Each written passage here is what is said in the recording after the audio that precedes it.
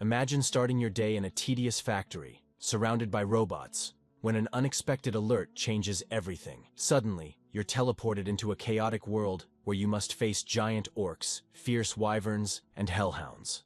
Along the way, you meet people in need, a guy riding a bike in the weirdest way, and you begin unlocking powers that might be your only chance at survival.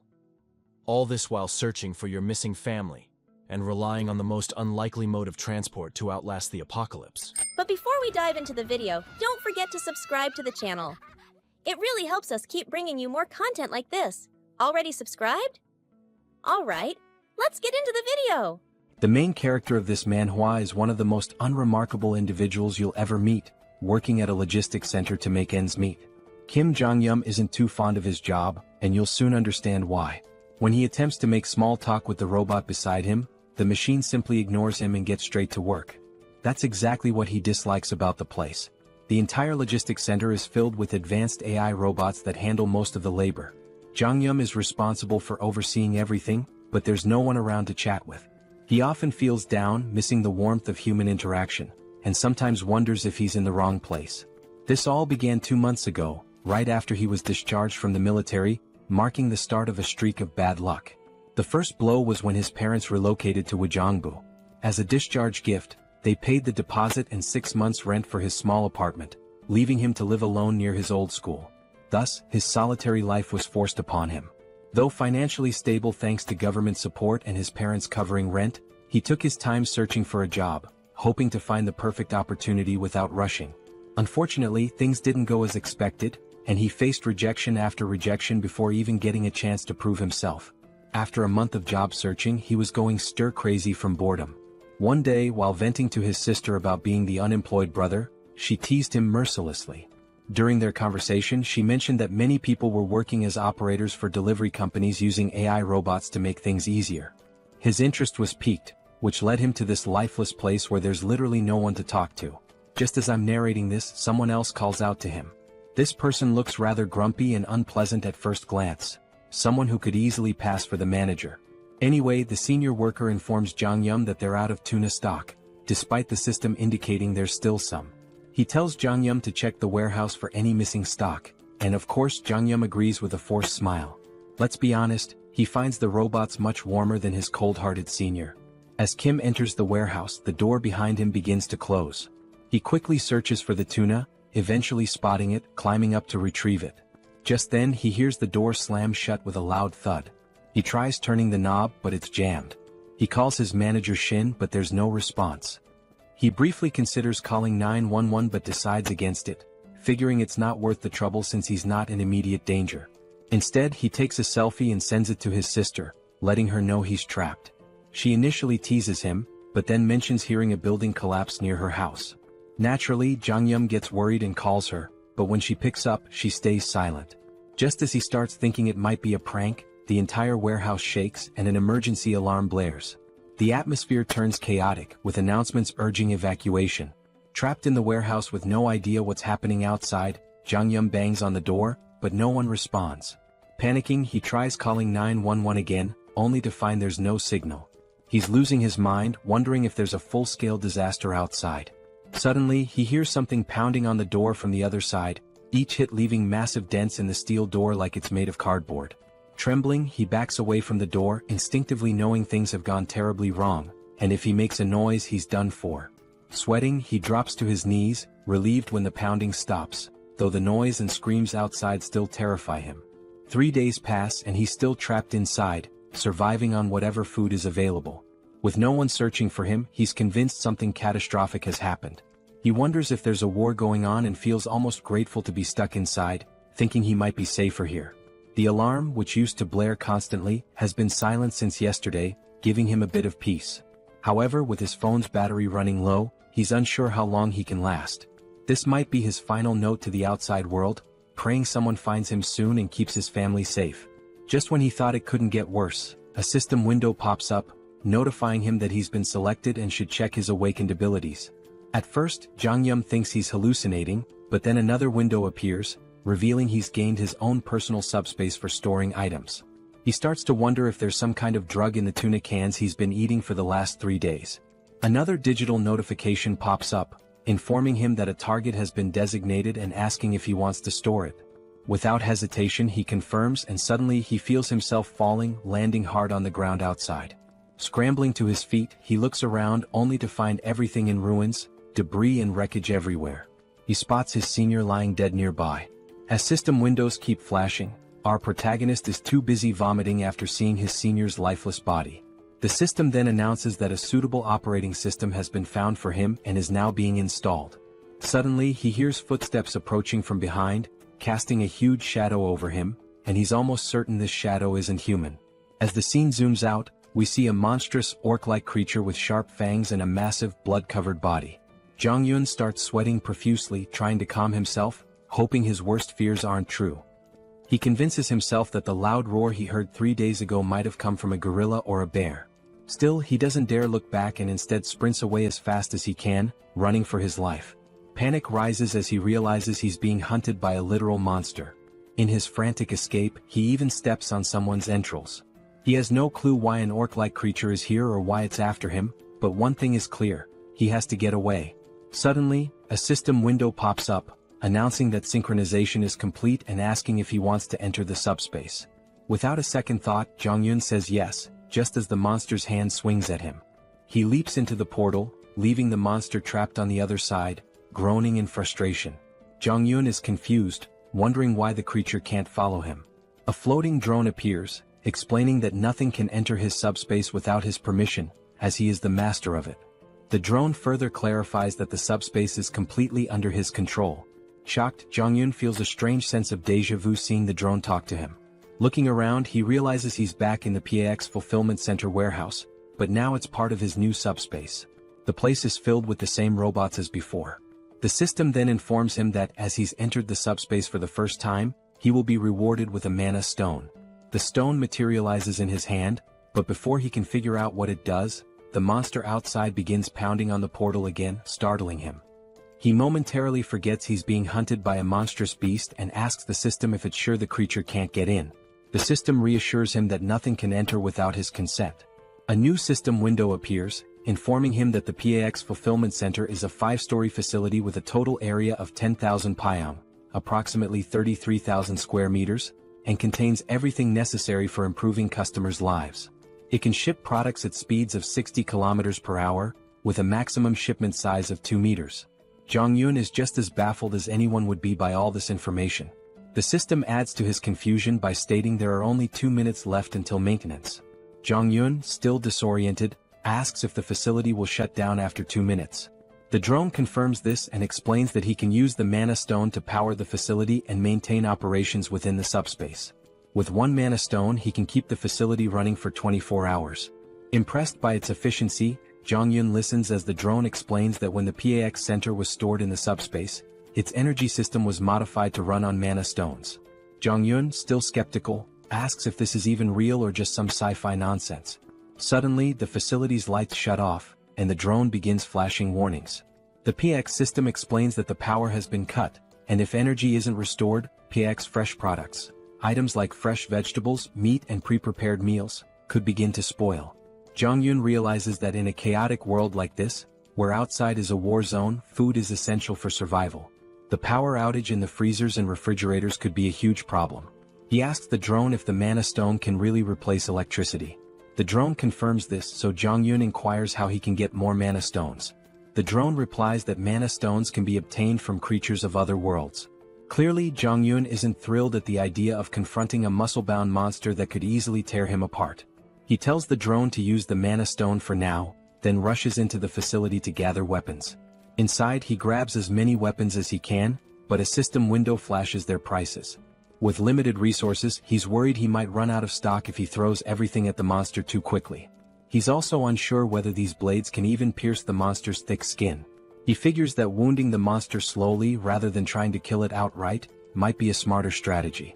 Since the creature can't enter his subspace, there's no rush to finish it off in one go. He'll focus on injuring it little by little, ensuring he doesn't waste resources or run out of weapons too quickly. Jeong-gyeom hurls an axe at the monster, but it only grazes its body, which only enrages the creature further. With his original plan failing and aware that his weapon supply is limited, he decides to give the heavy axe another try, hoping it will have a more noticeable effect this time. He asks the system how many axes are left in stock, and to his surprise, he's told there are 15 remaining. He was expecting far fewer, so the number takes him off guard. He quickly checks the location of these axes, and upon reaching the storage area, he's shocked to discover that the axes are duplicating infinitely. The system explains that the items are produced through a process that allows them to be duplicated endlessly. While they can be damaged or altered, they cannot be fully depleted. This revelation leaves Jeong-gyeom stunned. If the system is right, he has an endless supply of weapons at his disposal. Surprisingly, the system confirms this. With this newfound knowledge, Jeong-gyeom feels relieved, knowing he no longer needs to worry about running out of weapons. He can throw as many as he wants at the monster without fear of exhausting his stock. He realizes that his shoulders will probably give out before the monster does, but at least he has a seemingly unlimited arsenal. The system then reveals another useful detail. He doesn't even have to throw the weapons himself. He can automate the process, shipping items from the subspace to the outside world. The system clarifies that shipping can only occur every 30 seconds, but this speed can be increased by leveling up his skills. Jeong-gyeom quickly asks how to launch the weapons, and the system tells him he only needs to think of the registered item and say ship to have it automatically sent out. As soon as the system explains this, Jeong-gyeom says ship, and an axe hurtles through the air at incredible speed, slamming into the monster's grotesque face and bringing it down instantly. The axe was launched by the drone, and when Jeong-gyeom asks about the speed of the throw, the system replies that the default shipping velocity is 60 km per hour. Finally, Jeong-gyeom understands what the system meant earlier by shipping speed. The system then informs him that he can adjust the speed to a maximum of 75 km per hour, but anything faster will require skill upgrades. Naturally, Jeong-gyeom asks how to upgrade his skills, and the system explains that he can do so by using mana stones. At this point, Jeong-gyeom remembers the monster he just defeated and realizes that he'll need to fight more creatures to progress. He quickly gears up inside the facility. First, he grabs lightweight combat boots priced at about 50,000 KRW and matching tactical pants for 78,000 KRW. Once he's suited up, he also buys a detailed map of the Seoul metropolitan area and a permanent marker. He marks a circle around Gwangjin district, then highlights surrounding areas in a specific order. With his route planned, he decides to start with the nearest district and gradually work his way toward his final goal, Ijeonggu, where he hopes to reunite with his parents. Since he's starting from Gunpo and doesn't have a car, Jeong-gyeom knows the journey will be long. Even though it's not as fast as a car or motorcycle, a regular bicycle is incredibly valuable in a post-apocalyptic world, and in this situation it might as well be a Lamborghini. He hops on the bike and pedals through the desolate landscape. After around 30 minutes, night falls and Jeong-gyeom has already taken down nearly 12 orcs. He reveals that he's learned a valuable lesson from defeating them, but before he can explain, a new monster appears and tries to attack him. Jeong-gyeom quickly retreats to his subspace, leaving the creature outside. While the monster is stuck, he uses the shipment ability again to launch an axe at high speed. Unfortunately, the axe only hits the monster's shoulder, wounding it but not finishing it off. With the cooldown period of 30 seconds before he can ship again and a range limit of 10 meters, Jeong-gyeom realizes that his abilities, though impressive, need more refinement, and that he can further improve them by collecting mana stones. Beyond shipment, Pax's ability has other applications, and we'll soon discover what those are. Suddenly, the monster notices movement and turns around, only to see the axe flying back into the portal and then returning, striking it in the face again and finishing it off. This is actually the second function of Pax's shipment ability, known as product retrieval, which automatically brings back dispatched items. Just as useful as the shipping ability itself. Jeong-gyeom uses the retrieval function once more to claim the mana stone from the monster, all while wondering why he can't simply retrieve the mana stone without killing the creature first. He then asks Pax the same question and learns that he can only use his retrieval skill on the stone after killing the monster, as it belongs to him at that point. Regardless, Jeong-gyeom steps out of his subspace and shares another vital piece of information about this apocalyptic world. It turns out that the strange orcs aren't the only creatures wreaking havoc. There are also winged monsters, and he knows it will be a serious challenge to hunt one of those. Suddenly, he hears cries for help, but before he can identify the source, the scene shifts to a man named Choi, desperately fleeing. He's so exhausted that each step feels heavier than the last, and a flying creature is chasing him. The monster swoops down, slamming into Choi from behind, sending him crashing to the ground in agony. There's another person behind Choi, but before he can help his fallen friend, the monster lands right in front of him, blocking his path.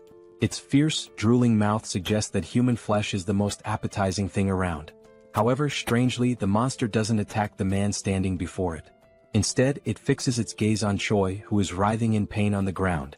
The man, confused as to why the monster is ignoring him, realizes it has been targeting Choi all along, likely because he seems like an easier victim.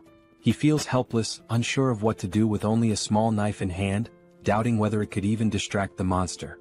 Just then, the sound of a bicycle bell rings through the air, and not surprisingly, it's our boy speeding toward them, though these two have no idea who or what is approaching. Before they can process what's happening, they witness the monster that was hunting them get struck by a projectile, sending it sliding across the ground from the force of the impact. The creature was felled by a single axe throw, leaving both men in stunned disbelief.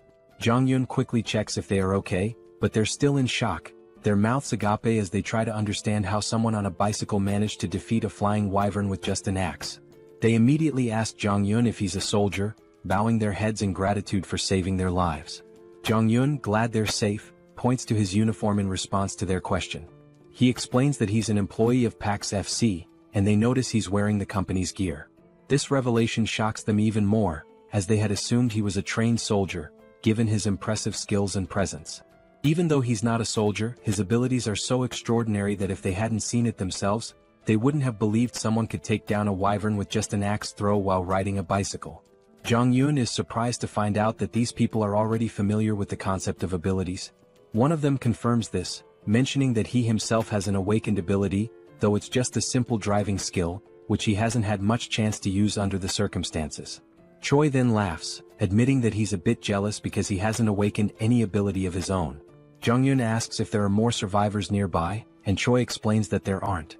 They're currently in Block C, which houses a logistics center where many people gathered, but unfortunately so did the monsters. Most of the people were attacked, killed, or devoured, leaving only around 10 to 15 survivors who are now hiding in the underground terminal of Block E. He goes on to explain that they were searching for a drivable road and trying to collect essential supplies when the monster attacked them. The other man suggests that instead of continuing to talk there, Jong-yeon should accompany them to their living quarters on the 4th basement floor. He assures him that the monsters have never breached that area, so they can sleep peacefully there, and even offer some snacks. Jong-yeon considers the offer, clearly interested in seeing the vehicles they mentioned, as he's in desperate need of information about working transportation. Eventually he agrees to join them, though he remains cautious, unsure whether he can fully trust them.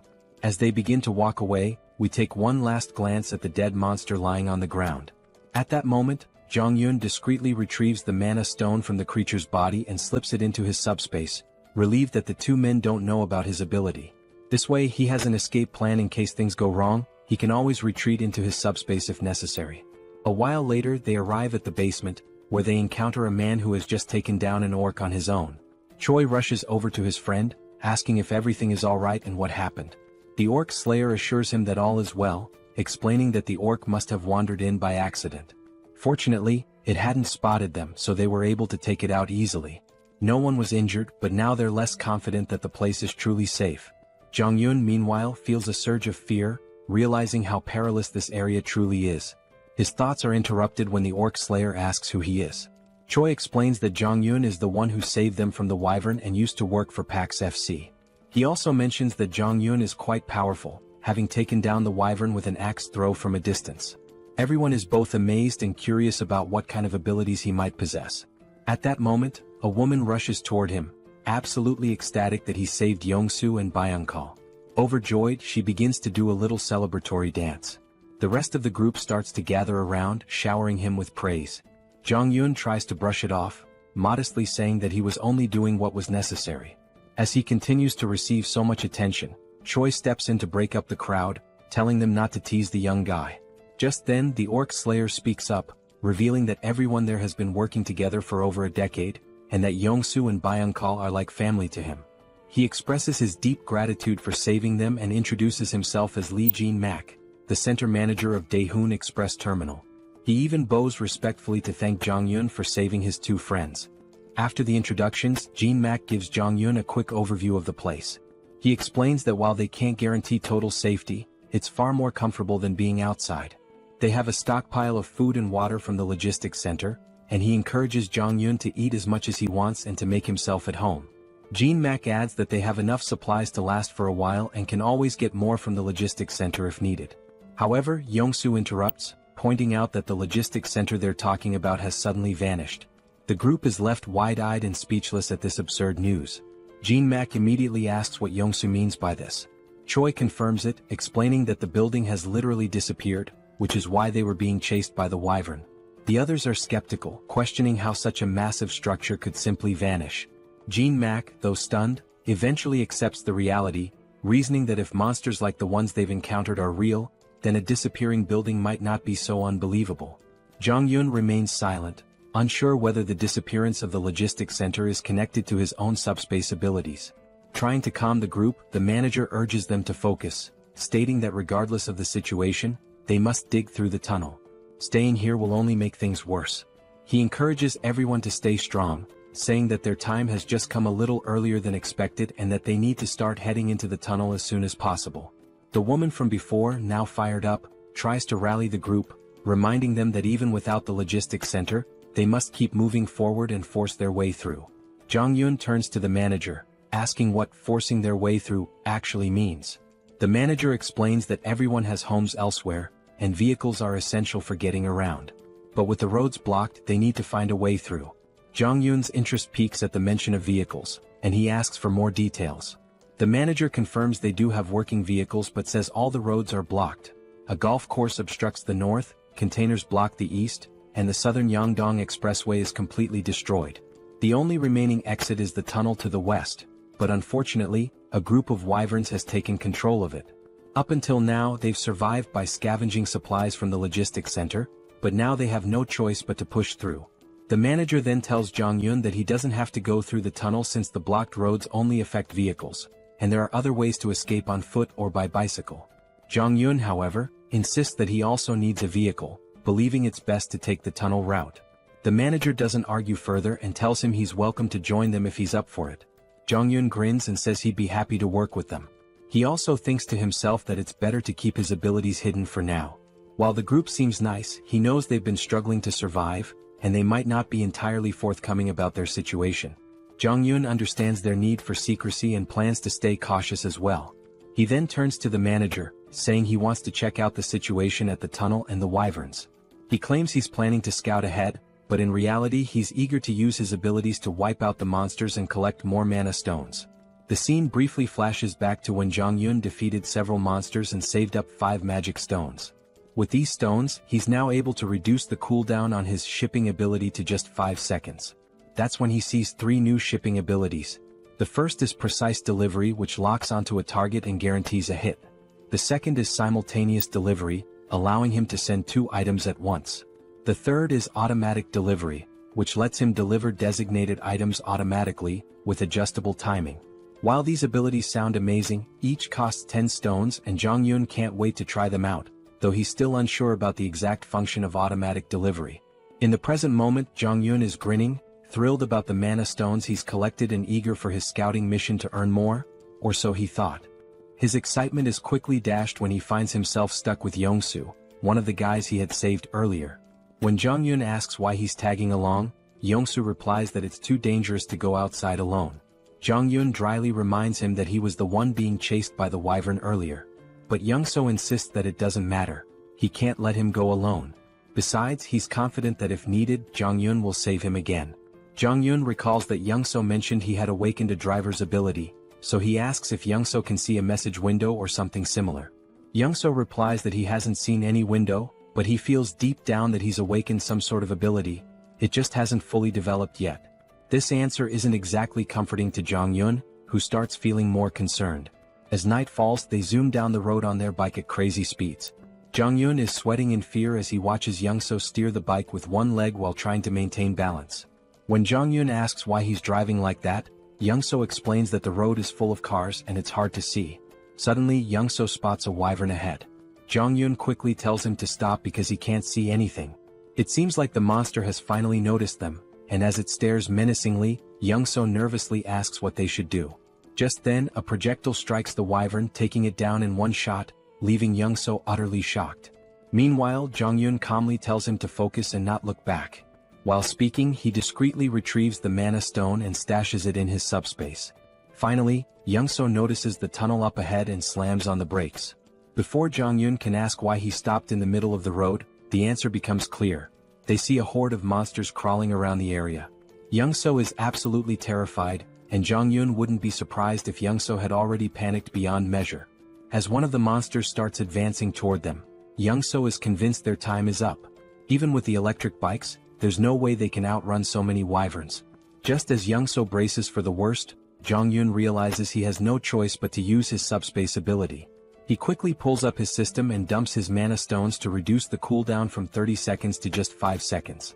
Confused, Young-so asks what Jong-yun is doing, but he doesn't explain.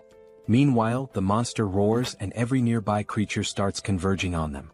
In the nick of time, Jong-yun shouts, "Ship!" and a projectile drops, taking out the monster and saving Young-so. Looking back, still panicking, Young-so's eyes widen as he spots a portal behind them. After defeating the monster, Jong-yun quickly grabs the stones and tells Young-so to stay close.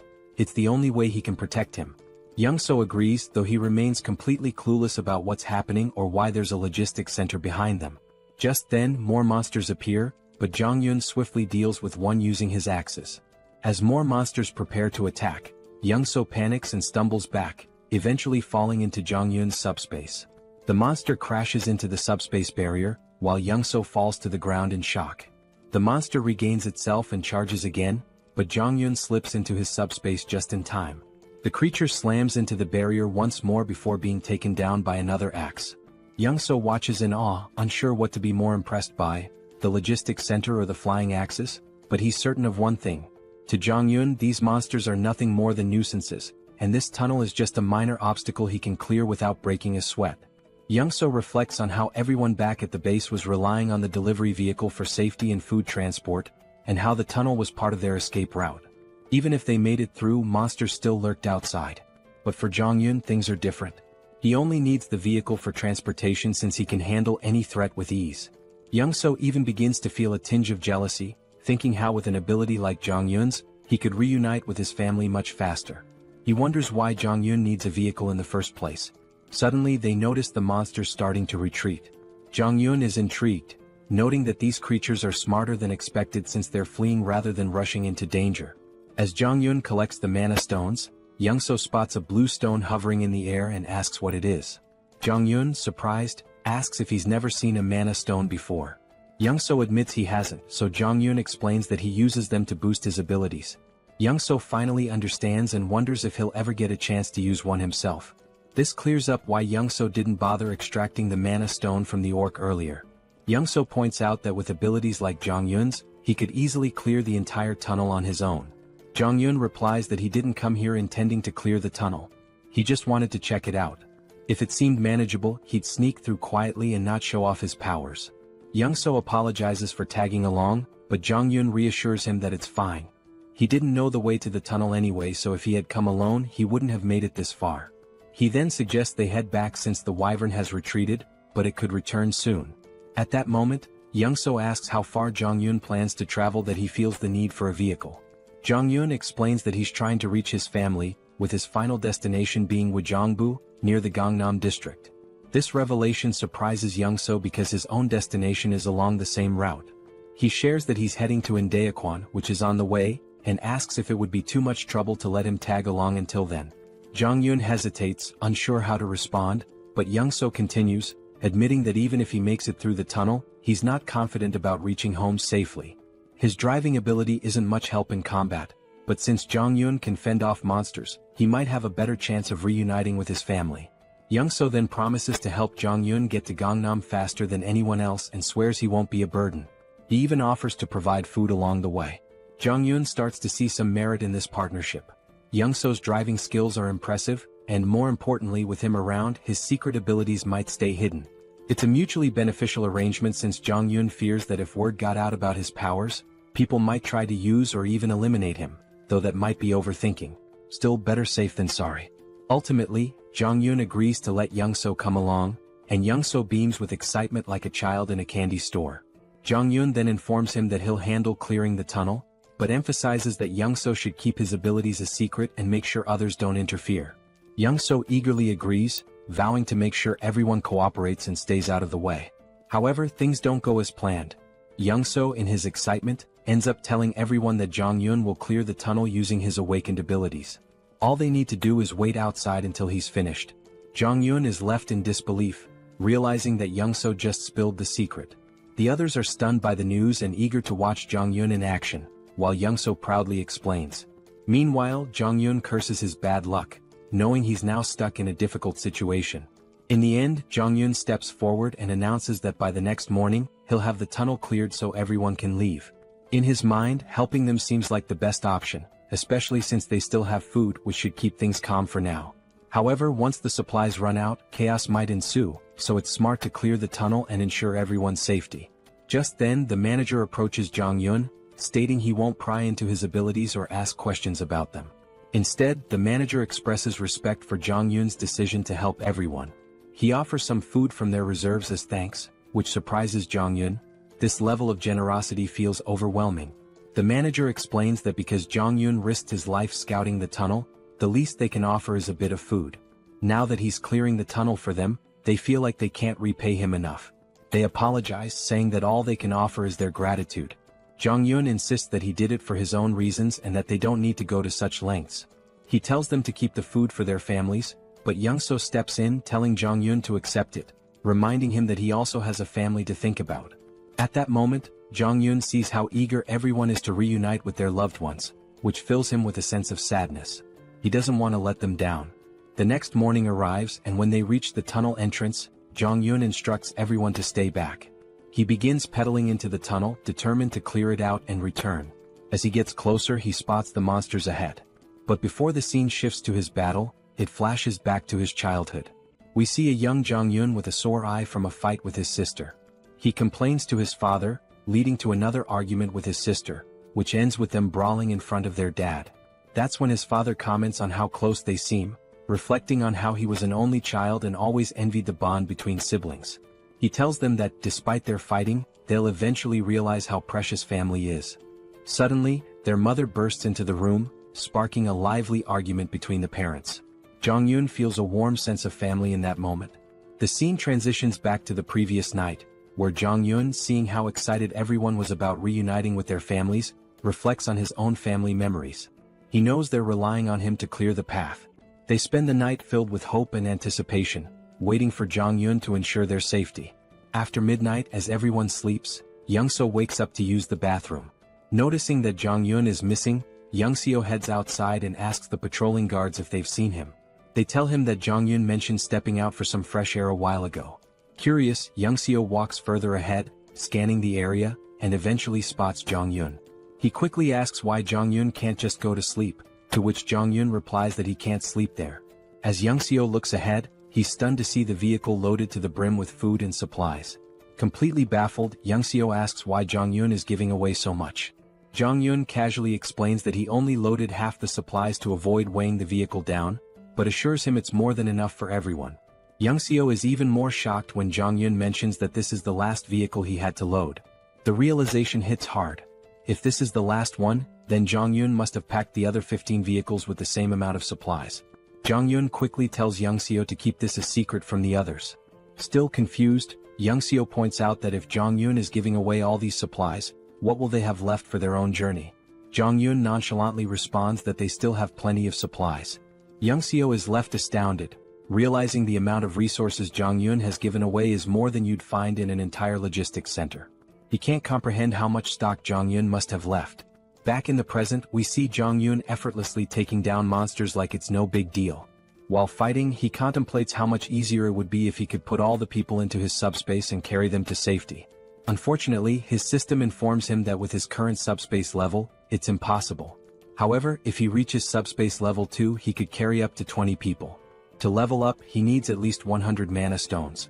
After mentally counting, Jong-yun notes there are about 40 monsters left, with a few fleeing. The numbers aren't enough for him to level up here.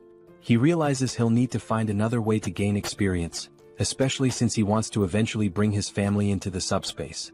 Suddenly, Jong-yun notices something strange among the fleeing monsters. A closer inspection reveals a stronger, more imposing version of a wyvern, clearly some kind of boss-level monster. Even Jong-yun is unsure of what he's facing. The scene then cuts back to the group waiting outside the tunnel, growing anxious about whether Jeong-gyeom is okay inside.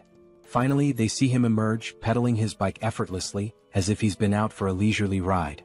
His uniform is stained with blood, and the group anxiously watches until they see him smile. They burst into celebration, relieved that their mission was successful. It's finally time for everyone to part ways and reunite with their families. They thank the manager for sticking with them and wish him a safe journey home. Jeong-gyeom hints that if they face any trouble, they should open the cargo hold. He's left a little surprise that might help. Curious but eager to continue, they get into their trucks and slowly make their way through the traffic. After crossing the tunnel, they wave their final goodbyes before heading in different directions. In the truck, Jeong-gyeom sits in the passenger seat, still thinking about the monster he saw in the tunnel. He's unsure if it was really a wyvern since it fled before he could get a good look. He wonders if it was a leader or just an adult version of the monsters they've been fighting. His thoughts are interrupted by a disturbing crunching noise from under the truck. Looking near the tires, they see they've run over some corpses, and the driver's face is full of sorrow from hearing the bones break. Even Jeong-gyeom notices the regret in his friend's expression, but they have no choice but to keep moving. The road is filled with bodies and wreckage, leaving no clear path. Jeong-gyeom reflects on how, if his discharge had been delayed by just 3 months, he might have ended up as one of those dead soldiers. The situation is even worse than they imagined, with monsters still feasting on the remains. Suddenly, Young-seo calls out to him, snapping him out of his thoughts. When Jeong-gyeom looks ahead, he sees that the road is blocked. Young-seo points out that the barbed wire looks like it was set up by the military to block something, and they'll need to find another route. He suggests they try crossing another bridge, but just then Jeong-gyeom notices something at the far end of the blocked bridge. Upon closer inspection, they see a new type of monster they've never encountered before, and it becomes clear what the military was trying to contain. While Young-seo panics and considers turning back, Jeong-gyeom sees this as a perfect opportunity to level up his subspace. He spots a narrow sidewalk along the road, blocked on both sides, and quickly suggests they drive through it. He explains that he has a plan to get through without turning back and excitedly tells Young-seo to push the truck through the pedestrian path. Young-seo is horrified by the risky idea, especially when an orc appears ahead among the mutant hounds, scattering the pack. The monsters didn't seem to get along with each other at all. Despite the orcs' advantage in size and strength, the mutated dogs had sheer numbers on their side. The poor orcs stood no chance against such a ravenous pack, as their hollow mouths relentlessly tore into its flesh. Blood and chunks of meat flew in every direction, and our two protagonists could only watch the brutal scene unfold. Young-seo was truly terrified, and despite knowing the abilities of our hero, he seriously doubted the sanity of the plan to go straight ahead. He hesitantly asked if Jeong-gyeom really intended to cross the bridge, but Jeong-gyeom was completely confident in his skills, thinking it was easier than his frightened companion believed. As Young-seo tried to muster some courage, Jeong-gyeom suddenly asked him a strange question. Had he ever heard of a game where 3 different races are at war with each other? It was a space strategy game called Stark, but since Young-seo was older, he didn't know anything about it. Jeong-gyeom went on to explain a little about the game. In it, players could customize maps and tweak settings for fun. Jeong-gyeom's favorite map involved holding off waves of monsters with limited units and clever use of terrain. As he saw it, the current situation was quite similar to that game. Young-seo of course had no clue why Jeong-gyeom was sharing this story, but it didn't really matter. His job was simply to follow instructions.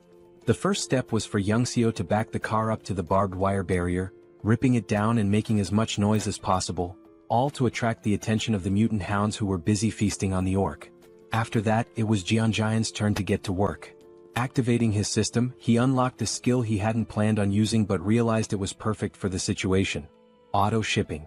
He spent 10 mana stones to unlock it, then instructed Pax to spend the rest of the stones to boost the shipping speed. Pax quickly complied, increasing the delivery speed to 100 km per hour. With everything set, Jeong-gyeom called out to the mutant hounds, inviting them to chase him after their meal. The unsuspecting creatures charged, but they weren't fast enough. A double-door refrigerator zoomed towards them and obliterated the pack. It was clear the hounds were in for a tough time. This game wasn't fun for them. And it didn't end with just one refrigerator. More kept coming, and within seconds Jeong-gyeom had collected 12 mana stones, much to his delight. The enhanced shipping range and precision targeting he had fine-tuned during his tunnel clearing worked perfectly now. Jeong-gyeom had initially planned to use axes, but with his upgraded precision delivery system, refrigerators proved to be much more effective. He had discovered earlier that the precision delivery skill didn't track targets fully but only adjusted the trajectory slightly based on their movements. Against these swift mutant hounds, an axe flying at 100 kilometers per hour might still be dodged, making it a less reliable option. But the refrigerator, with its size and weight, was ideal for taking out multiple enemies at once. A mere graze from it was enough to crush several hounds. On top of that, the auto-shipping feature made things incredibly convenient. Jeong-gyeom didn't even need to monitor the battlefield anymore. The system automatically took care of any approaching threats. For now, our hero could just relax as the hounds continued their futile attempts to get closer. They howled with rage but were helpless against the flying refrigerators. As the battle raged on, Young-seo made the mistake of looking back. His jaw nearly dropped when he realized what he was witnessing. He had thought Jeong-gyeom could only throw axes, but what he saw was beyond his wildest imagination. Refrigerators flying through the air, one after another, every 2 seconds. The sheer number of refrigerators was unbelievable. Young-seo couldn't fathom why the logistics center would even have so many in stock. He began to wonder if Jeong-gyeom's system somehow replenished items, like how the axes were retrieved and reused. But how this worked with refrigerators remained a mystery. Young-seo stood frozen in shock, unable to comprehend what he was seeing. He didn't even notice when Jeong-gyeom came up to him and casually asked if he wanted something to eat. Young-soo finally pieced things together and asked a question to confirm his suspicions. He wondered if it was possible that Jeong-gyeom's supply was actually infinite. Jeong-gyeom was a bit taken aback by the question, assuming Young-soo had figured it out long ago, but clearly he hadn't. All this time, Young-soo believed Jeong-gyeom was simply collecting the axes after each use to recharge them. He never imagined that Jeong-gyeom had an endless supply. In reality, Jeong-gyeom did collect the axes with his system, but only to prevent them from lying around and accidentally harming someone. Even after hearing this explanation, Young-soo still found it hard to grasp the concept of infinite items. Once he gathered his thoughts, Jeong-gyeom asked again if he wanted anything to eat. Having endured an emotionally exhausting day, Young-soo felt that a Coke Zero and a donut would be more than enough for him. As they quietly enjoyed their food, behind them, the delivery system was relentlessly scattering the mutant hounds. Young-soo felt a bit embarrassed for underestimating Jeong-gyeom's abilities and his own naivety, but he was still grateful for the meal, even if it came from an endless stock. Jeong-gyeom was happy to share and thanked Young-soo for trusting him from the start.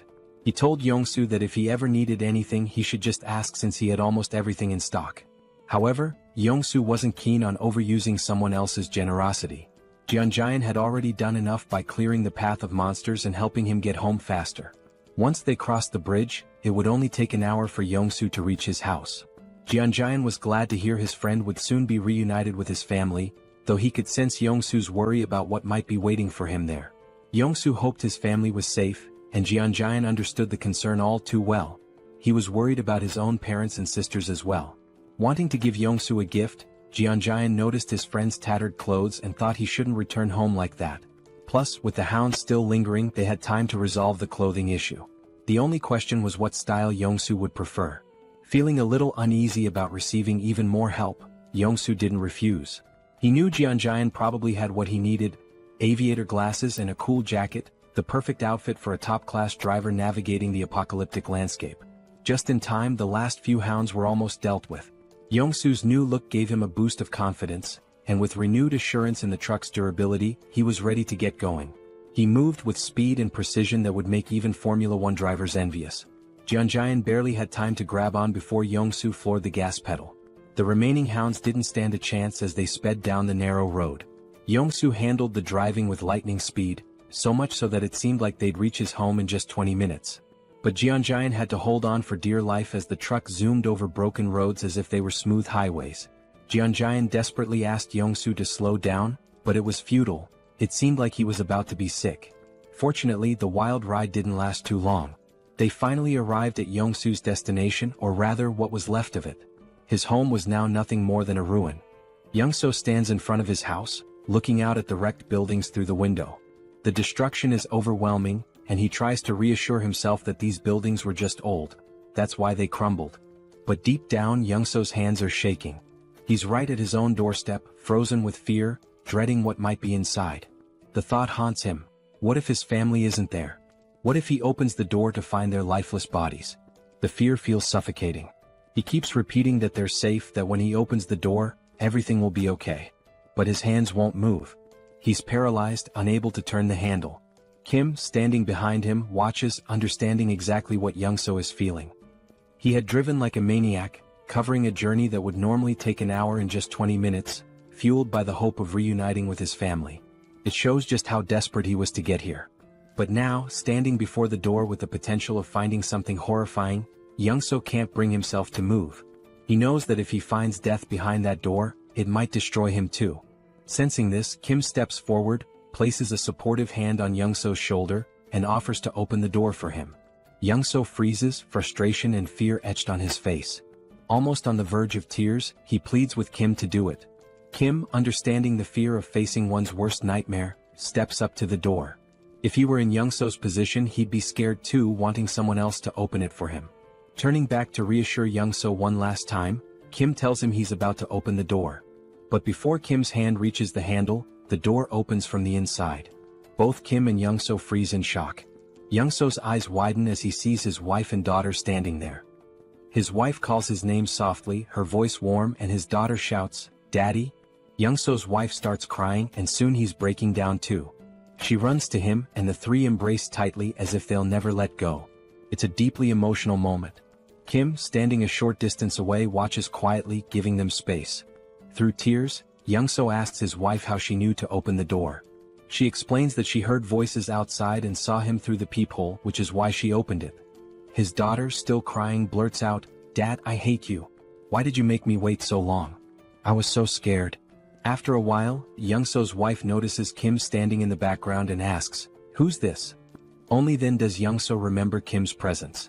But before he can respond, Kim's vision blurs and suddenly he collapses. Young-so shouts for him, but Kim can't hear anything. His body is shutting down, and after 3 or 4 days without proper sleep, exhaustion finally overtakes him. Darkness envelopes him and he slips into a dream. In the dream he's struck, but not by a fist, by a pillow. Standing over him is his older sister, holding the pillow with a playful grin. She swings it at him, knocking him down, and Kim yells at her, asking why she hit him so hard. "It hurts," he complains, but she just rolls her eyes and says, "Hard? That was a soft hit. You're such a crybaby." She's unfazed, brushing it off as nothing. Meanwhile, Kim is ready to run to their dad and tell on her. He storms off, determined to complain, but his sister couldn't care less. She stands tall, holding the pillow like she's won the pillow fighting championship of the month. Suddenly the scene shifts. Kim's dad is sitting with him and his younger sister, trying to mediate a sibling quarrel. He calmly explains that, annoying as they might be, family is precious. One day, Kim will realize how lucky he is to have them and how much love there is in their little fights. His father reminds him that, no matter the arguments, their bond is something to treasure. Just then, Kim's mom storms into the room, scolding his dad for not helping with dinner when she asked. She's frustrated, telling him she needed help, but there he is, just lounging around.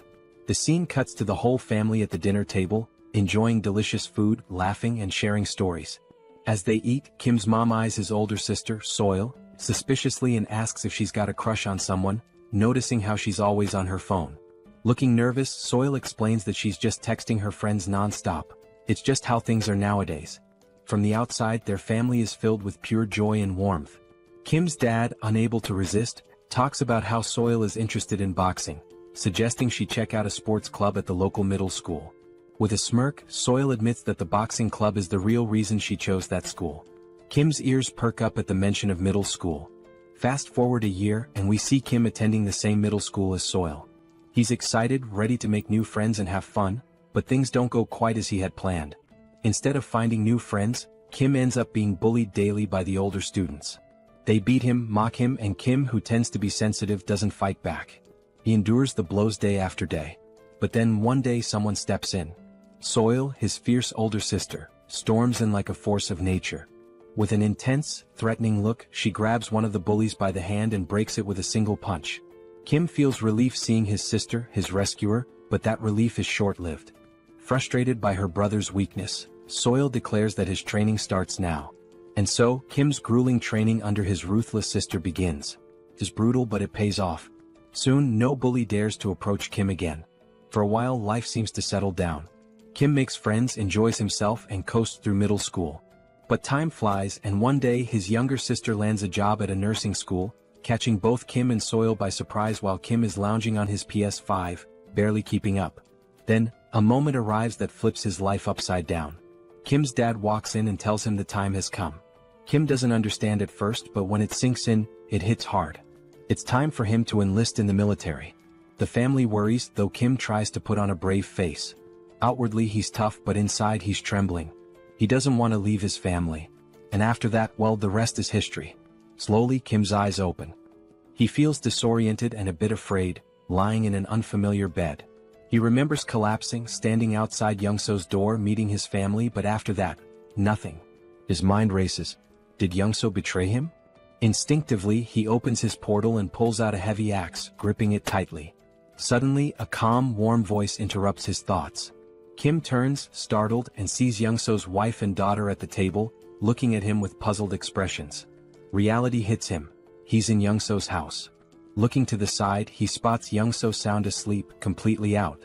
It dawns on Kim, he must have been so exhausted that he collapsed at the door. Youngso's wife had said he fainted and had been out ever since. He must have been more worn out than he realized. Kim glances down at the heavy axe in his hands, momentarily confused as to why he even drew it. What had he been thinking? Quickly, he stashes it back in his portal, hoping no one noticed, especially Youngso's wife. She didn't need to see that.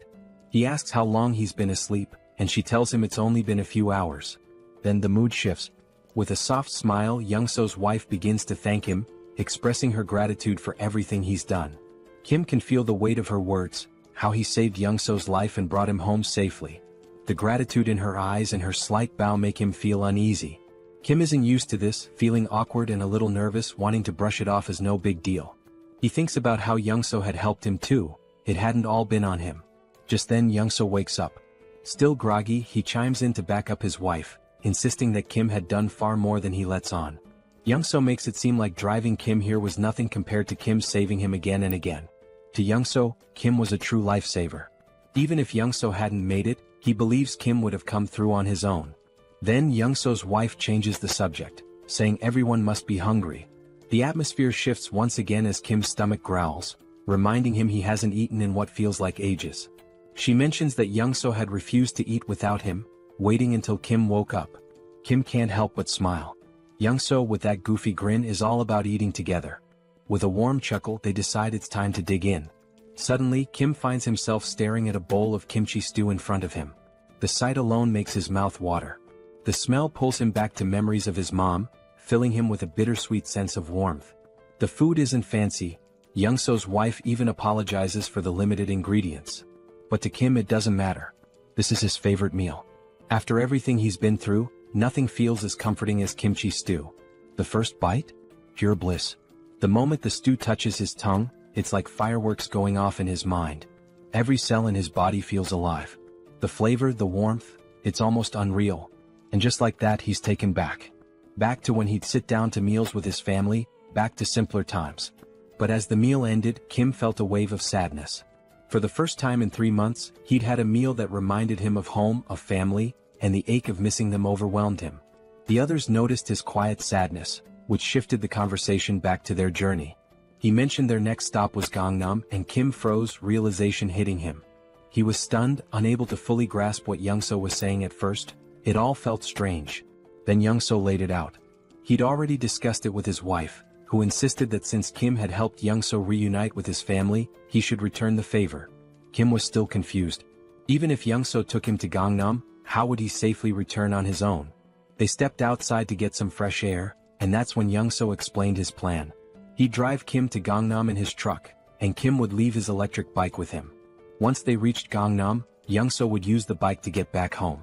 Hearing this, Kim started to feel more at ease, but something still didn't sit right with him. Why was Youngso risking so much to help him? Sure, Youngso was an amazing driver, and with the bike he could avoid most threats. But Youngso didn't have any fighting skills, so if he encountered a large monster, it'd be over. With a truck full of supplies and his family safe, why was he risking it all? Unable to shake his doubts, Kim finally asked the question that had been weighing on him. Why was Youngso putting himself on the line for him? Youngso smiled knowingly, like he'd expected the question. Then he revealed his reason. Why had Kim helped him in the first place? Kim hadn't asked for anything in return or demanded any favors. He just helped. Without Kim, Youngso wouldn't have survived that tunnel. Now he wanted to return the favor because they were in the same boat. Kim might have special powers, but that didn't make his life any less challenging. Young-so understood what it felt like to be desperate, clinging to the hope that his family was safe somewhere. That's why he'd risked the tunnel, and now he wanted Kim to feel that same happiness of reuniting with loved ones. With a sly grin, Young-so reassured Kim that he wouldn't take unnecessary risks.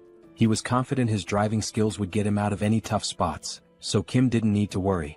Then Kim had a flashback to when he first set out for the tunnel and saw a car with keys inside. Young-so could have left the group behind, but he didn't. He stayed and helped. That's when Kim realized Young-so wasn't about to leave him.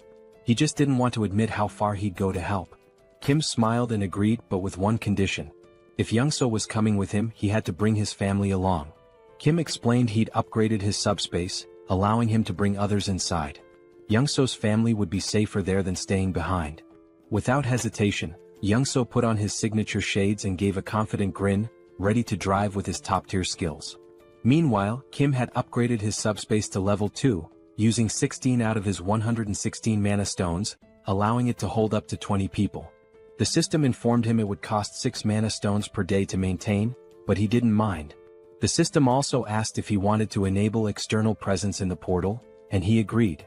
A few months later, Young-so, his wife and daughter entered the subspace, astonished at what they saw. The expansive Logitech Center was stocked with endless resources.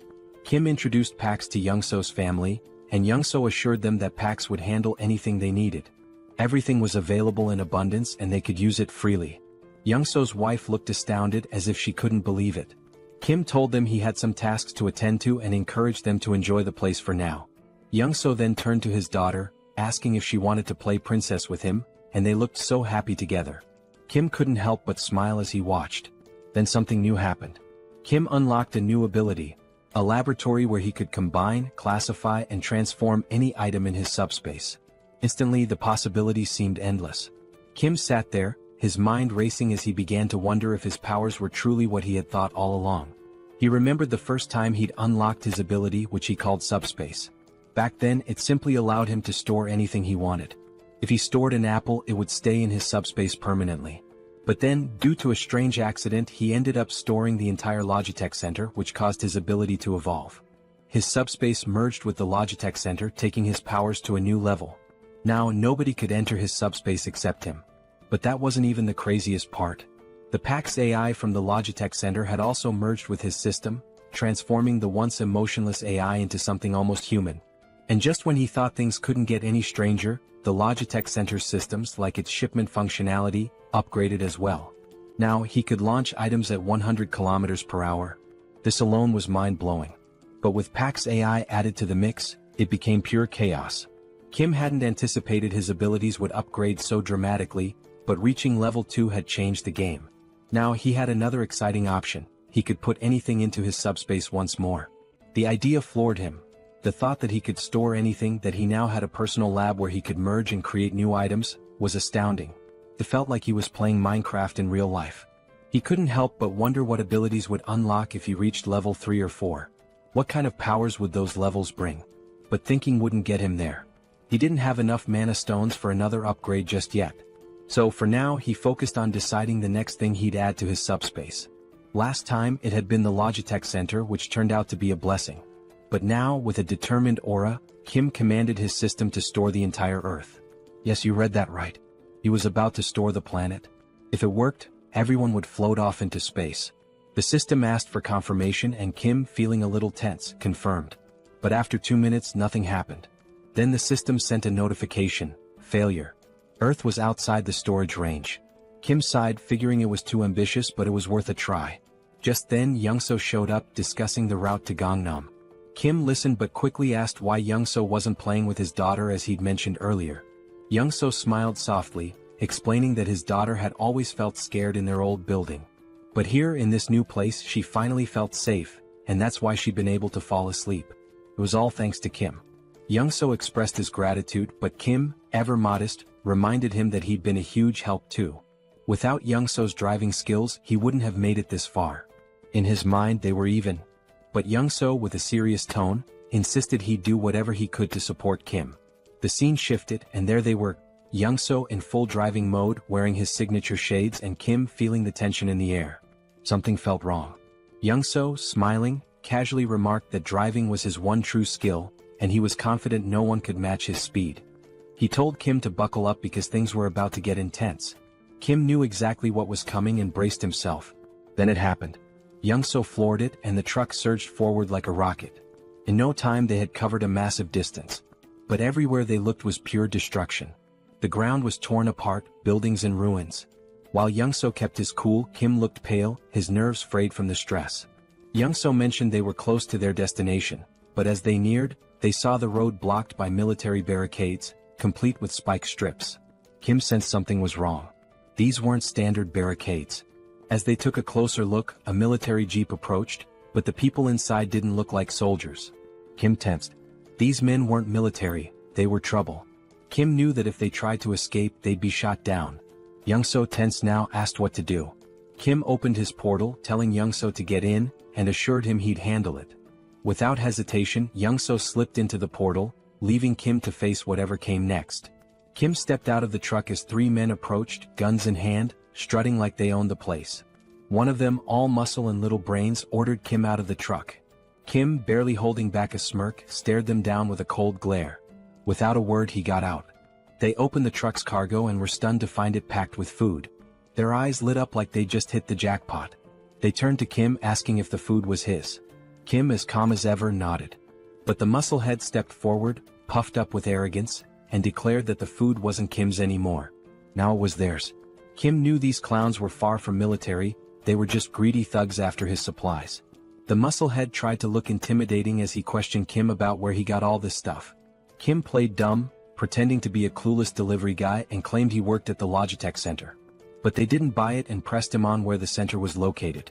Calmly, Kim explained that even if he told them, they'd never make it there. The roads were blocked and monsters were everywhere.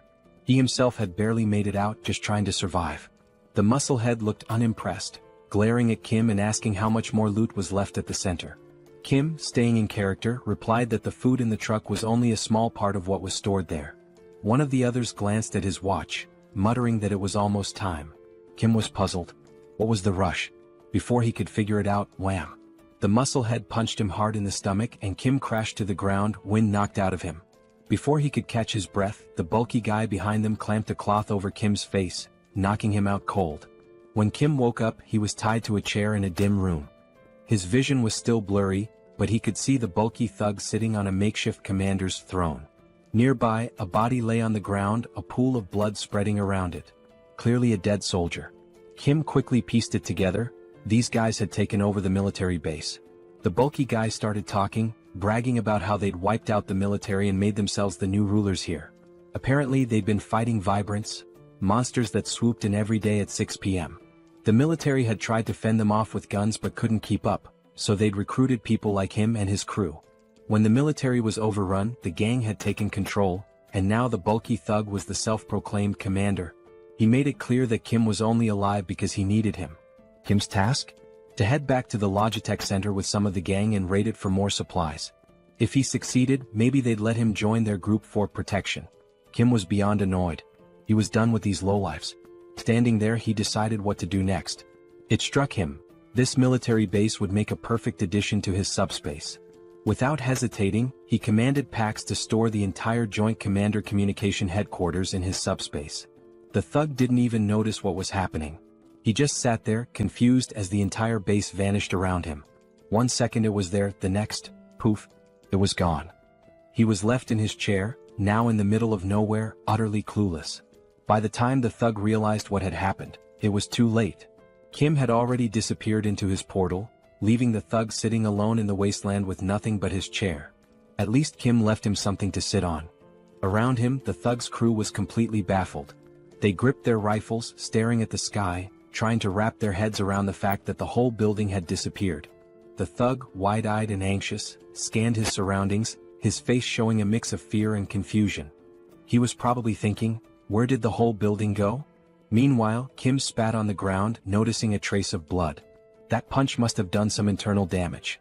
He felt himself sway on the edge of fainting. Storing the base had drained his mana like nothing before. He was exhausted, completely wiped out.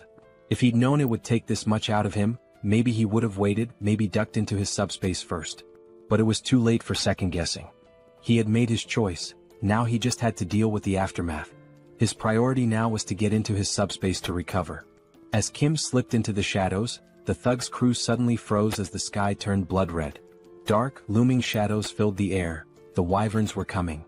Hundreds of them, wings spread wide, headed straight for them, growling and screeching, ready to tear anything in their path. The sight hit the thug's men like a slap, sending them scrambling in all directions, completely forgetting Kim as they bolted for their lives. Even the guy who had captured Kim took off, leaving him free to drop to the ground. The thug was furious, shouting at his crew to hold their ground. He yelled that their rifles could still take out the smaller wyverns, vowing to handle the largest one himself. But his men weren't listening, they were too busy running.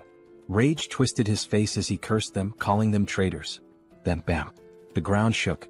Something huge landed behind him, shaking the earth. He turned slowly, terror contorting his face, only to see a massive wyvern towering over him. This one wasn't like the others.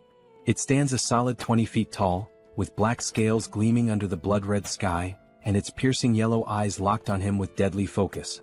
This wyvern is 20 times larger than any he's ever encountered, a real monster brought to life. Amidst the chaos, we see Kim slipping into his subspace, bringing along an injured soldier. The system pings, asking if Kim wants to allow the outsider in. Kim nods, weary but resolute, and both are let inside. Kim feels exhaustion pulling him down even further, and he knows he's just seconds from passing out. His mind races, he barely managed to sneak himself and the soldier in, and he realizes he'll have to be careful with these aftereffects. Storing something as massive as a whole base during such a critical moment might be risky next time. The black-scaled wyvern is still looming behind, its fierce gaze fixed directly on him, making Kim wonder why it's so intensely focused on him. Meanwhile, Pighead stands confidently before the wyvern, boasting about his new physical enhancement power, bragging he can shatter boulders with a single punch. Without hesitation, he swings at the wyvern, but to the enormous creature, it's nothing more than a mosquito's tickle. The wyvern doesn't even react. Suddenly, a bone-crunching sound fills the air. Kim, dreading what's happening, turns around slowly to see Pighead's fate, eyes widening in shock. With a single chomp, the wyvern swallows Pighead whole. Just like that, he's gone. Young-soo rushes over to Kim, checking if he's okay. Kim assures him, though he's clearly drained, his energy barely hanging on. He managed to bring the injured soldier along, who looks worse for wear. Kim and Young-soo gently lay the soldier on a bed, relieved to see he's mostly unharmed, with just a few scratches. But the man is severely malnourished. Kim recalls Pighead's rant about taking over the military base while struggling with food shortages, which must have left the soldier without proper nutrition for weeks. Young-soo then mentions something strange happening in Kim's subspace. An enormous structure has appeared, and not just any structure. It looks like an entire city. He leads Kim to a vantage point and Kim's jaw drops. He thought he'd stored just the military base, but somehow he transported the whole base city into his subspace. His mind races. He hadn't realized the extent of his power. He'd only commanded the system to store the base, but without specifying a building, it interpreted it as the entire city. Young-soo is equally stunned, staring in awe at this impossible sight. Kim realizes he needs to explore the military base thoroughly. Young-soo agrees to watch over the soldier and let Kim know when he wakes. Kim hops into his Mercedes and begins driving through the military base city, his mind buzzing with possibilities. Weapons, ammo, gas masks, military vehicles, even tanks. It's the ultimate jackpot for surviving the apocalypse, but there's a catch. Unlike the Logitech Center, where PAX handles everything and can send supplies directly, this sprawling city means he'll have to locate and retrieve each item himself. As he drives, Kim starts to grasp just how huge this place really is, realizing he has a massive job ahead of him to map out every corner. If he'd known it was this vast, he might have stored all the weaponry and supplies directly in his subspace. Now he's planning his next move. Once he identifies the locations, he'll send Young-soo to retrieve ammo and weapons, while he prepares to strike from his portal. Then a crucial thought hits him: supplies here aren't endless. Unlike the Logitech Center's infinite stock, resources from the base could run out. No more limitless bullets or grenades for reckless use. As he's lost in thought, Pax suddenly appears, casually correcting him. Pax explains that the base isn't an ordinary storage area. It's been fully integrated into the Logitech system format. Kim's jaw drops as Pax continues, revealing that since the military base has merged with his subspace, he can now command it just like the Logitech Center. Kim can hardly believe it, but Pax confirms that the base is synchronized. He'll have unlimited access to its supplies, vehicles, and equipment, just like in the Logitech Center. This changes everything. Kim can barely comprehend it. His mind races through the possibilities, his face a mixture of shock, wonder, and pure excitement. He asks Pax for double confirmation. Are they really talking about endless rifles, ammo, grenades, everything? Pax nods, and it's like Kim's entire reality has flipped upside down. This isn't just groundbreaking, it's downright game-changing. Still buzzing with excitement, Kim needs more details. He asks Pax how long synchronization will take. Pax admits it's a massive job with only 0.81% done so far, so there's no clear timeline. But Pax offers a solution. If Kim prioritizes specific items, Pax can sync those first, making them immediately accessible. Without hesitation, Kim lists his essentials. Rifles, ammo, grenades, vehicles, and fuel, the lifeline for surviving this apocalypse. Kim smirks, knowing that with these at his fingertips, there's nothing out there he can't face. Pax informs him that the synchronization will be ready in just 10 minutes. After that, he'll have unlimited access to all the weapons, vehicles, and supplies he needs to go full throttle. Feeling a surge of confidence, Kim asks Pax if there's a security system, something to ensure no one touches the base without his direct approval. Pax confirms with a simple, yes. Satisfied, Kim tells him to lock everything down immediately. Kim thinks about it for a moment, not that he doesn't trust Young-soo and his family, but he's unsure about this soldier they saved. Standing by his portal, he realizes he now holds power over food, vehicles, and weapons in his hands, hoping the outside isn't as chaotic as he suspects. But outside it's a nightmare. The wyverns are on a rampage, tearing through Pighead and his lackeys one by one. Kim understands that the chaos outside won't settle down anytime soon. Back inside, he and Young-soo prepare for battle. Young-soo dons his old boss uniform, looking every bit the part, and Kim grips his M416 rifle, locking and loading. In front of them is a massive crate filled with endless ammo. Young-soo, with a hint of nostalgia, remarks it's been years since he held a gun and never thought he'd be back in action. Kim reassures him. He's duplicated thousands of rounds, each box loaded with 10,000 bullets. Young-soo doesn't need to worry about running out or jams. Kim throws Young-soo a little challenge, asking if he still remembers how to shoot. Smirking, Young-soo picks up his own M416, telling Kim he's about to show him just how skilled he was back in the day. He takes aim, exhales, and fires. Every shot hits its mark, taking down wyverns one after another.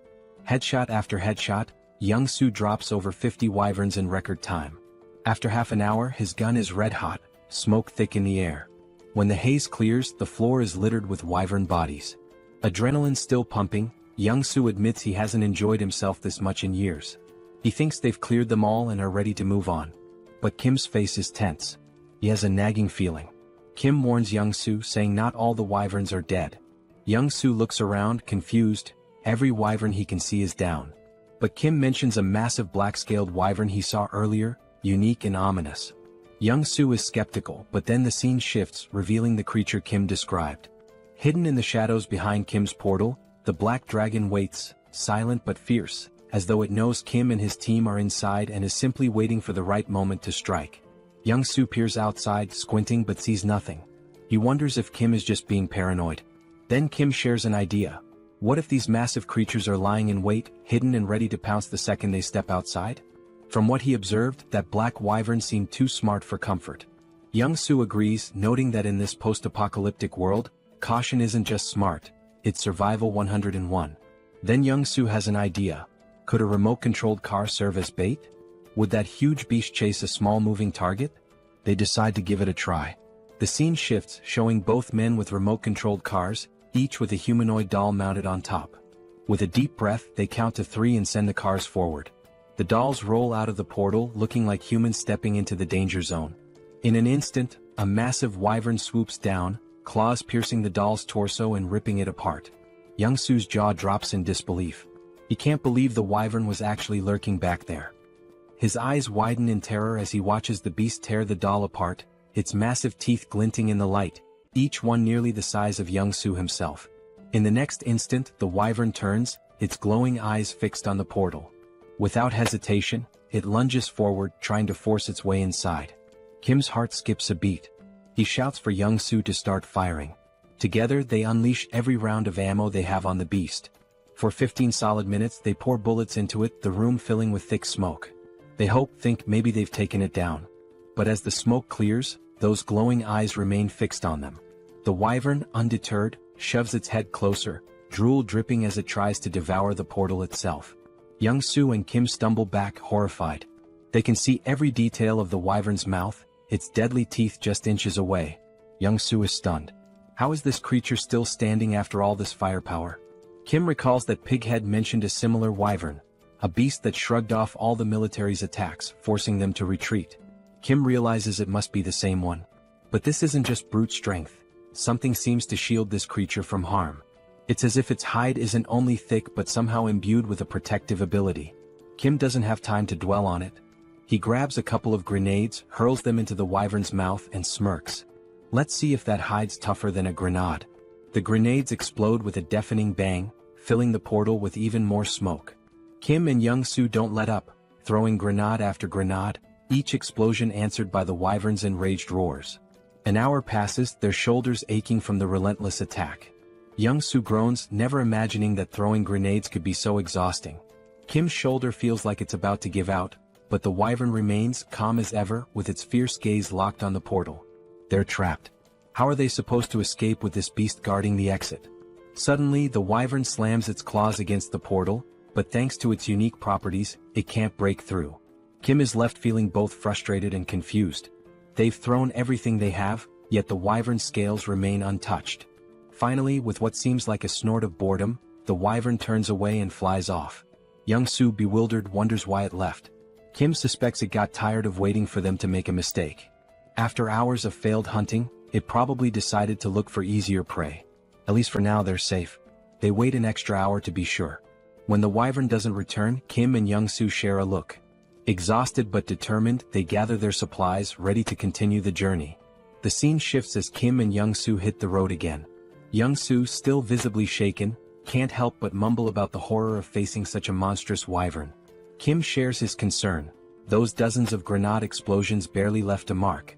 If a creature that size can withstand grenades, what kind of weapon would it take to bring it down? Kim realizes that regular explosives just aren't enough. Bombs are designed for taking out smaller targets like humans, not dragons. Sure, he could grab a rocket launcher or missile from his subspace, but that kind of firepower would destroy everything around them, risking innocent lives. He can't take that path, it would strip away his humanity. Frustrated, he realizes he needs a weapon as powerful as a bomb but without the massive destruction. The more he thinks, the more his head aches. Maybe, he muses, if he had something heavy enough dropped from an extreme height, it could seriously damage the wyvern. But using a tank wouldn't work, the wyvern would dodge it with ease. He needs something small, heavy, and lethal, but such a thing doesn't exist yet. He's stuck with just grenades and guns. Just as he resigns to the situation, he decides to check his magic stones. When he glances at his crystal, he's stunned. 314 magic stones. How did he get so many? He recalls killing dozens of orcs and goblins and barely gathering 50 stones, but perhaps wyverns yield more. With this many stones, Kim gets an idea.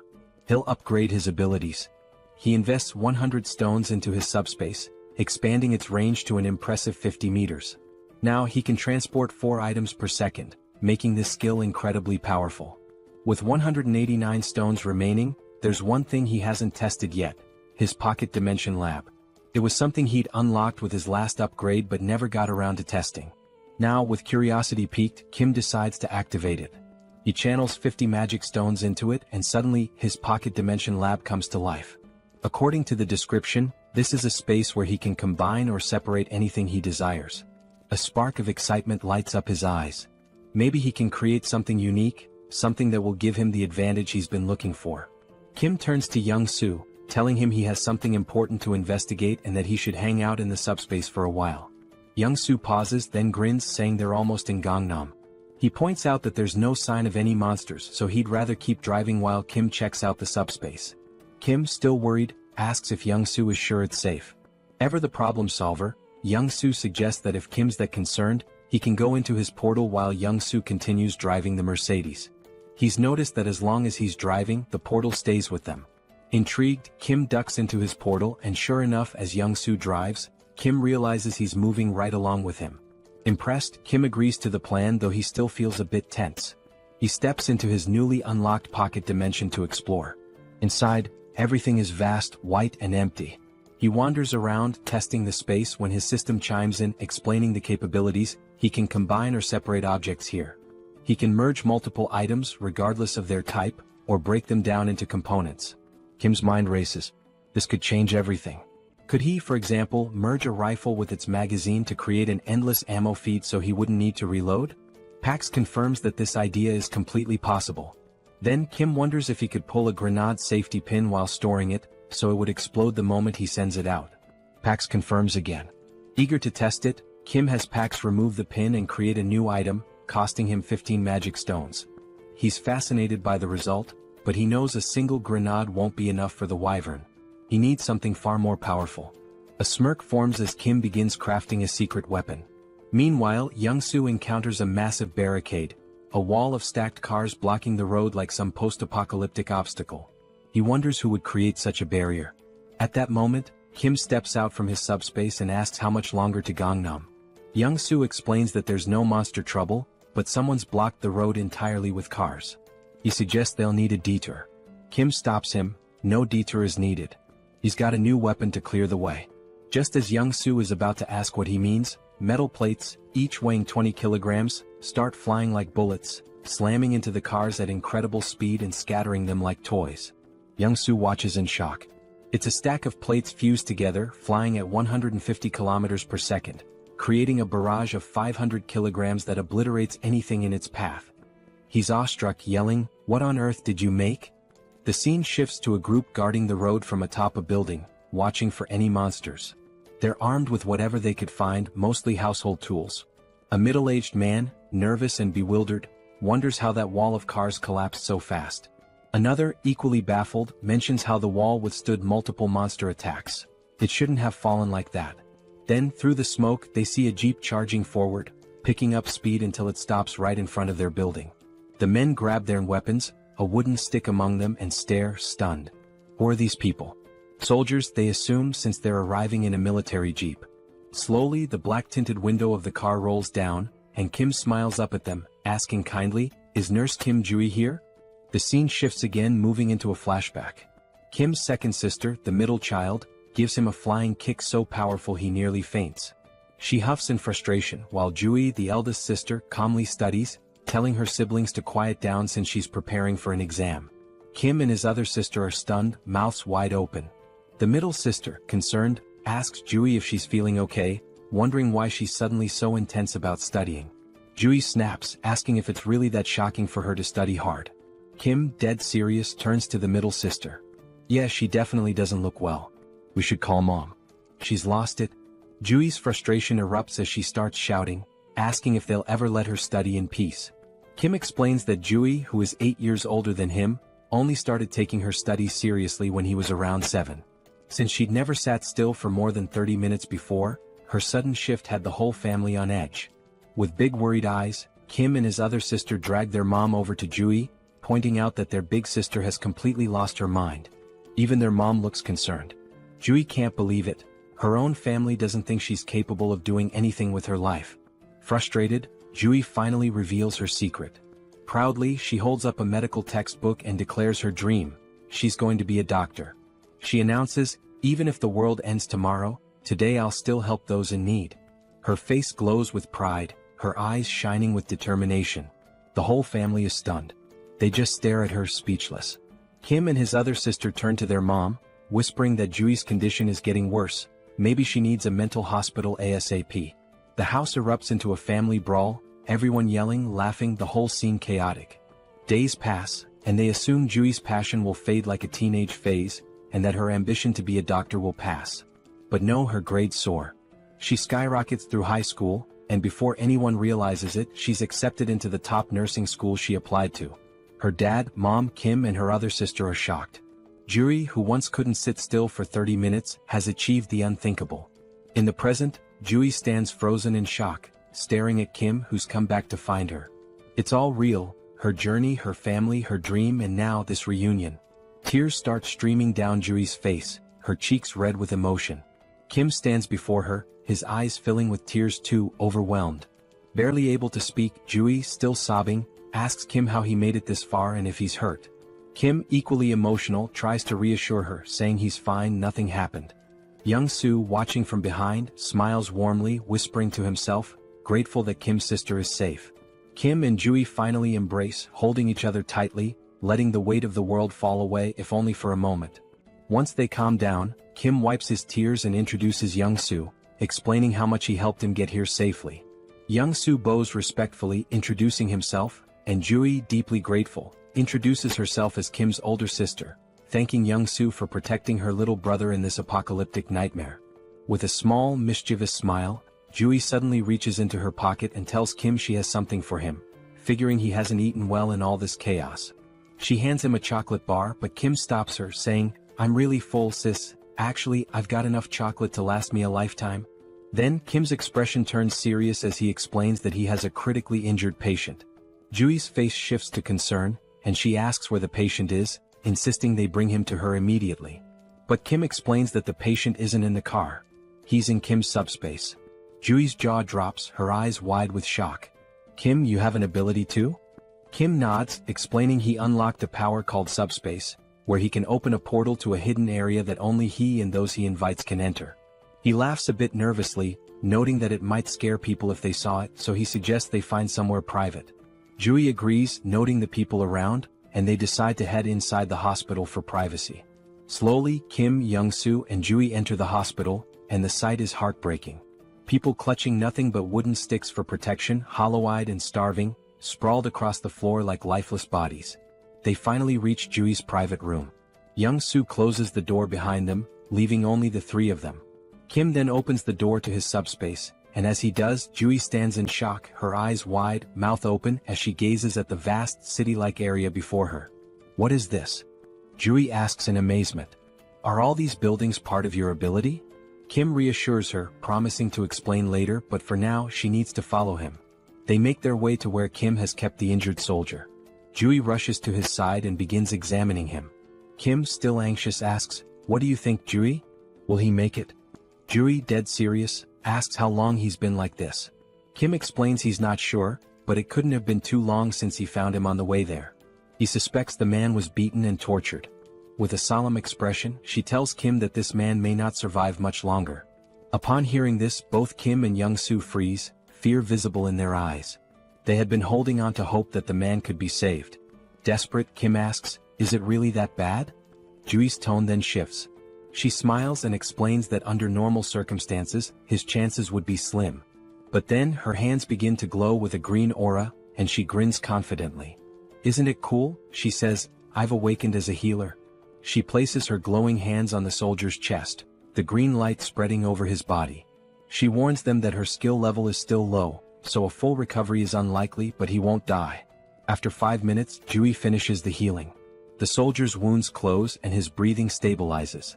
Jui explains that while it's not a complete recovery, the essentials are taken care of. He's severely malnourished and will need food and rest to regain strength. Suddenly, Kim says, "Sis, even with the world ending, you're still treating patients. Just like you said you would." Jui, caught off guard and slightly embarrassed, laughs nervously. "Why bring that up now?" But Kim, undeterred, repeats her words from childhood. "Even if the world ends tomorrow, I'll still treat the sick today." Blushing, Jui shouts, "I should have disciplined you like sister number 2 did when you were little." And just like that, they're bickering again. Once the playful quarrel dies down, Jui turns serious. "Now explain everything. What's been going on?" Kim takes his time and goes into detail, telling the entire story, how he got trapped in the storehouse, how he sent messages to Jui and sister number 2, and how the network system went down. He recounts unlocking his subspace ability, accidentally storing the Logitech Center, and merging with Pax AI. He talks about meeting Young-soo and their journey here. While Kim is telling the story, Jui is devouring a meal as if she hasn't eaten in days. Kim sighs, annoyed, and asks, "Are you even listening, Jui?" With her mouth full, Jui nods and says, "Of course I'm listening." Kim challenges her, "Alright, what did I just say?" Jui, clearly distracted, fumbles and gives a brief summary, missing most of the important details. Kim groans but lets it slide, chuckling a little. It turns out the delicious meal was prepared by Young-soo's wife, who introduces herself to Jui. Jui smiles warmly and says, "Nice to meet you, I already love you." They all laugh together. Young-soo's wife offers more food, saying, If you're still hungry, there's plenty more in the fridge. Just ask. She also tells Kim that she's prepared a bed for him in the first-floor staff room with supplies, suggesting he rest there. Kim tries to thank her, insisting she didn't need to go through so much trouble, but she smiles and replies, "With everything you've done for us, it's the least I could do." Juri, still curious, turns to Kim and asks, "How did Young-soo and his wife get into your subspace?" Kim, exasperated, groans, "I literally just told you this whole story, Juri."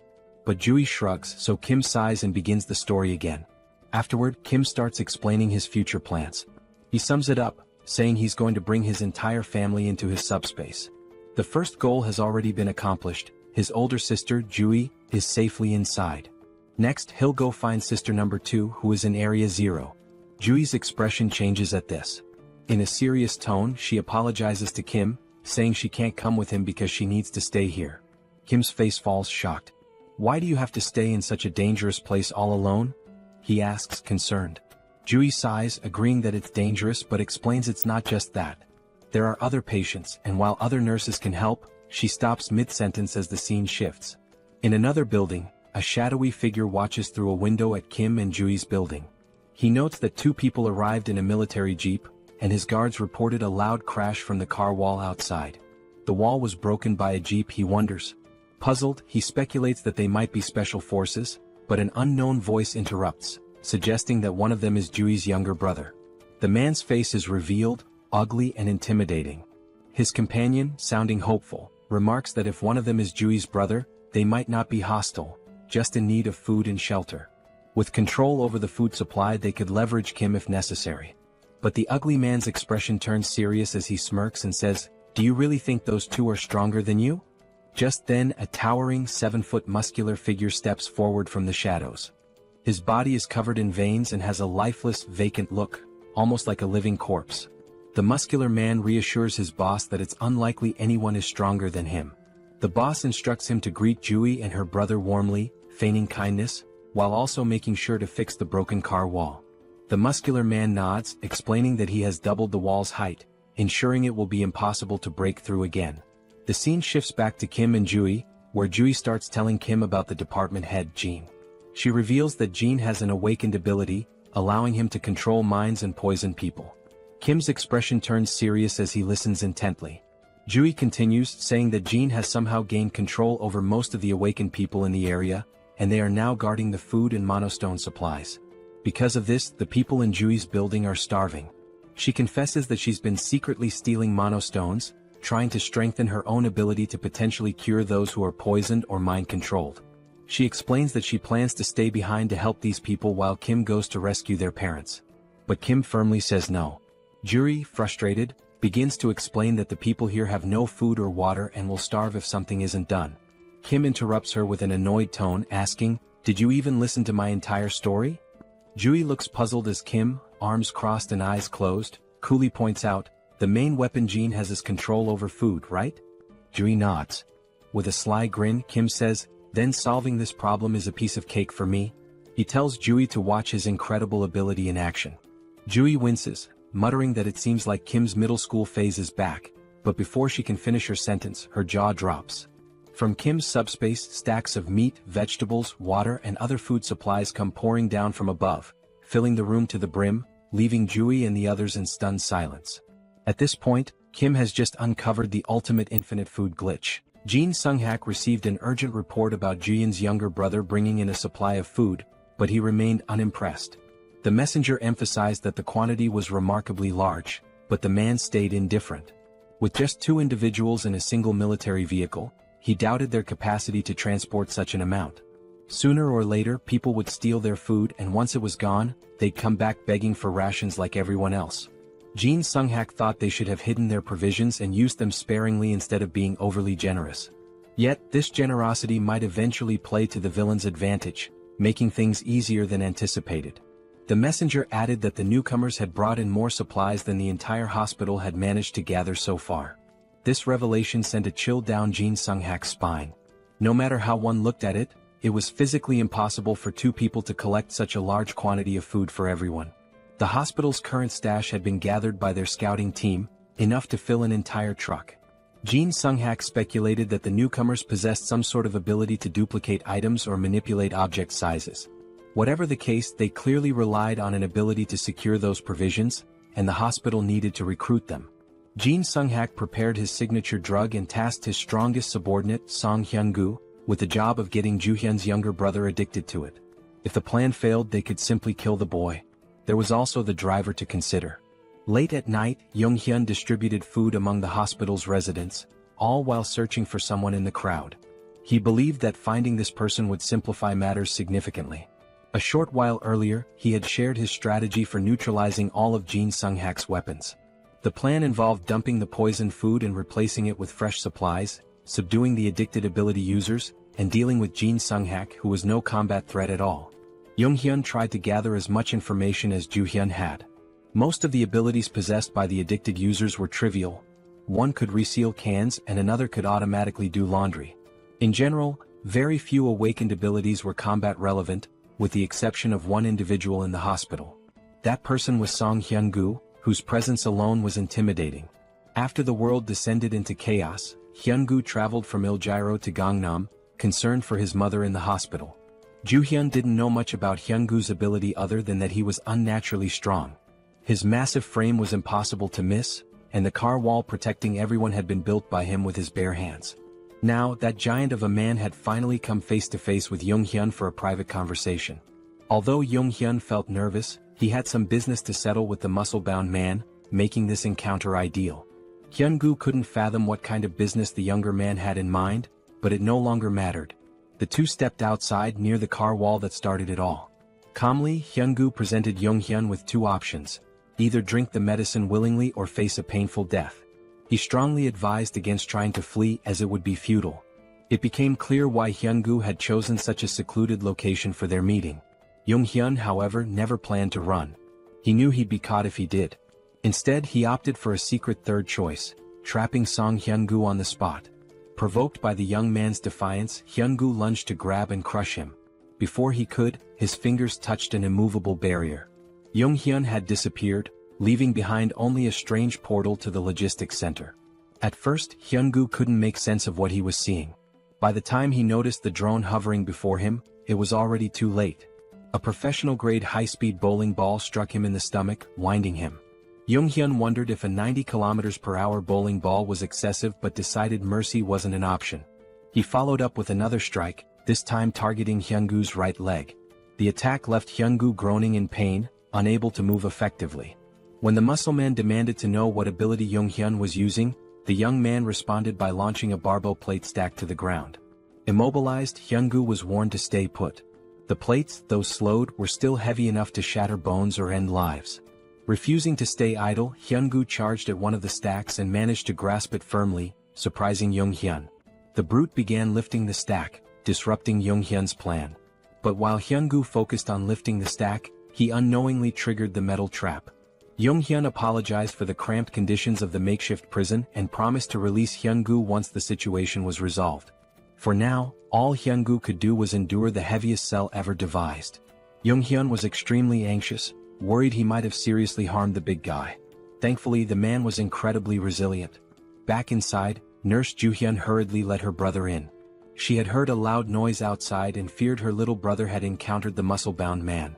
Yong-hyun casually confirmed her suspicions as if it were nothing. He gestured outside, allowing his sister to see where he had left the biggest threat. Joo-hyun peeked out and was shocked by the bizarre metal structure she saw.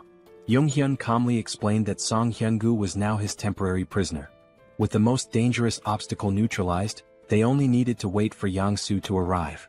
Right on cue, the East's best driver made his appearance. However, as Yang-soo came into view, the siblings froze. Yang-soo was limping, holding his head in pain, drenched in sweat, and complaining of an intense pounding headache.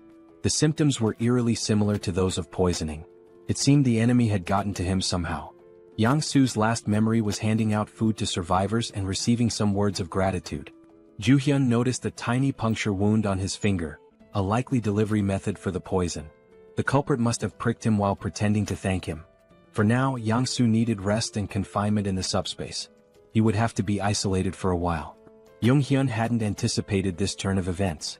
He felt responsible for failing to protect his friend. Without knowing how the poison worked, the situation could become even more complicated. Finding Jin Sung-hak quickly was now their top priority to secure a cure. They prepared the break room in Sector 1 as a confinement space, blocking all windows and doors just in case. However, before Yang-soo could step into the portal, the system detected and blocked an unidentified energy from entering. Since Subspace was an independent domain, external energy connections were impossible. Yang-soo, confused, looked to Jung-hyun for answers. Miraculously, the pounding headache disappeared as soon as he placed a finger into the portal. To test this further, they decided to try the method on the most prominent poison victim, Song Hyun-gu. Jung-hyun opened a portal beneath the muscle man's feet, pulling him into the subspace against his will. Once inside, the poison in Hyun-gu's system was neutralized. Afterward, Jung-hyun removed his access, returning him to the real world. When Hyun-gu reappeared, his complexion was healthier, and his expression showed clarity as if he had awoken from a deep slumber. The poison had been completely eradicated. Jung-hyun realized that his subspace wasn't just impervious to physical attacks but also to mental and chemical ones. The first thing Hyun-gu did after recovering was visit his sick mother. He hugged her and apologized for neglecting her for so long. Encouraging her to rest more, he assured her he would return soon after settling some important matters.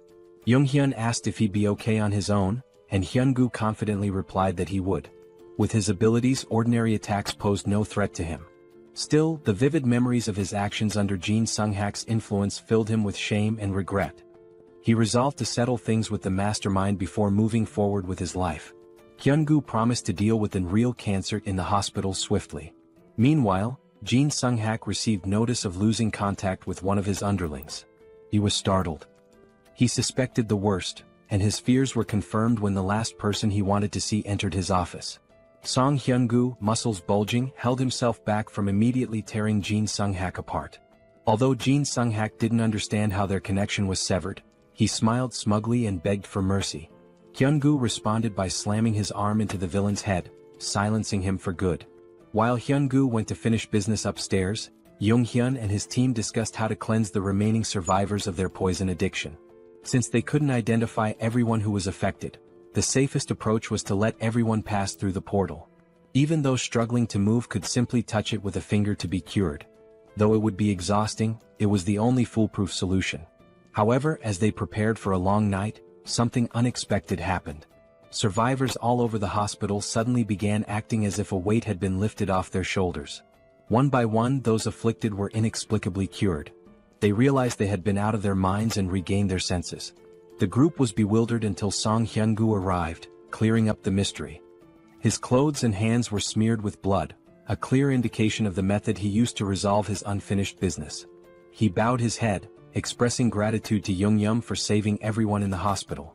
Jung-hyun, in turn, thanked the big man for removing the root of their troubles. He also apologized for earlier throwing bowling balls with excessive force.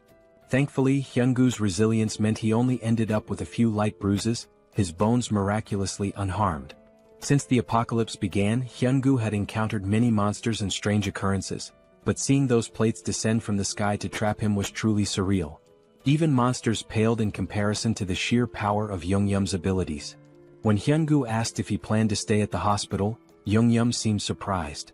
The big man admitted it might be selfish to ask for more after all Jung-hyun had done, but the hospital would undoubtedly be safer with him around.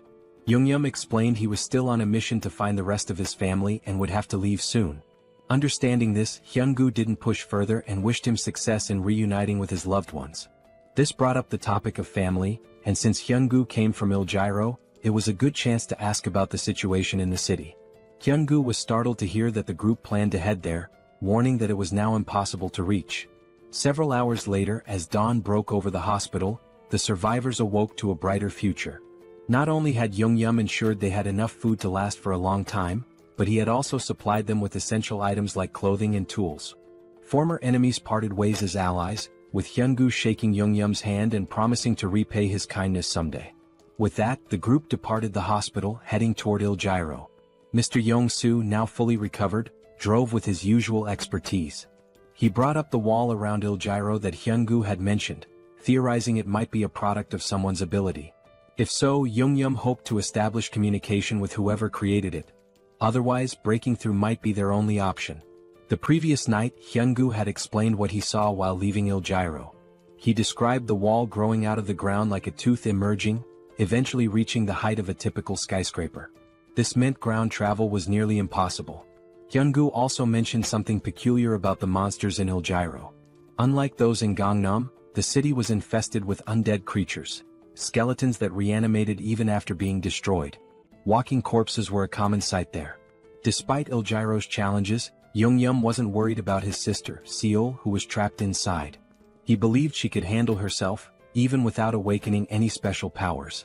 While inside his subspace, Jeong-gyeom received a call from Ju-yeon, who had finally agreed to join them after the hospital was freed of poison. When he lazily asked why she was calling, Big Sis immediately scolded him to adjust his tone.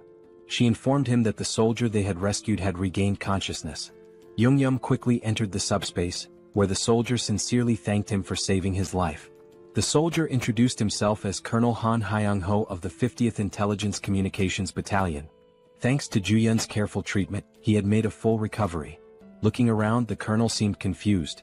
He could see the military command center outside but found the rest of the surroundings unfamiliar. There shouldn't have been any buildings in that area, let alone a logistics center. Jeong-gyeom explained they were currently inside the staff lounge of the PAX FC Logistics Center within his subspace. Outside, they were in Gangnam heading toward Hanam Bridge. The colonel struggled to process this information until Ju-yeon simplified it. They were inside the kids' ability, situated in Gangnam.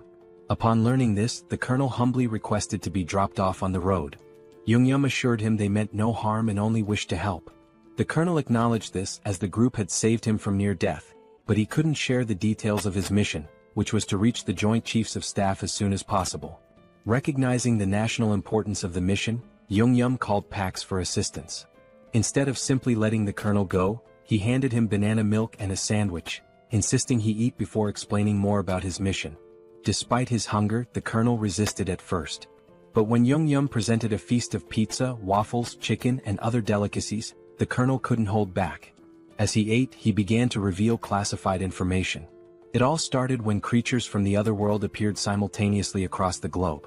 These entities included more than just monsters. There were insects, animals, plants, and even geographical features like mountains suddenly emerging. They attacked indiscriminately, targeting humans, animals, and even each other. They showed no mercy to anyone or anything. With the appearance of these monsters, the government began enlisting individuals known as the Awakened to form a specialized unit. These recruits, wielding their extraordinary abilities, were highly effective against the creatures. Colonel Han's unit was stationed near Gwacheon and Anyang, where they maintained a relatively stable situation. Everything was under control until that beast appeared. He witnessed his men being massacred and devoured by a massive wyvern. Their weapons, guns, grenades, and even heavy artillery, were completely useless against the creature. They repeatedly called for reinforcements from nearby military units, but everyone else was overwhelmed by their own battles against other formidable monsters. Strangely, they were able to communicate with Gwacheon and Anyang during the battles, yet no reports or updates ever came from command. Ultimately, Colonel Han made the tough decision to retreat to avoid complete annihilation by the wyverns. Their destination became the National Communication Command. As the monsters relentlessly hunted the remaining members of his unit, more comrades fell. When they reached a city, they attempted to recruit additional awakened individuals to strengthen their numbers.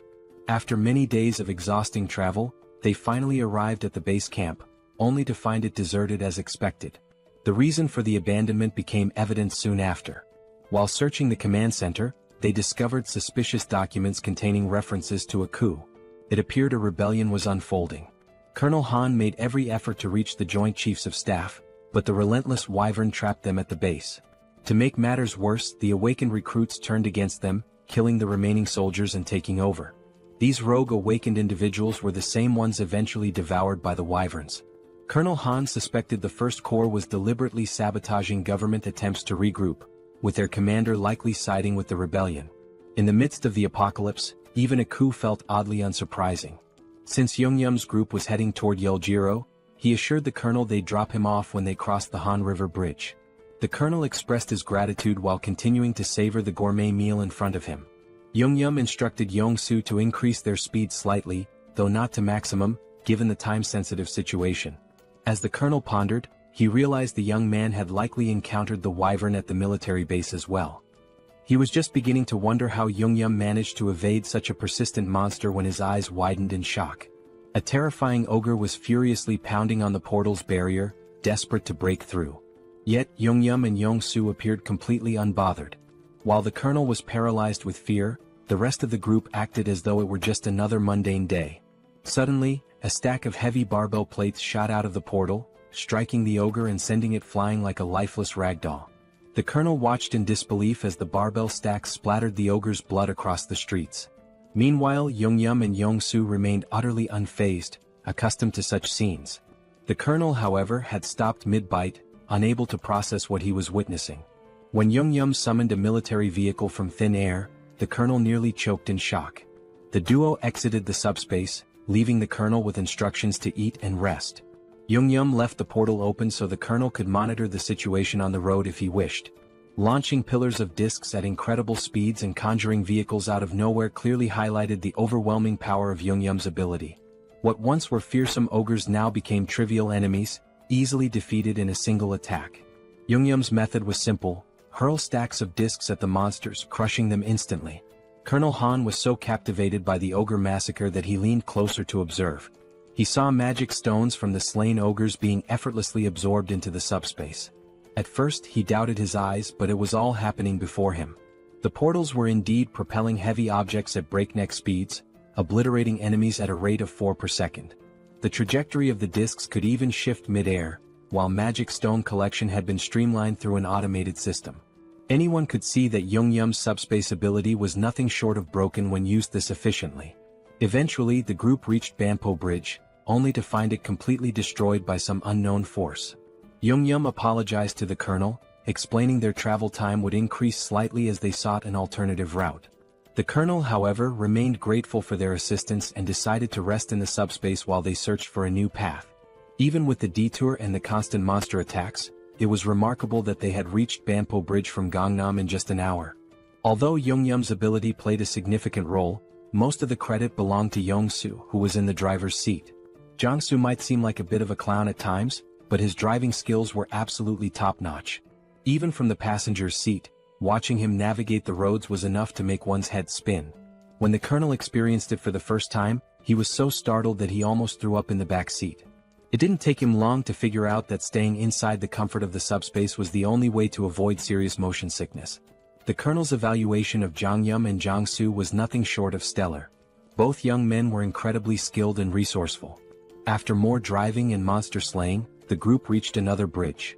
It looked worn and unstable, but at least it was still intact. Jong-soo believed he could drive across the entire length, but Jeong-gyeom hesitated. He had noticed some suspicious figures in the distance and grew cautious. Upon closer observation, he saw what appeared to be a massive wall, likely the rumored barrier of Yeoljiro they'd heard about. With its immense size, there was no chance of getting through it by car. However, since they were still too far to confirm whether or not they could breach it, the best course of action was to get closer and assess. Crossing the bridge would also take them through Yongsan, allowing them to drop off Colonel Han along the way. After a few minutes of uneventful driving, they reached the colonel's stop. He expressed his gratitude for being safely escorted, even though it wasn't their responsibility. Jeong-gyeom wished him luck with his urgent mission and they parted ways. Meanwhile, Jeong-gyeom's focus returned to finding a way into Yeoljiro, where his little sister might be.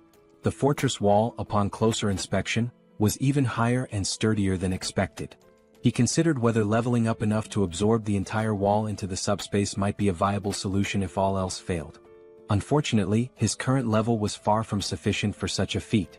He estimated needing another 2 hours of grinding, collecting 400 magic stones per hour, to upgrade his subspace abilities. Han, meanwhile, suggested that Jeong-gyeom and Jong-soo join him in the government's efforts. The government was offering mana stones and resources to aid the initial growth of awakened individuals. Han believed the duo's talent would ensure they received substantial support. Jeong-gyeom, however, politely declined, explaining that his family was his top priority. As for the magic stones, he had no issue collecting them himself while hunting monsters. Han, though disappointed, understood Jeong-gyeom's reasoning. However, he mentioned that if they went to the Joint Chiefs of Staff headquarters, Jeong-gyeom might reconsider since they likely had helicopters available. Han guessed correctly, they probably did. Meanwhile, the headquarters was abuzz with reports of Gwacheon and Anyang falling, along with the destruction of the 56th Division. It seemed that only the first corps retained any semblance of operational strength. In such chaos, the existence of a governing body was uncertain. The military forces that survived were completely in the dark. The director, lost in pessimistic thoughts, was interrupted by a messenger announcing a visitor. Colonel Han, the commander of the 50th Battalion of the National Communications Agency, had arrived. He insisted on delivering a personal message to the director, detailing how his entire unit was wiped out and how he'd made it to HQ. Han gave a flawless salute before recounting the events in excruciating detail, omitting nothing. He concluded his report by handing over a document containing undeniable evidence of rebellion within the First Corps. The director's stomach dropped as he read through the papers. He had been oblivious to the treachery brewing beneath the surface during this crisis. Glancing outside, he saw the men who had helped Han deliver the critical intel. Both the director and the colonel hurried to thank Jeong-gyeom and Jong-soo for their incredible service to the country. The director also mentioned Jeong-gyeom's abilities and his request for a helicopter in exchange for supplies. Given the strategic importance of helicopters, the director agreed to provide one, on one condition. He formally invited Jeong-gyeom to join the military as an awakened operative. The government was desperate to stabilize the situation, and Jeong-gyeom's abilities could be a game-changer. However, Jeong-gyeom respectfully declined, reiterating that his priority was rescuing his family. The military, unable to force him into service, had to withhold the helicopter. Jeong-gyeom understood, acknowledging the director's position and wishing him success in restoring order. With a proper goodbye, Jeong-gyeom returned to his vehicle. The director stood there, puzzled and frustrated, realizing he had mishandled the situation entirely. He assumed the young man would eventually give in. But these fools underestimated Jeong-gyeom's determination. He wasn't out of options yet. If the helicopter plan to bypass the wall failed, he'd simply come up with another solution. Since he hadn't even fully assessed the fortress wall himself, he remained optimistic about finding a way through. With the first offer rejected, the director had to set his pride aside and tap on Jeong-gyeom's car window to make another proposal. If the young man fulfilled this request, the military promised to provide the helicopter he sought. Jeong-gyeom agreed, and soon an entire battalion was mobilized, military vehicles lining up in a single file. Sitting in the vanguard, Jeong-gyeom nonchalantly sipped on a juice box, looking more bored than concerned, as though he weren't about to head into battle.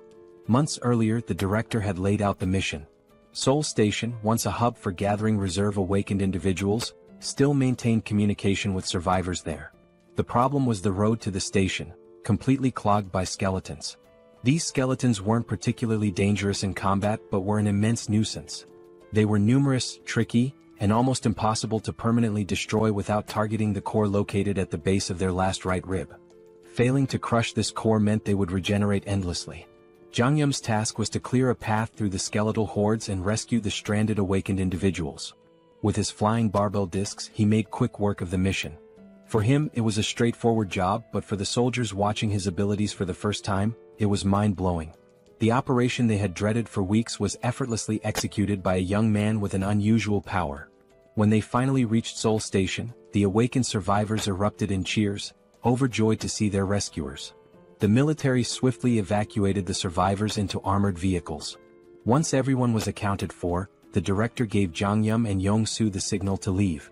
Thanks to Jeong-gyeom's skill, the skeletons posed no significant threat during the escape. For the soldiers, fighting skeletons was grueling, requiring near-perfect precision to hit the cores with their firearms. Jeong-gyeom, however, dispatched them with ease.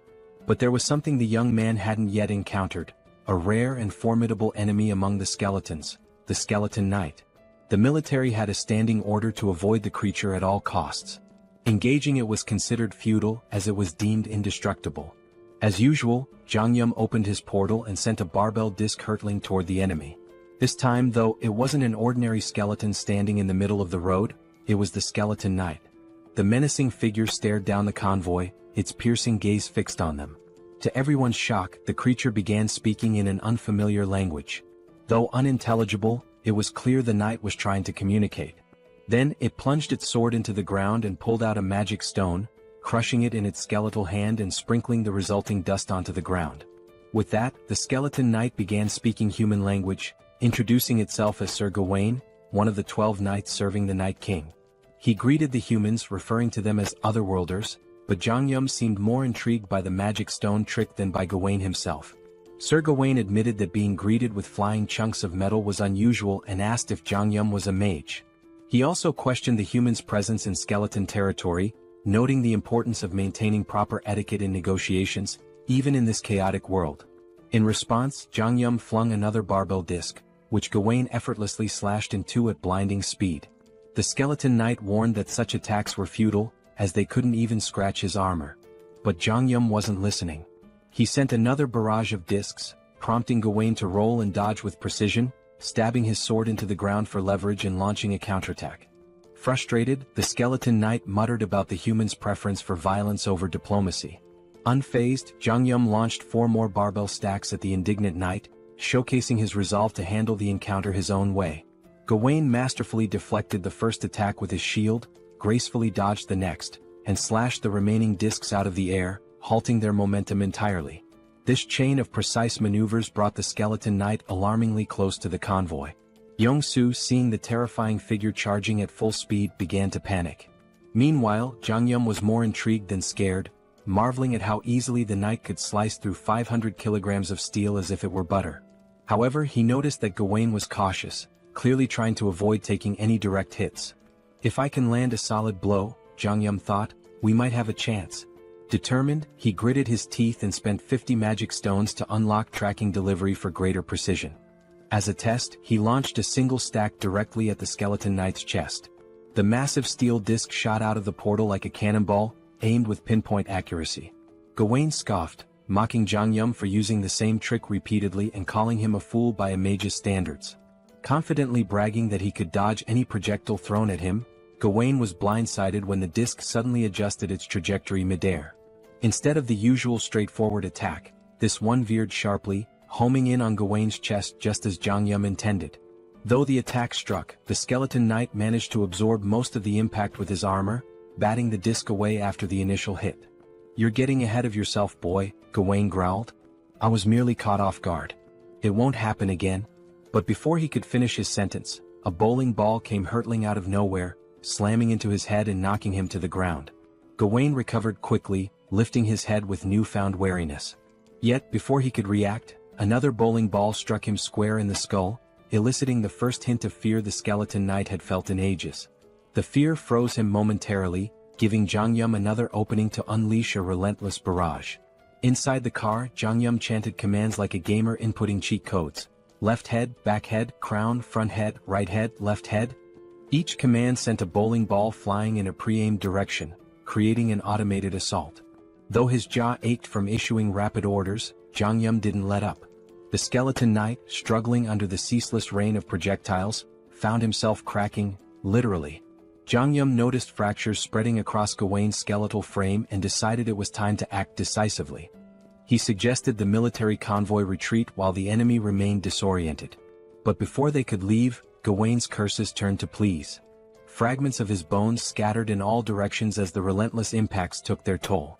Seizing the opportunity, Jeong-gyeom ordered simultaneous disc attacks from all sides, left, right, front, and back. The coordinated strikes shattered the skeleton knight's form, marking the end of the formidable foe. Even in defeat, Gawain maintained his dignity, commending Jeong-gyeom as a remarkable mage. He issued a grave warning: "This is not the end. Skeleton knights do not die. Even in death we serve the Night King." As his body disintegrated, 3 magical shards fell, a pair of large blue mana stones and a small red reinforcement shard. Jeong-gyeom swiftly secured the loot through his portal. The soldiers trailing behind were dumbfounded. They had just witnessed a young man defeat a skeleton knight, a creature impervious to tank shells, with nothing but flying discs and bowling balls. At the rear, the survivors erupted into cheers, chanting Jeong-gyeom's name in celebration. The unkillable knight had been slain, and their victory deserved to be celebrated. Back at HQ, the director listened to the report with astonishment. He had explicitly instructed Jeong-gyeom to avoid engaging the skeleton knight at all costs. Yet, the young man had not only ignored the order but triumphed spectacularly. Despite his initial disapproval, the director realized the importance of having Jeong-gyeom and Yong-soo on their side. Swallowing his pride, he practically begged the duo to join the military's efforts. But Jeong-gyeom, unwavering in his resolve, politely declined. His quest to reunite with his family remained his top priority, leaving the military forces to wonder how to move forward without him. Thankfully, the director was a pragmatic man and chose to step back. Still, the offer remained open. He hoped that once Jeong-gyeom completed his mission to reunite with his family, the young man would reconsider the military's proposal. At present, the armed forces already regarded Jeong-gyeom as an irreplaceable ally to the nation. For now, the director's priority was to honor his promise and provide Jeong-gyeom with the helicopter he'd earned as a reward. Jeong-gyeom wasn't exactly thrilled with the weight of expectations being placed on his shoulders. It was just another layer of pressure. Still, he could understand their perspective. After all, he had just taken down an unkillable skeleton knight that had been a nightmare to deal with. Truth be told, his victory was far from flawless. He'd barely scraped through. If there had been even one more adversary as skilled as Gawain, their mission would have been doomed. The harsh reality was that this rescue could have ended in disaster. What's more, there were at least 11 other skeleton knights like Gawain out there. After all, he'd called himself one of the 12 knights. And then there was Gawain's ominous warning. Skeleton knights don't truly die, even in death. Jeong-gyeom couldn't ignore the implications. If the skeleton knights were that strong, their master, the Night King, had to be even more terrifying. It was time to rethink his arsenal. The pillar stacks, while powerful, had barely left a dent. On the other hand, the bowling balls, for reasons that defied logic, had managed to crack Gawain's near-impenetrable armor. But then again, logic had ceased to exist in this world long ago. As they ascended to the helipad, the director asked if Jeong-gyeom was really planning to head to Yeoljiro. From the HQ, everyone could see the high walls encircling the area. The military had already dispatched a unit to investigate the nature of these mysterious walls, but contact with the team was lost. Since then, aerial reconnaissance missions had been conducted whenever feasible. These expeditions confirmed that people were still active inside the walls. The director believed his troops, and perhaps Jeong-gyeom's family, were safe within. Jeong-gyeom appreciated the director's optimism, though he felt a twinge of guilt. He had almost forgotten that his sister might be in danger. To be honest, he wasn't worried about her at all. That girl was more of a monster than anything he'd encountered since the apocalypse began. The director shared another peculiar observation. The top of the wall appeared to be growing and curving inward, as though it were forming a roof. While they couldn't estimate how long it would take for the structure to fully enclose, the director was relieved they could provide Jeong-gyeom with a helicopter before it did. At last, after a long climb to the rooftop, they arrived at the helipad. Jeong-gyeom's gaze landed on a battered, worn-out helicopter that looked like it had been plucked from a battlefield. Did I really go through all that trouble for this? He thought. Trying to convince himself it would suffice, he reasoned that as long as it could fly over the wall, it didn't matter how it looked. But the director quickly redirected his attention to the other side of the rooftop. There, parked at the far end, was a pristine cutting-edge helicopter, gleaming brilliantly under the fading sunlight. Jeong-gyeom and Yong-soo were momentarily stunned into silence. Meanwhile, the director allowed himself a smug smile, finally able to prove his usefulness. Yong-soo burst into laughter, his excitement palpable. With his aviator sunglasses and Top Gun jacket, he now looked perfectly at home next to the sleek, powerful aircraft. Kim was equally taken aback. At the same time, the director began explaining something, but Young-soo interrupted with loud laughter. Turning to the director, Young-soo expressed how touched he was that the director was lending them a Black Hawk helicopter in such a desperate situation. He was already thrilled at the prospect of flying it. The director chuckled, remarking that he had been wondering who would pilot the Black Hawk, but it seemed Young-soo had prior experience with such aircraft. Before the director could finish, Young-soo interjected, "I've never flown a Black Hawk before." Young-soo then glanced at his system notification and explained that while he'd never flown a helicopter, he felt confident about piloting this one. As he inspected the Black Hawk, a notification appeared on his system. It stated that by using 50 magic stones, he could register the helicopter into his system, which would instantly transfer all the knowledge necessary to fly it directly into his mind. Excited, Young-soo enthusiastically shared this discovery with the group, explaining his unique ability, Best Driver. This skill allowed him to operate any vehicle effortlessly. Until now, he had believed his ability only worked with vehicles he'd already driven, but this moment revealed something new.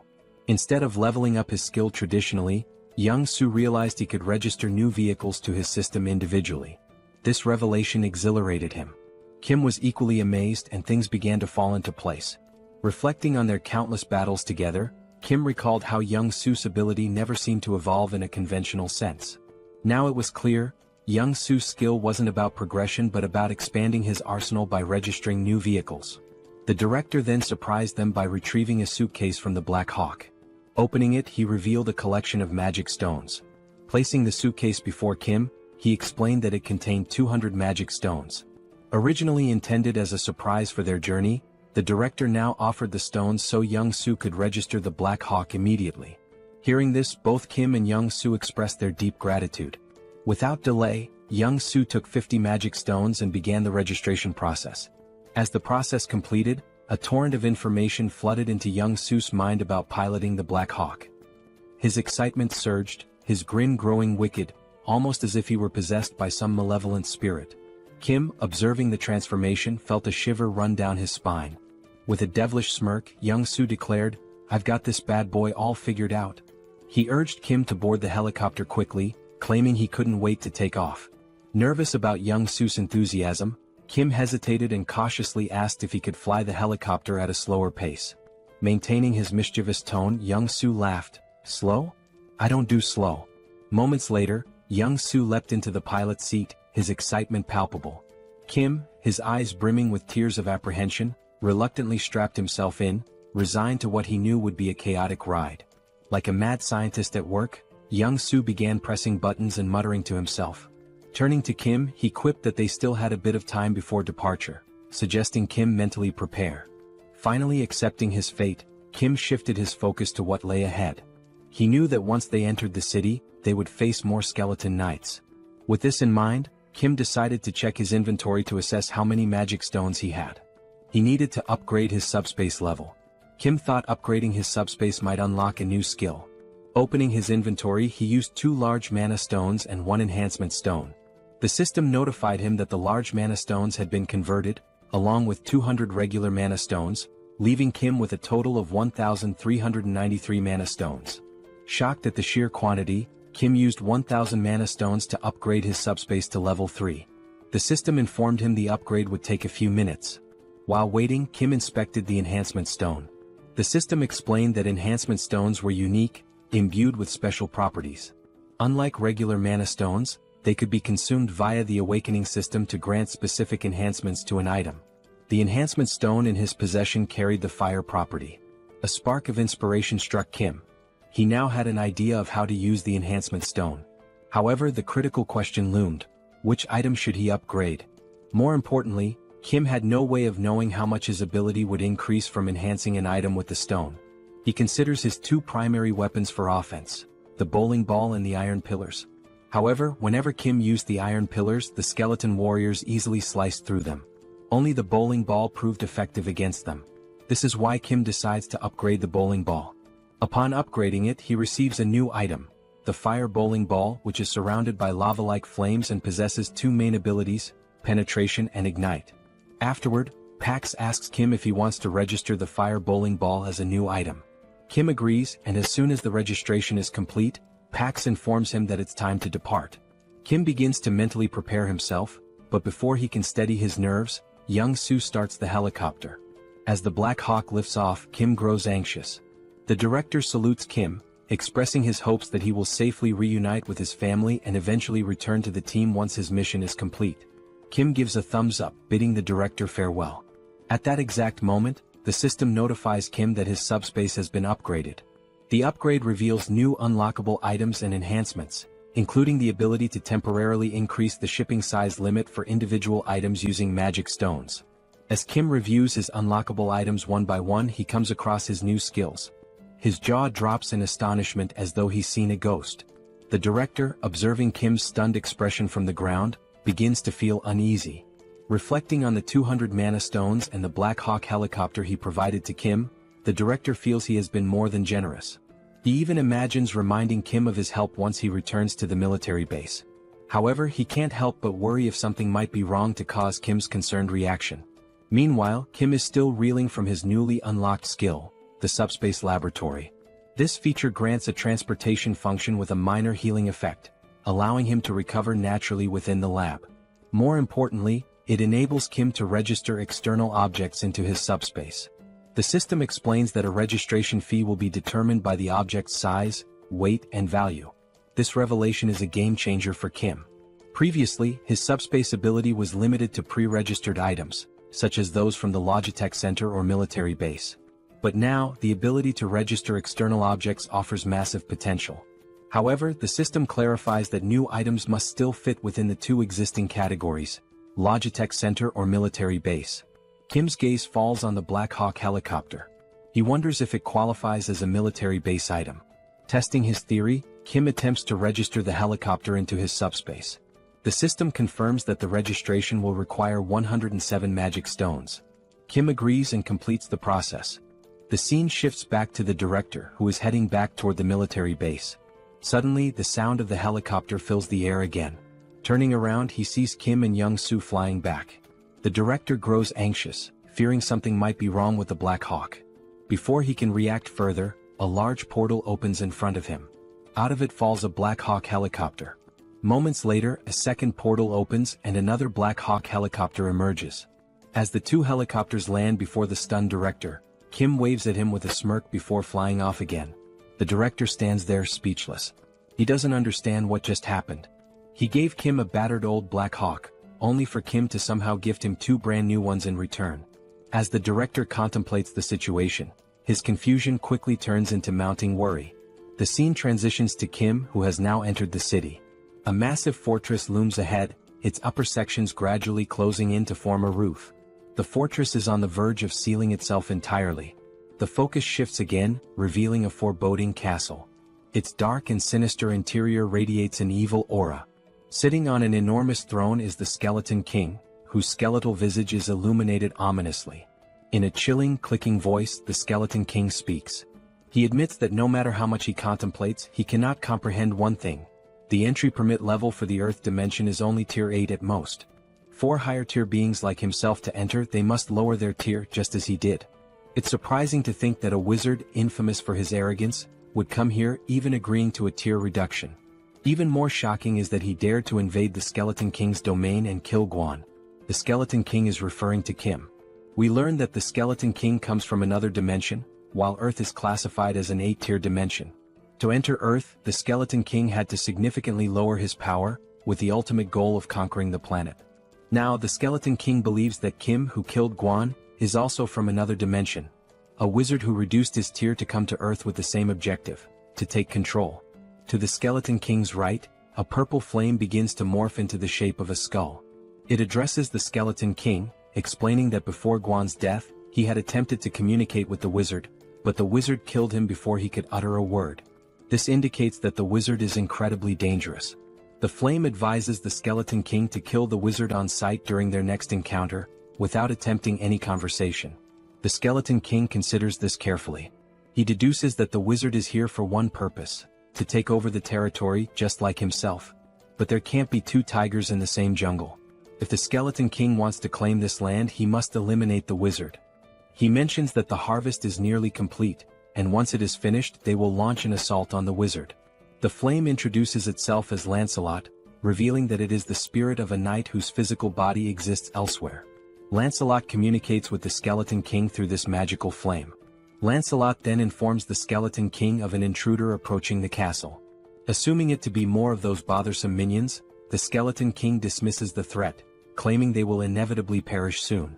The scene shifts to Kim and Young-soo entering the city.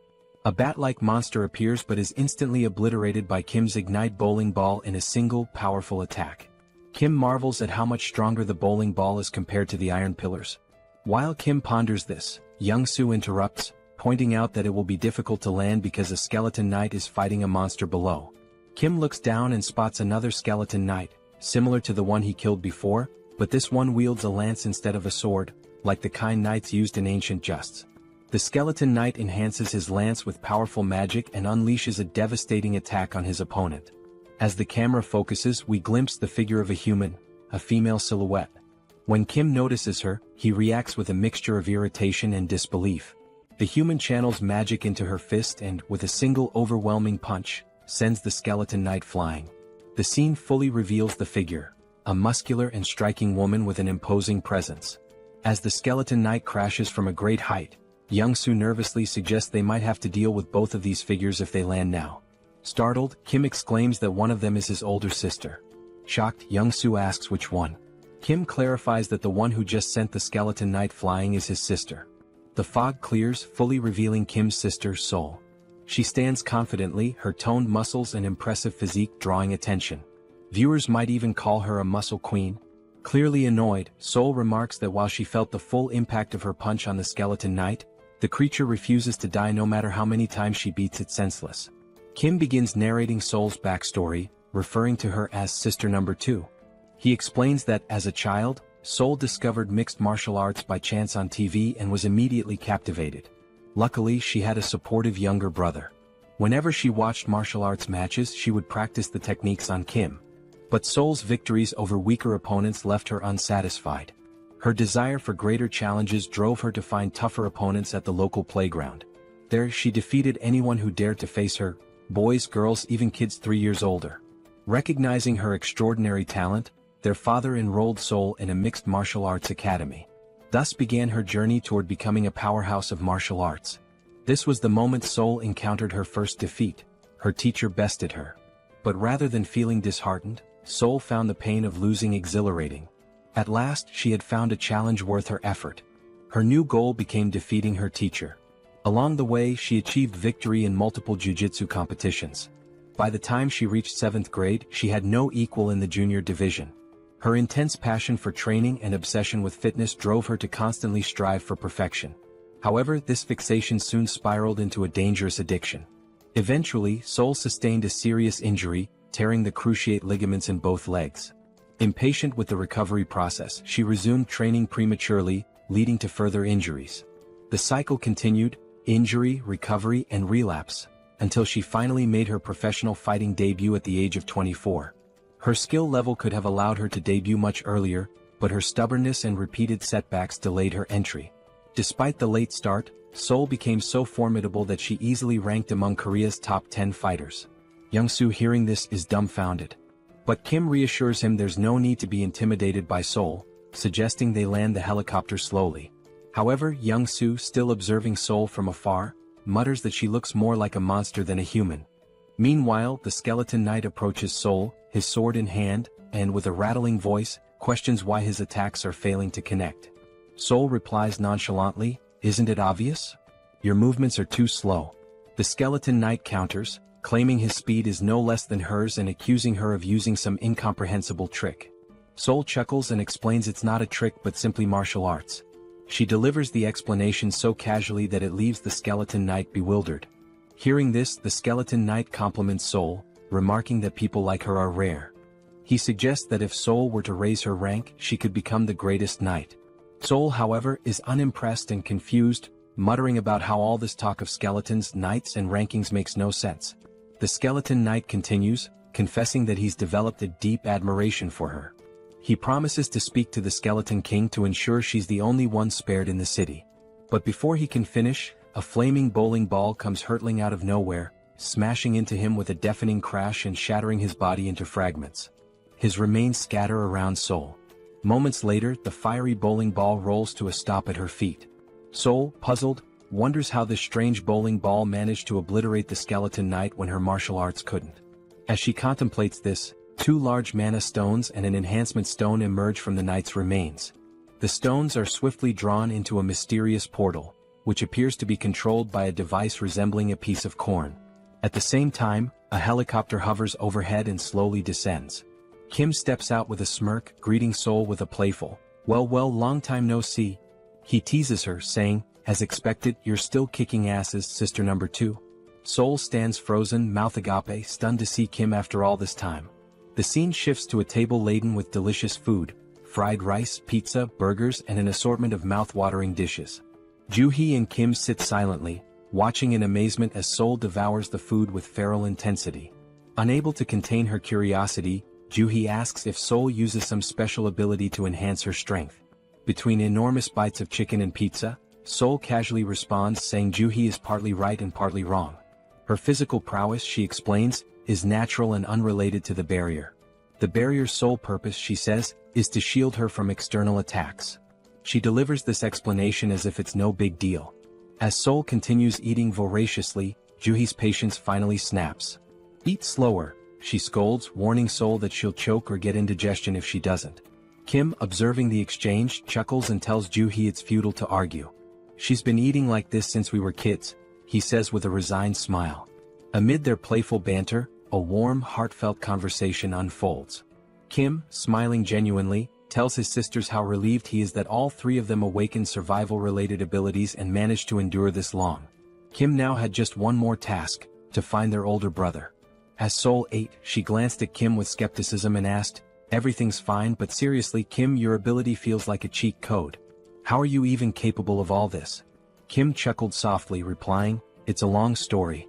I'll explain everything to you later, but for now, just eat and get some rest." He showed Seoul how to use the packs to order anything she needed and mentioned that Young-soo's family was safe in the subspace. He suggested Seoul take a moment to say hello to them. Seoul agreed with a nod but then asked, "Are we leaving this city right now? Are we really going?" Kim rose from his chair and answered, "Yes, we need to leave immediately. The city's ceiling is closing at an alarming rate, and I'm not sure if this fortress can shield the entire city." His tone was grave as he emphasized the urgency, adding that he had to gather as many mana stones as possible before the ceiling fully closed. Looking up at the sky, Kim felt a pang of dread. The ceiling had already sealed shut, plunging the entire area into darkness. Wasting no time, he boarded his Black Hawk, ascended into the sky, and launched 5 blazing fireballs at the fortress walls with all his strength. Yet, despite the ferocity of the attack, the fortress remained unscathed. There wasn't even a scratch. A sinking feeling washed over Kim. Not even a dent, he thought. He contemplated his options. Should he take the entire city into his subspace? The thought seemed tempting but reckless. He reminded himself that moving such a massive structure into his subspace could have unpredictable consequences. Kim had already exhausted his remaining mana stones, expanding his portal's radius to 19.76 meters, just large enough to fit the Black Hawk. Now he had no resources left. He considered hunting skeletons and monsters in the city to collect more mana stones, but he wasn't sure what would happen to the city's inhabitants if he took the entire structure into his subspace. As Kim wrestled with these dilemmas, Seoul's voice interrupted his thoughts. "This seems like a lot of trouble," she said from behind. She then recounted her encounter with the skeleton knight, explaining how he had promised to spare her life because he liked her. Before his demise, the knight had mentioned that if Seoul stayed in the city, her death would only be delayed. Curious, Kim asked for more details. Seoul shrugged and replied, "I couldn't get anything else out of him because you smashed him into pieces." She admitted she still didn't know how her death would have been delayed if she remained in the city. The skeleton knight had only mentioned speaking to the skeleton king on her behalf. Kim realized then that if they wanted to escape, he would have to confront the skeleton king directly. The challenge was figuring out where to find him in such a sprawling city. Before Kim could devise a plan, the demon king within Young-soo awakened. With a wicked grin, Young-soo announced, "I only need 5 minutes. In 5 minutes, I'll locate the skeleton king's castle." Kim immediately sensed the impending chaos. "Stop yelling, Young-soo," he shouted, but it was too late. Young-soo had already transformed into his demon form. Cackling wildly, Young-soo did something reckless. He flipped the helicopter into a full 360-degree spin and declared, "I'll scour every corner of this city." The helicopter twisted and dove like a snake, zigzagging through the air as it covered every inch of the city. Inside the cockpit, Kim clung to his seat, nauseated and dizzy, while Seoul remained calm watching the chaos outside. The scene shifted to the Skeleton King's castle. Lancelot informed the Skeleton King that Lionheart had been destroyed by Kim's fireball. He reported that the knight was obliterated in a single strike, suggesting their opponent was exceptionally powerful. Enraged, the Skeleton King bellowed, "The harvest is so close, and now this intruder is meddling in my plans again." His anger boiled over as he vowed to personally kill the intruder. He demanded to know the enemy's location, but Lancelot calmly replied, "There's no need to search. The intruder is coming here."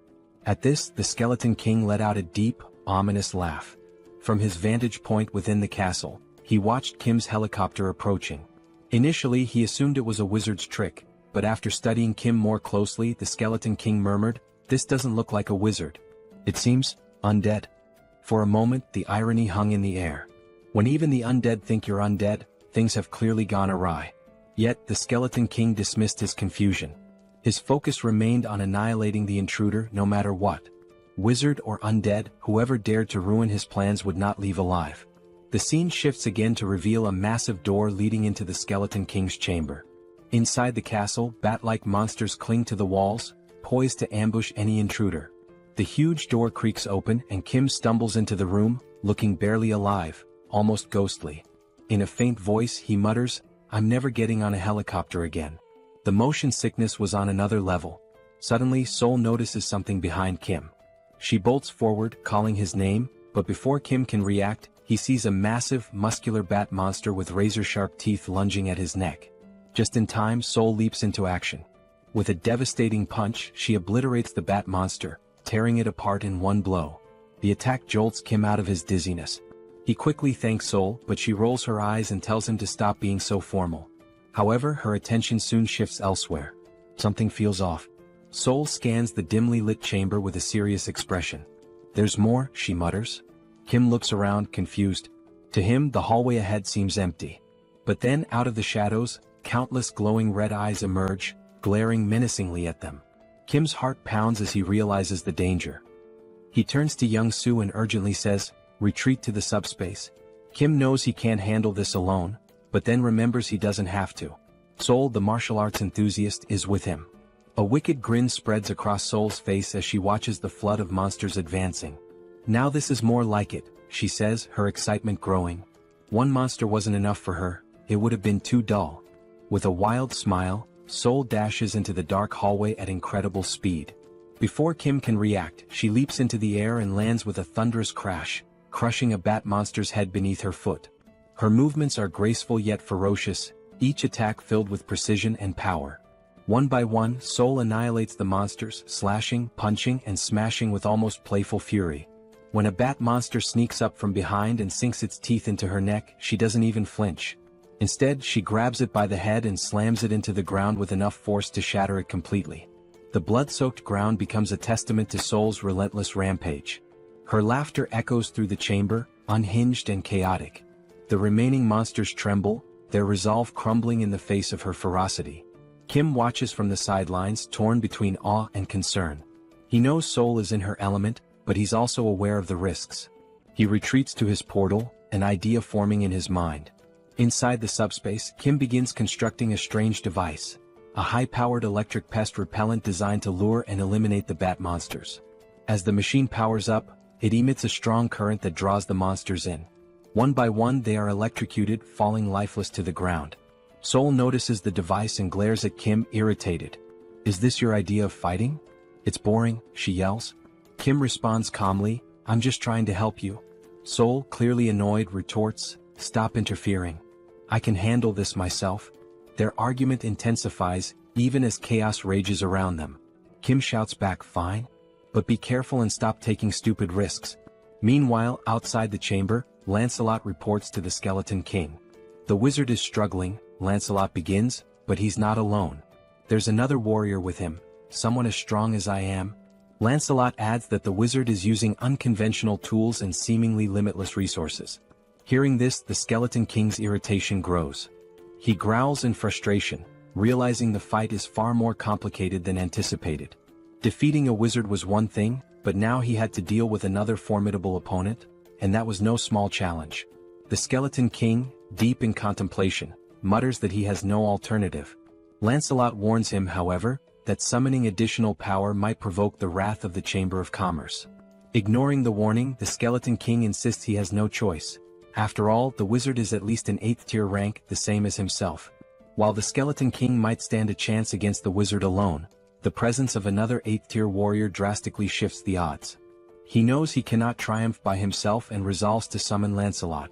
Extending his hands forward, the Skeleton King begins chanting an ancient incantation.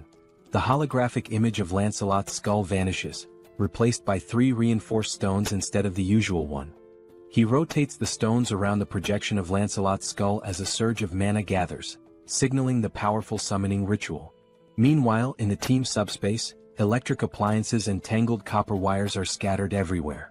The group is hard at work, constructing a new weapon.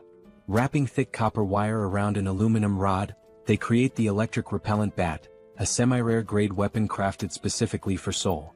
Holding the new weapon, Seoul's face lights up with excitement. The bat, infused with an electrified ability, delivers double damage to enemies. Seoul twirls the bat skillfully, testing its weight and power, clearly thrilled by its potential. As they exit the subspace, she thanks Kim, teasingly calling his crafting skills a scammer's ability for how effortlessly he can produce items. She remarks that the electric bat will be perfect for dealing with the monsters but warns Kim not to interfere in her battle this time. She wants to face the bat monsters alone. As Seoul steps out, she begins scratching her neck. Concerned, Kim asks if she's injured. Seoul explains that since the bat monster bit her, she hasn't felt any pain, but now there's an itch. She adds that she received a system notification earlier, stating that all impure energy had been expelled from her body. This revelation makes Kim uneasy, wondering if Seoul might transform into a vampire. Seoul, noticing his worry, jokingly tells him that if she does turn into a vampire, he has to kill her. She wouldn't want to live as a vampire lady. The siblings share a brief, light-hearted moment. The scene shifts back to the Skeleton King, who turns his attention to Kim, his voice laced with sarcasm. He sneers, mocking that the name Arcane must be ashamed of Kim's reckless behavior. The Skeleton King accuses Kim of ruining his plans and causing chaos in his domain. He declares that, regardless of Kim's origins in the arcane dimension, he has no right to meddle in his affairs. With a chilling roar, the Skeleton King vows to fight and kill Kim. Kim and Seoul exchange glances, baffled by the king's rant. "This idiot makes no sense," Kim mutters under his breath. The word idiot only enrages the Skeleton King further. Furious, he calls for Lancelot to attack, commanding him to eliminate Kim and Seoul immediately. Lancelot finally emerges from the summoning. His presence is nothing short of terrifying. His 4 glowing eyes gleam menacingly, and his massive silver armor radiates power. In his hand he wields an enormous sword capable of cutting through anything. Seoul, seeing Lancelot, grins with excitement. She had grown tired of weak monsters and was ready for a real challenge. She turns to Kim, warning him again, "Don't interfere in this fight. If you do, it won't end well," before charging straight at Lancelot. Before Seoul can make her move, Lancelot lunges forward, hurling his sword with lethal precision, aiming to cleave her in half. Reacting quickly, Seoul dodges the attack and counters with her electrified bat. The clash sends shockwaves through the room, the force so strong that even Kim feels it from a distance. As the battle intensifies, Seoul notices that Lancelot's strikes are slowly slicing through her weapon. Realizing the danger, she retreats just as Lancelot delivers a devastating blow, splitting the electric bat in two. Seoul looks back at Kim and jokes, "My bat wasn't weak, it's just that Lancelot is ridiculously strong." Despite losing her weapon, Seoul remains undeterred. Lancelot, now fully revealed, stands as a fearsome and nearly invincible knight. Watching from afar, the Skeleton King boasts about summoning Lancelot, his most powerful knight. Meanwhile, Kim reflects on Seoul's words. It's rare for her to acknowledge an opponent's strength, and that fact alone tells him how formidable Lancelot truly is. If Seoul acknowledges Lancelot's strength, then he is indeed a formidable and dangerous opponent. Watching Seoul, Kim proposes a deal. If she manages to kill Lancelot, would she give him Lancelot's magic stone? Kim argues that he used up all his own magic stones to craft weapons for her, and since Lancelot destroyed those weapons, it's only fair to repay him with the stone. Seoul, however, flatly refuses, declaring that whoever lands the killing blow will claim the magic stone. With a confident smirk, she adds that Lancelot won't be able to stop her. Determined to contribute, Kim activates his Ignite bowling ball and hurls 5 fiery high-speed projectiles toward Lancelot. Yet Lancelot remains unfazed, standing casually as if unbothered. Drawing his sword, Lancelot effortlessly slices through all the bowling balls with a single slash. The shattered projectiles ooze a molten, lava-like liquid, but even this does not affect Lancelot. Refusing to give up, Kim launches more bowling balls from different angles, hoping to overwhelm him, but Lancelot cuts through every single one with the ease of slicing tofu. Kim's jaw drops in shock as he watches. He can't believe how effortlessly Lancelot counters his high-speed, magic-infused attacks. While Lancelot focuses on cutting the projectiles, Seoul sees an opening. She charges forward and punches Lancelot in the face with all her strength, but to her dismay, it doesn't even cause 1% damage. In retaliation, Lancelot swings his massive sword, narrowly missing Seoul's neck as she dodges. She counters with punches to his face and chest, but the strikes are completely ineffective. Kim seizes the moment and launches another Ignite bowling ball, this time aimed directly at Lancelot's head. The impact sends Lancelot flying, but when he rises, he remains unscathed, glaring at Kim with glowing, menacing eyes. A growing sense of unease washes over Kim. Something feels terribly wrong. He recalls a similar ominous feeling from his battle with the Black Wyvern. Trusting his instincts, Kim quickly activates his subspace and pulls Seoul into it. Furious, Seoul demands an explanation for Kim's interference. Kim explains the overwhelming sense of danger he felt. Even after using his most powerful attack, Lancelot emerged unscathed. He compares the situation to previous battles, where his strongest move could split the Skeleton King in half, yet it did nothing against Lancelot. Begrudgingly, Seoul admits she cannot defeat Lancelot alone. Outside the subspace, Lancelot wastes no time. In a flash of insane speed, he vanishes from his position and reappears in front of Kim's barrier, slamming his massive sword against it. Kim is genuinely terrified by Lancelot's speed and strength, while even Seoul admits the knight is extremely dangerous. If the fight continues, both of them will die. Despite Lancelot's relentless assaults, the barrier holds firm. Kim notices something crucial. Lancelot is standing dangerously close to the barrier. An idea forms in his mind. If he launches his ignite fireballs at such close range, Lancelot won't have enough time to dodge. Acting quickly, Kim unleashes 5 fireballs at point-blank range. To his horror, Lancelot effortlessly slices through every fireball, even at such proximity. The situation grows more dire. Lancelot isn't just strong, he's unstoppable. Kim is baffled. None of their attacks are effective. He watches in disbelief as Lancelot cuts through every projectile with precision, as if the heavy metal were nothing more than butter. Meanwhile, the Skeleton King observes the battle from afar, finding it dull. With a smug grin, he taunts Kim, mocking how long he plans to cower behind his barrier. He declares that Lancelot is a 7th-tier warrior, immune to all of Kim's abilities. According to the Skeleton King, no matter what Kim tries, he cannot defeat Lancelot. Seated arrogantly on his throne, the Skeleton King begins reminiscing. He reveals that he poured all his resources and wealth into coming to Earth and believed summoning Lancelot was the only way to survive against Kim and Seoul. Now, watching their futile efforts, he expresses disappointment. Had he known how weak they truly were, he wouldn't have taken the risk of summoning Lancelot. As the Skeleton King observes, something unusual catches his attention. Kim is no longer using magic. Instead, he's pulling strange, unconventional items from his portal in an endless stream. Realizing this, the Skeleton King's eyes gleam with inspiration as an idea begins to take shape. Meanwhile, Kim is at a complete loss.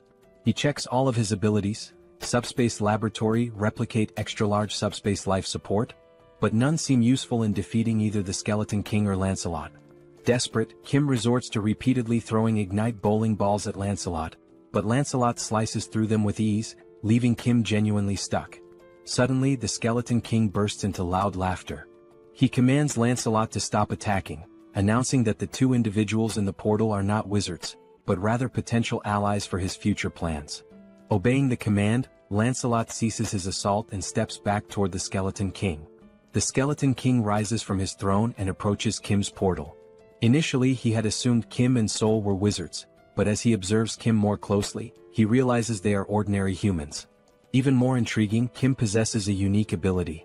Confused, Kim wonders what the Skeleton King is referring to. With a cunning grin, the Skeleton King begins to explain. He mentions that Kim must have encountered and killed 2 skeleton knights to acquire reinforced stones. These stones, the Skeleton King reveals, can only be produced within Camelot Castle by sacrificing living beings. The Skeleton King elaborates on his original plan: to sacrifice the inhabitants of the nearby city to mass-produce reinforced stones, which he would then use to summon an army of skeleton knights. However, he proposes an alternative: a business partnership with Kim. The Skeleton King suggests that Kim, with his unlimited replication ability, could duplicate the reinforced stones, allowing them to dominate not just Earth, but the entire universe. Kim stands silently, processing the offer.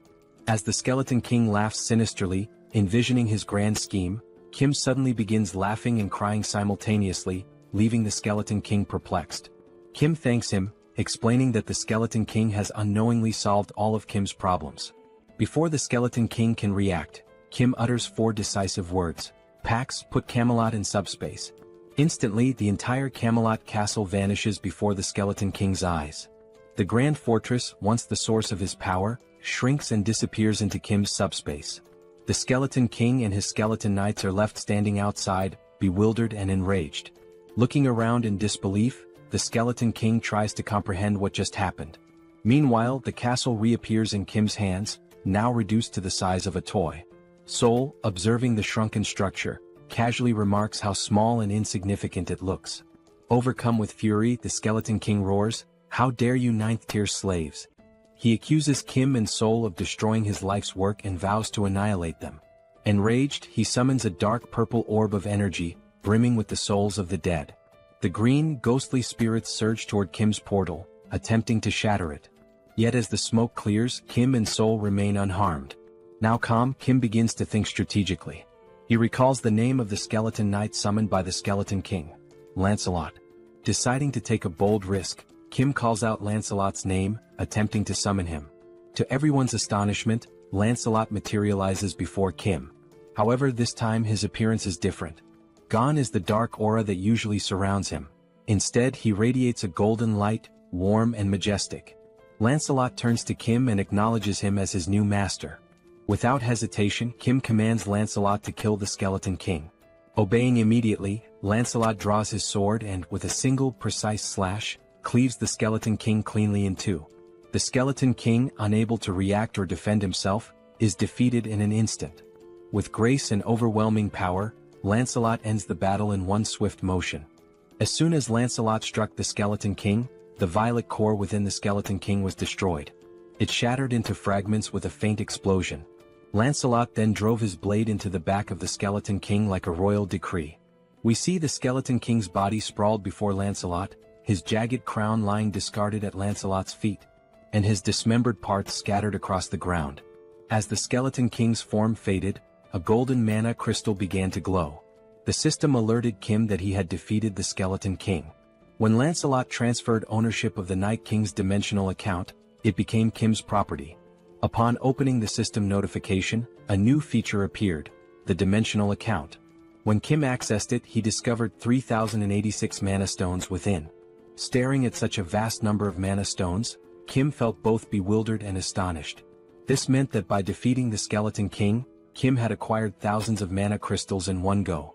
Despite his happiness, Kim couldn't help but wonder, what would he do with so many mana stones? As Kim stood lost in thought, Seoul placed her hand on his shoulder. She told Kim that if he had any sense of morality, he should gift his sweet little sister 1,000 mana stones. After all, she reminded him, she had saved his life when they entered the Skeleton King's castle. Did he forget that? Kim sighed and told Seoul that 1,000 mana stones was too much. He accused her of acting like a mob boss and exaggerating her role in saving his life.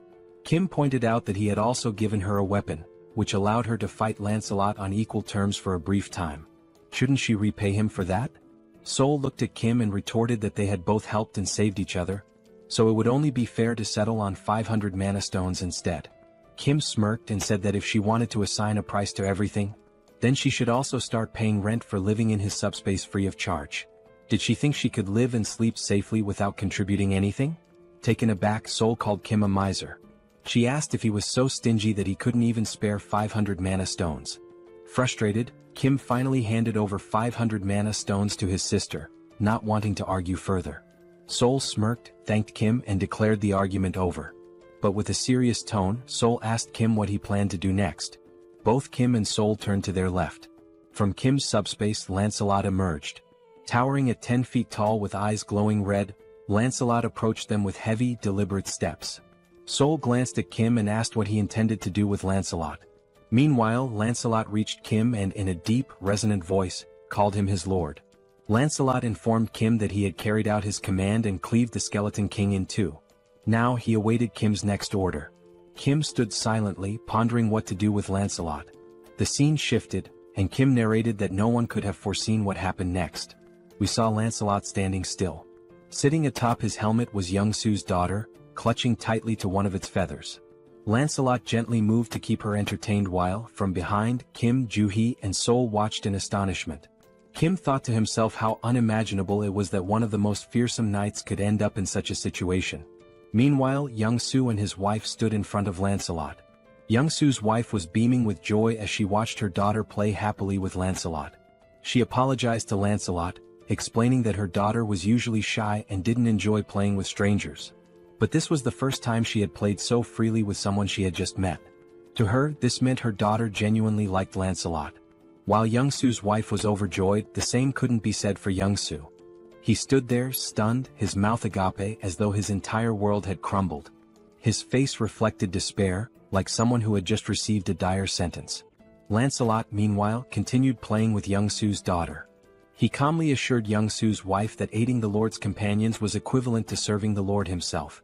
She apologized repeatedly, worried that her daughter would keep bothering Lancelot to play. But Lancelot, in his commanding voice, reassured her that it was no bother at all. He said he loved children and saw her as if she were his own. From afar, Kim, Joo-hee and Young-su watched this touching moment. Joo-hee, with a warm smile, turned to Kim and remarked that it was impossible not to admire someone so considerate. She commented that Lancelot wasn't just strong but also kind and compassionate, someone anyone would look up to. But Kim didn't share her sentiment. With a side eye, he muttered that calling Lancelot a person felt strange. After all, Lancelot was a skeletal knight, and no one really knew what lay beneath his armor. Yet, after a moment of reflection, Kim admitted that Lancelot was never truly evil. He realized that Lancelot had simply been following the Skeleton King's orders. The true villain had been the Skeleton King all along. Now, with Lancelot under Kim's command, away from his former master's dark influence, Kim saw that Lancelot displayed qualities of goodness and loyalty. This made Kim reconsider his initial judgment, allowing him to trust Lancelot at least for now. Joo-hee, noticing Kim's thoughtful expression, turns to him with a serious tone and asks, "Are you planning to go to Daebongu City right now?" Kim glances at Joo-hee and replies that he intends to head to Daebongu City immediately since their older brother's new home is located there. Hearing this, Joo-hee looks visibly concerned.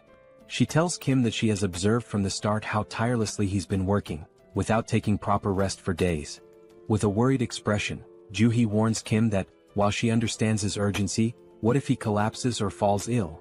She pleads with him to prioritize his health, cautioning that overworking himself could lead to severe problems. If that happens, she asks who will look after him. Joo-hee insists that it's already too late to leave tonight. She advises Kim to rest and wait until sunrise to set out and rescue their brother. Kim listens to her advice and nods in agreement. He then turns to look at his wife and daughter. His daughter is still perched atop Lancelot's head, while Young-su is trying all sorts of ways to coax her down. With a mix of exasperation and humor, Young-su tells his daughter to climb down from Lancelot and sit on his shoulders instead. He even volunteers to play the role of a brave knight. However, Young-su's daughter begins playfully hitting Lancelot's head and declares that her father is boring. She loudly proclaims she wants to play with a real knight, not a pretend one. Hearing this, Young-su feels a bit hurt, though he hides it behind a strained smile. Meanwhile, Young-su's wife teases her husband, joking that even she wouldn't want to play with a fake knight like him. Instead, she quips she'd rather choose Lancelot, the real deal. And yet, despite the humor, Kim finds himself momentarily distracted by a ridiculous thought. Why, of all things, is he imagining Lancelot playing with Young-su's wife? Kim shakes his head, silently cursing his own wandering mind. Watching this heartwarming scene, Kim pauses for a moment, his face softening into a warm smile. He announces that they will take the night to rest, enjoy the moment, and set out in the morning to rescue their brother. The scene shifts to Young-su carrying his now sleeping daughter on his shoulders, her face peaceful after hours of play with Lancelot. Young-su wears a contented smile, as if this moment alone fulfills him completely. Kim suggests that Young-su take his wife and daughter to a private room to rest for the night. Young-su agrees, nodding appreciatively before leaving with his family. As time passes and the room empties, Saul smirks mischievously. Slowly, he removes his shirt and walks toward Kim, suggesting with a sly grin that now, with everyone asleep, they can begin their real work. Kim responds with a knowing smile and turns to Lancelot, asking if he needs a place to rest. Kim summons the Camelot Castle, and a miniature version of the castle materializes in his hand. The system notifies Kim that this artifact is a unique grade item known as the Palace of the Cursed Knight. It explains that the castle's size depends on the number of mana stones invested. The system further details its three powerful abilities. Blood Sacrifice. By sacrificing livestock, Kim can create reinforcement stones. Summon a Ghost. Using mana crystals, Kim can call forth ghosts from the castle. Knight Investment. By combining ghosts with reinforcement stones, Kim can forge knights as powerful as Lancelot. Kim marvels at the artifact's capabilities, deeming them both overpowered and fascinating. However, he notes that the castle's size scales directly with his investment. For example, 500 mana stones would result in a 500 square foot castle, while 1,000 stones would yield a 1,000 square foot one. After some deliberation, Kim decides on a size sufficient for housing 12 knights, opting for a 300 square foot castle. He invests 300 mana stones, and the Camelot castle grows and expands to its new dimensions. The now enlarged castle stands before Kim, Lancelot, and Saul. As Kim observes the structure, a slight unease creeps in due to its eerie appearance. He turns to Lancelot and asks if the castle's size is adequate for 12 knights like him. Lancelot, with a calm demeanor, responds that he doesn't care about the size as he can adapt to any space. Then, with a wry sense of humor, Lancelot jokes that the castle is as tiny as the Skeleton King's little PP, adding that, compared to Kim's vast subspace, this castle is nothing. Lancelot explains that when Kim summons more skeleton knights in the future, they will reside in his subspace, while Camelot Castle will primarily serve as a summoning hub. Saul meanwhile looks stunned. She realizes how large the Skeleton King's castle must have been, at least 30 times the size of Kim's. This revelation leaves her wondering just how many mana stones the Skeleton King had used to build his massive fortress. Lancelot, overhearing the conversation, confirms that while he doesn't know the precise number, he remembers the Skeleton King using tens of thousands of mana stones to construct Camelot Castle. Hearing this, Saul is even more astonished, realizing the immense effort and resources the Skeleton King devoted to building his massive fortress. Meanwhile, Kim begins to reflect. Even though he stored such a large structure in his subspace, there were no side effects. Kim wonders if it's because the castle is initially small, but this thought leaves him uneasy. Camelot Castle is practically a city in itself, yet storing it caused no disruptions in his subspace. Deciding to set aside his concerns for now, Kim turns to Saul and asks why she hasn't gone to rest yet, mentioning that the night is long and she should take a break. Saul, however, explains that she has something personal to ask Lancelot and has been waiting for the right moment to do so. That moment, she declares, has finally arrived. With an eager gleam in her eyes, Saul turns to Lancelot and, striking a confident pose with her hands on her hips, announces her request. She wants to learn his swordsmanship. Saul boldly asks Lancelot to teach her his techniques. Kim, overhearing this, is taken aback. He thinks to himself that if Lancelot agrees to teach Saul, her skills will improve significantly, which would greatly benefit their team in the future. On the other hand, Lancelot looks thrilled. In his deep voice, he responds that he would be delighted to teach her his swordsmanship, but under one condition. Lancelot explains that when Saul used her martial arts against him previously, he found it fascinating. If she wants to learn his swordsmanship, then she must teach him her martial arts in return. It would be an exchange of skills, her martial arts for his swordsmanship. Hearing this, Saul smirks, her expression shifting into one of playful mischief, almost bordering on manic. With a teasing tone, she praises Lancelot for being clever, admitting that her martial arts are indeed impressive. She calls him a little kid and playfully questions whether he could even handle her intense training regimen. Kim, watching this from the sidelines, notes how Saul's excitement peaks whenever the topic of martial arts comes up. She's undeniably a martial arts enthusiast, if not an outright fanatic. Meanwhile, Saul continues to taunt Lancelot, her mischievous smile intact. She suggests they start with a simple sparring session before beginning formal training. The scene shifts to Kim, who, feeling drowsy, starts heading toward his room in Camelot Castle for some rest.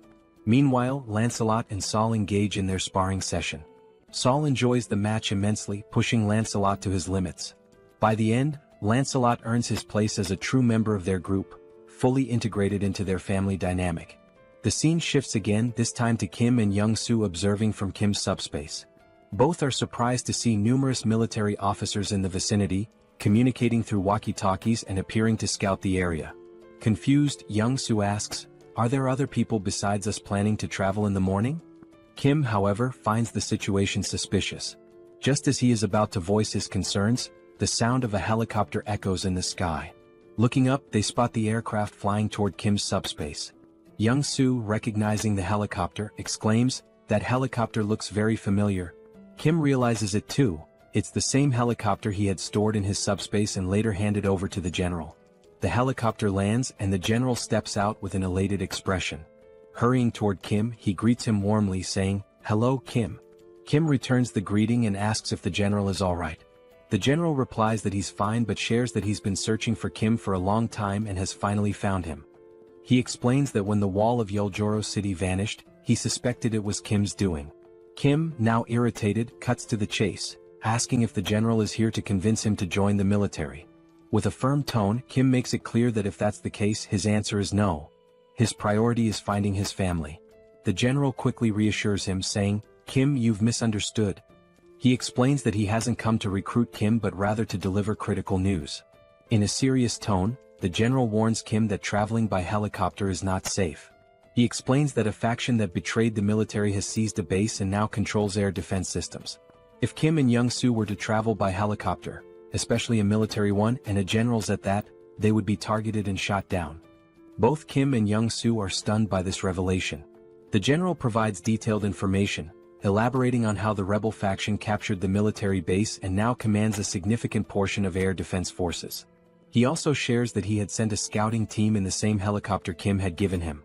That helicopter was destroyed mid-air, leaving the general without any information on those individuals. Growing increasingly concerned, the general reminds Kim that he mentioned traveling through the city to rescue his family. The general warns that if Kim had chosen to travel by helicopter, it could have placed him in extreme danger. Upon hearing this, Kim realizes that if they had used the helicopter, their deaths would have been almost inevitable. Acknowledging the severity of the situation, Kim thanks the general for providing such vital information. At this point, the general shifts the conversation. He brings up how the wall surrounding the city vanished last night, suggesting that Kim must have defeated the Skeleton Knight. However, Kim's focus drifts away from the general's words. Instead, he contemplates the mention of the next city being under military control.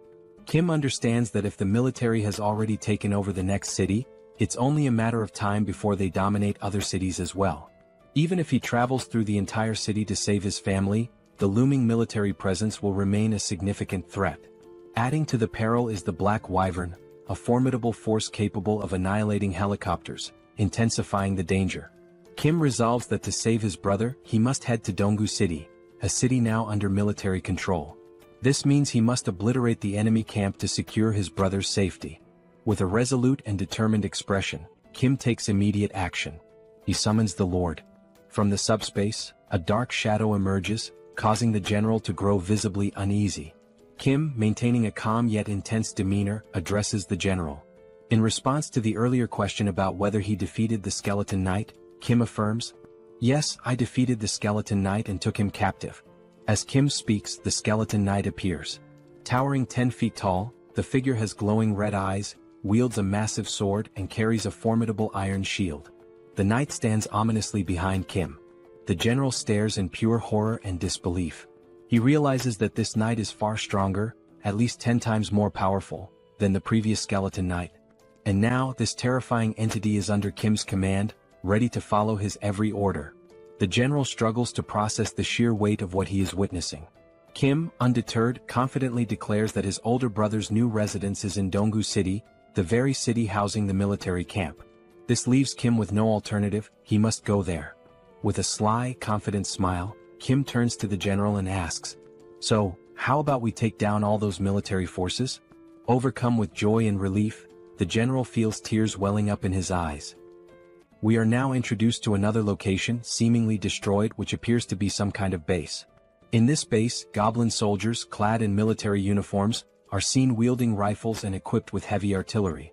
Behind one of the goblins, a human hand becomes visible, revealing humans imprisoned in cages under the watchful eyes of the goblin soldiers. As the goblin squints to focus, it notices something unusual ahead, though it cannot determine what it is. From a distance, we see Lancelot's ghostly head infiltrating the goblin base, investigating how it operates. Noticing that the goblin is approaching, Lancelot decides to retreat to avoid alerting the enemy. While flying to gather more information, he overhears a conversation between two goblins but cannot understand their language. However, upon observing their movements more closely, he notices that even within the goblin army, there is a ranking system that dictates the level of importance and influence each goblin holds over the others. Still concealed behind a tree, the ghostly head concludes it has gathered enough information and decides to return to the command center to report his findings. As he departs, the system screen reveals how the summoning ability for this ghostly form works, named Phantom Summon.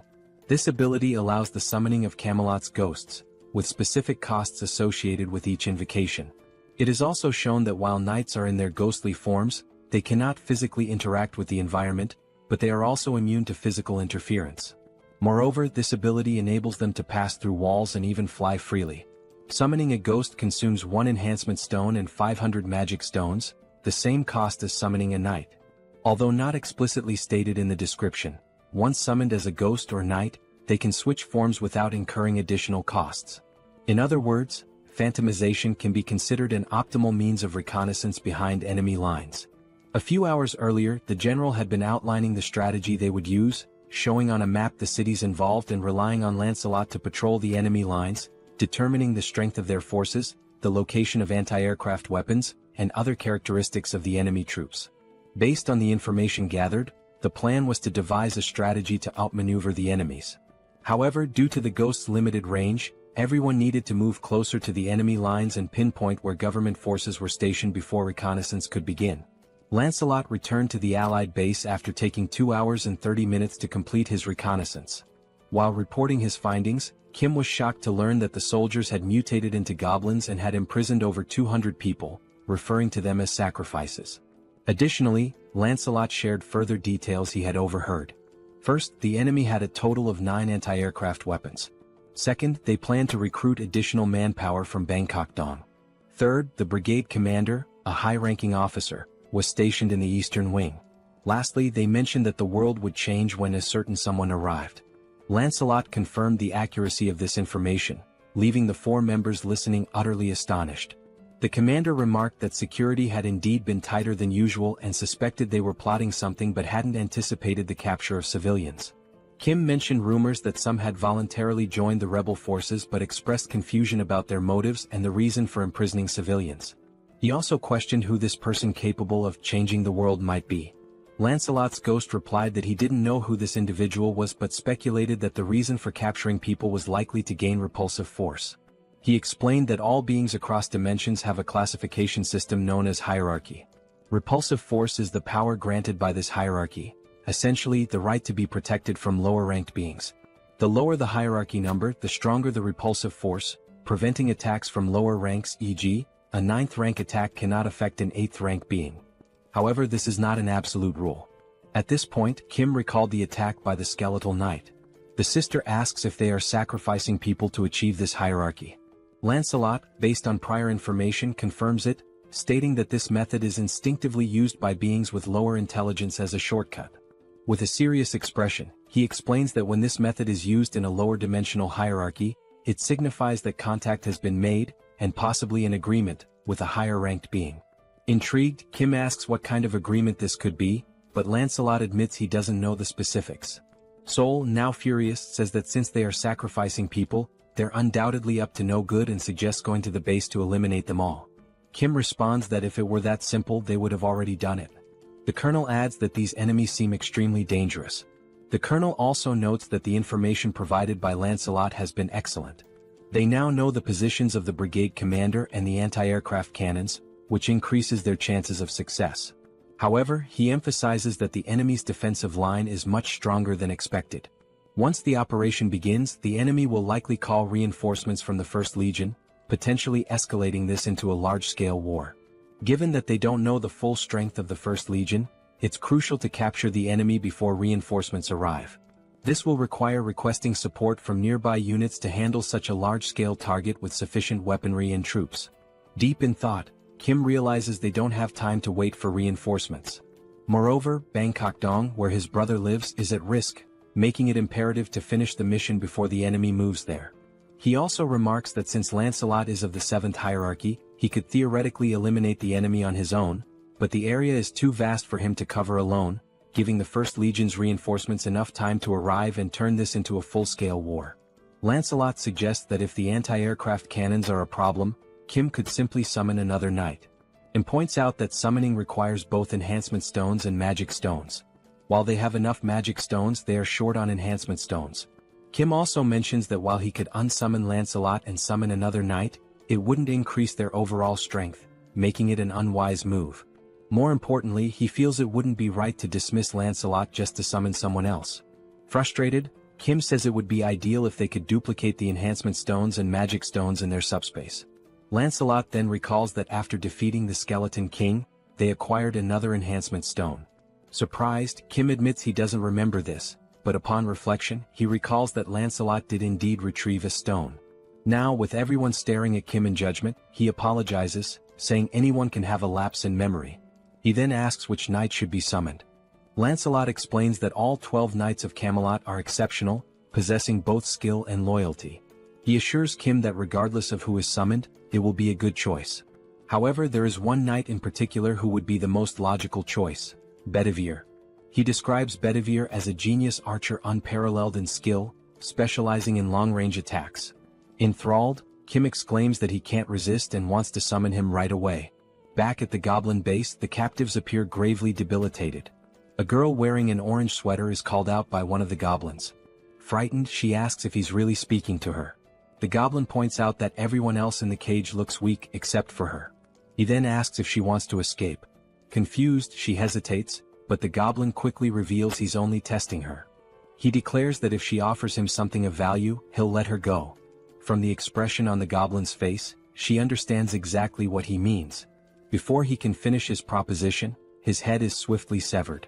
The girl is stunned, her eyes lighting up as she realizes what Lancelot has just done right in front of her. Lancelot opens the prisoner's cage and, without wasting any time, continues moving swiftly. The girl steps out of the cage, still trying to process what just happened before her eyes. In the sky, something resembling a flaming bowling ball appears. From a distance, the goblins notice the strange object in the sky but cannot identify it. Upon closer inspection, one of them realizes it is indeed a bowling ball, but it makes no sense to him. Before he can react, the ball suddenly hurtles in his direction, catching him off guard, and moments later, it strikes one of the anti-aircraft weapons. A goblin further away hears the explosion and wonders about its origin. The only thing he knows for sure is that something has blown up somewhere. From a distant viewpoint, we see the explosion and, coincidentally, also a hand gripping another flaming bowling ball. Yes, the summoned knight is hurling bowling balls at the enemies, already contemplating his next target.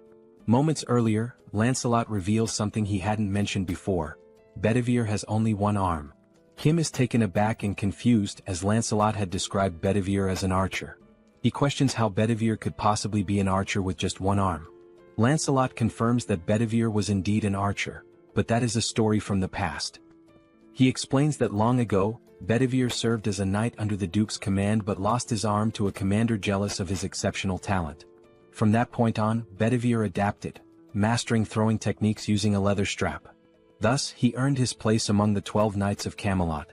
Still skeptical, Kim asks if Bedivere can truly destroy anti-aircraft cannons from such distances. Lancelot reassures him, stating that he fought alongside Bedivere for a long time and knows the full extent of his abilities. Additionally, Lancelot confirms that after scouting the enemy lines, only he and Bedivere will be needed for this mission. Back in the present, we see Bedivere launching more flaming bowling balls at the enemies from afar. The ball soars through the sky and strikes another anti-aircraft cannon. As the goblin base is a large area, a goblin from a distance notices the explosion and wonders what is happening.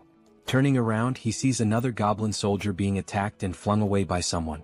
Alarmed, he asks his officer what's going on, but then hears the distinct sound of a sword. When he looks closely, he spots Lancelot calmly walking in his direction.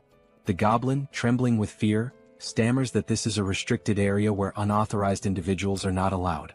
Lancelot remains silent, continuing his steady approach toward him with an air of calm authority. Meanwhile, we see Kim's system sending him notifications. The first shows he acquired 4 magic stones, bringing his total to 2,686. Shortly after, another notification appears, adding 12 more magic stones, increasing the total to 2,698. Kim, staring at the system screen in surprise, reflects that owning a dimensional account eliminates the need to collect magic stones manually, as they are gathered automatically. Still, he finds it hard to believe how quickly the stones are being accumulated and wonders if this is really correct. Moments later, 3 more notifications pop up, one with 5 more magic stones, another with 8, and yet another with 5, bringing the total to 2,788 magic stones. Young, Seoul, and Kim stand idly waiting for a signal to act, and Kim continues to question whether this situation is as it seems. Young reassures him, suggesting he look up at the sky, stating that it is likely the source of the multiple notifications. Above, 2 flaming bowling balls launched by Bedivere collide mid-air, creating a massive explosion that draws everyone's attention to the sky. Amazed by Bedivere's precision, Kim remarks that the knights had mentioned they would signal when all major anti-aircraft artillery had been destroyed. Young adds that it's now clear why Sir Lancelot takes so much pride in the Knights of Camelot. As the group stands in awe, the Colonel comments on the extraordinary combination of Lancelot's tactics and Bedivere's abilities.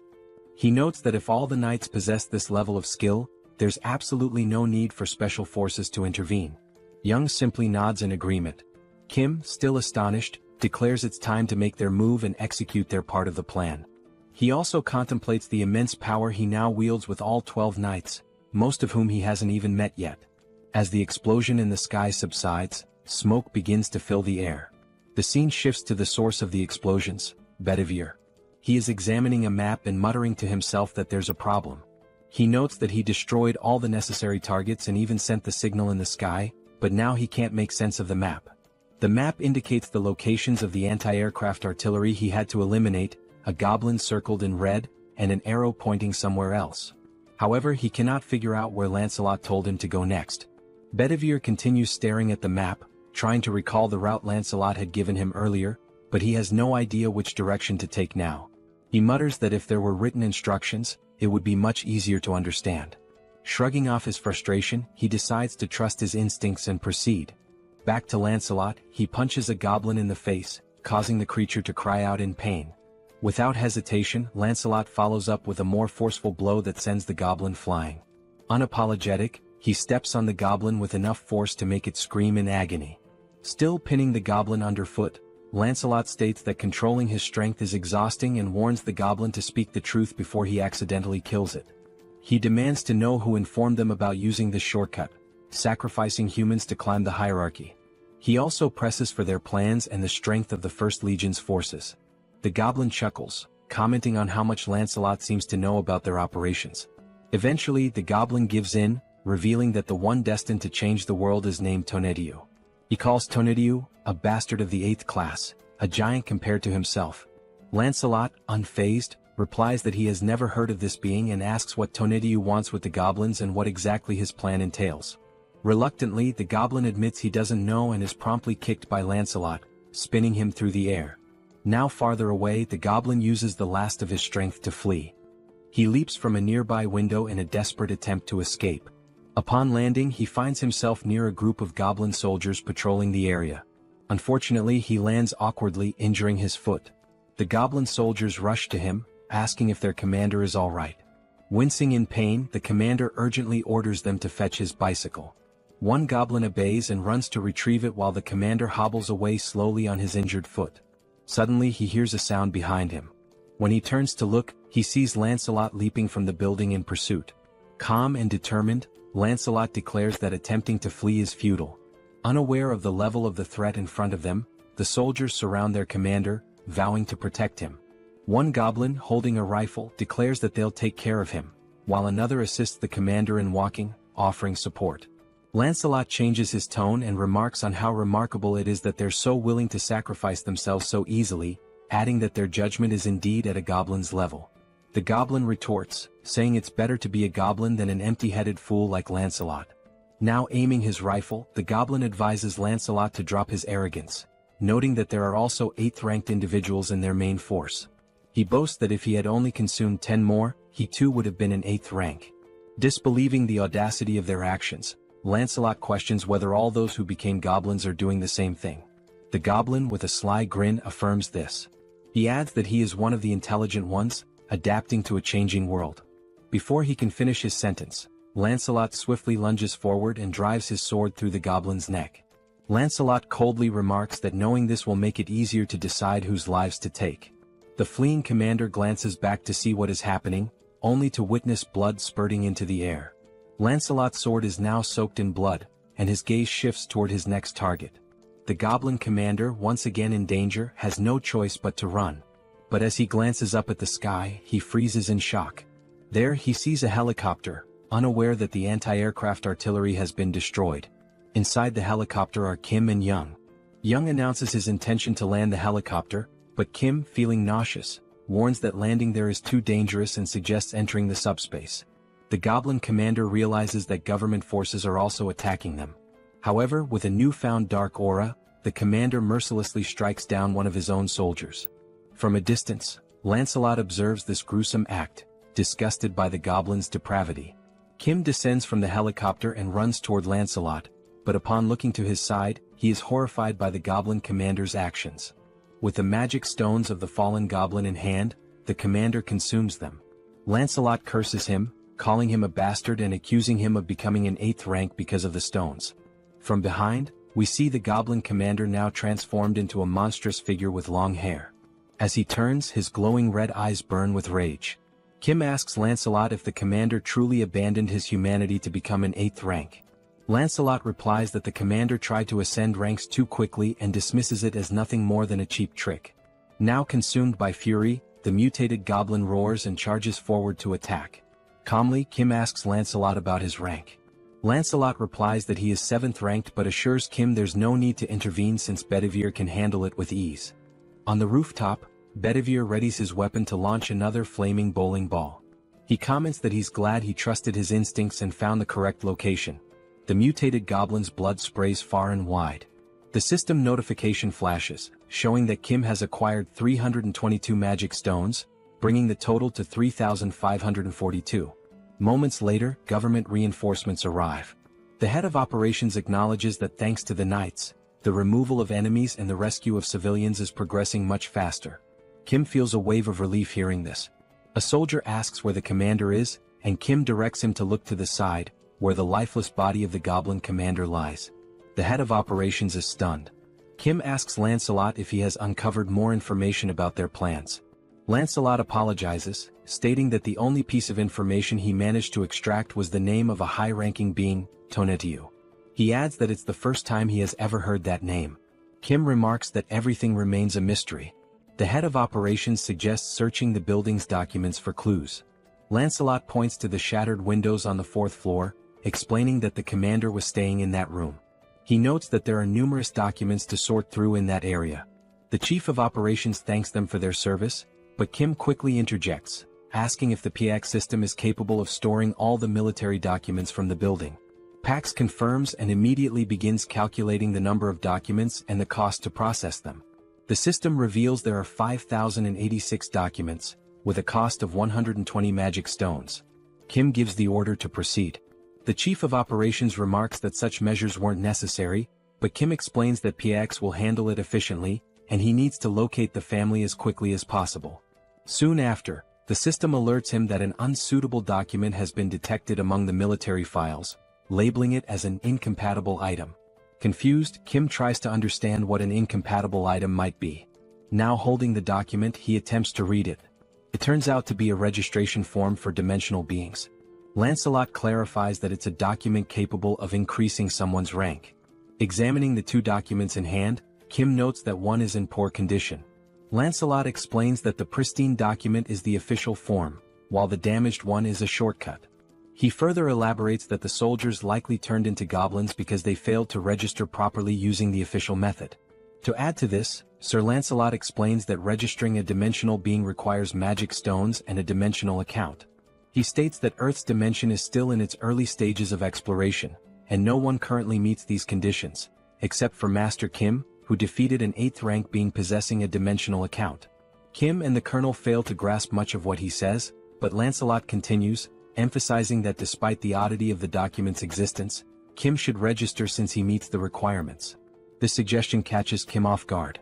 However, Lancelot assures him that by completing the official form, Kim will avoid becoming a goblin.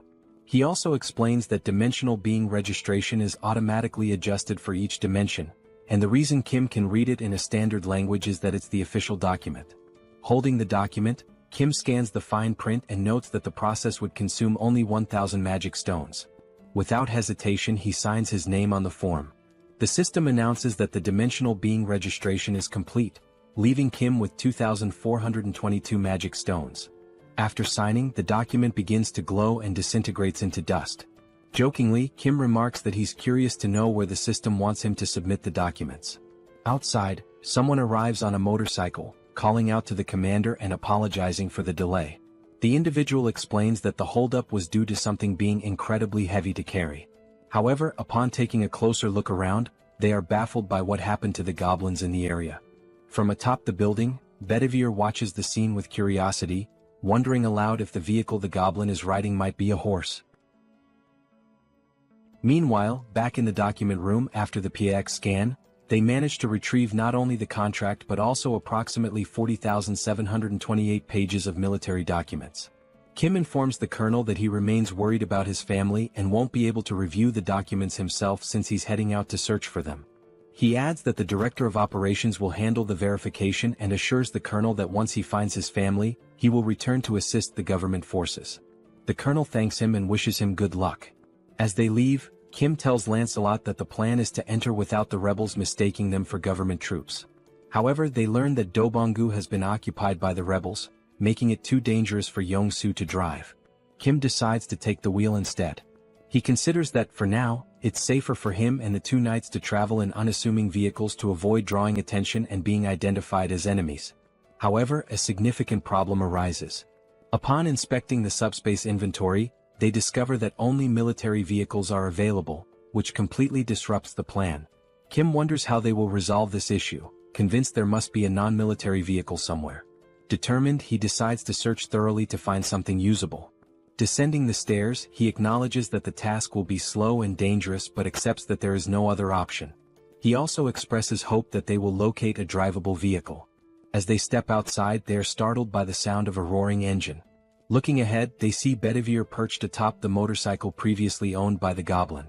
Suffice it to say, he looks incredibly stylish. Stunned, Kim, still processing what he's seen, asks why Bedivere is on a motorcycle. The newly self-proclaimed rider explains that he thought it was a horse. Pointing to the goblin's corpse on the ground, Bedivere says the goblin had been riding this modern horse, and he found it amusing, so he decided to learn how to use it. It wasn't even that difficult, he adds. Kim, still surprised, recognizes the vehicle as the brigade commander's motorcycle and hatches an idea.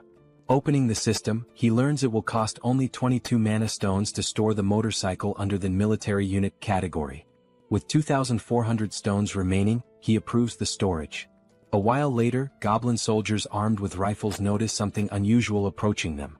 One goblin, puffing on a cigarette, asks what the hell that thing is.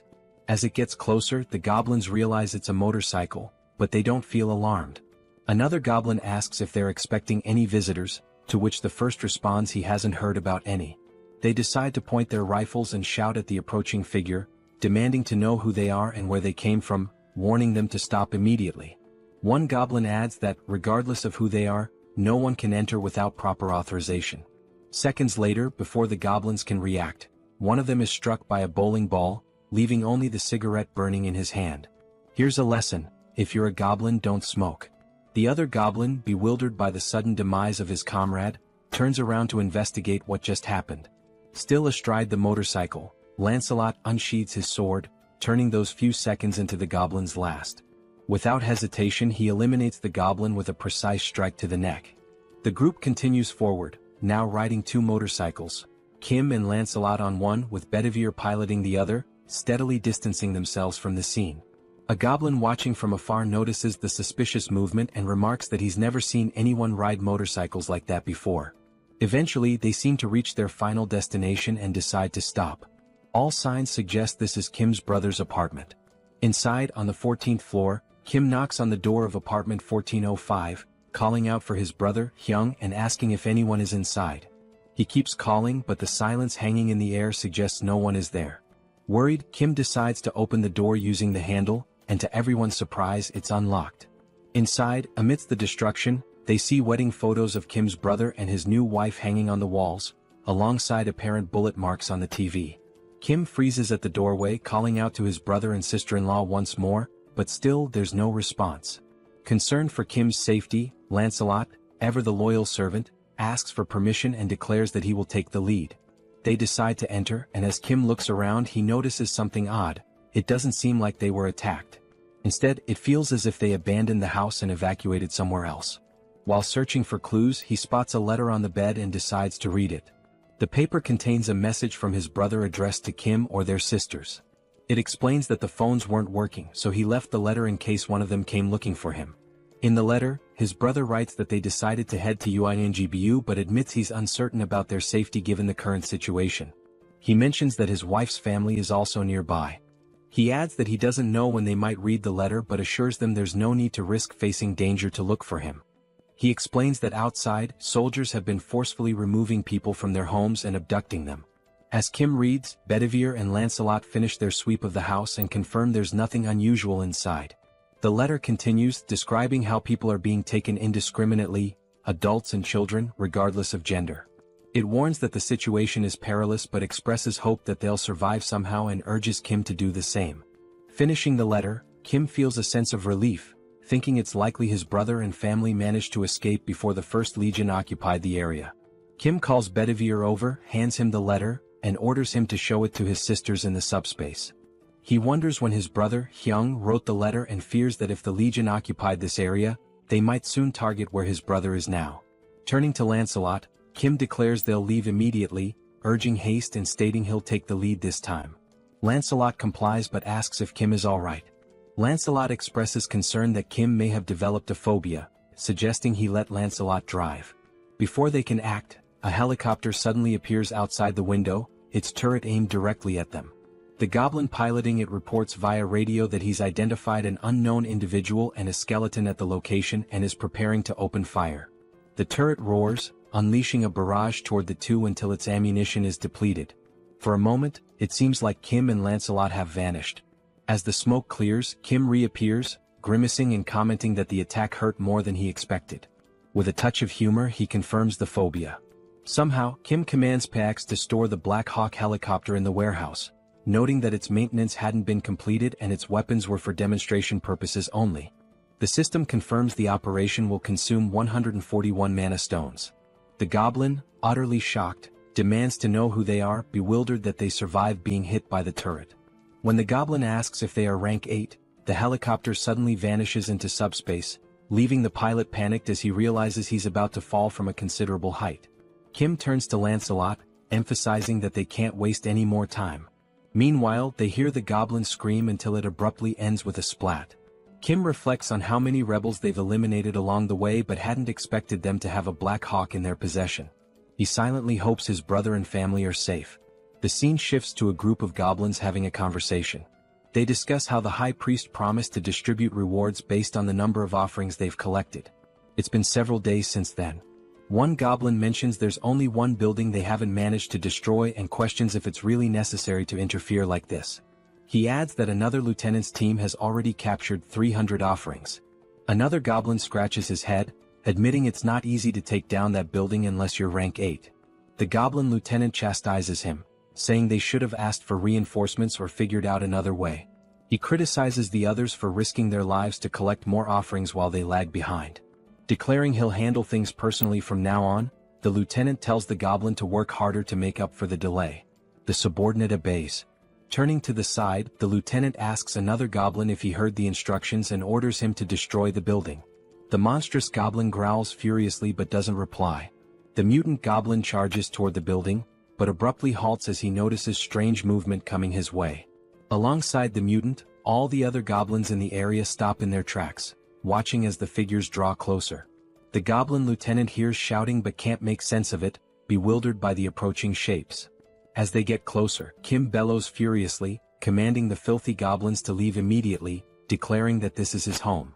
Lancelot, right behind him, unsheathes his sword and prepares to do what he does best. In mere moments, striking a dramatic pose, he wipes out all the goblins before they can even react. Wasting no time, Bedivere hurls a single flaming bowling ball at the mutant goblin, striking its head and defeating it instantly. With the goblins swiftly dealt with, the building in the background comes into full view. The structure bears the name Jeong-gyeom Tool Shop, a clear indication it belongs to Kim's family. Inside, peeking through a hole in the wall, a few people anxiously observe the scene outside. Someone asks if things are truly as bad as they appear. Another voice questions the father, wondering what's going on and why he's hesitating. The father, seated in a chair and spying on the commotion, reassures them not to worry. He explains that Kim has arrived on a motorcycle, accompanied by skeletons, leaving everyone utterly confused.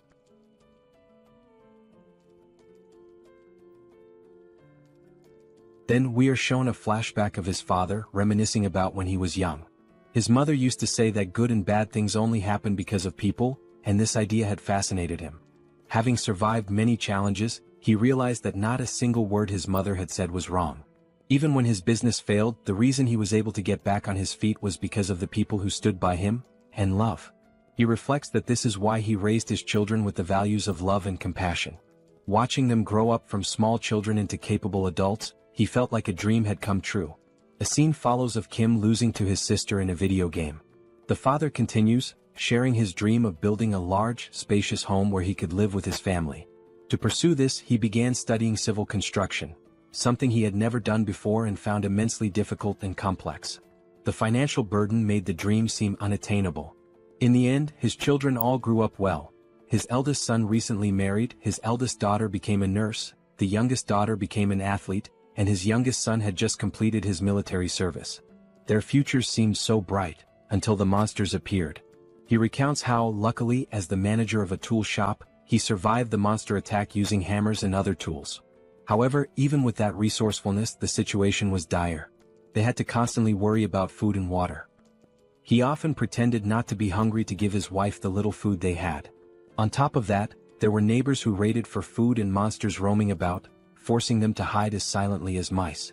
Amid this catastrophic situation, the first to arrive at their refuge were his eldest son's in-laws.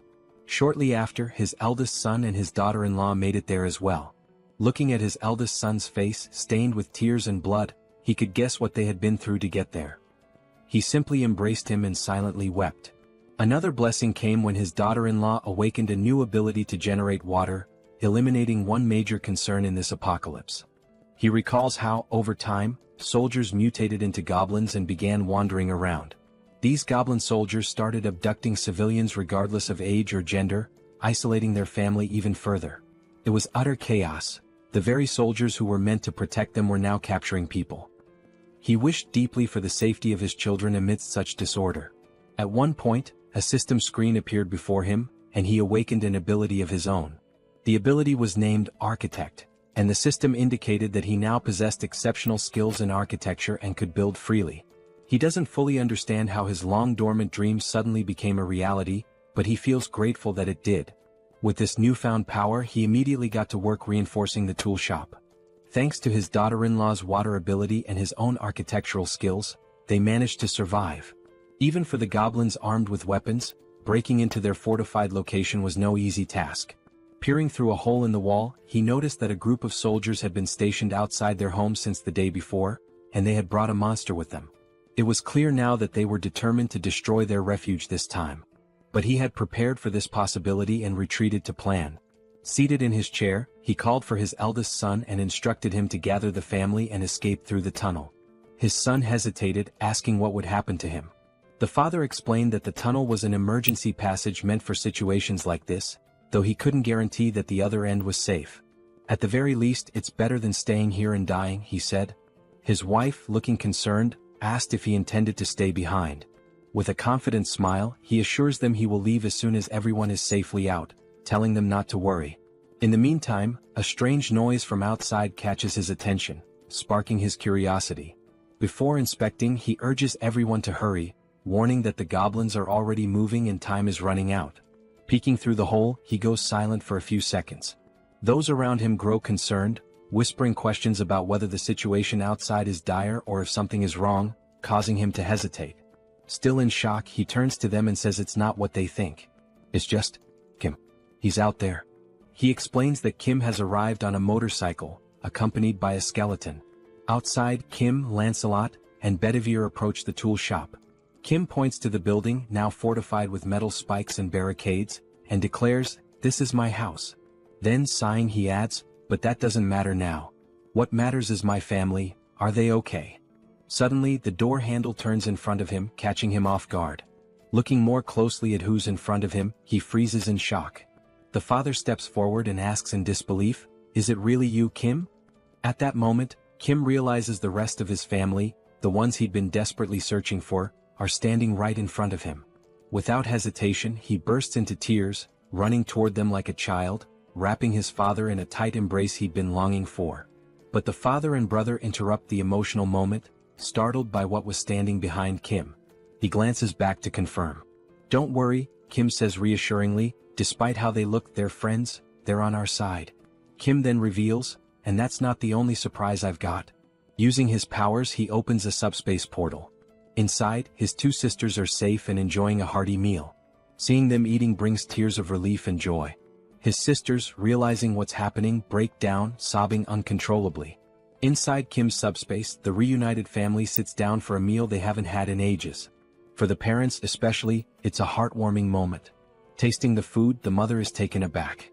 She thinks to herself, no matter where I go, I always trust my cooking. But this grilled mackerel is on a whole other level. She turns to Young-so's wife and asks if she's a professional chef. The wife thanks her for the compliment, smiling. The mother declares, now that you've set the bar with such a delicious meal, I can't back down. She takes it upon herself to make a dessert worthy of matching it. The dessert consists of thinly sliced green grapes placed delicately atop whipped cream on a cheesecake, arranged with care. When it's ready, she presents it as a token of gratitude, naming it Mom's Green Grape Tiramisu with whipped cream. Young-so's wife tries it and is overwhelmed by the burst of flavor, reminiscent of something out of Shokyuji no Soma. She asks how the mother managed to make something so divine, and the others eagerly agree as they taste it. Elsewhere in Kim's subspace, someone is hammering iron. It's an elderly man, the father of the eldest son's wife, tinkering with Lancelot's armor. The old man asks Lancelot for his name. I'm Lancelot, he answers. The man abruptly cuts him off, asking, do you know how to play Jengi? Lancelot pauses, confused. Are you sure you mean Jengi? Clearly misunderstanding, Lancelot begins explaining how, in his hometown, they were famous for dismantling monster corpses, so he's dealt with organs before. The man interrupts again, asking what nonsense he's talking about. In the foreground, a reinforcement stone comes into view as the old man remarks, seems like you don't know how to play. Grab a chair, I'll teach you. The reinforcement stone, held by the eldest brother, is handed over to Kim. Kim asks his brother why he has such a stone. The system identifies it as a Tier D reinforcement stone, with attributes of penetration and explosion. The brother explains that he found it after witnessing a battle between a rhino-like monster and a griffin. The griffin one tore off a chunk of the rhino's flesh and flew away. He found the stone in the rhino's remains. Still offering the stone, he says, you'll probably need this more than I do. Kim gratefully accepts, promising to put it to good use. Completing his thought, Kim mentioned he should express his gratitude and reminded them that, as he had said before, if anyone needed anything, whether it was furniture or something else, they should just let him know. He also added that his sister-in-law's family should feel at home here too. His brother was touched by how Kim was looking after his in-laws as well.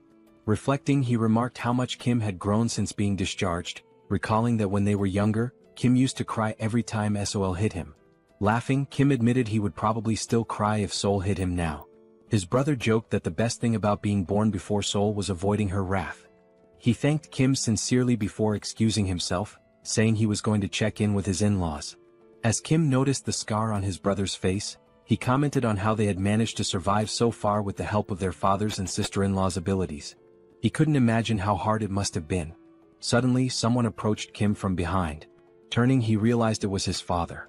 The father spoke, saying how happy he was, not only because the family was safe but also because of Kim's abilities, which gave everyone the chance to eat in a secure place.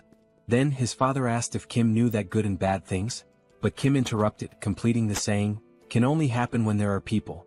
Kim nodded, saying he understood. He added that no matter how powerful his abilities were, he wouldn't have made it this far alone.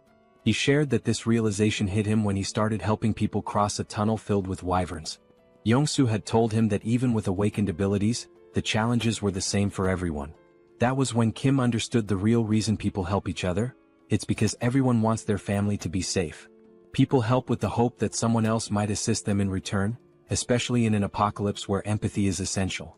Smiling, Kim concluded, after all, we're all human. Everyone feels pain when they're hurt and everyone fears death. We help each other because we're in the same situation. Otherwise, it would be unbearably cruel. Looking at his father, Kim asked, am I right? His father, now smiling with pride, replied, I couldn't be prouder to have you as my son. Kim smiled back, saying he was grateful to have him as a father.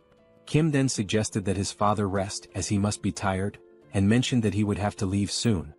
His father cautioned him to be careful, and Kim reassured him, joking, I can't even get hurt now, even if I wanted to. Meanwhile, back at the headquarters, the commander was sorting through documents that had piled up, finally feeling some relief that half of them had been taken care of. Thanking the soldiers for their efforts, he told them to take a short break. One of the soldiers joked, saying his eyes felt like they were about to fall out from all the reading. At that moment, another soldier entered, reporting that a short while ago, a skeletal knight riding a motorcycle, who introduced himself as Bedivere, delivered a message. Kim had already departed for Payu. The colonel, puzzled, asked why Kim would go to Payu. The commander thought for a moment before realizing with growing alarm that the First Corps was stationed there. After a brief pause, panic overtook him as he realized Kim intended to confront the First Corps alone.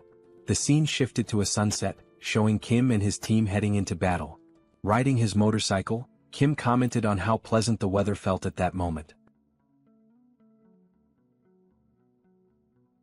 Meanwhile, inside the subspace, Seoul, wearing boxing gloves, was counting aloud to 19. Her eyes glinted with determination as she trained tirelessly. She lunged forward with speed, unleashing a flurry of punches on a punching bag while vividly imagining an opponent before her. Like a skilled fighter, she rotated her torso flawlessly, channeling all her strength into a powerful kick that landed squarely on the bag. Wasting no time, she followed up with a devastating punch that shredded the punching bag, sending its remains flying several meters away. The count of 19, as it turned out, referred to the number of punching bags she had already destroyed. Frustrated, she called out to Pax, demanding he bring another bag and chastising him for being too slow. Nearby, her eldest brother, joystick in hand, observed the scene while Pax muttered that the speed of requests was set by Kim. The older brothers were engrossed in a video game and one of them asked why Seoul was so angry.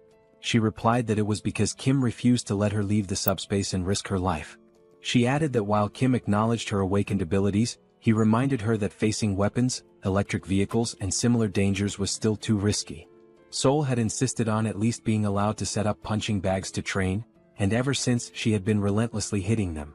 As they continued playing Overcooked, her older brother noted that Seoul had mentioned her awakened abilities.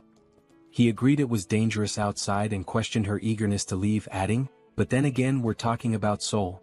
Joyeon chimed in, agreeing, and mentioned that she'd overheard Kim talking about a scar on their brother's face. Touching his face, the brother dismissed it as nothing to worry about. Suddenly he heard a faint buzzing sound. As he touched the scar, he noticed something unusual.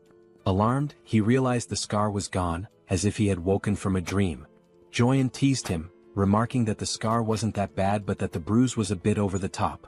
Still shocked, he insisted that the wound had been significant, pointing out that the scar had still been there yesterday.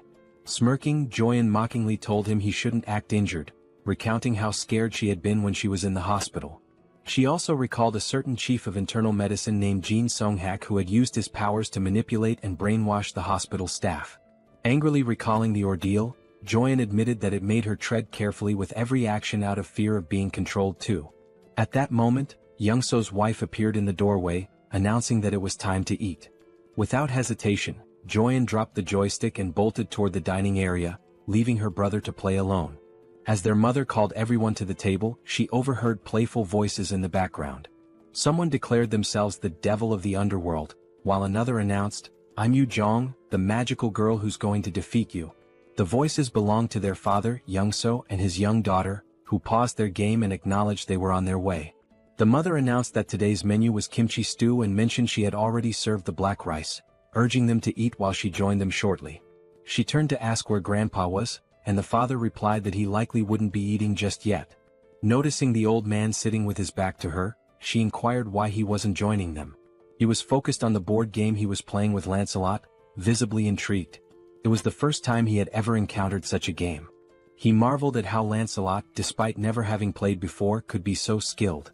No matter how hard he tried, he couldn't find a single weakness in Lancelot's strategy. He resolved to ask Lancelot to explain his methods when he returned, impressed by the brilliance of his gameplay. Back on the battlefield, the scene shifted to war tanks rolling steadily toward an unknown destination. Suddenly they stopped and opened fire, their shots striking a target ahead. Another volley followed, resulting in a massive explosion at the impact site. From the devastation, a radiant blue light emerged, illuminating the entire area where the tank's shells had landed. As we approached, we noticed that the blue light was actually Kim's subspace, which had been struck by the attacks. In retaliation, Kim launched several missiles.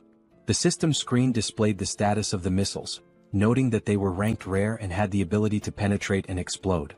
The missiles struck the war tanks, destroying them in the blink of an eye with small explosions. One by one, all the tanks that had previously been attacking Kim were now obliterated.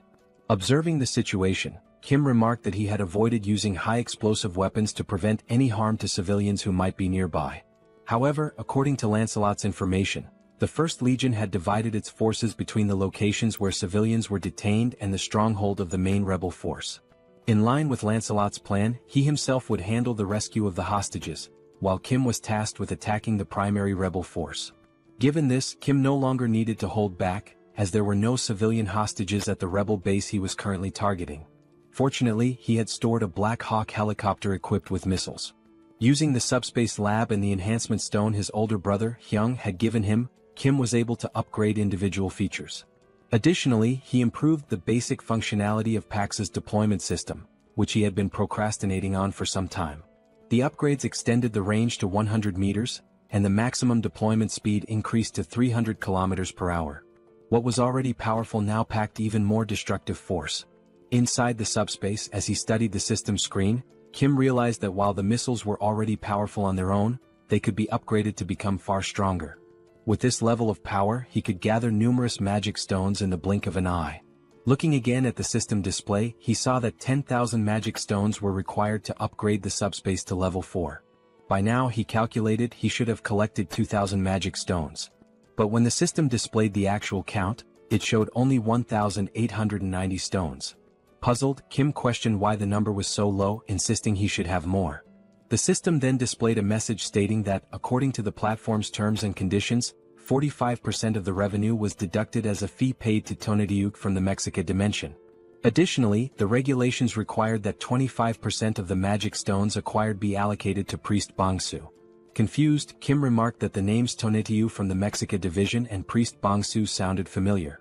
At that moment, he recalled a conversation with Lancelot in which Lancelot had revealed that the goblins had made contact with a high-ranking entity known as Tonatiuh. This memory startled Kim as he began piecing together the facts they had uncovered earlier. Suddenly, something appeared before him. It was Lancelot, addressing Kim as "my lord" and reporting that he and Bedivere had destroyed all the fields. Lancelot mentioned that Bedivere was helping people escape and that he had come alone for now. He asked if Kim was injured. Kim thanked Lancelot for his excellent work and assured him he was uninjured. Turning to Lancelot, Kim brought up the earlier conversation where Lancelot had mentioned a high-ranking entity named Tonatiuh that had contacted the rebels. Lancelot confirmed this and asked why Kim brought it up. Kim explained that both Tonatiuh and Priest Bongsu were taking his magic stones. He added that Tonatiuh was from the Mexica division and asked Lancelot what the Mexica division was. Lancelot explained that Mexica likely referred to the name of the planet or civilization from which Tonatiuh originated, using the example that their own location was referred to as the Earth dimension. He further stated that Priest Bongsu was sacrificing people to other planets and noted that a traitor was worse than someone betrayed. The scene then shifted to show a mutant goblin from behind, with a system screen open in front of it, displaying the same message Kim had just seen. The goblin tinkered with the system, questioning what he was doing to sound so crazy, remarking that this behavior was unusual. As he continued to look at the system, he wondered how the magic stones could be deposited into the dimensional account so quickly. He also mentioned that there had been massive explosions some time ago. The scene shifted to reveal where the goblin was, a setting resembling a sacrificial altar. He muttered that he hadn't heard the sound of helicopters or jets, much less any gunfire, which made him question where such powerful weaponry had come from. As a light approached him, he commented that, despite everything, none of his soldiers had come to report anything amiss. That light turned out to be a missile launched by Kim, which pierced the goblin's body like a donut. Due to the upgraded missile speed, the goblin had no time to react. After being struck, the goblin was hurled backward, landing hard on the ground. Moments later, Kim arrived, calling the goblin by his name, Priest Bongsu. Lancelot and Kim climbed to the altar, with Kim exhausted and joking that the stairs had nearly killed him. Kim also remarked that he had long wondered who Bongsu was, then asked if he was the commander of the Legion. The goblin lay on the ground, pierced like a donut, with smoke rising from the hole left by the missile. While writhing in pain, the smoke seemed to have a regenerative effect, beginning to heal the goblin's wounded body. Kim, astonished by the sight, asked what was happening. Lancelot explained that the goblin was recovering from his injuries.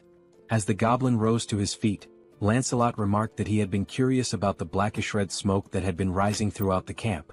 Kim, still stunned, asked if such a thing was possible.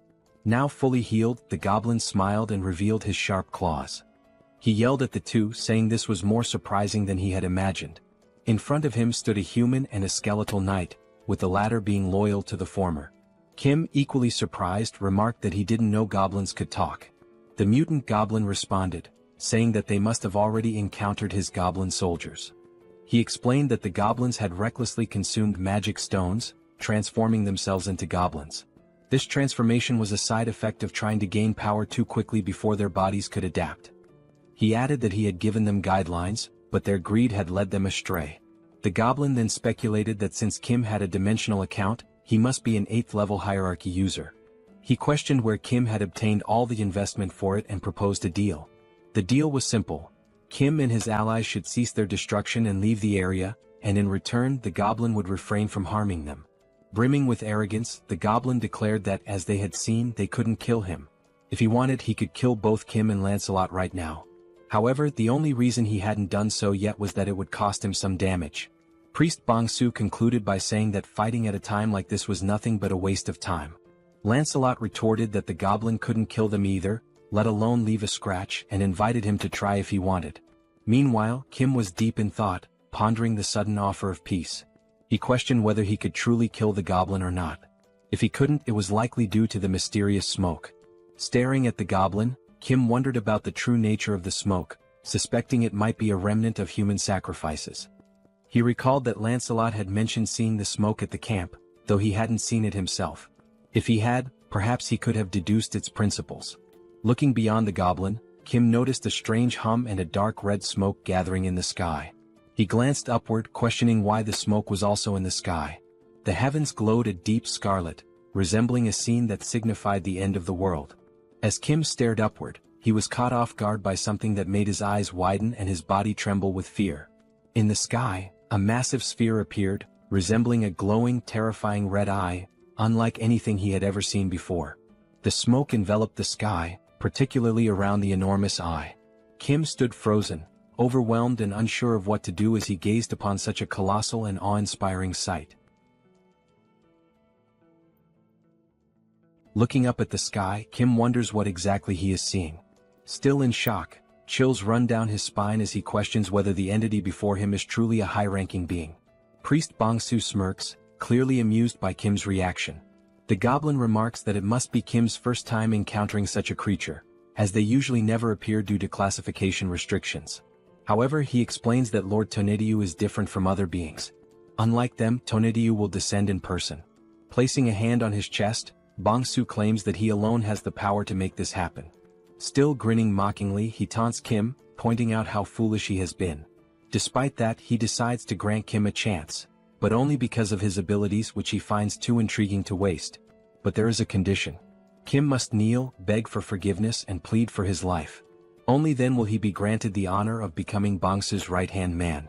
Before he can finish speaking, Lancelot dashes forward, delivering a powerful strike that slices through Bong-su's neck in an instant.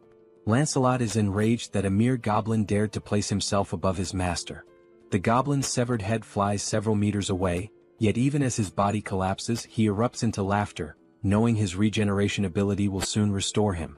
Seconds later, the goblin's head begins floating back toward his fallen body. Smirking, he tells them to stop wasting their time, as they should already realize how pointless these games are. With Tonediu watching from above and Bong-su rapidly recovering, the goblin declares that no matter how many times they kill him, he will simply return to life. His expression darkens as he mocks Lancelot, questioning if his brain is so empty that he still cannot grasp such a simple concept. He also adds that Lancelot has no idea how useful he could be.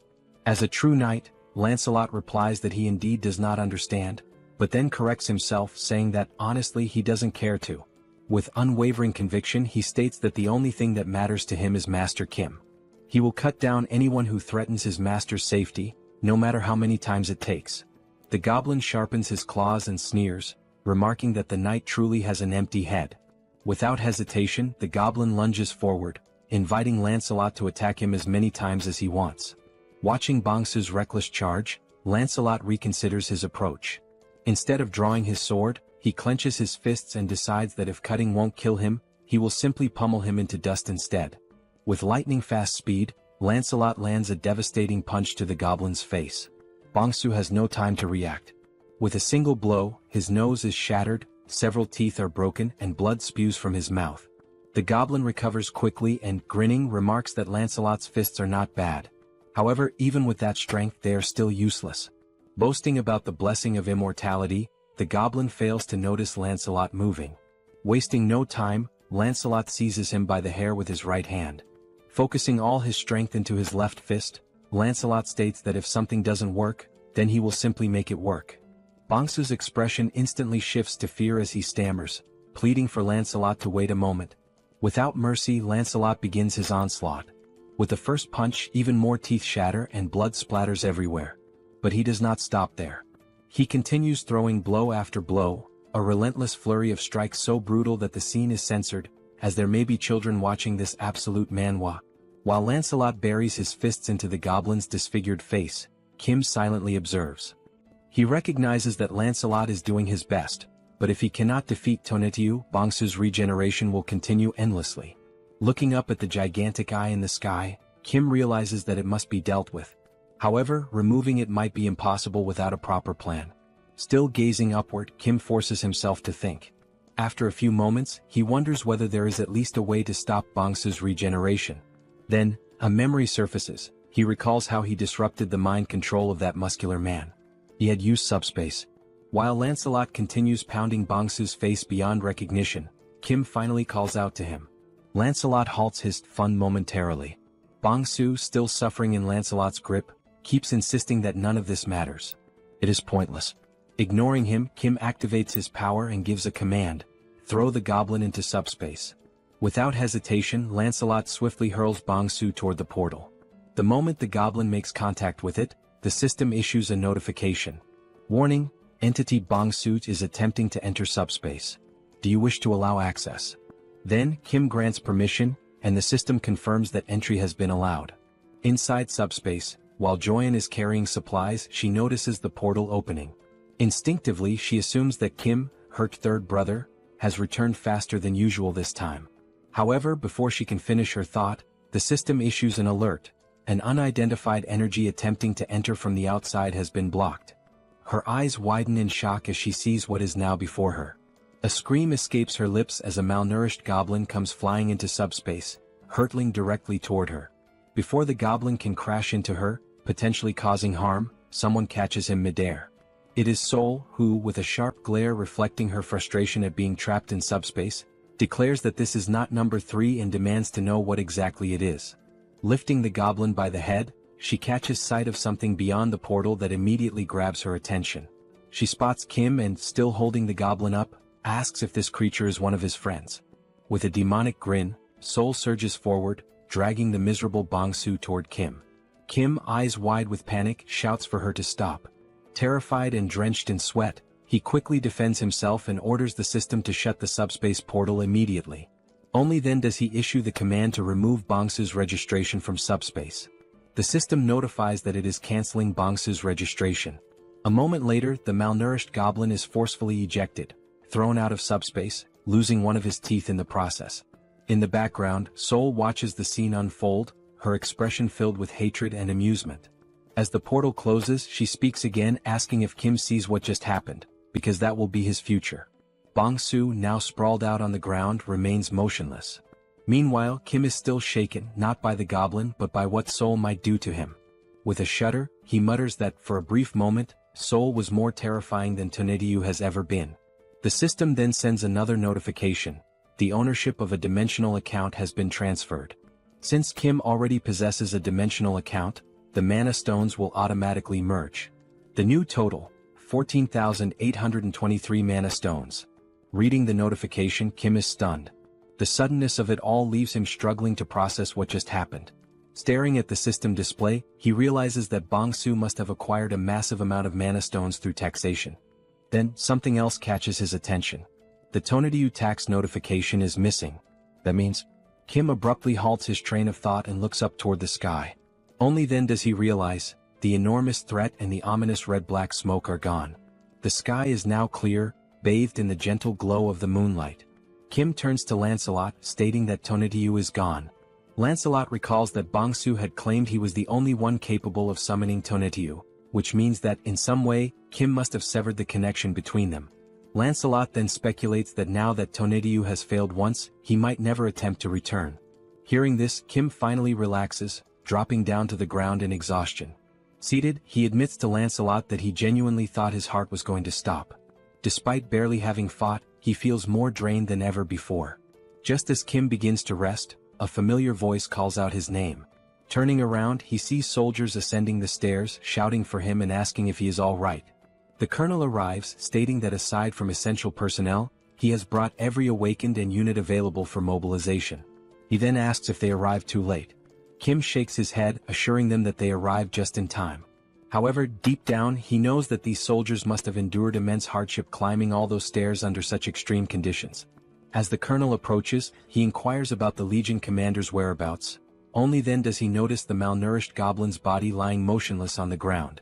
Examining the goblin closely, the colonel questions what could have possibly reduced him to this state. Realizing that the fight is truly over, the colonel holsters his weapon, recognizing that it will no longer be needed. Kim watches him and remarks that it's been a while since he's seen someone carry their weapon on their back like that. Just then, the colonel receives a radio transmission. It is from Captain Deok Yong, the commander of the 2nd Company, reporting on the reconnaissance of the first area. He states that all the rebels have been found in a condition resembling mummified corpses. After thorough confirmation, they are all dead. The first area has been neutralized. Over. The colonel acknowledges the transmission and orders his forces to remain on high alert, prioritize civilian rescues, and begin clearing the area. Turning back to Kim, he sighs and admits that he has no idea how Kim pulled this off. But in the end, Kim was the one who resolved the situation once again. Long live the power of protagonism. Kim states that he was the one who put an end to the situation, but he lacks sufficient knowledge about the mummified transformation the rebels underwent. The colonel bows and expresses his gratitude to Kim for everything he has done so far, acknowledging that his contributions have been immeasurable since the very beginning. Kim, caught off guard by the sudden gesture, widens his eyes in surprise. Turning toward the colonel, Kim gestures and tells him that such formalities weren't necessary out of nowhere. The colonel responds that he should have said something much earlier. Continuing, the colonel admits that when he initially asked Kim to join the military, he now realizes how foolish that request was. At the time, they believed they were offering Kim something beneficial, but in reality the so-called benefits meant nothing to him. They had underestimated his power and influence, viewing him merely within the framework of military service. As Kim decides to stand up, the colonel continues, stating that the military should not have been this incompetent. Even if it is shameful to admit, he remains bowed and asks if Kim is still willing to help the people, even though requesting such aid now is undeniably disgraceful. Many people are still in dire situations. Some have lost loved ones, others are gravely injured, and many remain anxious due to their inability to awaken their abilities. Kim extends his hand, and the colonel firmly affirms that the damage was worsened by the government's incompetence, which is precisely why he seeks Kim's help. With the composure of a gentleman, Kim clarifies that this is not a deal, but a voluntary act of assistance. He insists on doing it from the front lines without any intention of joining the military.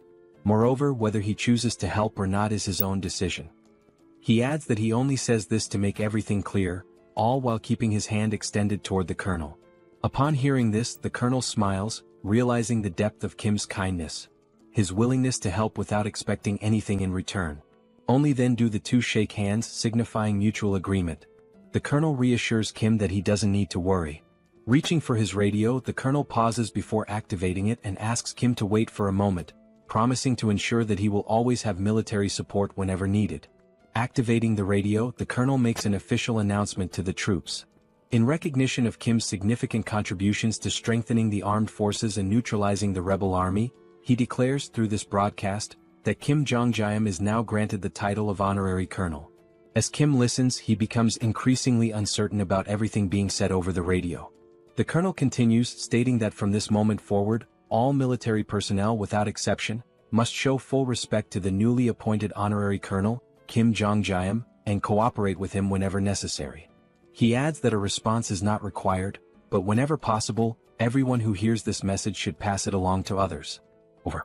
Still in shock, Kim mutters that there was no need to take things this far. Then the colonel salutes Kim and, with a cheerful tone, states that the soldiers will handle the cleanup and resolve the rest of the situation. He then orders Kim to rest, noting that it is getting late. Hearing this, Kim's face flushes red, and he protests, saying that he is not a soldier, so there is no need for such formalities. The colonel responds that if it makes him uncomfortable, he should simply ignore it, but reiterates once again that Kim has done an outstanding job. As the colonel steps back to rejoin the rest of the military personnel, Kim, still slightly flushed, comments on how exhausting everything is. He then tells Lancelot to rest as well, acknowledging that he too has worked hard. Lancelot responds by saying that Kim also did a great job and, by the way, asks if there is any news about Bedivere. Kim agrees, realizing that in his exhaustion he hadn't even thought about it. However, he suddenly smiles upon remembering that the subspace has a recovery function for lost items. He immediately gives the command for the system to retrieve the items. The system then notifies him that the recovery function does not work for items that have been moved beyond a certain distance, instructing him to stay close to the item and use the ability again. Disappointed, Kim realizes the limitations of the ability upon reading the system message. Thinking back, he recalls that when he used it with Seoul, she was practically right next to him. Since he cannot use the ability at the moment, they need to move. Calling out to Lancelot, Kim asks him to come along, suggesting that on the way they can also upgrade Pax's level. Lancelot nods in agreement, saying he understands. The system then confirms that 10,000 mana stones have been used to level up the subspace, noting that abilities can still be used during the upgrade. The remaining mana stone count is now 4,823. Meanwhile, in another area, soldiers begin mobilizing to assist the survivors, instructing them to form slow and orderly lines.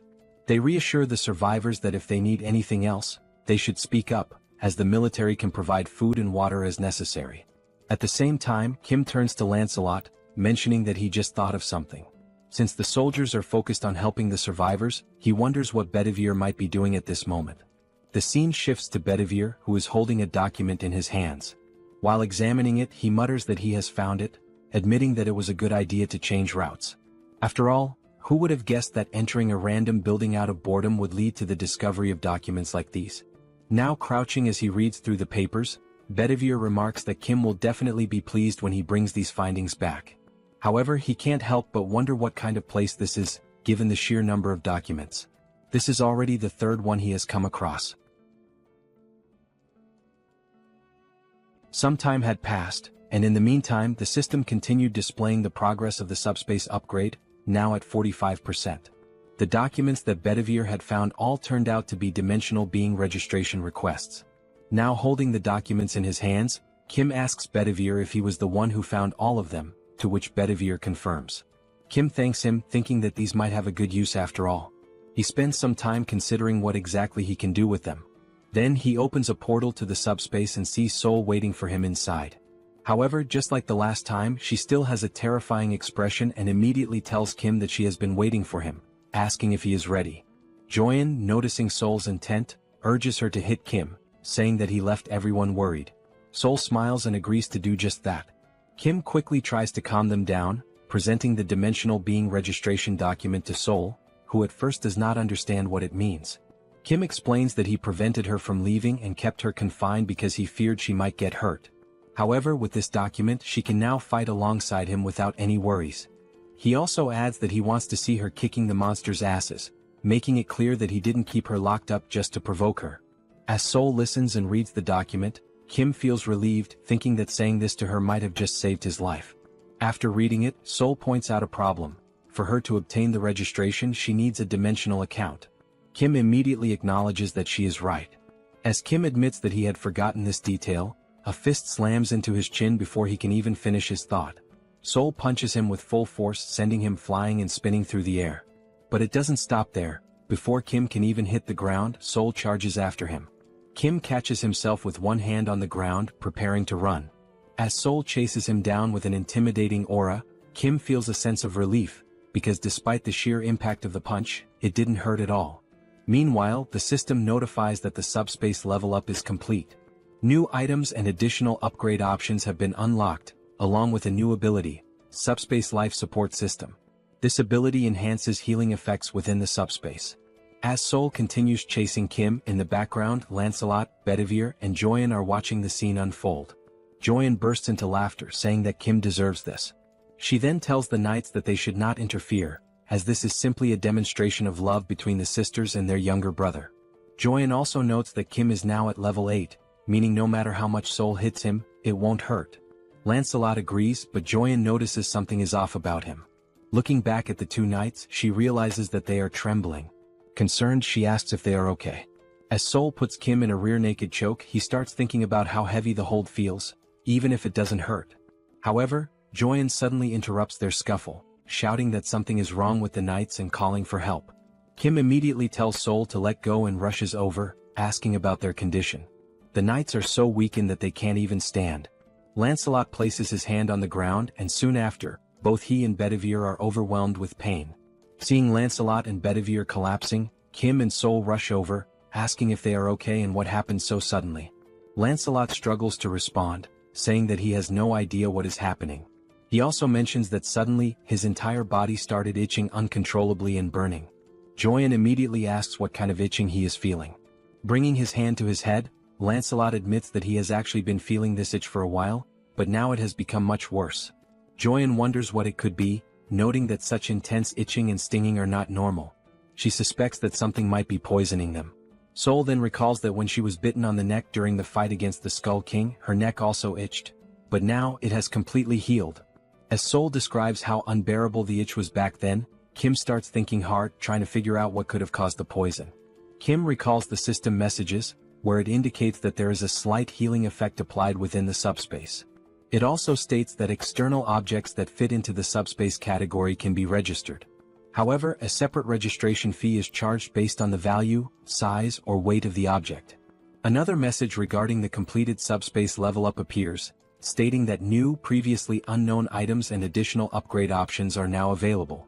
Additionally, it confirms the activation of a new subspace support ability, which slightly enhances healing effects within the subspace.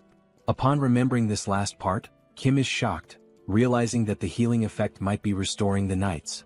Looking at them on the ground, he begins to wonder if this form they are in is not their original state and questions what he should do, since leaving them outside the subspace may not be the right choice. As he contemplates, Lancelot suddenly mentions the name Camelot, leaving Kim confused.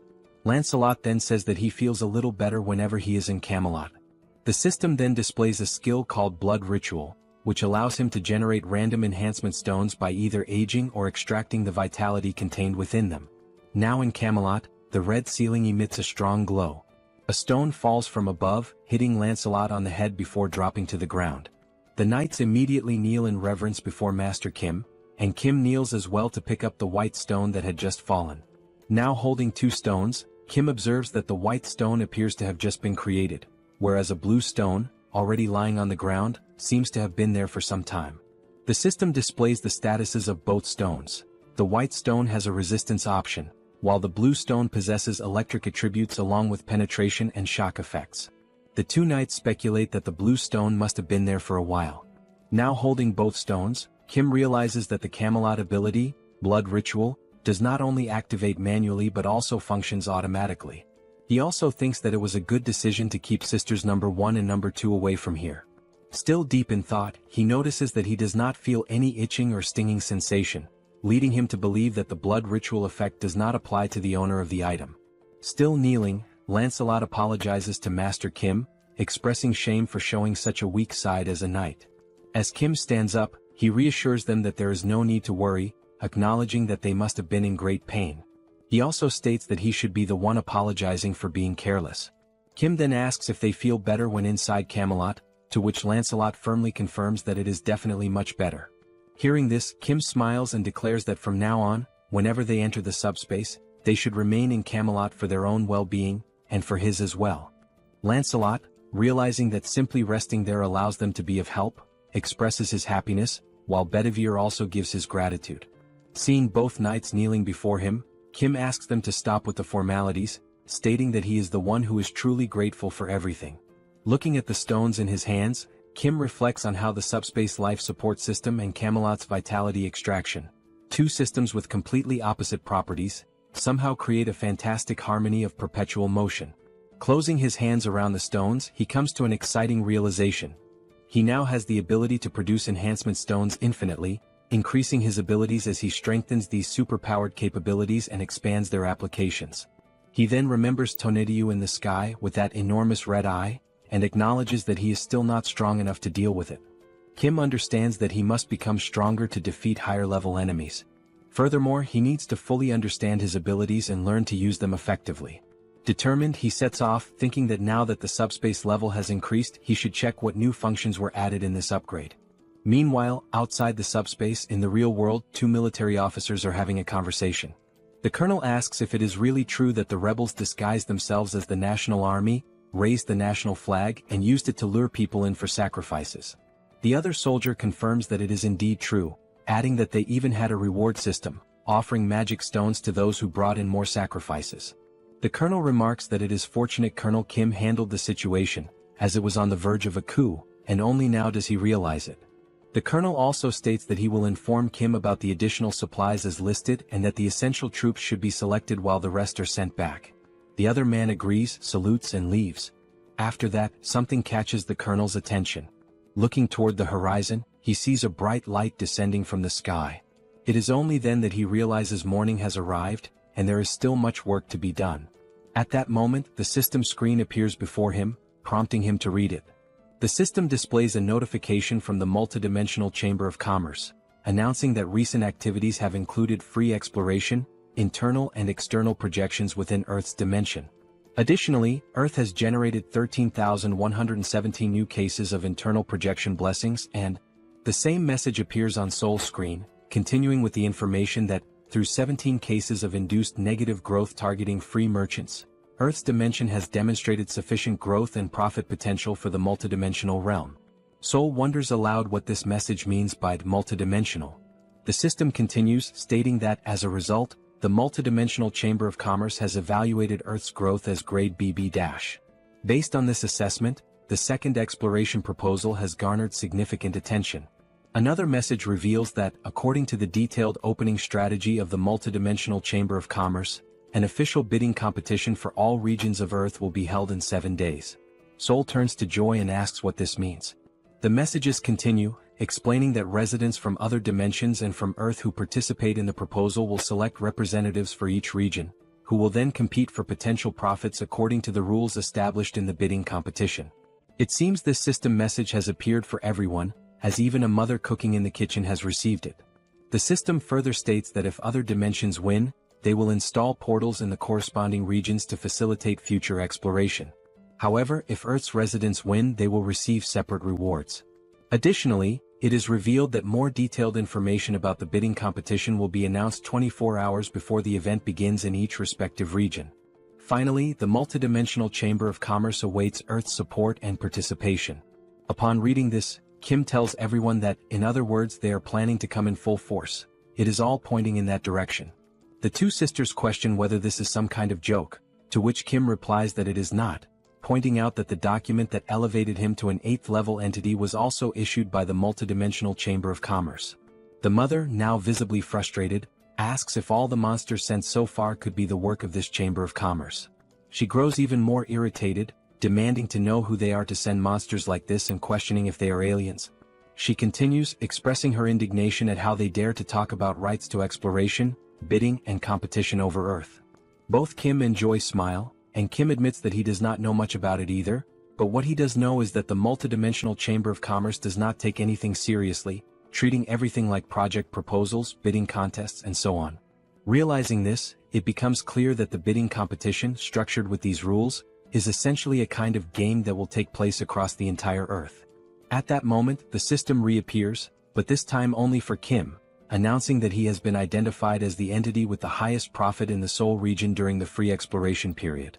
It further states that if he accepts the position of regional representative, he will gain access to more detailed information about the competition. However, if he refuses, the selection authority will be transferred to the second highest profit-generating entity. Reading this message, both Kim and Joy are taken aback, and Joy questions what it means, pointing out that she did not receive the same message. Kim's older brother then explains that if Kim accepts the role of Seoul's representative, he will be participating in the bidding competition. The mother asks what exactly this competition entails, to which the older brother admits he does not fully understand, but judging by the context and system messages, it is likely that they will be competing against alien life forms from other dimensions. Upon hearing this, everyone in the room falls silent, their expressions shifting as their eyes widen in shock, creating a tense yet electrifying atmosphere in the room. The system reappears before Kim, stating that if he accepts the position of representative, he will be able to select up to 100 members, including himself, to participate in the bidding competition. It then asks if he accepts the role of representative. Standing alongside his sisters and looking at the message, he ponders whether he should truly accept and take on this responsibility. Then, with a determined look, it seems that Kim has made his decision. Sometime later, the colonel questions whether this is really true. He is speaking with Kim, who confirms that it is indeed true. He has accepted the role of Seoul's representative. He explains that they have tasked him with recruiting up to 100 team members to face the alien forces invading Seoul.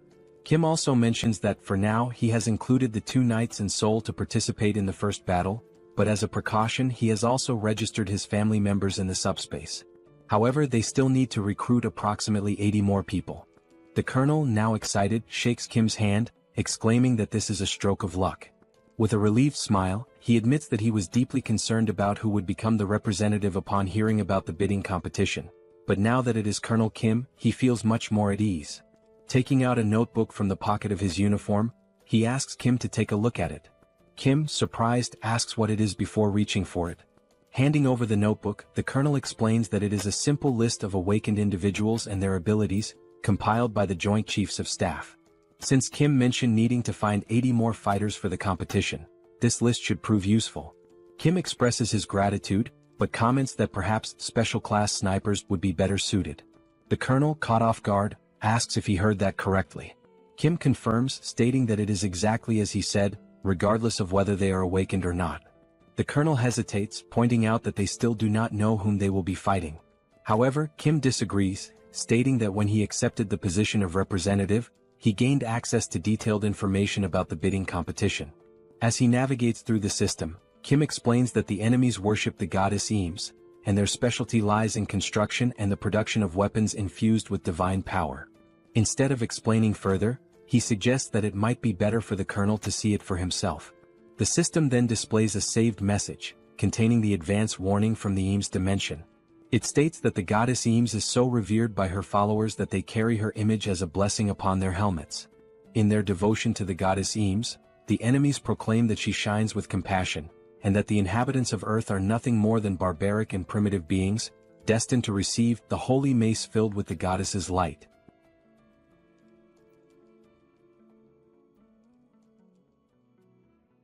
After Kim shows the video to the colonel, he opens another system screen to display the list of participants from the Eames dimension. The list includes 4 8th-rank knights, which means that the participants from Eames are not weak. Kim tells the colonel that the alien lifeforms they will be facing are sacred knights clad in shining armor and wielding radiant weapons. The colonel then asks how they are supposed to fight against these alien lifeforms. Kim begins explaining the details of the bidding competition, which he confirmed when accepting the position of representative while reviewing the information alongside his sisters. He starts summarizing what he saw, stating that 1 hour before the bidding competition begins, both sides will take their positions and enter a combat readiness phase. During this period, a barrier will be formed, making it impossible for either side to attack. This combat readiness phase serves as a preparation period before the battle. The Eames dimension will bring in a gate core, and once the competition starts, the gate core will automatically hatch after 12 hours. Destroying this gate core before it hatches is the victory condition for Earth's dimension, whereas the Eames dimension wins if they successfully protect it.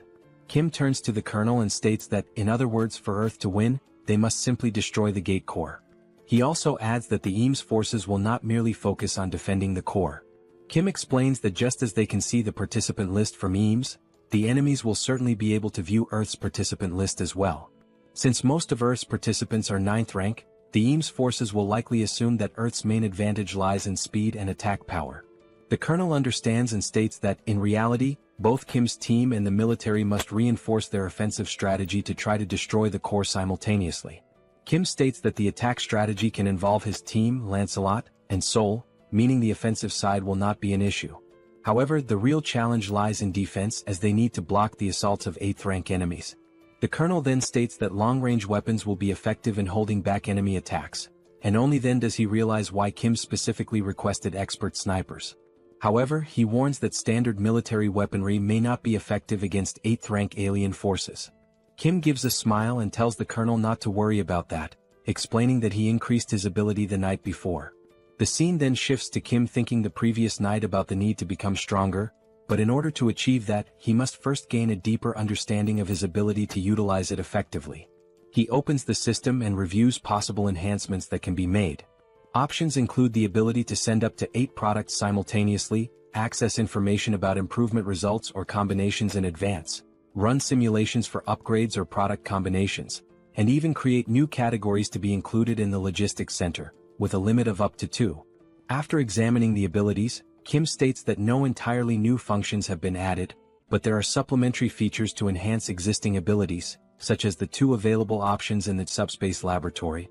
With this function, he is able to manipulate objects to briefly assess their performance and view the completed form of a product through a simulation before actually creating it in the Subspace laboratory.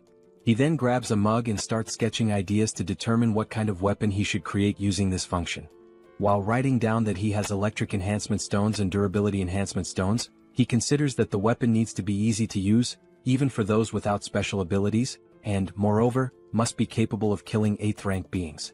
After much thought, deliberation, and research, the weapon he creates is an enhanced rifle with upgraded ammunition. Initially, he tries enhancing only the ammunition, but as soon as he fires, the weapon is completely destroyed. Then, using enhancement stones, he attempts to modify the rifle to withstand the powerful shots. However, in the end he manages to improve the weapon just enough to barely endure 3 shots. Now, holding one of the rifles he created, Kim states that regardless, the strategy is to stack these 3-shot weapons to defend against enemy advances and destroy the core to secure victory. After hearing all of this, the colonel, practically drooling with excitement, exclaims that he understands and that he expected nothing less from Kim. He then adds that he will send over a list of the best expert snipers and begin preparations immediately. And so, the 1-week preparation period began with the specialist snipers training their shooting skills, weapon switching, and tactical maneuvers for the competition. Meanwhile, Kim's father began discussing technical terms related to construction, quickly boring Kim. Without delay, his father used his architect skill to construct a fortress. Seoul, along with the attack team, strengthened their abilities using magic stones obtained from exterminating monsters. As a result, Seoul became capable of extending her barrier beyond her body to a certain distance, leaving Kim astonished. Additionally, Joy mentioned that she had also managed to level up her ability to level 2 and could now use healing with an area of effect impact. Seeing everyone's dedication and progress, Kim felt reassured, realizing that his team was now incredibly strong and that everyone could utilize their awakened powers. Time passed quickly, and now only 1 hour remained before the competition was set to begin. At the National Assembly building, a portal opened, and soldiers began emerging from it. Numerous warriors from the Eames dimension clad in the shining armor Kim had described earlier. However, among them, one soldier held the gate core, the key element that would determine the winning side in this battle. Observing from a distance through binoculars, Kim carefully analyzed the scene and concluded that the glowing orb was indeed the core. His father asked what he was seeing, and Kim responded that it was exactly as shown in the video he had displayed earlier, except for one odd detail. His father asked what seemed strange, and Kim pointed out that the Eames Dimension forces were constructing structures beside the National Assembly building, likely to protect the gate core. Hearing this, his father asked if their constructions were superior to his own. Kim, however, simply considered the fact that the competition would begin in just an hour and questioned whether it made any sense to build something now, as there was no way they could complete it in such a short time. Setting the binoculars aside, Kim glanced downward and noticed something that took him by surprise. 5 knights from the Eames dimension stood motionless before the protective barrier. The leader among them began speaking, stating that he had reviewed Earth's participants and found that while there were a few at the 7th and 8th ranks, the majority were at the 9th rank. From above, Kim wondered if they were already preparing to attack and reach the defensive line. The knight then declared that the goddess Eames had spoken of mercy and salvation for the weak and that, in her name, they would grant such mercy and salvation to Earth. Suddenly, the knight's expression twisted into one of hatred as he proclaimed that their mercy would come in the form of tearing out the tongues of Earth's people while they were still alive, ensuring that no one could ever speak ill of them again. Their salvation would be granted by allowing them to repent for their sins through hard labor. From his vantage point above, Kim observed the scene and noted that it was quite the impressive speech, fitting for holy knights, but, glancing at the system screen, he commented that they were underestimating them simply because they were ranked 9th. The system screen then displayed a notification indicating that the bidding competition was about to begin. Down below, the leader of the Eames Knights gave the order to advance. Like primitive warriors, they charged forward, shouting that their actions were in the name of the goddess Eames. The colonel, seeing the enemies advance, immediately commanded all soldiers to open fire. The troops, armed with the rifles Kim had developed, took their positions and began shooting. A barrage of gunfire struck the approaching Eames Knights, the bullets carrying electric attributes. The shots pierced through their armor, leaving the knights stunned and confused as they struggled to understand what was happening. One of the soldiers, bewildered, questioned how it was possible for 9th-rank fighters to accomplish such a feat. Another knight shouted an order to use their shields for protection and continue advancing. One among them activated a barrier skill to block the gunfire and called for everyone to deploy their Eames barrier abilities. Their leader bellowed that, although they had no idea what kind of weapons they were up against, their shields were undoubtedly stronger. He ordered them to hold their ground and maintain their defenses. Believing himself to be insightful and strategic, one of the knights remarked that since their enemies were relying on long-range weapons, they would eventually run out of ammunition. If they could endure long enough, victory would belong to the Eames dimension. Meanwhile, up above, countless rifles were lined up, ready for use as the soldiers assisted each other in switching weapons after each rifle broke from firing its 3 allotted shots. The pile of discarded weapons had grown massive, prompting the military to inform Kim via radio that approximately 20% of the total weapon stock had already been used. Hearing this, Kim put away the radio and remarked that things were going much better than expected. He instructed them to keep up the momentum, as the attack team would soon begin their advance. The attack team, consisting of Lancelot, Seoul, and Kim, set out on 2 motorcycles to carry out their mission. The bikes moved at such incredible speed that they passed through the knights before they even had a chance to react or block their advance. One of the knights mentioned having seen 3 individuals heading toward the gate core, but another dismissed the concern, stating that it didn't matter and should be ignored since the core wouldn't be destroyed anyway. While defending with his shield, he shouted that their current priority was to hold the line and maintain their position. He acknowledged that the enemy appeared to have far more weapons than expected but reassured everyone that, once reinforcements arrived, they would be able to advance little by little. As a way to encourage his fellow knights, he urged them to endure just a little longer, assuring them that reinforcements would be there soon. Ignoring the knights entirely, Bedivere began hurling his infamous flaming bowling balls toward the battlefield.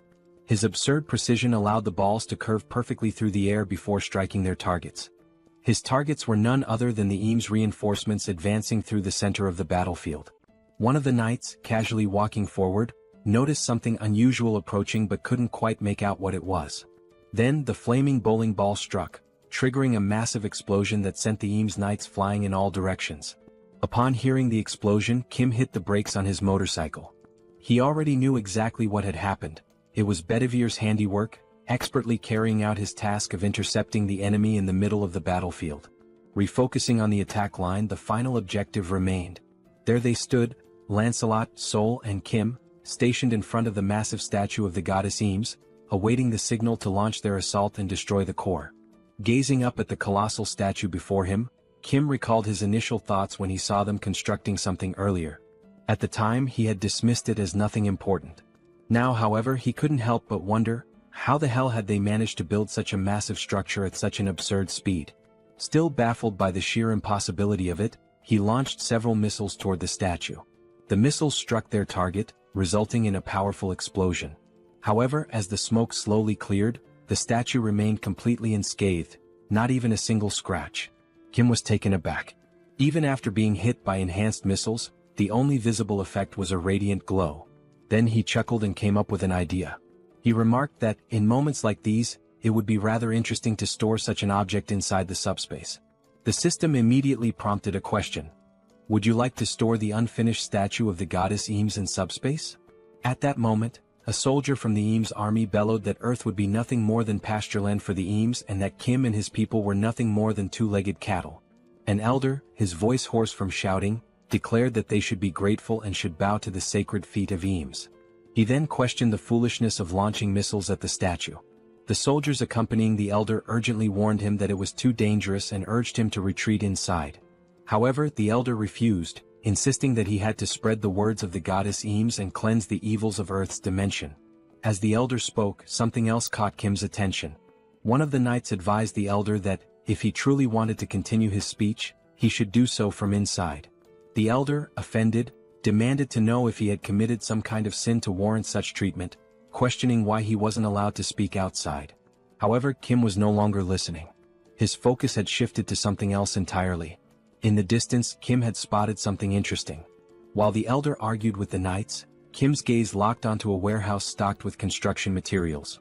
A wide grin spread across his face as an idea took shape in his mind, an exceptionally good one. With a menacing aura and practically drooling with excitement, he ordered packs to store the warehouse. The system immediately responded, storing the temporary construction material warehouse of the Eames dimension in Subspace. After that, the elder noticed something unusual in the surroundings. Looking back, he and the two knights realized that the warehouse filled with construction materials had vanished. Only then did he finally grasp who was responsible for this. Kim entered Subspace and approached Young, who was lounging comfortably, asking if he was interested in piloting a helicopter again after so long.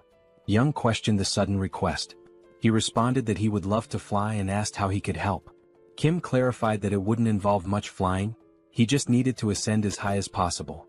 Excited, Young expressed his eagerness to give it a try. Meanwhile, Lancelot and Seoul sensed something off and immediately went on alert. Within moments, they noticed several spears descending from the sky, hurtling toward them. Seoul attempted to use her newly developed barrier ability to halt the incoming spears. However, the materials used to create objects in this dimension were far too strong, and the barrier could not withstand the impact. The spears shattered through the barrier, perfectly aligned to strike Seoul, who was momentarily frozen in place. Reacting swiftly, Lancelot stepped forward, using his sword to deflect the spear that was about to hit Seoul.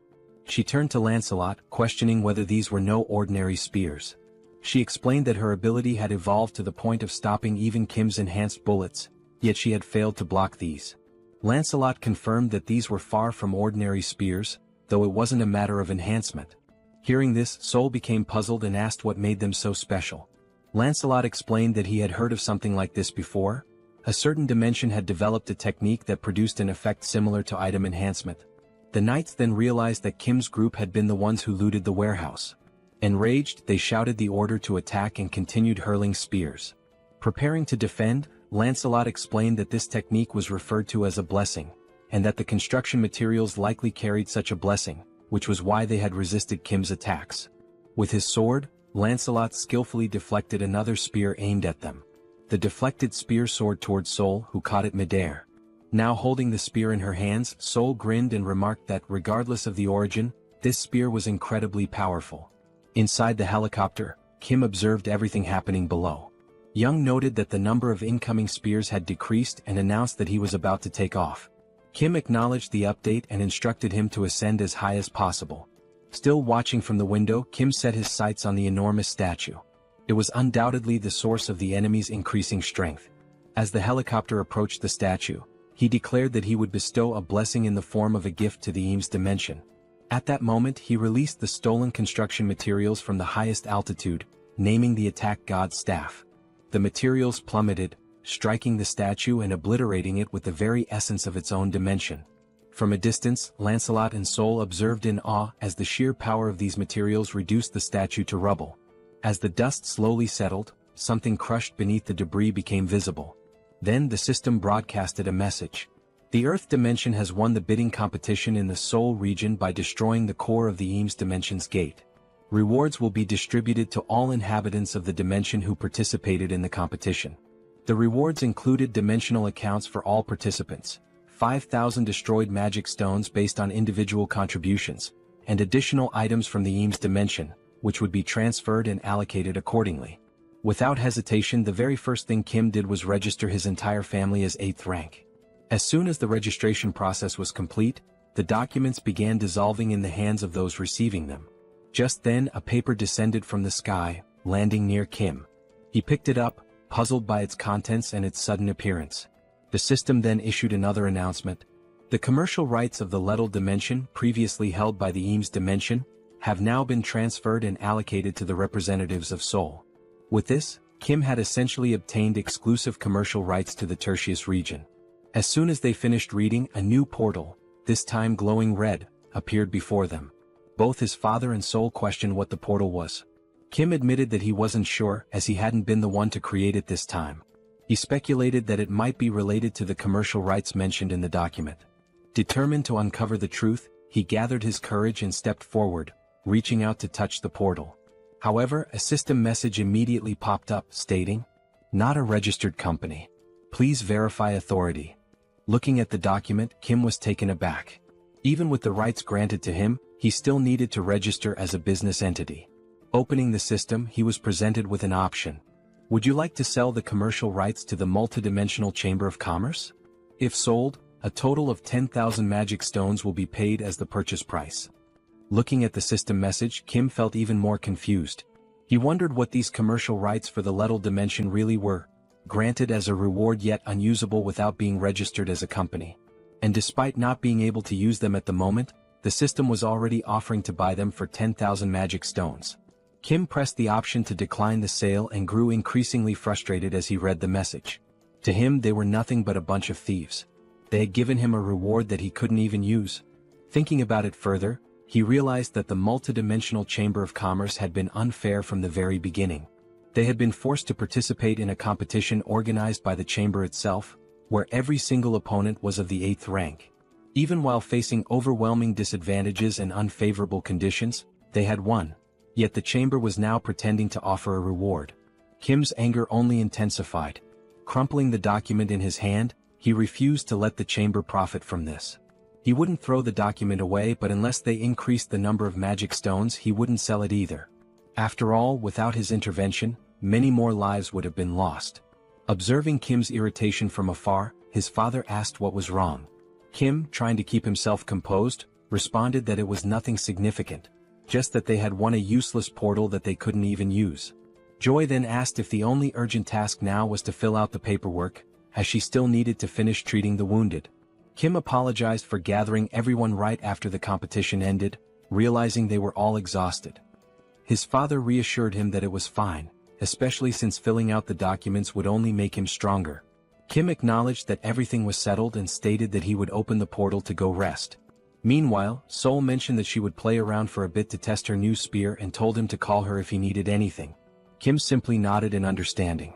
Young said he planned to finish some games he hadn't completed on his console, while his father decided to rest as well, complaining that his body ached from all the effort put into building the base. Just then, his father's eyes widened as he noticed the newly acquired construction materials. There were now several high-quality options available. Still in awe, he began listing them: bricks, drywall, beams, and even rebar.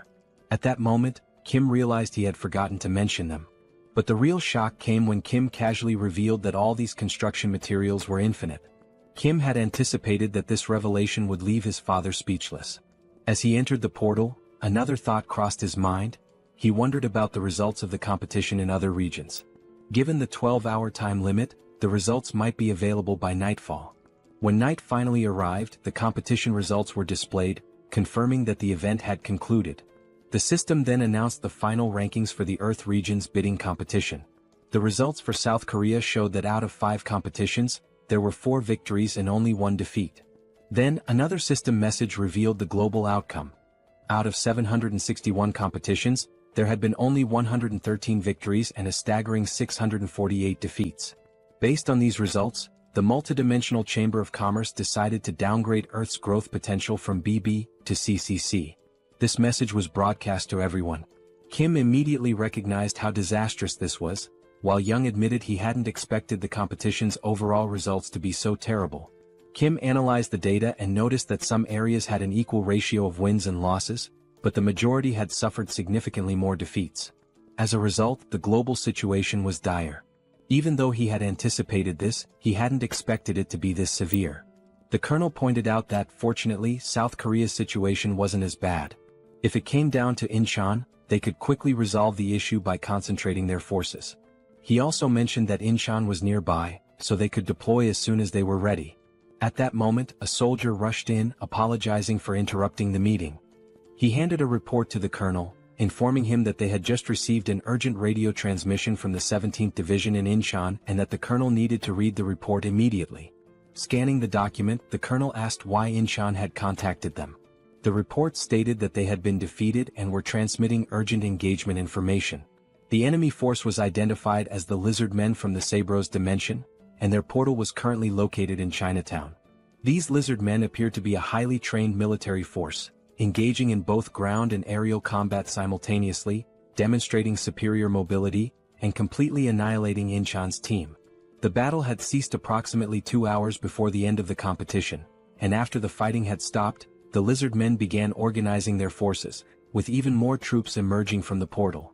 Additionally, they had deployed a team for reconnaissance and securing access routes, which suggested a large-scale troop mobilization was underway. The reason for the urgent transmission was that, based on their movements, their next target was Seoul, which was exactly what the colonel confirmed in the report. Kim was surprised that they were heading directly for Seoul. Hearing this, Young found it highly unusual, reasoning that it was unlikely they were targeting Kim, as no one knew his exact location. Seoul remained deep in thought, while Young pointed out that furthermore, there was no bounty on Kim's head. Looking at the map, Lancelot noted that, given the proximity of the two cities, the lizard men were already close. Kim turned back to the system interface, where a new message appeared.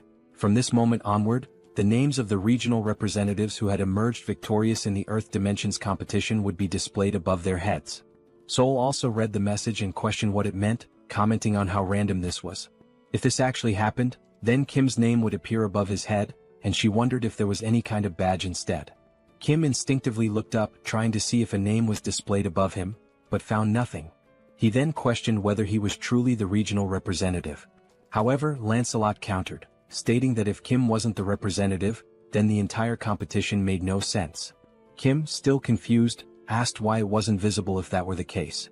Seoul reread the system message and another announcement appeared. Starting now, 7th rank beings were partially allowed to travel through all installed portals on Earth. Furious, Seoul clenched her fists. She had just reached the 8th rank, yet this rule was exclusively for those of the 7th rank, meaning she would be trapped inside the subspace again.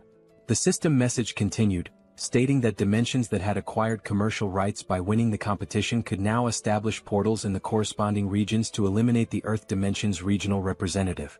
Everyone read the new rule and immediately felt outraged. This was incredibly unfair. The colonel then spoke, stating that from now on, they would have to face 7th rank beings and that the regional representatives would likely be the primary targets of these attacks. He compared the situation to a game of territorial conquest, but what stood out was that Kim did not have a name displayed above his head. At that moment, Lancelot had an idea of what might be happening. He asked for a moment to confirm something. Lancelot walked toward the window while Kim, confused, asked what was going on. Stepping outside the building, Lancelot held onto the window frame and looked up. What he saw left him stunned. The words "Seoul Representative" were massive, displayed not above Kim's head, but hovering above the entire building for all to see. Lancelot calls Kim over to take a look, and upon stepping outside, Kim is left speechless, not expecting something this conspicuous. Realizing what had happened, Kim remarks that the tag wasn't missing. It was just so high up that no one had noticed it. Seoul points out that something this massive makes it the perfect target for the lizard men, with Kim himself being the obvious objective. A strange feeling washes over Kim, a bad premonition settling in. The lizard men were organizing their forces to attack Seoul, even though there had been no bidding competition. Turning to Seoul, he connects the dots, pointing out that a wonderfully convenient new rule had just been added, and questions whether it feels like they had prepared in advance, knowing these rules would come into effect. Seoul hesitates but admits that it is strange. Lancelot, however, is certain they knew these rules were coming. However, instead of targeting the representative from the beginning, they had been preparing for battle. Lancelot further suggests that perhaps they have experience in these bidding wars, meaning they had likely anticipated this rule and were familiar with it beforehand. Regardless, the situation is dire as there is little time left to prepare for their attack. Kim, running a hand through his hair, admits that he had a bad feeling about all of this, but he never expected them to be this experienced. Seoul, concerned, asks if there's anything they can do to prepare and whether everyone could just stay inside Kim's subspace for safety. Lancelot, in his usual wisdom, quickly dismisses the idea. It won't be that simple. While defeating Master Kim would be impossible for them, they could take hostages and force them out of subspace, or worse, they could divide their forces and overrun other regions first. Kim murmurs in frustration, acknowledging that he's right. This wouldn't be defending, it would be hiding, and they wouldn't even be able to attack from within the subspace. No matter how they looked at it, the lizard men would have to be defeated in the end. Then a thought occurs to him. If he himself were the target and his location were exposed, it would undoubtedly draw them in. In that case, he could lure them into a place where they would be at a disadvantage. A heavy silence falls over the group as they contemplate possible strategies. The colonel finally speaks up. If they could anticipate the enemy's movements, mobilize their troops faster than the lizard men, set up weapons and defensive lines before the attack, then this would be the best course of action. He adds that speed will be the key. Young reassures them that there's no need to worry about movement, as he can cut down travel time significantly, then asks if they should move now and where they should go. Kim admits that this is the problem. He hasn't chosen a location yet. The five of them exchange thoughtful glances, trying to determine a battlefield that would give them an advantage. Then an idea strikes Kim. A place he had been to before, where he had defeated several hellhounds using refrigerators.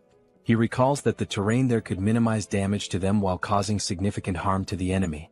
In other words, Gyeong Bridge was an ideal battleground, no civilians would be involved, and its straight, narrow layout would work against the lizard men.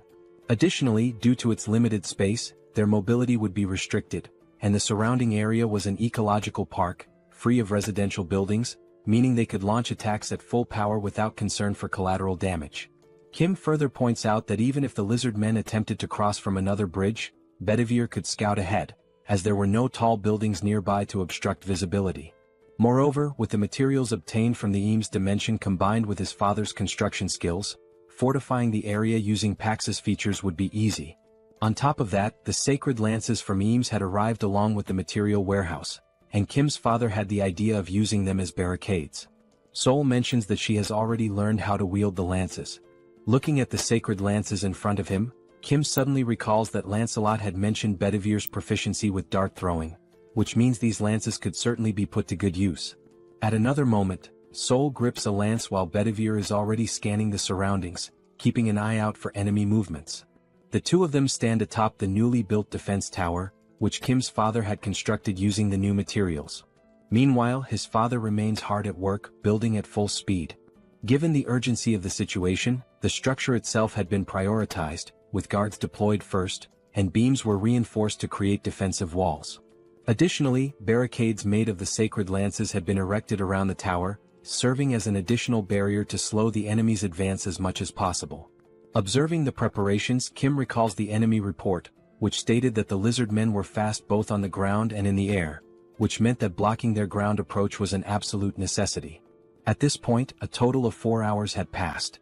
Kim acknowledges that his father had exceeded expectations, as these 4 hours had been nothing short of miraculous, thanks to his architectural skills and Pax's assistance. It is only then that Kim realizes they had overlooked two critical details. The first, reptiles are excellent swimmers, meaning the lizard men could approach unnoticed via the water. And the second thing is that the surrounding bushes had grown faster and were lusher than he had expected. And yes, the lizard men were doing exactly that, taking advantage of the gaps. One of the lizard men then remarks that he cannot understand how the warriors of the Eames dimension lost to these people from Earth. Even though they seem weak, their defense is something to be considered, and with this construction they wasted a lot of valuable materials. The lizard man pauses and says that, for now, he will not be able to hold his head high in the multidimensional battlefield, but perhaps he can extract something more. This lizard man is a general named Lakis. He states that last time he took a spear and this time he will take armor.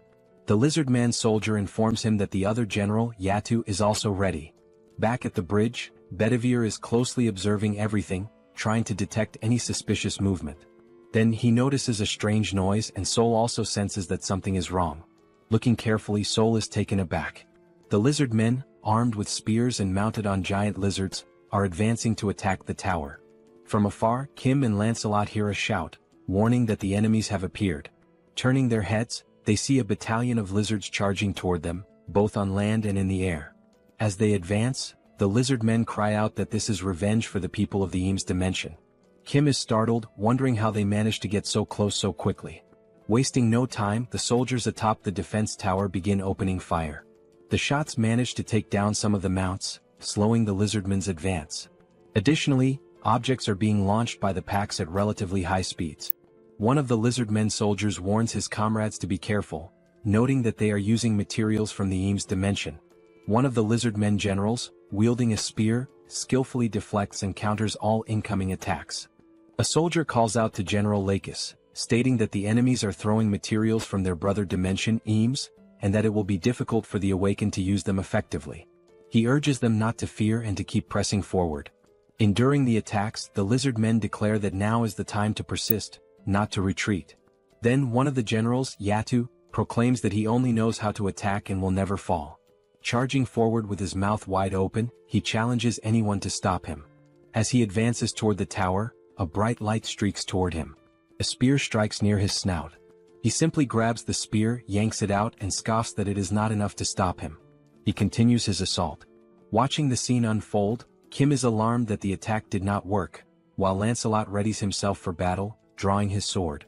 Lancelot quickly assesses that they are facing two enemies of the 7th rank, but notes that this large one fights with no particular technique, just sheer brutality. Looking toward the barricades, he realizes that the real threat is coming from that direction. Still gripping his sword, he turns to Kim and warns that this will be a tough battle. However, he adds that the previous attacks were effective against the bulky lizard. Lancelot states that he will take care of the other enemy and warns that if the large one reaches the defense tower, the battle will be lost. He instructs Kim to keep him at bay, even if it means restraining him.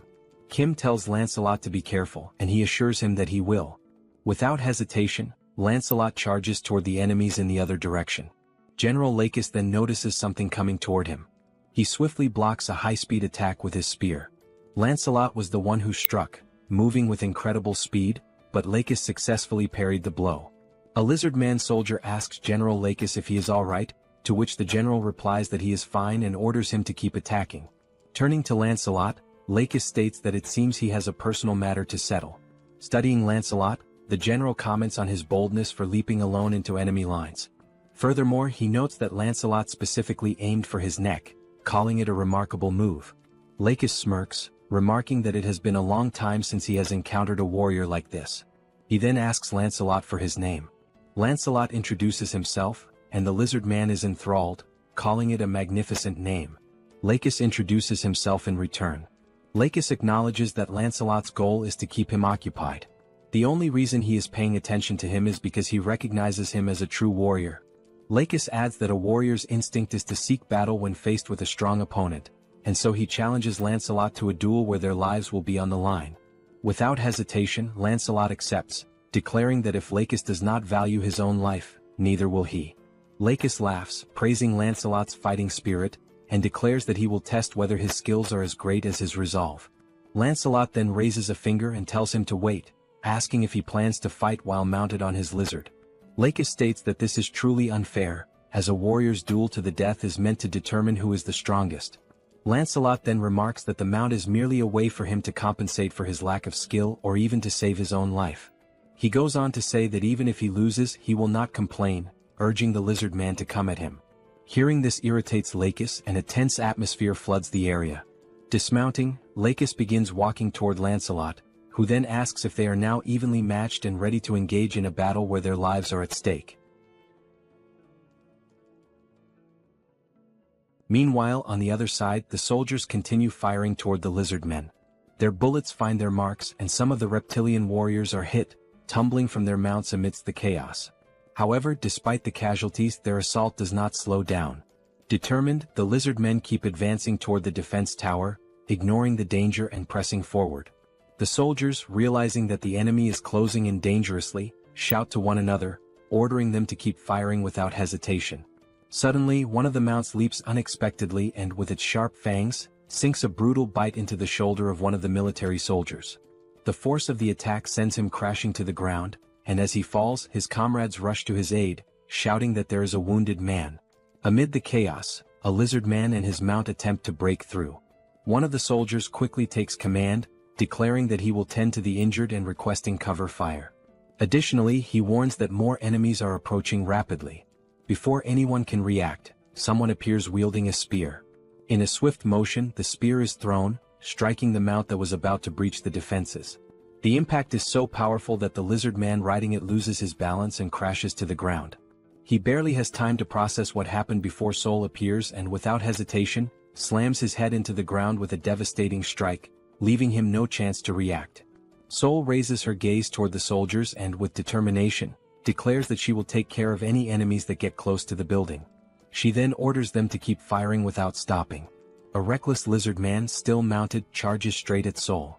Standing firm, she gathers all her strength into a single punch and, with one crushing blow, sends the enemy soaring into the sky like a ragdoll. Once again, Seoul shouts for the soldiers to keep shooting. They quickly obey, and their bullets strike the charging mount, bringing it down mid-attack. In the back line, Joy begins to act, using her healing abilities. The wounded soldier groans in pain as she works swiftly to treat him, assuring him that it will only take a little longer to finish.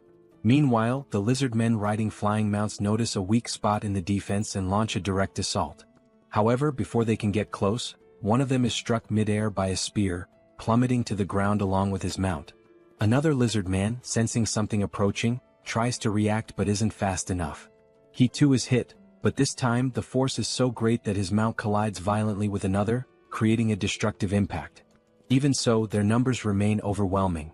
Despite those who have been taken down, many continue pushing forward, relentless in their attack. Some of the fallen remain pinned against the walls, while the others press on with even greater ferocity. From a distance, Bedivere observes the battlefield and realizes just how dire the situation is. He wonders whether he can handle such a large number of enemies alone and questions how long it will take before reinforcements arrive. Elsewhere on the battlefield, Yatu, the brute among the lizard men, slowly pushes forward, trying to defend himself against Kim's attacks. His body is already riddled with wounds, but he continues moving, grinning as he remarks that these attacks are quite impressive.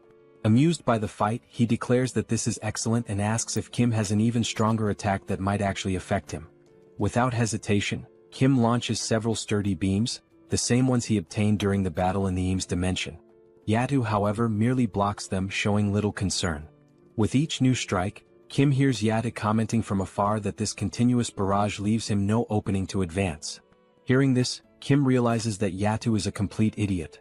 He had been using the same automated attack from the very beginning, yet for some reason, Yatu believed it to be a new tactic. Even as the beams continue firing relentlessly, Yatu seems increasingly impressed. Kim, on the other hand, recognizes that he has effectively trapped him. Now he must decide what to do next. He wonders whether he should maintain this strategy and wait for Lancelot to return or take a different course of action. Scanning the battlefield, Kim tries to assess Lancelot's fight. However, he quickly realizes that waiting might be too risky. Even so, he wishes there were a way to help Lancelot. At that moment, a distinct sound rises above the battlefield. A series of rapid strikes cut through the air with tremendous force, creating a loud, slicing noise. Kim immediately identifies the source. It's coming from Lancelot's fight. The sound originates from the sacred spear wielded by Lakis. The power of the spear is so immense that, even when Lakis swings and Lancelot manages to dodge, the impact completely shatters the ground beneath them. Right now, Lancelot is focused entirely on evasion. He knows that the spear is incredibly powerful and that facing it head-on would be a fatal mistake. Noticing this, Lakis taunts him, questioning how long he intends to keep running.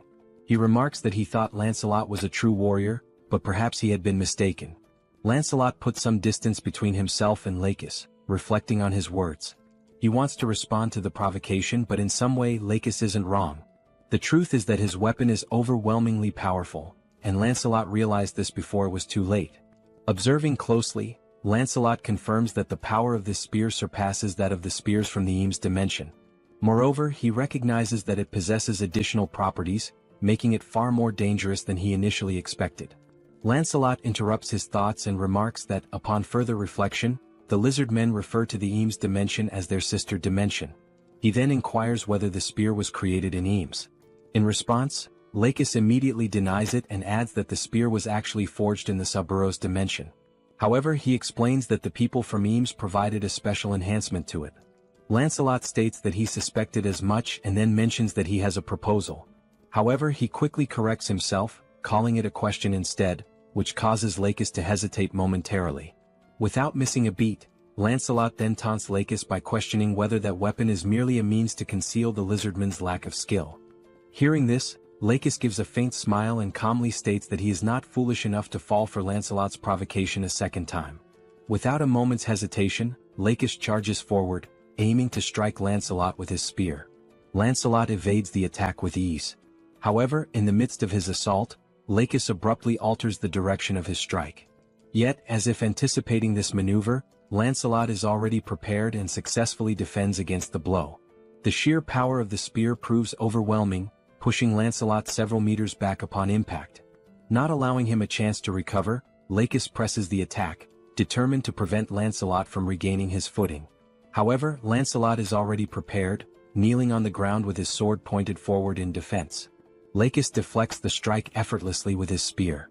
Seizing the opportunity to counterattack, Lakis declares that Lancelot may be a warrior, but his life will end here.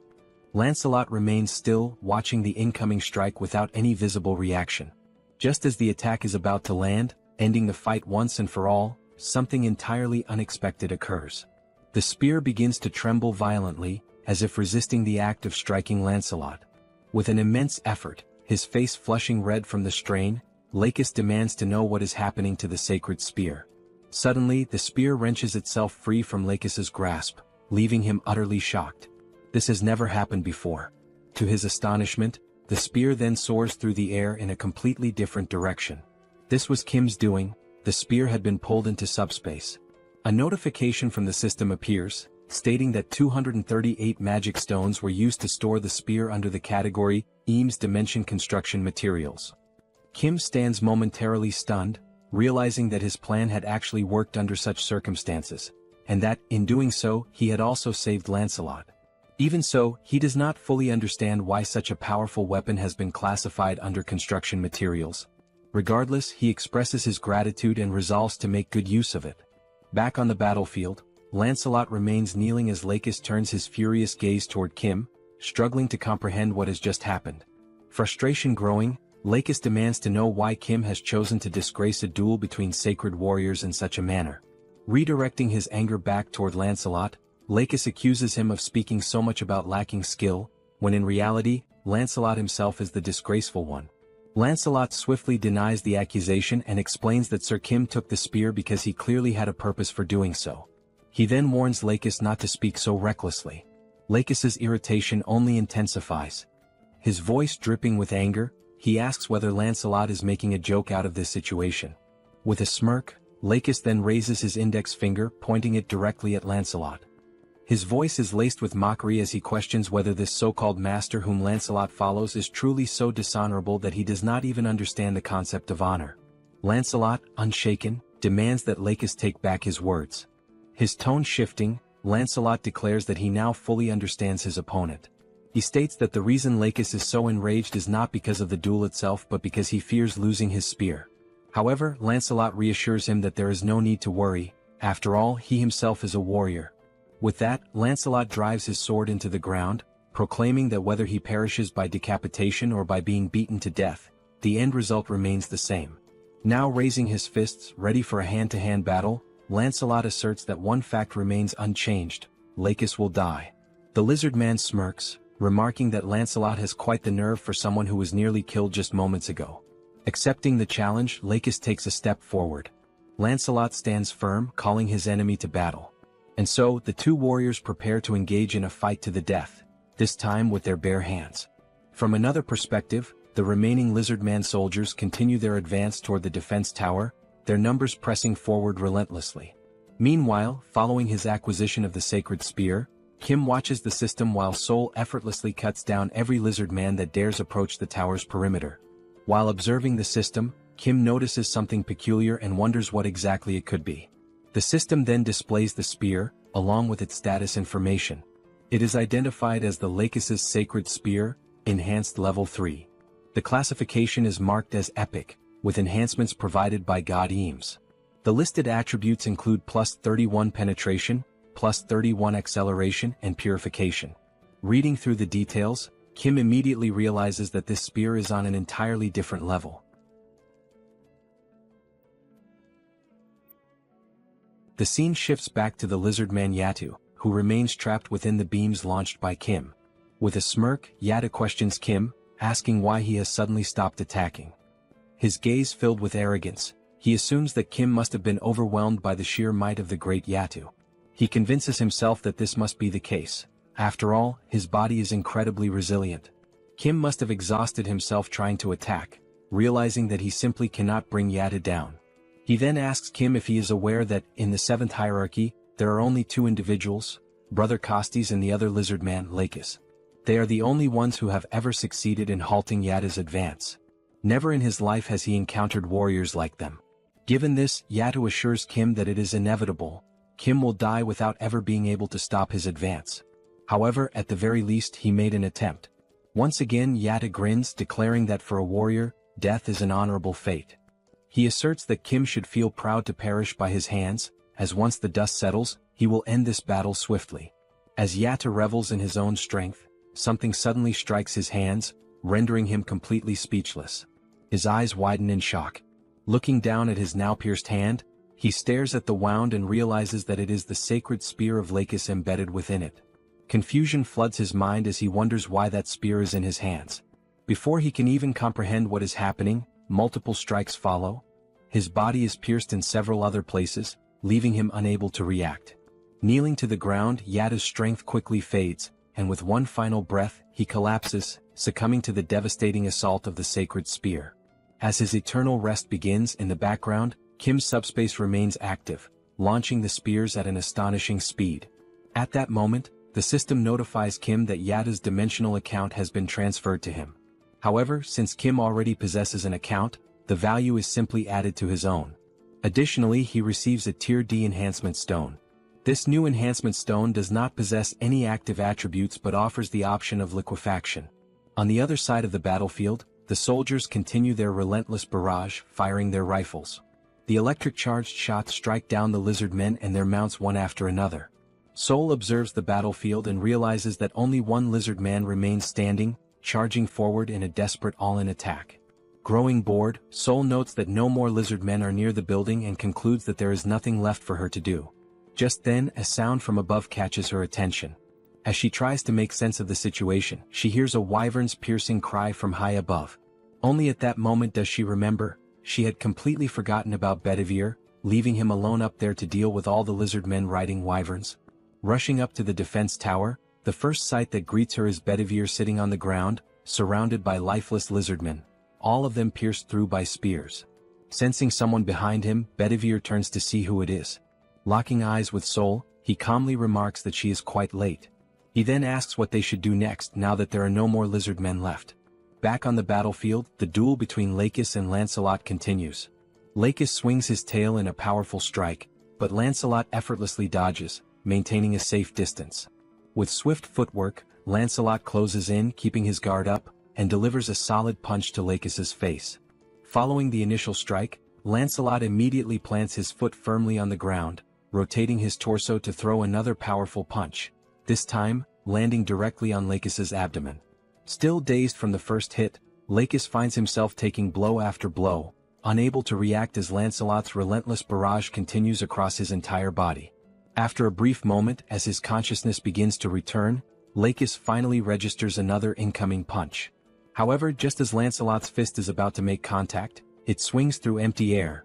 Lakis manages to evade at the last second by ducking low to the ground. Seizing the opening, Lakis lunges forward, attempting to counterattack. But Lancelot, quick to react, drives his knee straight into Lakis's face. Now down on the ground, Lakis's thoughts race. He cannot believe that he has been brought to this state. Before he can recover, Lancelot follows up with an uppercut, striking Lakis squarely on the chin. The impact is so forceful that Lakis momentarily lifts off the ground, nearly standing upright again, only for Lancelot to deliver another crushing punch. This final blow sends Lakis flying several meters away. Lying motionless, Lakis realizes that this is the end. He has no strength left to stand. Slowly, Lancelot approaches the fallen lizard man. Standing over him, he asks if Lakis has any final words. Still on the ground, drained of all energy, Lakis calls Lancelot a true warrior and acknowledges that it was a splendid duel. Lancelot agrees, admitting that it was indeed a good fight. Summoning his remaining strength, Lancelot clenches his fist and delivers a devastating punch to Lakis's face, slamming him into the ground. The impact is so brutal that blood splatters across the battlefield. The fist of the now victorious Lancelot remains stained with the blood of his fallen enemy. From atop the tower, the soldiers observe the battlefield and the commander, seeing the outcome, states that it is finally over. At that moment, one of the soldiers calls out to him. The soldier informs him that they have just received an urgent message from the Joint Chiefs of Staff headquarters, causing the colonel to feel a slight unease. As the battle comes to an end, Kim takes a moment to process the difficulty of the fight. The lizard men had proven to be formidable opponents, and the strategies initially devised had not worked as expected. However, what matters now is that the portal to the lizardmen's dimension remains open. As long as it stays that way, there is always a risk of more enemies returning, potentially in even greater numbers. With that in mind, the time has come to launch a counterattack. Sometime later, Kim sits inside a helicopter, his system interface displayed before him. The system indicates that he is currently using 1,000 magic stones to unlock a new ability, granting him the capacity to send up to 8 items simultaneously. Beyond that, Kim still ponders over the best way to utilize the new enhancement stone he obtained after defeating the crocodilian enemy. The stone possesses the liquefaction property, and it is becoming increasingly clear that the time has come for Camelot to begin mass-producing enhancement stones. At that moment, Youngso informs him that they are about to land, catching Kim off guard with how quickly they have arrived at their destination. Before disembarking, Kim acknowledges the urgent need for more intelligence, information regarding the exact location of the lizardmen's portal, their numbers, the defensive lines, and any other strategic details. Additionally, he also requires data to determine the ideal location for launching the counterattack. As he steps off the helicopter, one of the soldiers suddenly calls out, instructing the others to salute Colonel Kim. Watching the scene unfold before him, Kim scratches his head, feeling slightly uncomfortable. He has always found these formal salutes to be rather embarrassing whenever he receives them. A soldier steps forward, introducing himself as Park Inbo, Lieutenant Colonel and Operations Officer of the 17th Division of Incheon. He states that he has heard many impressive things about Kim, particularly how he managed to halt the lizardmen's assault without a single casualty. He mentions that he received this information directly from the Chief of Operations, who unfortunately could not be present due to urgent business matters. Kim recalls that the Chief of Operations had received a wireless message and had immediately sprinted off without offering any explanation.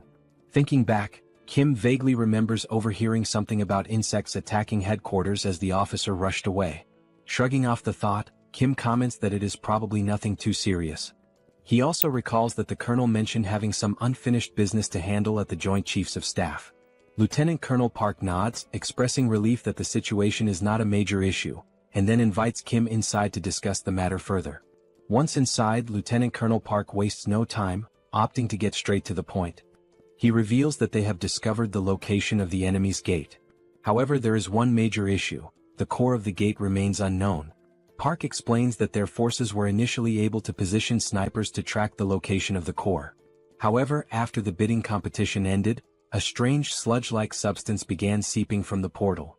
As a result, they lost all visibility of the core's position. Hearing this, Kim inquires if it is really just sludge. Lieutenant Colonel Park, reaching into his pocket, confirms that it is. However, he adds that it would be easier for Kim to see it for himself. He then places 2 photographs on the table, explaining that these were the best images they managed to capture. He points out that, as Kim can observe, a thick, mud-like substance has spread outward, engulfing the area surrounding the gate. Park further clarifies that this sludge does not cause any harm upon contact with the skin. However, it makes movement incredibly difficult, almost impossible to traverse normally. The lizard men have taken advantage of this terrain, using it both as a means of concealment and free movement, treating it as if it were a swamp. Examining the photographs, Kim remains unfazed. He remarks that this is not a problem. Kim states that he has allies capable of traversing and gathering intelligence within this swamp freely, summoning Lancelot. Lancelot takes the photographs in hand, carefully analyzing the situation depicted. Without hesitation, he immediately apologizes, admitting that this will be difficult, leaving Kim momentarily uncertain. Lancelot then elaborates, explaining that movement itself would not be an issue due to the phantom effect. However, if the entire area is submerged in the swamp, their presence would be easily detected, as there would be nowhere to hide. Kim acknowledges that he had not considered this factor. However, Lancelot, as always, reassures him that there is still a way. He states that he knows someone who is both swift and stealthy. Kim, curious, immediately asks who fits that description. Moments later, the system interface activates, notifying that an enhancement stone and 500 magic stones have been consumed. As a result, Mordred has been officially appointed as one of the 12 Knights of Camelot. At that very instant, a portal materializes before them, heralding the arrival of a new warrior. The figure steps forth and without hesitation, announces that he has arrived in response to Lord Kim's summons. Introducing himself, the newly summoned ally declares his name as Mordred, one of the 12 knights under Lancelot's command. With unwavering resolve, he swears to serve Lord Kim with his life.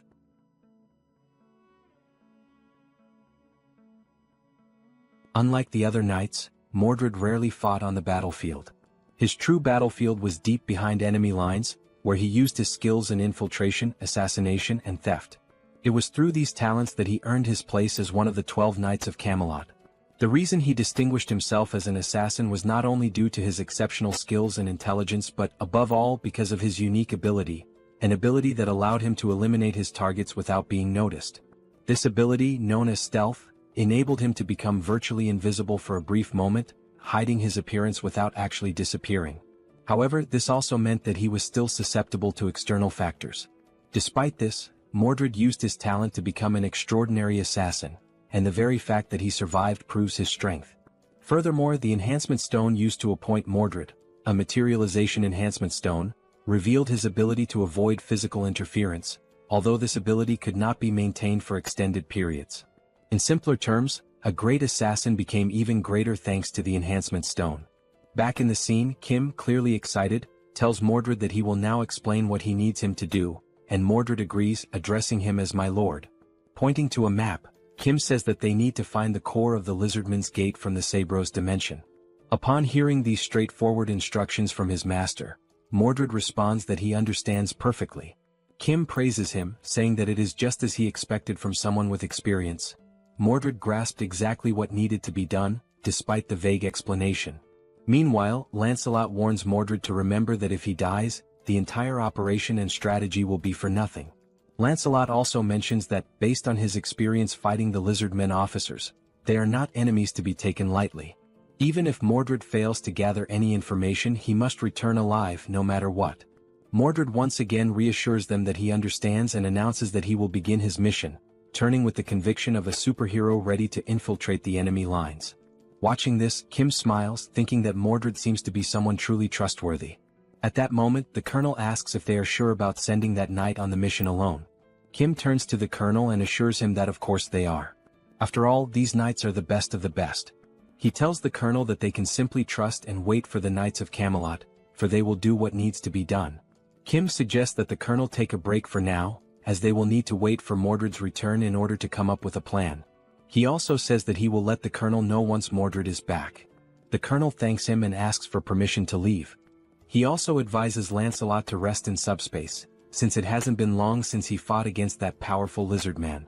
Lancelot nods, explaining that since he is an undead, he doesn't feel fatigue, so Kim need not worry about him. As Kim is about to say that he still needs to rest, something catches his attention. Looking at Lancelot, Kim wonders if there have always been so few scratches on his armor. Lancelot thanks Kim for his concern, but Kim, more curious now, says that he is sure that Lancelot's armor and sword were much more damaged before. Lancelot responds, explaining that even if the armor or weapons are damaged, they regenerate within Camelot. This revelation leaves Kim astonished, as he never knew that Camelot had such a function. Lancelot goes on to explain that, since they are categorized as items, as long as the item is not completely destroyed, they can regenerate infinitely as long as the materials still exist. On the subject of Camelot, Lancelot adds that there is something he needs to inform Kim about. He tells him that a new enhancement stone has been created in Camelot, and its property is wound regeneration. Upon hearing this, Kim remarks that the stone sounds useful just based on its name. However, he decides to think more about how to use the enhancement stone once Mordred returns. While Lancelot agrees that this idea is indeed good, something suddenly catches his attention, and he shifts into a state of alert. Lancelot, now prepared to draw his sword, hears Kim asking what is happening. Holding the hilt of his sword, ready for combat, Lancelot says that someone is hiding, watching them. Kim is taken aback, realizing that the enemy is faster than expected. He wonders who is hiding and whether it is truly a lizard man.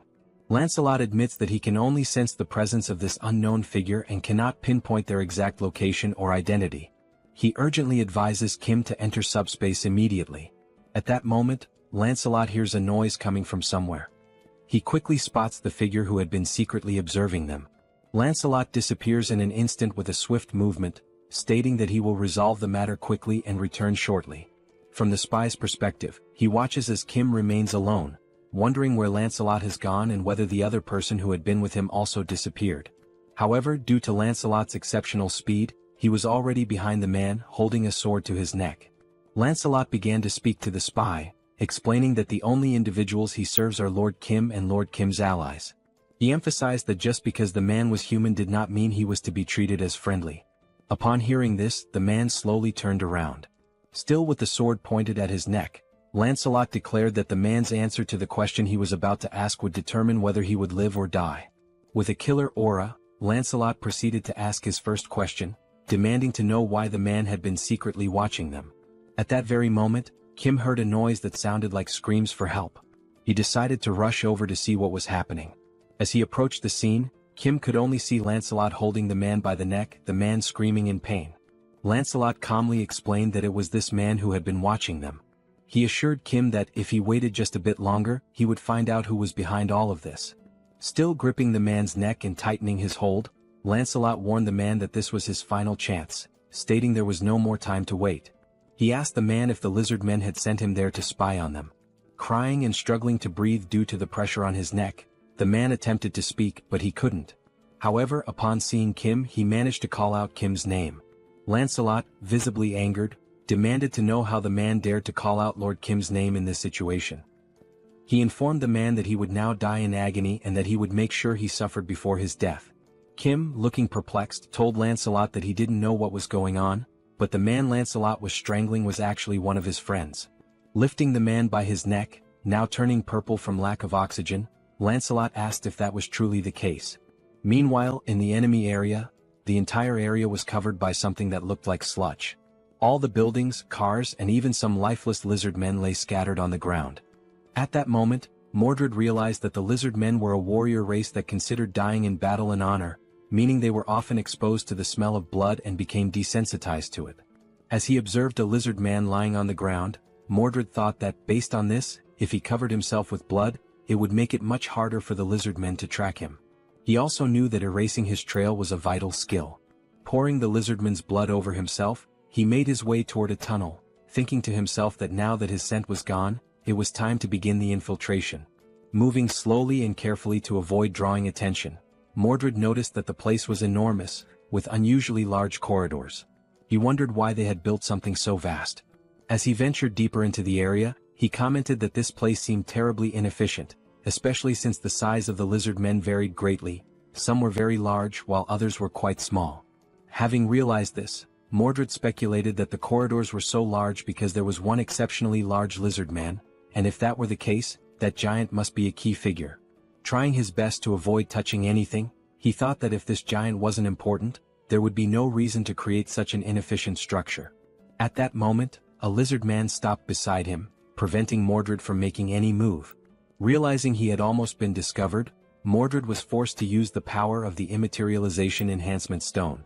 It dawned on him that this situation was truly dangerous, as if it weren't for the power of the stone, he would certainly be dead by now. And he couldn't afford to fail on his first mission.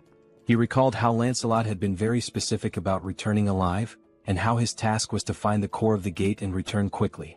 The deeper he went into the facility, the more he noticed that the lizard men seemed to be stronger and more organized. However, there was a creature unlike anything he had seen before. This new creature was purple, with an enormous round head and only one eye. Hidden and observing everything, Mordred muttered to himself that he had finally found it. He saw the one-eyed creature conversing with a bald man who was reading some kind of book. The bald elder called the creature filthy and asked if it was trying to interrupt his magical studies. The elder warned that if the creature continued to disturb him, he would be forced to imprison it. At that moment, another voice suddenly emerged, expressing irritation at the elder's words and asking if Solzen had forgotten about the agreement between them, addressing him by the name Solzen. Solzen, the elder, responded that he had only agreed to protect the core of the gate, but at no point had he agreed to allow anyone to enter there. Closing the book he had been reading, the elder said that he would seal the core of the gate without causing any damage to it. He added that if he had time to worry about the core of the gate, perhaps he should start thinking about the subordinates who had already died. The voice replied once more, stating that it understood that, a long time ago, Solzen had indeed been an incredible arcane mage, but now he had been exiled and was desperately clinging to them in order to survive. As something moved towards him, Solzen remarked that there was no need to bring up such a topic so suddenly. The thing, which resembled a tail, started wrapping around the elder's neck, and the voice spoke again, warning Solzen to understand his place, unless he wanted every bone in his body to be crushed to death. At that moment, it became clear that the voice was coming from a giant lizard man, who was the leader of all those present there. After this, Solzen acknowledged the situation, stating that he understood and perhaps had misspoken. He then asked the giant lizard man not to be so harsh. Still hidden and observing everything that was happening, Mordred noted that just by looking, it was evident that this was no ordinary lizard man. He wondered whether this elder, Solzen, was truly an arcane mage. Mordred then reflected on what the giant lizard man had said, that Solzen was an arcane mage but was no longer one. Mordred began to ponder the connection between the arcane mage and the lizard men, especially considering that Solzen had been entrusted with guarding the core of their portal. Unable to see everything clearly, he questioned whether the elder was talking to a tail or a tentacle. Not noticing what was beside him and listening to the conversation, Mordred could tell by the tone of the voice that it was authoritative and oppressive, clearly indicating that the giant creature must be the leader of the lizardmen. A giant chameleon had blended into the environment so well that even Mordred hadn't noticed it, leaving him vulnerable. At that moment, Mordred realized that, from where he was standing, he could not fully see the entire shape of the massive creature, but it was enormous, and he speculated that the large corridors might exist solely because of that creature. Mordred mentioned that the lizardman's defenses didn't seem so strong, so perhaps he could move a little closer to confirm the size of the creature. But just then he sensed something strange. Despite not being able to see anything or notice the giant camouflaged chameleon, he felt something pressed against his leg. The chameleon then launched its enormous tongue in Mordred's direction. A strange sensation made him turn to look, trying to understand what had just happened. By the time he realized it, something had already wrapped tightly around his arm, leaving him no chance to escape. As he was dragged by the chameleon's tongue, Mordred understood in that instant that everything had gone horribly wrong. The chameleon hurled the stealthy knight against the wall, giving him no opportunity to react. Upon impact, Mordred's camouflage began to fade, leaving him exposed in enemy territory and completely vulnerable. At that moment, the enemies also noticed something unusual and turned to investigate. The giant lizard called out to the arcane mage, demanding to know what was going on. Solzen, who had already understood what needed to be done, responded without hesitation, stating that someone had infiltrated their domain and had been spying on them. The bald elder then activated one of his red aura spells, summoning several scrolls into his hands. Unrolling one of them, he prepared to unleash an arcane spell. Without hesitation, he cast a magic missile, sending multiple powerful projectiles, imbued with a crimson aura, flying straight toward Mordred, who was still in the process of recovering. Seeing the attack rushing toward him, Mordred tried to react quickly. His eye gleamed, possibly as he activated his materialization ability to avoid being hit. At that moment, a flashback emerged. Kim's friend mocked his uniform, calling it pathetic and asking if he had pulled it out of the trash, pointing out how tattered it was. Kim thought back to the very first impression he had of this guy, and how it made him want to buy him a new pair of glasses. The boy laughed, making further remarks about Kim's family being poor, stating that from now on, Kim stinks and should stop talking to him. The words sparked Kim's anger. Without a second thought, Kim punched him in the face, and at that moment, the reason behind Kim's earlier thought about buying him new glasses became clear. Sometime later, the same boy was seen playing on a handheld console. He had just bought the video game the day before, yet he wondered why the other kids in the class didn't seem to care about him at all. Sitting alone in the room, the boy, comfortable in his privileged life, subtly boasted about it, trying to draw attention from his peers. However, the only thing the others could think was how annoying it was that he kept flaunting his wealth. Some even remarked that money wasn't everything, and despite his attempts, no one envied him. Kim, reflecting on the situation, considered that the boy had been young at the time, so it was understandable that he didn't know how to properly connect with his friends. But Kim also thought, I was young too, and I still found him incredibly irritating. What started as a small, random incident eventually led to something much worse. Some kids snatched his console and began fiddling with it, commenting on how he had some good games. As they took the handheld from him, they laughed, saying that since he was rich, losing something like that shouldn't be a big deal. At that moment, the boy tried to protest, saying that it wasn't right. But before he could finish, they punched him in the face, knocking him to the ground and continuing to beat him mercilessly, despite him being completely defenseless. The bullies sneered, telling him they hadn't asked for his opinion. However, one of them suddenly noticed something approaching from behind. When he turned to look, it was Kim rushing toward them with his backpack in hand. Without hesitation, he swung the backpack directly into the bully's face, momentarily halting the one-sided beating. Caught off guard, neither the boy who got hit nor his friends reacted immediately.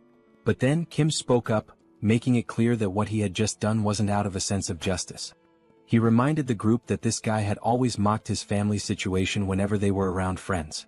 Kim had only stepped in to prove that he wasn't an easy target and to show off in front of everyone. The delinquents quickly realized that the two of them might be friends and asked Kim if he wanted to take a beating in his place.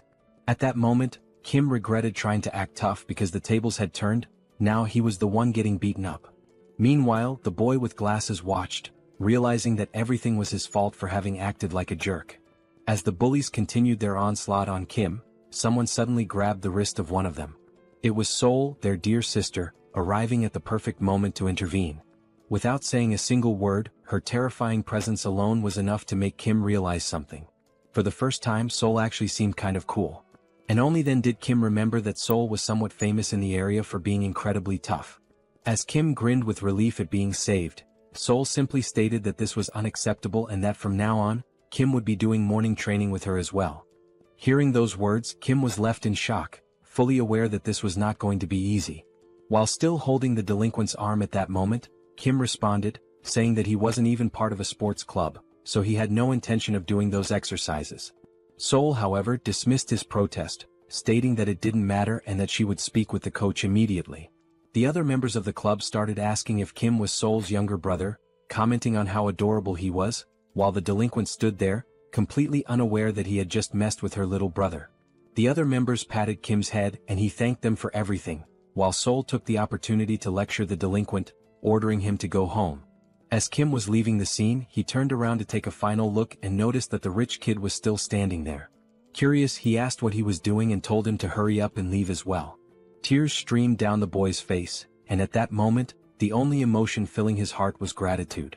From that incident onward, the two of them grew close remarkably fast throughout high school.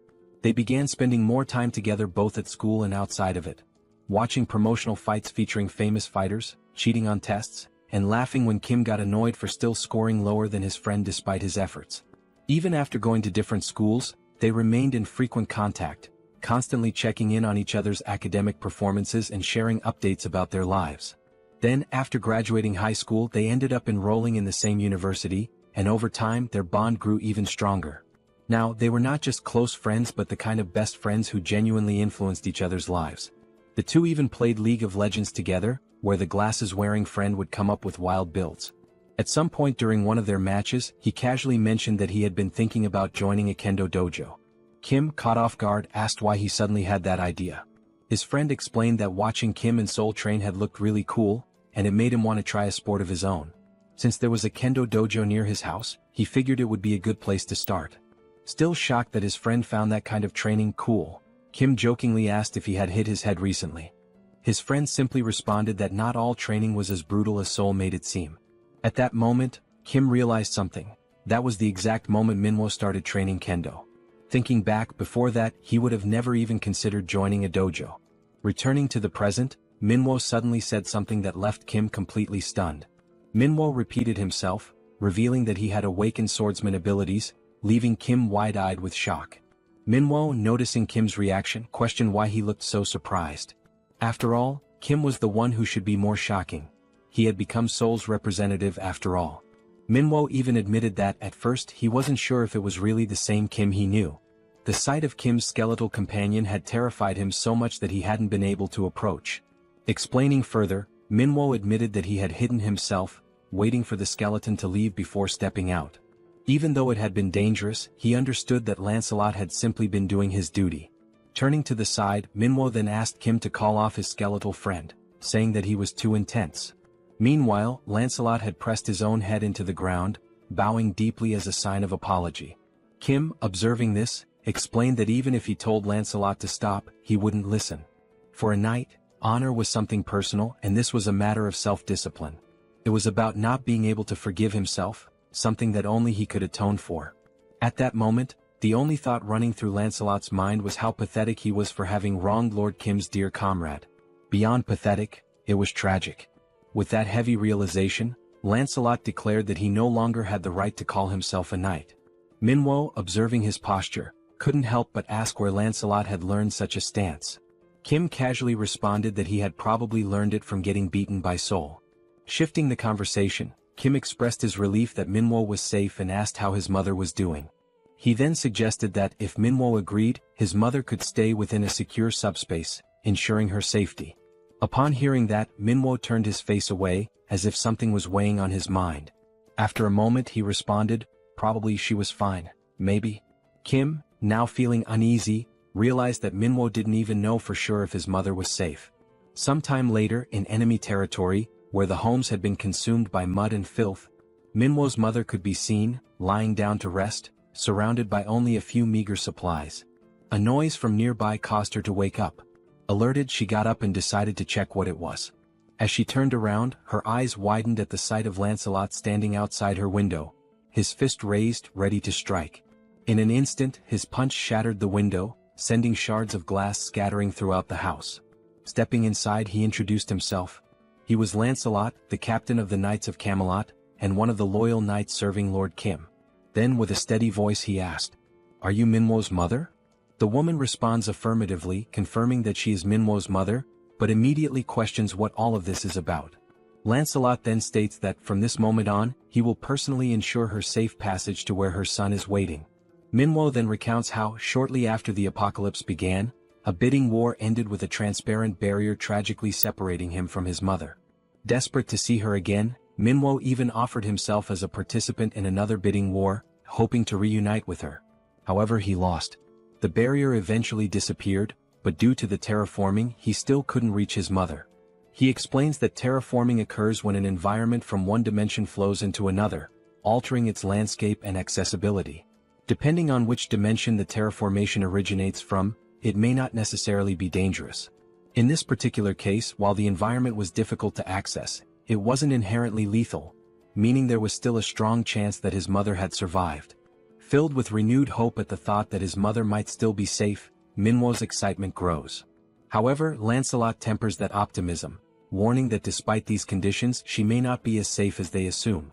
While this terraforming event may not have been toxic or deadly, the reality remains that this territory belongs to another dimension. In other words, it is still enemy territory. That is precisely why, as Lancelot carries Manhwa's mother on his back, he speaks with unwavering conviction. Even if the risk of failure is high, even if the mission is arduous and dangerous, he must prove himself worthy of being called a knight. And so, Lancelot declares that he will not repeat the failures of his past. At that moment, Lancelot notices a sudden increase in noise nearby. Glancing to the side, his eyes catch sight of someone running while shouting his name. The voice grows clearer as the person calls out, addressing him as Captain, while sprinting toward him. Focusing on the approaching figure, Lancelot recognizes Mordred, running frantically and yelling that he doesn't know why Lancelot is here, but that he needs to hurry. Mordred, looking increasingly desperate, pleads once more for Lancelot to run and look behind him. For a brief moment, Lancelot struggles to process the urgency in Mordred's words. Then, making the decision to turn around, he finally sees it. A wave of enemies surging toward them at full speed. The advancing enemies, their voices filled with pure hatred, declare that under no circumstances can they let that rat escape. It is only now that Lancelot fully realizes the grim reality before him. The plan to rescue Manhwa's mother quietly has completely fallen apart. Irritated by the situation, Lancelot turns his frustration toward Mordred. Fuming, he snaps at him, calling him a useless idiot, blaming him not only for failing the stealth mission but also for making the rescue significantly more difficult.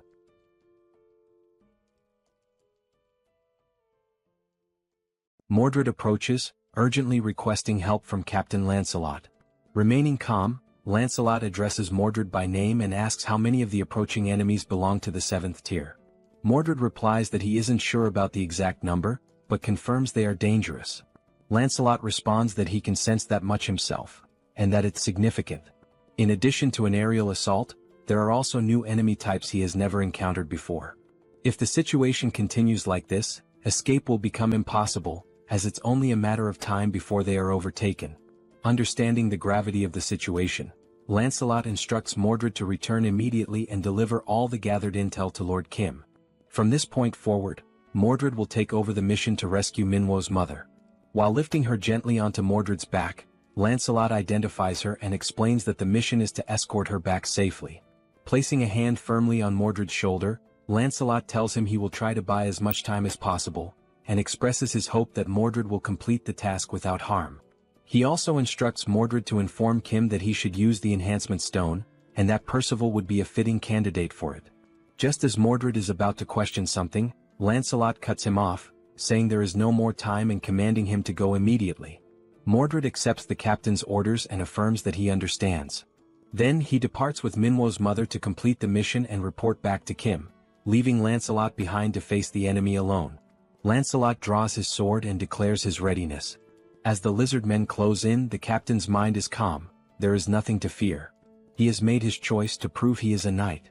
All of this is in the name of Lord Kim, even if it means facing every enemy alone. The scene shifts. Mordred has already arrived at the destination where Kim and Minwo are located. Opening the door, he announces that the mission has been accomplished. Minwo bursts into tears at the sight of his mother. Kim, too, expresses his relief and happiness that Minwo's mother is safe. Kim recalls that Lancelot had vowed to bring her back and asks whether Mordred is alright or if he was hurt somewhere. At that exact moment, Kim senses something is off as a system notification appears out of nowhere. The message reveals that the ghost of Camelot, Lancelot, has disappeared. Outside, Mordred begins recounting everything he witnessed and what happened after the split. Upon hearing this, Kim realizes that Lancelot must have sacrificed himself to complete the mission. And thanks to that sacrifice, Mordred was able to deliver the vital information, and Minwo's mother was saved. Kim then reflects that Lancelot may not be truly gone, as he could be revived by naming him once again using the enhancement stone and the magic stone. Even so, the thought leaves Kim uneasy. Being able to revive and being able to survive are not the same thing. He begins to question whether he placed too great a burden on Lancelot, now realizing that perhaps such a sacrifice wasn't necessary at all. Kim continues to reflect that he shouldn't have let Lancelot go like that. Even if Lancelot didn't want to listen, Kim should have told him that everything was alright, and that he didn't need to give up his life to prove his worth as a knight. Interrupting Kim's thoughts, Mordred recalls that Captain Lancelot specifically asked him to say that the enhancement stone would be well suited for Percival. This reminds Kim of the conversation he once had with Lancelot regarding the proper use of the enhancement stone, which possesses healing attributes. Kim acknowledges to himself that Lancelot truly thought of everything in advance, strategically and efficiently, even considering how best to use the enhancement stone. Once again lost in thought, Kim pulls himself back to the present and orders Mordred to share the rest of the information he gathered. With a look of unwavering determination, Lord Kim states that Lancelot's sacrifice will not be in vain, and that they will now formulate a plan to close the gate used by the lizard men. Back in the enemy's hideout, we see Lancelot's helmet, shattered and battle-worn, lying as the only remnant of the fierce fight that claimed his life. The bald old man, Sozen, is shown to be manipulating the helmet through the use of his magic. As he observes it closely, Sozen realizes that it belonged to an undead knight, and begins to wonder if there is a sorcerer somewhere responsible for creating such beings. While the old man is still deep in thought, he hears a voice commending him for a job well done. The voice belongs to the giant lizard man, who says that although the infiltrator was lost, they managed to capture someone else in his place. The old man responds dryly, saying that in situations like this, it's not about saying well done, but about offering a proper thank you, since it was the giant lizardman's duty to capture intruders in the first place. The lizard man admits that it's no easy task, and the old man then asks what he plans to do with the enhancement stone they obtained after capturing Lancelot. The giant lizard man says that for now he'll put the matter aside. Originally he would have handed it over to Lakis or Yatu, but since both are dead, the old man takes the opportunity to suggest that, since there's no one else to use the stone on, perhaps the stone could be invested in him instead. The lizard man then asks what he would gain in return if he were to invest in the old man. Still levitating Lancelot's broken helmet, the old man now begins levitating a scroll as well. He takes hold of the scroll and describes it as remarkable. He explains that, as the lizard man should know, scrolls can be used even by those without magical abilities, single-use items that allow anyone to cast magic. The value of each scroll, he says, depends on the type of magic imbued in it. At the very least, they're worth more than 3 D-tier enhancement stones. The lizard man grunts in response, stating he can vouch for that. He also says he's heard rumors that the old man crafts his scrolls by embedding living people into them, which he finds disgusting. He adds that he much prefers the weapons and armor from the Eames dimension, as they are more efficient. The old man replies that the lizard man doesn't understand the artistry of creating scrolls using uncivilized beings. The giant lizard man then questions whether he too would be considered an uncivilized brute just for not understanding the old man's customs. He declares that arcane mages are themselves uncivilized beings. He goes on to say that they're barbaric sorcerers, and asks what it feels like to be powerless and exiled. He concludes that the enhancement stones will be used to acquire equipment from the Eames dimension, while the revolting scrolls will continue to be made using the prisoners they capture. The old man accepts this outcome with a sigh and comments that the lizard men truly lack imagination. At that moment, he hears a sound coming from deeper within the hideout, something that draws his attention. Their focus turns to the entrance and soon someone begins to step through. The old man and the lizard man exchange confused looks, unsure who the newcomer could be. Then they see a knight entering, holding a shield in one hand and an axe in the other. The knight announces himself to the enemies. He is Percival, one of the 12 knights of Camelot. The old man demands to know who this man is, and once again the knight identifies himself as Percival. The old man scoffs, saying it doesn't matter, and asks if he's come to avenge his fallen comrade. Wasting no time, Sozen casts a flame spell using one of the scrolls and tells Percival to try and endure it. A fireball crashes into Percival, but after the blaze dissipates he stands completely unharmed, having blocked it entirely with his shield, without even taking a step back. Seeing the hulking figure standing firm before him, Sozen mutters that Percival is far tougher than he expected. Then, wondering whether the knight can withstand the next spell, Sozen prepares another attack, moving his fingers to control more scrolls. But nothing happens. Turning to look at the scrolls, he sees a portal sucking them all in, every last one of them at once. Sozen freezes in disbelief. This is the first time he has ever seen scrolls behave this way. At that exact moment, the system sends a notification to Kim, stating that all magical scrolls have been stored, at the cost of 3,914 magic stones, leaving only 1,843 remaining. Kim, currently inside a helicopter with Yong-soo, confirms that the scrolls have all been safely stored and says he'll leave the rest to the team. The message is transmitted to a radio device, one that is in Percival's possession. Upon hearing the message, Percival raises his voice and asks if Mordred just heard that. The old man, completely confused, asks who this Mordred is that Percival keeps referring to, and whether he's the one who stole the scrolls.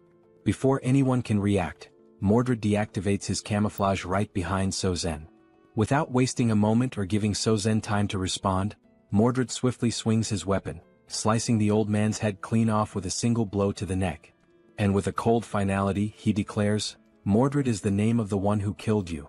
A short while earlier, during the planning phase, Mordred had described the characteristics of the enemies they were about to face, mentioning that there was even a mage among them.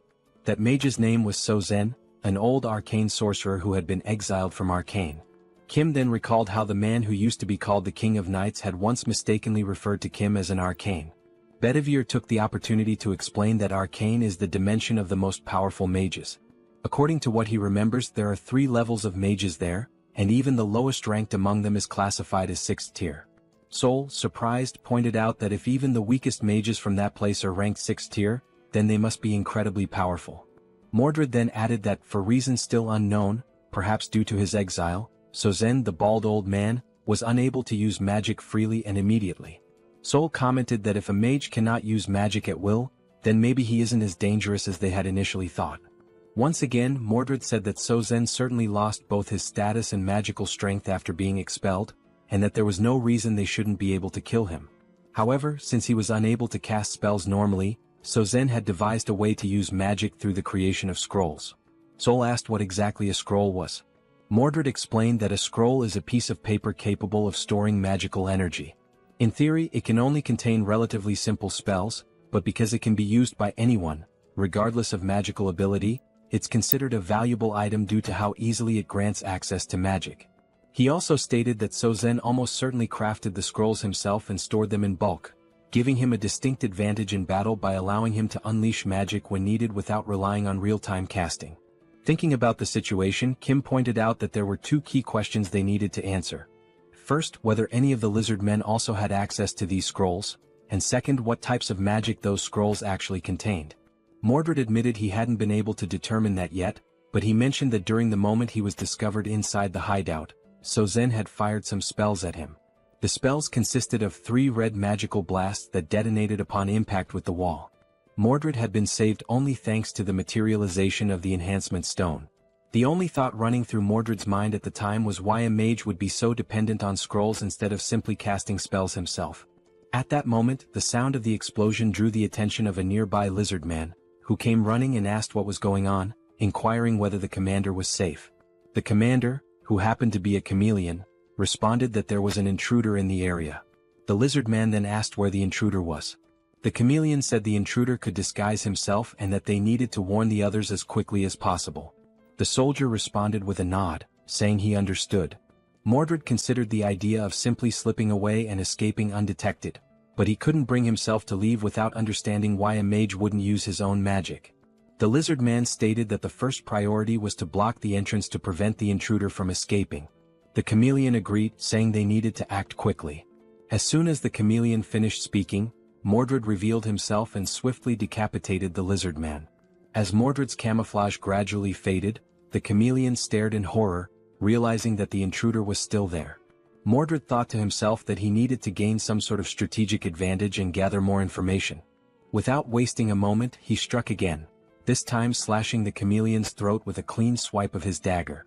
As the chameleon collapsed to the ground, convulsing and gasping for his last breath, Mordred turned his head upon hearing a voice shouting insults at the fallen lizard men, calling them idiots and bastards.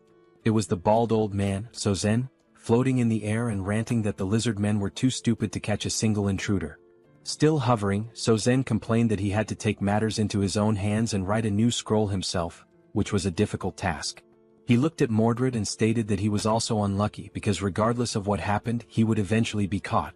At that moment, Mordred didn't quite understand what Sozen meant by that.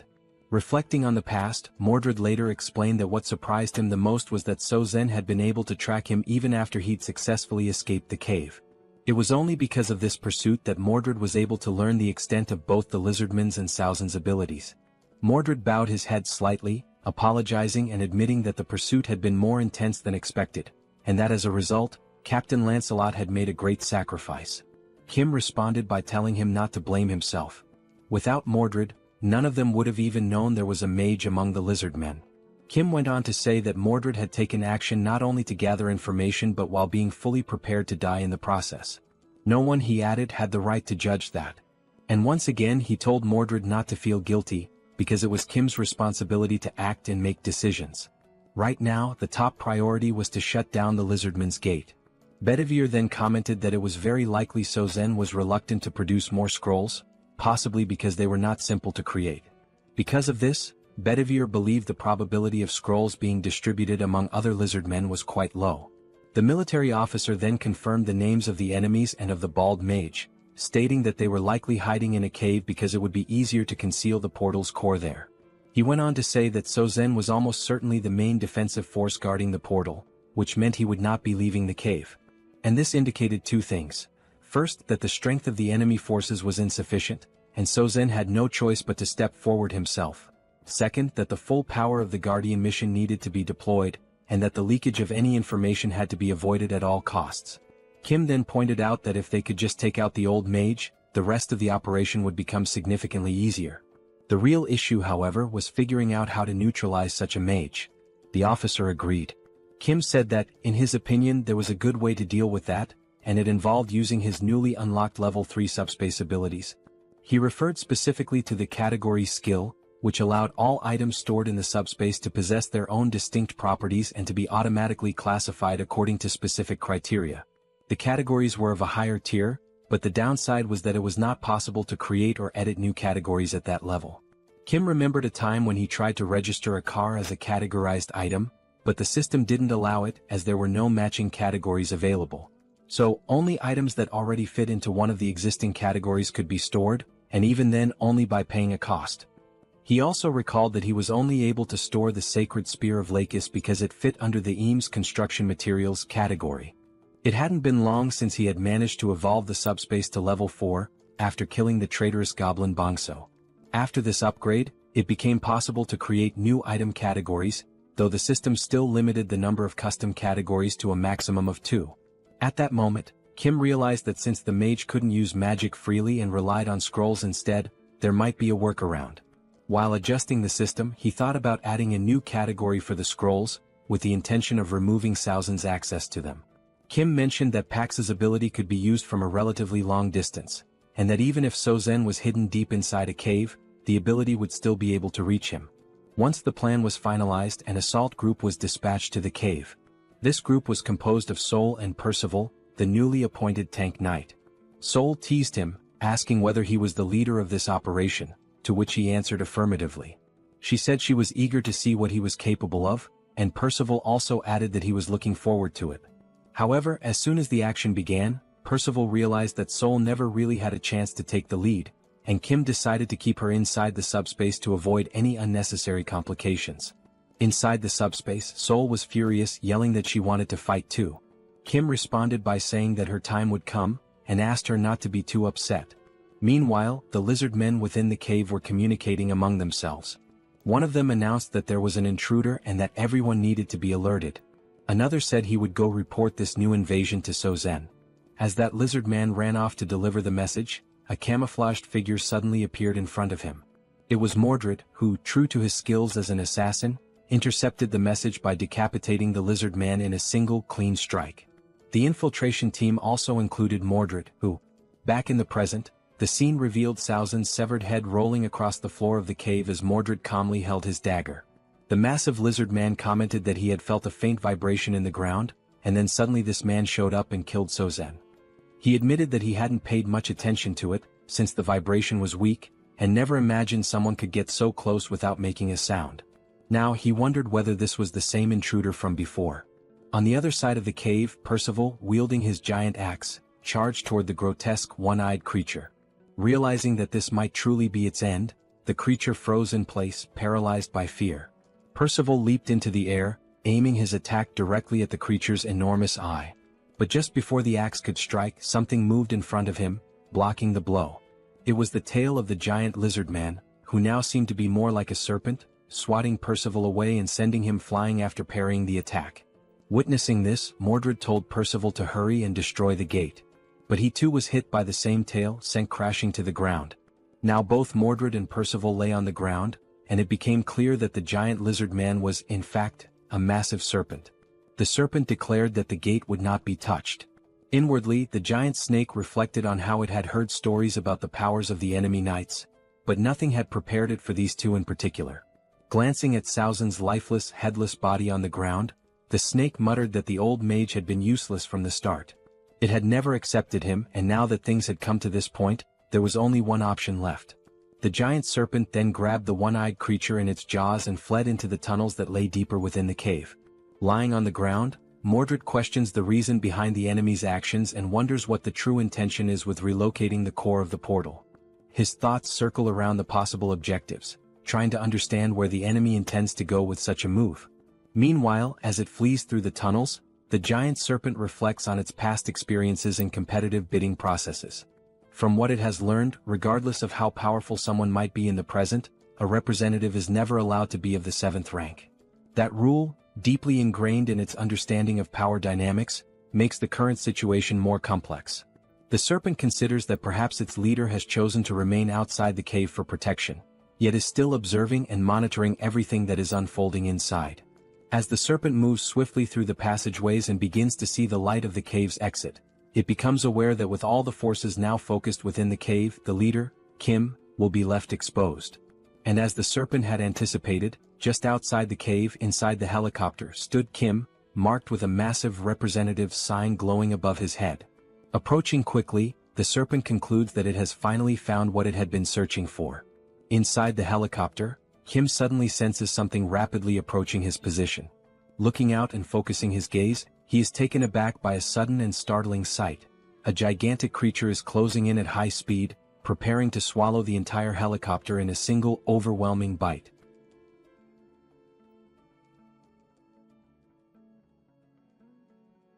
Kim notices that the massive serpent is getting closer and closer. However, in some way he remains composed, perhaps due to the confidence he has in the capabilities of his powers. Recognizing the imminent danger, he calmly instructs Pax to throw something at the enormous creature approaching the helicopter. Without hesitation, Pax hurls an object at incredible speed, striking the serpent and causing it to recoil in pain, thereby interrupting its attempt to attack the aircraft. The impact is so intense that the colossal snake is slammed into the ground with tremendous force. The object thrown is revealed to be a beam from the Eames dimension, known for its highly durable properties. The serpent, catching the beam with its tail, flings it far away. After tossing the object aside, it realizes that the material is indeed a construction element from the Eames dimension. Having heard rumors about Kim's strange abilities, the serpent begins to understand that the rumors might be true. From inside the helicopter, Kim watches the creature and assesses its power. The snake, as enormous and intimidating as it appears, is evidently just as strong as its size suggests. Kim instructs Young-soo to keep some distance from the creature for the time being. Determined not to give the enemy a chance to recover, Kim gives the order for Pax to continue the attack. In response, Pax rapidly launches several Eames dimension beams at astonishing speed, all directed at the giant serpent once again. Sensing the incoming assault, the serpent coils its massive body in an effort to shield itself from the barrage. With its incredibly resilient body and the advantage of anticipating the strike this time, it manages to block the incoming beams, seemingly taking no damage at all. Observing the creature's movements as it defends itself, Kim realizes that defeating this enemy may not be so simple. The beam barrage from Pax continues, but this time the giant serpent seems to come up with a plan. It begins dodging each of the beams one by one with precise and agile movements. It slithers swiftly through the area until it comes across a building which it begins to climb. Reaching the top, the serpent positions itself at an altitude parallel to the helicopter. From inside the aircraft, Kim and Young-soo remain unsure of the creature's strategy. Then, trying to catch them off guard, the serpent suddenly spits a venomous substance from its mouth, aiming directly at the helicopter. Noticing the incoming attack, Young-soo attempts to maneuver the helicopter out of harm's way. However, the evasion is only partially successful. The venom still manages to strike part of the windshield. As the toxic substance begins to corrode the surface, Young-soo panics, knowing that if the windshield weren't so resilient, the venom could have reached him directly. Reacting swiftly, Kim opens the subspace and instructs Young-soo to enter it immediately. The portal begins to close slowly behind him. Watching the situation unfold, the giant serpent assumes they have chosen to flee from the fight altogether. But the system then displays a new deployment, another unit of the Black Hawk helicopter, emerging from the subspace and returning to the battlefield. The window that had just been hit by venom now appears flawless, as if it had never been damaged. And indeed that is the case, this is a different helicopter altogether. Witnessing this, the only thought running through the serpent's mind is whether the venom attack was somehow undone by re-entering the portal. It wonders what kind of ability Kim could possibly possess. Inside the new helicopter, Kim reflects on the situation. Whether or not the vehicle is struck, as long as it is part of the subspace, he can simply replace it with another. However, he now recognizes that attacking the creature using the Eames beams is ineffective, and he begins to wonder what alternative strategy he should use. The serpent, now coiled around another building, continues to watch him closely. Kim considers whether he should try using that newly acquired item. Choosing not to waste time overthinking, he commands Pax to launch the spear imbued with electrical properties. Flying at high velocity, the spear hits the serpent directly. At first, it shows no reaction, no visible pain. However, unlike the beams, the spear manages to pierce through the creature's thick hide. The serpent turns its gaze toward the object lodged in its body, questioning what it is and where it came from. Upon closer inspection, it realizes that the weapon is none other than the sacred spear once belonging to its ally, the lizardman Lakis. As the serpent tries to process how this is even possible, another spear swiftly follows, landing right next to the first and piercing its flesh once again. The serpent now begins to question just how strange the situation truly is. It was already unsettling to see Lakis's spear embedded in its body, but now there are two of them and Lakis only ever possessed one. Still in disbelief, the serpent tries to process how such a thing could be possible. Meanwhile, yet another object is rapidly approaching, clearly intended to strike it as well. Unlike the previous spears, which carried electrical properties, this new one is imbued with the power of ice. It pierces the serpent's thick hide just as easily as the others, causing it to react with a hint of alarm. Because the spear holds icy properties, it leaves a thin layer of frost spreading from the impact point across the serpent's flesh. The giant creature recognizes that this particular magical signature originates from the old bald sorcerer Saozin's scrolls. It then wonders how Kim is managing to employ such a wide array of different attacks. Enraged, the colossal serpent lets out a furious roar, declaring that weak attacks like these are incapable of bringing it down. Then, in a swift and aggressive motion, it lunges once again toward the helicopter, bearing its enormous fangs. Inside the aircraft, Kim notices that the area surrounding the squad has become slightly frozen due to the latest spell's effects.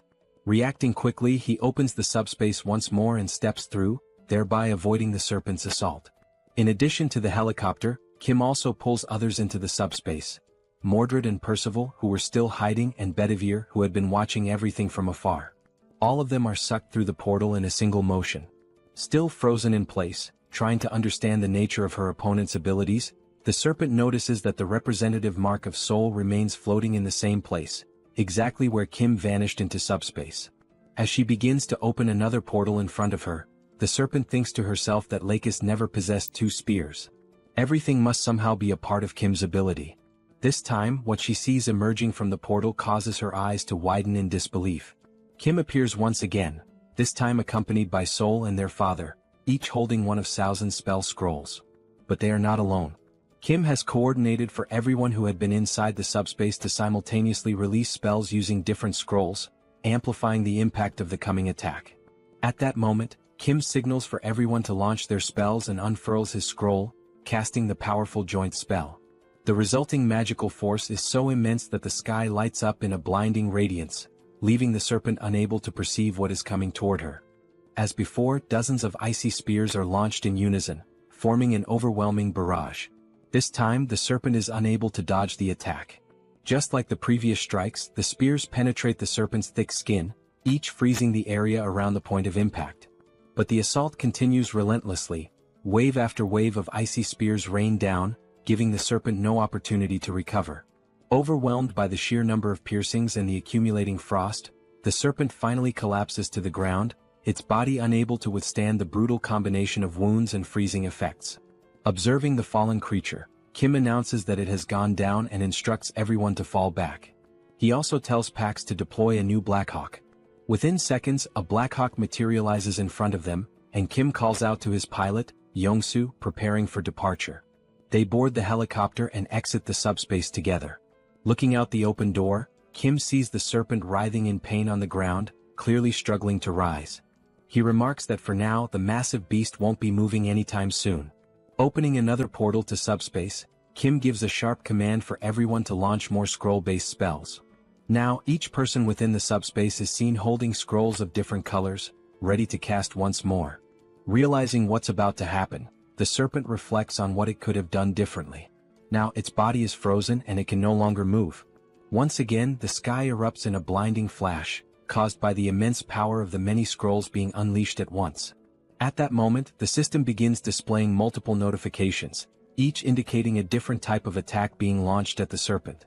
This powerful, multifaceted magical strike heads straight toward the immobilized creature, which can do nothing but watch as the wave of destruction closes in. Thus, spells of various elements and properties strike the serpent with full force. Sometime later, as the dust finally begins to settle, Kim cautiously approaches the area. He states that he only has one question to ask. Then, looking ahead, he calmly asks why the enemies have been so desperate to launch their invasion. The serpent then states that things had to unfold exactly the way they did. Kim asks why. The serpent replies that he would not understand the reason, at least not now. Kim questions why he wouldn't be able to understand it. The serpent continues, explaining that the Earth's dimension is not far, and that, in time, Kim will realize that instead of simply defending himself as he is now, he will eventually become the one hunting other dimensions. It finishes by saying, "The universe, that is how the system was designed from the very beginning." And with those words, the giant serpent speaks for the last time. At that very moment, the system displays a notification stating that the dimensional account has been transferred, along with a total of 5,911 magical stones. Another screen appears, confirming that since Kim already holds a dimensional account, the values are combined, bringing his new total to 17,668 magical stones. Mordred, approaching silently like the assassin he is, comments that the serpent does indeed appear to be dead. The serpent's final phrases are echoed once more, raising questions about what she meant when she said there was no other choice but to invade, and about the system of the universe having been structured that way from the beginning. Mordred explains that although the leader of their enemies is now dead, the core of their dimensional gate is still intact. Kim asks if he knows where it is, and Mordred responds that he saw the serpent swallow the gate's core in an effort to protect it, something he witnessed not long ago while they were still in hiding. Upon hearing that, Kim points out that even after everything they went through to defeat her, they now have to locate the gate's core inside the enormous corpse of the serpent. Mordred confirms this. However, Mordred adds that Lord Kim doesn't need to worry. Back in their hometown, they were well known for dismantling and breaking down corpses. Taking the lead, Mordred calls out to the other knights, stating that their objective is to destroy the gate's core and drive the Sabros dimension out for good. All of them step into the remains. After some time, the system displays another transfer notification, this time for 33,638 magical stones, with no depositor information provided. Another screen confirms that since Kim already has an active dimensional account, the total value is updated to 51,306 magical stones. Kim observes that the terraforming in that area is slowly beginning to dissipate. Then Mordred calls out to him, saying that while destroying the core of the portal, he happened to stumble upon something unexpected. Impressed by Mordred's speed and efficiency, Kim turns to see what it is. He sees Mordred holding 3 red enhancement stones in his hand. Without hesitation, Kim commands the system to use the stones. The system then displays a message. The 3 enhancement stones are being consumed, along with 500 magical stones, to designate Lancelot as one of the 12 Knights of Camelot. The enhancement stones begin to float, enveloped by a glowing red aura. Then a voice resonates. Knight Lancelot, I swear to serve you with unwavering loyalty and devote my life to you, my lord. The system reveals Lancelot's updated stats. He is now a level 7 knight, one of the Knights of the Round Table. His attributes include penetration, acceleration, immunity, control, and critical accuracy. Lancelot is summoned once again, though now he may be in a factory reset state with no memories of his previous self, but stronger than ever before. At that very moment, a system notification appeared, announcing that the Sabros dimension had officially lost its commercial rights over the Incheon region. The message indicated that, because of this, Incheon had now been fully restored as part of Earth's territory.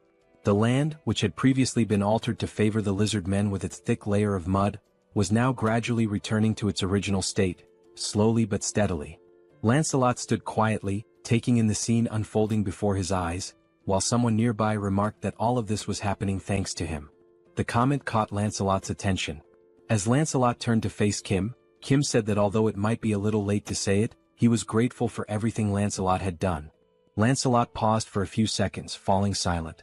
Then finally he spoke, not to deny the gratitude but to apologize, explaining that he had only done what was required of him as a knight. Kim responded by acknowledging how hard it must have been to do what needed to be done.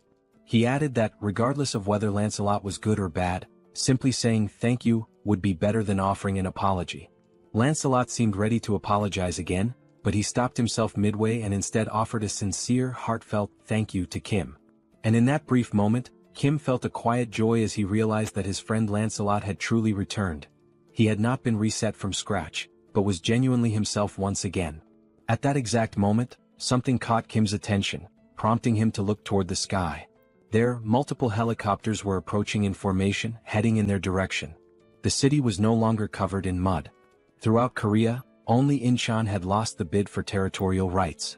And now that it had been recovered, it meant that all the monsters who had attempted to conquer Korea had been successfully eliminated. Of course, this did not mean that the situation was entirely safe. Primitive monsters such as orcs and wyverns still roamed the land. Those remaining threats would need to be dealt with before the country could truly resume its normal functions, and that process could take a very long time. The helicopters completed their descent and landed at the site.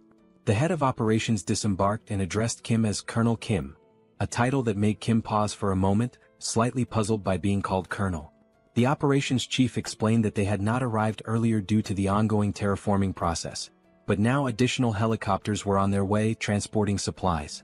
As he looked up at Kim, who stood atop the massive serpent's corpse, the chief remarked that this enormous creature had to be the leader of the lizardmen, and asked how something that size could even exist. Kim replied that he hoped the other head of operations was doing alright, since the last time they met, that man had fled the scene, claiming he had been attacked by insects. Sometime later within the subspace, it was finally time for a meal. Plates were being served to everyone, and Kim couldn't help but think about the strange contrast, being served Chinese food in a world where monsters still roamed the streets. He wondered where the dish had even come from. The story had begun shortly after Minwo's mother had been rescued and received care from Joy inside the subspace. Minwo's mother had mentioned that she should offer food to express her gratitude to everyone, but Joy reassured her that she was fine. She had eaten a lot lately, though she would gladly accept the offer as a kind gesture. Curious, Minwo's mother asked how Joy had managed to eat so much food in a place like that. In response, Joy asked if she really didn't know. That was how Minwo's mother came to learn about Kim's abilities, specifically his power to produce infinite ingredients. She then mentioned that she had a friend who was an excellent cook. With materials provided by PX, dishes were prepared by the owner of a renowned Chinese restaurant located in Chinatown. This chef cooked with joy in his heart, because even in such a ruined world, he could still prepare food for others. It made him feel blessed to serve people again. And that was the story behind the Chinese dish. Thanks to the kind heart of the chef, it had become possible to enjoy a meal of such quality even in the midst of the apocalypse. Of course, even if the ingredients were unlimited, it was still questionable how the chef had prepared so much food alone. In truth, he had made only one dish, and from that single plate PX had duplicated the rest. Seoul, known for her large appetite, devoured the meal and repeatedly asked Kim to bring more food, faster. Hearing this, Kim told her to slow down, commenting that it didn't even look like she was chewing. The women around them were astonished, still wondering how food could possibly taste that good. Meanwhile, Kim reflected on everything that had happened. He had defeated the lizard men, reclaimed Incheon, and now, everyone was able to sit down and enjoy delicious Chinese food together, and celebrate. And there was one more reason to celebrate. At that moment, Kim's sister-in-law, his older brother's wife, was not feeling very well. Joy asked her if she was okay, suggesting she might have caught a cold or something like that, since she hadn't eaten much. Looking down at her nearly full plate, the sister-in-law told them not to worry. But Joy continued, asking whether she had been feeling more nauseous lately, if her urination had decreased, if her mouth felt dry, and whether she experienced dizziness when moving quickly. The sister-in-law responded affirmatively, clearly confused as to how Joy could know all of that. Then Joy said something that took everyone by surprise, even the sister-in-law herself.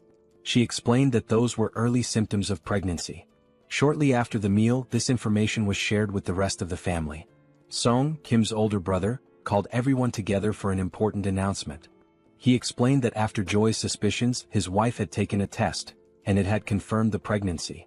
Everyone congratulated them with smiles and heartfelt joy. Yangso turns to Kim and congratulates him as well, acknowledging that Kim is now about to have his very first nephew. At that moment, even though the baby's gender is still unknown, Kim suddenly feels as if he has crossed into adulthood, an inner shift he wasn't expecting. As the family gathers, their thoughts begin to wander toward the future of the baby. They start wondering about what the baby will wear, whether PX includes children's clothing, and which sport the child might eventually take up. Joy and Seoul are equally excited about the baby's arrival, filled with anticipation and happiness. However, just as with many things in life, wherever there is joy, there can also be looming concerns. The moment of celebration and happiness proves to be brief. A soldier approaches Kim and speaks quietly, informing him of an urgent radio transmission coming from the chief of the Central Operations Command. He suggests that Kim should hear it immediately. Kim heads over to the transmission line and confirms to the operations chief that he is now listening. After receiving several initial details, Kim explains that the terraforming has disappeared from Incheon and asks if the chief will be returning soon. The chief of operations then reports that, through the remaining direct communication lines with both China and Japan, he is currently sharing the developing situation among the nations. He explains that terraforming is now occurring on a large scale in those areas, and its effects are slowly spreading. He adds that the impact varies from country to country. At the moment, they are facing specific dangers. Toxic gases are pouring from the Beijing Gate, while poisonous water is erupting from the Fukuoka Gate. Kim realizes that being in Korea, China and Japan are neighboring countries, practically next door. He asks which of the two is currently experiencing the most severe damage. The operations chief responds that neither situation is minor, but among the two, the most urgent threat is definitely the toxic gas leaking from the Beijing Gate. While the colonel continues speaking to Kim, a shot reveals a massive insect, already dead, lying on the ground. He explains that the toxic atmosphere hasn't reached them yet, but the arrival of these giant insects shows it's only a matter of time before the real danger begins. The colonel emphasizes that closing the toxic gate in Beijing is now the highest priority. He explains that troops are being organized for deployment, but this isn't a problem that can be solved through military might alone. That's why he has remained calm until now. Admitting he feels a bit ashamed, the colonel says he needs to ask Kim for a favor. Kim tells him there's no need to feel embarrassed. If they do nothing, the entire Korean peninsula could soon become a living hell. Wanting to understand the situation more deeply, Kim offers to fly directly to China by helicopter and asks whether that would be acceptable. The colonel instructs him to first visit the 3rd Guard Brigade before heading to China. Kim confirms the order, says he will leave tonight, and ends the radio transmission with the colonel. Now driven by the thought that he cannot allow his future nephew to grow up in a world filled with giant insects, air pollution and poison, Kim feels an even deeper determination to resolve these problems and restore balance to Earth. He gives the command for PAX to increase the level of the subspace. Immediately, the system displays the progress. 30,000 magic stones are consumed to raise the level, leaving 20,000 stones remaining in the system's reserves. As night falls, the system finally notifies that the subspace level upgrade has been completed, unlocking new features and enhancements. One of these newly unlocked functions is the installation of a fixed portal, different from the general portals seen so far. Kim gives the command to install this new portal. As stated in the skill description, this new type of portal is distinct from all previously summoned portals. There are several key differences. First, once this portal is installed, it becomes fixed in the exact location where it was summoned and cannot be moved. Second, this portal has no physical presence or defensive power, meaning it cannot be used as a barrier to block enemy attacks. However, for those granted access, they are able to pass through the portal and enter the subspace, effectively allowing them to avoid enemy assaults altogether. This portal differs from the summoning-type portals used until now. The ability to enter and exit the subspace and collect necessary items through a single fixed location is, without a doubt, a remarkable capability. Watching all of this unfold, Manhwa comments that this is indeed an amazing skill, one that could easily be used for fraud if someone had bad intentions. He then asks if Kim is really going to China and urges him to hurry up. Kim confirms that he will be heading there soon, and adds that after closing the gate in China, he will have to go to Japan as well. Manhwa, clearly pleased, observes how Kim's abilities are now developing and expanding on a global scale. He tells Kim that if he ever needs assistance, he can count on him, because although he hasn't demonstrated it yet, Manhwa has awakened as a swordsman. He also expresses his gratitude for everything Kim has done, especially for saving his mother. Kim thanks him as well, for everything, before heading off on the next journey to save Earth once more. Inside the helicopter, Kim and Young-so give a thumbs up as a way to signal that everything is okay and to offer a temporary goodbye. The helicopter lifts off and begins its flight toward a new destination. Sometime later, at Incheon International Airport, someone is calling out for James, but there is no reply. A man approaches an aircraft while James's name is called again, urging him to come out. The man says he just received a call from the Joint Chiefs of Staff, informing him that the individuals they had discussed, the ones heading to China, have now arrived. Suddenly, James appears from underneath the plane, asking how they arrived so quickly. From his appearance and actions, it seems James is a mechanic. Still processing the sudden arrival, James expresses surprise at the speed of their arrival and comments that the aircraft hasn't even been fully remodeled yet for a long-range flight to China. As things stand, they won't be able to depart at this moment.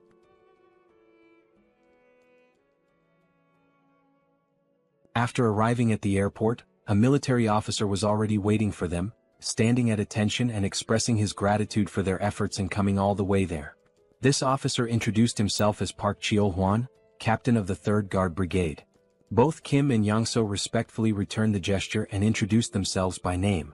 The officer mentioned that he had already been informed in advance about their arrival so that preparations could be made for their flight to China. Young-so, visibly eager, commented on how excited he was to pilot a new type of aircraft. Without further delay, the officer instructed them to follow him. Once inside, they entered a hangar where the aircraft that would take them to China was waiting. The officer explained that the model of the aircraft was the C-130J, which is significantly faster than a Black Hawk, making the journey to Beijing possible. Hearing this left Young-so fascinated, and he quickly asked whether this aircraft was the same kind used by special forces in spy movies, equipped with cargo compartments. The officer confirmed it was, but added that maintenance work on the aircraft had not yet been completed. He asked them to wait a moment until the preparations for takeoff were finished. Curious, Yang-so asked what kind of modifications were being made. The officer explained that they anticipated encounters or possible monster attacks on the way to China, so the aircraft was being upgraded with minimal defensive capabilities. However, they were not equipping it with missiles or similar offensive weapons, just enough to improve survivability.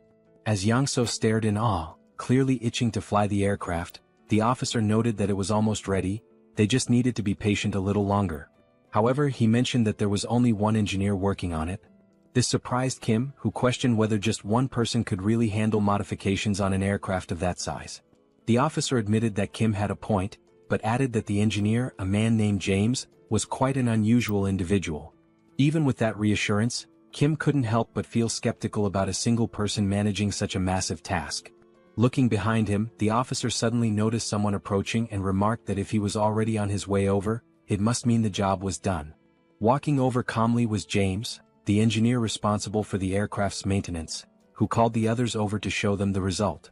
Holding a magic stone in his hand, James explained that if they looked carefully at the aircraft's exterior, there wouldn't appear to be any difference before and after the upgrade. That was intentional. He had focused all the modifications on the aircraft's underside. He went on to explain that flying monsters typically attack from below, which was why the upgrades were concentrated there.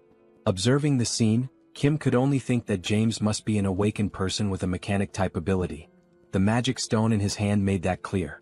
James was likely an aeronautical engineer who had awakened after the beginning of the apocalypse. Because engineering was already his profession, his skills had been enhanced in ways that aligned with practical, technical needs. As Kim looked at the sharp metal spikes attached beneath the aircraft, he couldn't help but be impressed by James's extraordinary abilities. Still, part of him wondered if the plane would even be able to fly properly after being modified like that. Before departing for China, they would test the functionality of the modified parts. In the meantime, Kim distributed food and other supplies to the local soldiers. As a portal opened beside James, Kim observed him closely. What stood out was how James showed absolutely no reaction to the portal's sudden appearance. In a world filled with monsters, where people were forced to hide, live with anxiety and fear, endure hunger and thirst, and where resources were incredibly scarce, any sign of food or water usually brought joy. But James didn't react at all. Not even when presented with first-class Chinese cuisine prepared by a professional chef. He simply said that he had already eaten too much and was full, remaining entirely indifferent. Kim wasn't sure whether this was a good or bad thing. But what he did realize was that James genuinely wasn't interested. And just as the captain of the 3rd Brigade had said, James truly was a special kind of person. Kim called Pax and asked it to take the dish away. It was only then that Kim noticed something that did interest James. James's expression changed when he caught sight of the machines inside the subspace. He even stood up from his chair to get a better look, his face lighting up with surprise and curiosity.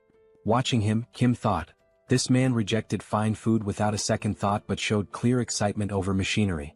There was no doubt in Kim's mind, James was a complete and utter machine fanatic. Thinking about recruiting James into his team just as he had done with Yang-so, Kim wondered what dreams James might have, if any. He couldn't help but think, would James be interested in a flying motorcycle? Or maybe a motorcycle designed to look like a horse? Kim's expression shifted as he suddenly realized that he had absolutely no idea who this James truly was. He only had a vague notion of the man's abilities, but he already felt a strong urge to explore them further. With the limitless supply of materials available to him thanks to his subspace ability, he could potentially make such exploration a reality. Unable to hold back, Kim asked James whether he would be interested in accompanying him to China. Upon hearing Kim's proposal, James simply looked at him in silence, not uttering a single word. Kim then began to explain that he shares food with others, that he possesses many mechanical capabilities, and that James would be free to use a motorcycle whenever he wanted. He also added that by joining them, James would be protected from monsters. Believing he was making good progress, Kim smiled and added that he helps people by defeating monsters. But James replied that he was not fond of such things. James then stated that this was the first day he had even met Kim, and they had barely spoken at all, so he couldn't place his trust in someone so unfamiliar. Hearing this left Kim momentarily stunned, because it was undeniably true, there was nothing substantial he could say to change James's mind. Kim replied that he understood, acknowledging that the proposal had indeed been sudden. However, he said that perhaps their abilities would be highly compatible if combined. Now rubbing his neck and already sweating nervously, Kim remarked that it had been a good conversation, but the time had come for them to part ways. At that point, James asked if what Kim truly wanted were his mechanical abilities. Kim confirmed that, yes, it was those abilities he wished to make use of. However, he also admitted that he did not have enough time at the moment to prove himself worthy of trust. James then stated that there was one condition. If Kim were willing to travel to America, then James would accompany him on that journey. Kim asked if that meant James would only lend his skills if they went to America, to which James replied affirmatively. At that moment, Kim could only think about how the trip from their current location to the United States would not be short. Still, something told him it might be worth the effort. He then asked James why he wanted so badly to go to America. James replied immediately that he didn't have any family there. But even without family, there was still a place he deeply wished to return to. However, he did not want to risk making the journey alone, and with Kim being as strong as he was, it would be reassuring to go with him. Kim responded that going to the United States was a possibility, but not immediately. After closing the portal in China, he would need to head to Japan right away. James said he wouldn't pressure Kim that far as long as the delay wasn't too long. Kim smiled and said they had a deal, promising to take James back home. Then, as a way to initiate the sealing of this agreement, he opened a portal to his subspace. James had no idea what Kim was planning to do next. Suddenly, Kim pulled the entire aircraft into his subspace. Then he summoned 2 motorcycles and 2 Black Hawk helicopters. But upon noticing how empty the space still looked, he increased the quantity significantly, making many more vehicles appear. Kim looked over at James, who stood there speechless, and told him that all those vehicles now belonged to him. He could dismantle or rebuild them however he wished. Kim clarified that this wasn't a gesture of goodwill or a promise. It should simply be considered a gift. Smiling, he said he would return soon, waving goodbye. Then Kim left, while James remained behind, still in shock at what he had just witnessed. As Kim continued walking away, the only thing running through his mind was that what he had just done might have seemed frightening, but also slightly amusing. Back with James, he could only wonder what he was supposed to do with that many vehicles and aircraft. He questioned what kind of ability Kim even possessed. And at that very moment, James felt a deep sense of regret. If he had known that Kim had that kind of power, he definitely would have agreed to join him right away. Meanwhile, the flight continued on its course toward China. From inside the aircraft, Kim thought to himself that James truly had no idea what he was capable of. A few hours passed after the beginning of the journey, and they appeared to have reached their destination. In the city below, something abnormal was taking place. Giant insects were scaling the buildings, what appeared to be cockroaches, and not just a few of them. The number of these creatures was uncountable, crawling all over the structures. In addition to the cockroaches, there were also massive praying mantises, which were feeding on equally giant crickets. In the distance, the aircraft could be seen arriving, drawing attention from everyone on the ground. Looking through the window at the horrors below, Kim could only think that their previous enemies, the lizard men, had been noble by comparison. Meanwhile, Yang-so announced that he was beginning the landing process. As the aircraft touched down, some of the insects were already hiding in its landing gear. The airport itself was filled with wrecked airplanes and the lifeless bodies of dead insects. However, Kim had anticipated this situation and quickly opened his portal, pulling the aircraft into his subspace for safety. The aircraft was fully pulled into the subspace in a swift motion. However, to ensure safety, Kim opened another portal and from it someone stepped out. It was Lancelot who emerged, and it was clear that his aura had grown noticeably more intense. Lancelot addressed Mr. Kim, informing him that it was safe to come out. Kim responded by asking for a moment, explaining that he was in the process of putting on a new outfit. After a short pause, Kim stepped out from the portal wearing a suit designed to protect against radiation. He immediately asked whether there were any insects in the vicinity. While adjusting the helmet, Kim remarked that the toxic gases presented a significant hazard, and beyond that, the giant insects were likely to be both numerous and formidable. Lancelot reassured him, saying there was no need to worry for the time being, as no insects had been detected nearby. However, he added that it appeared they already had company. Kim turned to look and saw something he hadn't expected to encounter so soon. A man stood there, his hands pressed together in a respectful gesture, asking whether they were from Korea and saying he had been waiting for their arrival. The man was not alone. He was accompanied by several others, all of whom expressed their happiness that Kim had come to assist China.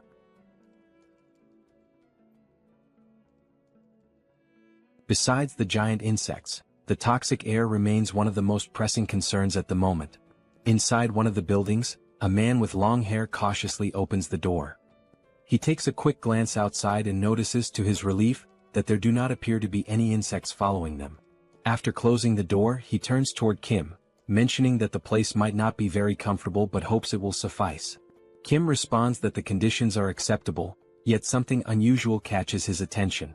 There are individuals inside, cultivating a type of energy that radiates a blue light. It is not just one person but several, all meditating while emitting this aura. The men, however, do not appear to be in good health. Their eyes are marked by dark circles, and they seem noticeably dehydrated. While observing alongside Lancelot, Kim inquires about the condition of everyone present. The long-haired man explains that he has expelled all the toxins from the area using internal energy, so it is safe to remove the gas mask. Curious, Kim asks what exactly internal energy is. The man explains that, among awakened members of the Murim family, it is an inherited ability. He goes on to clarify that there are awakened members from the world of martial arts. In various parts of China, traditions that have been preserved since ancient times coexist with the new reality. One day, when monsters suddenly appeared in the world, individuals with awakened abilities also began to emerge. The abilities of regular people differed greatly from those of the martial arts school members. For instance, Kim's ability is Subspace, while Joy, his sister, possesses the ability to heal wounds. In contrast to individuals awakening unique abilities, martial arts members utilize internal energy. Thus, it becomes essential to wield inner strength with personal meaning and individuality, according to each practitioner's skills. The abilities of awakened martial arts members are remarkably extraordinary, to the extent that the Chinese government officially recognized them, quickly mobilizing them to exterminate monsters. These awakened martial artists have a leader, the long-haired man who goes by the nickname Anyang. Anyang explains that not everyone belongs to the martial arts world like his group. Sipping tea, he mentions receiving a call from the Chinese government with instructions to eliminate all kinds of monsters. However, the main issue lay in the competitive bids, and in Beijing alone, there had been 2 bidding contests. The dimension that won the bid was called Beelzebub. Kim briefly reflects, considering that Beijing's population is twice that of Seoul, so it would not be surprising if there were indeed 2 competitions for bidding. Anyang continues, emphasizing that there was a lack of crucial information about the enemies. While he detected the presence of toxic gases, the real issue proved to be the poison itself. Ordinary awakened individuals and soldiers, unaware of how to use internal energy, lost their lives almost instantly. Although the martial artists eventually deciphered the poison, the energy required for purification was so immense that it made simultaneous combat impossible. Even after resolving the initial problem, the gate opened, leading to a surge in the number of insects, which is the current situation. Anyang explains that detoxification requires continuously consuming a vast amount of internal energy, meaning the longer it takes, the worse the situation becomes. Moreover, for those who must breathe fresh air to accumulate and utilize energy, the toxic atmosphere becomes increasingly lethal. He further mentions that the toxic gases continue spreading through various channels, leaving no time to spare. Surprised, Kim asks him to wait for a moment before proceeding. He then inquires whether Anyang feels invigorated by fresh air. Anyang confirms this, somewhat puzzled, while standing up. Kim reassures him that it is not a problem. Without further explanation, Kim opens the subspace, announcing that he will return shortly. As he steps inside, Anyang remains unsure about what Kim intends to do. The system displays the cost of an air canister, 9,901 each. Kim instructs the system to generate several canisters. Once produced, Kim commands the system to remove the canisters and stack the air bubbles in layers. As the layers of air accumulate, they begin to form a mass as large as a giant boulder, with each portion of air being recorded as a separate product. Near the martial artist deciphering the gas, the system is set to automatically release fresh air at intervals of 1 second. Suddenly, a powerful explosion erupts near the men, catching them off guard. The force of the air blast is so intense that it pushes all the toxic gas out of the area, creating a clean and breathable environment. And only then did the men finally manage to breathe properly after so much time. An unsettling sensation arose as they wondered how such a thing could be possible. Anyang remained there, watching all those men, expressing how refreshing and invigorating the clean air felt. Still in disbelief, he asked what Kim did to achieve such a result, as now all the men seemed revitalized just from being able to breathe pure air. Anyang, still incredulous, questioned how this could be possible. Turning towards the subspace portal, he noticed that the fresh air was emanating from Kim's ability.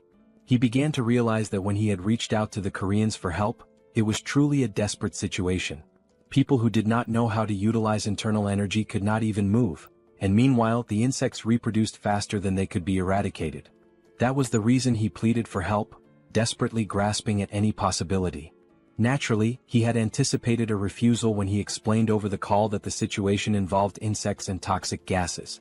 However, during the call, he heard the soldier relay the situation to Kim, and the response came that Kim would be happy to assist. During the call, Anyang had also noticed the relaxed tone of the Korean soldier. Still uncertain, he had tried to confirm if Kim truly intended to come to China to help, and the answer was swift.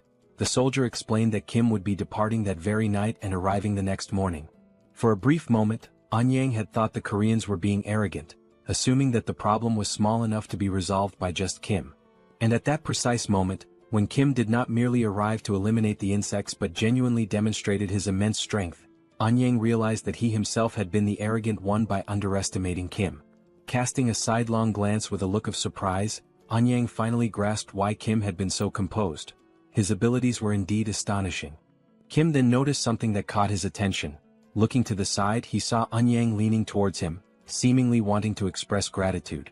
Furthermore, Anyang sincerely apologized for any inconvenience caused to Korea, thanking Kim and assuring him that he would never forget this gesture. He continued by saying he intended to act before the toxic gas spread to Korea. Kim responded that he was taking his apologies too far and asked him to raise his head, emphasizing that there were ways to help people survive. Anyang raised his head, acknowledging that originally, it had been a battle where the longer it lasted, the more disadvantageous it became. However, thanks to Kim's ability, the internal energy could now be used in an optimal way. This meant that recovering their strength first would be beneficial, although it was clear they did not have unlimited time. Anyang then suggested launching an operation 3 mornings from now. Kim agreed, stating that it was a good plan as they were already recovering, so it made sense to do it right. Sometime later, Kim served Chinese dishes from the subspace to the Chinese men, who ate as if there were no tomorrow. With every bite, they enthusiastically gave a thumbs up, clearly savoring the meal. Even Anyang remarked that the Chinese food was excellent, even by local culinary standards. After the meal, he moved to the front of a whiteboard and announced that it was time to discuss how they would exterminate the insects. First, however, he would explain everything they knew about the giant insects. He began by explaining that there were some variations among the insects, but most of them resembled the ones they were accustomed to seeing. Some of the insects were larger and emitted toxic gas. Flying insects, such as moths or flies, tended to do this more frequently. Most of the insects were classified as rank 9 or rank 8, but occasionally, there were some classified as rank 7. The challenge was that, with so many of them, it was difficult to track them accurately. Anyang continued his explanation, addressing not only Kim but the entire group. He noted that identifying rank 8 insects often involved spotting large numbers of them, while rank 7 insects were rarer and appeared more formidable at first glance. Moving on to the locations of the gates, Anyang described their positioning, but Lancelot suddenly noticed something unusual. Deciding to investigate, he moved closer to the window. The toxic gas was still present in the area, except inside the building, where Kim had configured the air to refresh every second. Suddenly, the leg of an insect appeared near the building. Lancelot, interrupting the explanation, called out to Lord Kim, mentioning that something had shown up. Kim inquired what had appeared, but Lancelot admitted he had never seen such a creature before and could not accurately describe it. The creature continued to approach the building, revealing itself as a giant centipede with a seemingly resilient carapace. Observing it carefully, Lancelot remarked that just from looking at it, it was evident that the creature was rank 7. As the centipede approaches rapidly, its immense size and speed become increasingly evident. Kim comments that although he already found it disgusting before, it now seems even worse due to its larger size and increased speed. He also mentions that it does not seem to be a 7th level creature, but rather a 6th level one. However, Anyang corrects him, explaining that this monster is actually classified as an 8th level being. Kim then points out that it appears far too powerful for an 8th level creature. Anyang agrees that it is indeed strong, but continues to explain that, compared to other insects, this centipede is particularly formidable. Suddenly, Seoul interrupts the conversation by questioning whether that creature truly belongs to the 8th classification. Cracking her neck with a sense of anticipation, she remarks that she has been feeling extremely bored and hopes that this fight might finally satisfy her. She firmly requests that the others refrain from intervening. Continuing to stretch, Seoul mentions that it has been a day since she moved from Korea to China, and she feels the need to move her body to relieve stress. After preparing herself, she dashes toward the giant centipede with remarkable speed and determination. Seeing her rushing forward, Kim encourages her to show the monster what they are truly capable of. Anyang, however, becomes worried, but Kim reassures him, insisting that everything is fine and that there is no need to worry, as Seoul is so strong that it almost feels like something is amiss. At that moment, another man interjects, questioning whether Seoul is prepared to deal with the toxic gases, leaving Kim stunned as he realizes they had completely overlooked that crucial detail. Outside, Seoul focuses all her strength into a single punch, appearing to channel an electric current into it. She is exhilarated as it has been a long time since she last fought monsters. In one powerful motion, she delivers a punch to the centipede's head, strong enough to shatter its exoskeleton. Inside the building, Anyang continues to explain that regardless of the level of one's skills, fighting while inhaling toxic gas inevitably leads to poisoning. Furthermore, he notes that the centipede's shell is exceptionally hard and will not break easily. He then states that he will help Seoul alongside his disciple, urgently calling for her. He declares his intention to confront the centipede himself, while the woman takes care of Seoul's injuries. However, an unusual noise suddenly draws their attention, and out of curiosity, they decide to investigate its source. Upon reaching the building's balcony, Anyang is taken by surprise. As he closely observes the scene, he realizes that Seoul managed to break the exoskeleton and defeat the centipede with just one punch. While Seoul jubilantly celebrates her victory, Anyang and his disciple cannot help but think about the tremendous amount of internal energy they would need to break through that monster's shell. Amidst the commotion caused by that singular punch, Kim merely reflects that to him, it was just another one of Seoul's usual blows. Meanwhile, the man contemplates the possibility that Seoul's body might be a gift from the heavens, as she possesses remarkable physical capabilities and an innate talent for martial arts. As Seoul continues to rejoice in having defeated the monster, blood suddenly spurts from her nose, a consequence of the toxic gas present in the air. Subsequently, she collapses on the ground, leaving Anyang in a state of panic as he urgently instructs his disciple to quickly attend to Seoul's internal injuries. Returning to the ongoing lesson about insects and proceeding with the plan to breach the insect gate, the situation is summarized as follows. Firstly, there is a polluted atmosphere that significantly hinders movement. Secondly, it is extremely challenging to identify multiple insects simultaneously, as there could even be unidentified 7th-level creatures among them. Thirdly, the maximum deadline for closing the gate is 3 days. Therefore, the primary objective is to destroy the gate's core while avoiding contact with the insects as much as possible. The destination is to move rapidly toward the mountain. Anyang continues explaining, acknowledging the difficulty of the task, as it is certain that the closer they get to the gate, the more insects will appear. He admits that the plan may seem somewhat reckless and bold, but for now it remains the best strategy available. Hearing this, Seoul becomes deeply thoughtful. Anyang then states that they will teach Seoul all the skills they possess. He proposes a sparring session as it would not take long to accurately assess her abilities. He hints that Seoul seems to prefer fighting bare-handed rather than using weapons and suggests that it would be beneficial for her to learn the secrets of martial arts from Reung, his disciple. Seoul, however, declines, expressing gratitude for the assistance with her injuries and the willingness to teach new skills, but questions whether it is truly necessary to go to such lengths. Reung then explains that it is also a training exercise for them and will aid in closing the gate. She assures Seoul that despite being young, she is skilled enough and that there is no need for concern. Seoul states that since Reung insists so much, she will go ahead with it, but she reminds her that she is still in the process of recovering. In response, Reung politely requests her assistance with the training. Without hesitation, Seoul quickly raises her fists and declares that she will begin first. Moving with remarkable speed and agility, she advances toward Reung, initiating the confrontation. In that instant, a frenzied exchange of blows commences, capturing the attention of everyone present and filling the atmosphere with excitement. Despite the intensity of the scene, Kim remains somewhat unaffected, as he can only perceive the movements as typical punches and ordinary techniques. This reaction stems from having spent his entire life alongside Seoul, making such actions appear completely usual to him. Amid the ongoing combat, Anyang remarks that it would be advantageous if Seoul wielded a sword, a statement that catches Kim off guard. Anyang elaborates, explaining that his own expertise lies in fencing, and then inquires whether Kim would be interested in learning the art from him. Politely, Kim declines the offer but follows up with a question, wondering if a friend of his might learn and practice fencing instead. He reveals that this friend has a deep passion for swords. Naturally, this friend is Manhwa, who initially underwent posture training as part of the learning process. Kim begins to notice a key difference between himself and the Chinese practitioners. It is not as though he can effortlessly manipulate internal energy, as this capability varies from person to person. Seoul, on the other hand, benefits significantly from the situation, as she learns swiftly and successfully immerses herself in the world of martial arts. Even without fully grasping the evolution taking place, Kim quietly contemplates what has changed compared to before. Though uncertain, he starts to sense that martial artists seem to share a common trait. They have elevated their endurance to its peak by acquiring new abilities, making those who were already strong even stronger.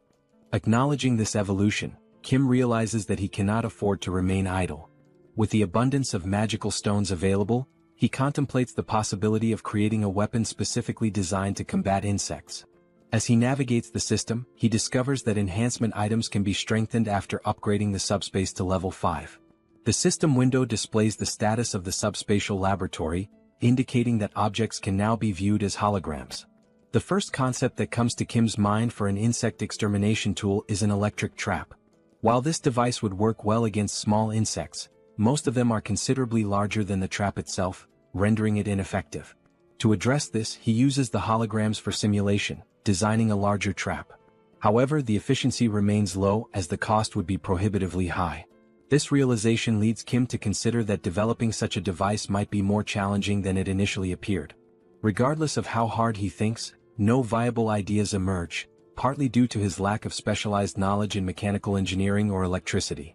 Confronted with the limits of his intelligence, Kim finds himself stuck, unable to proceed even with the simple task of protecting the helicopter. Furthermore, he lacks familiarity with 7th-level flying insects, and according to his new allies, the situation becomes increasingly dangerous the closer one gets to the gate, as the insects grow more alert and aggressive. While analyzing the hologram, he notices that the maximum range of the packs is 100 meters, which means staying relatively close. Reflecting on this, he mutters to himself that if it were solely up to him, he would produce pesticides and eradicate them all. At that precise moment, someone approaches and asks whether he truly spoke about creating pesticides. It turns out to be his sister-in-law, who confidently states that she is capable of making the pesticides. Recalling past events, Kim remembers that when he brought his entire family into the subspace, everyone managed their food consumption carefully. The water supply, on the other hand, resulted from Sun's awakening as an alchemist, something his older brother had mentioned quite clearly.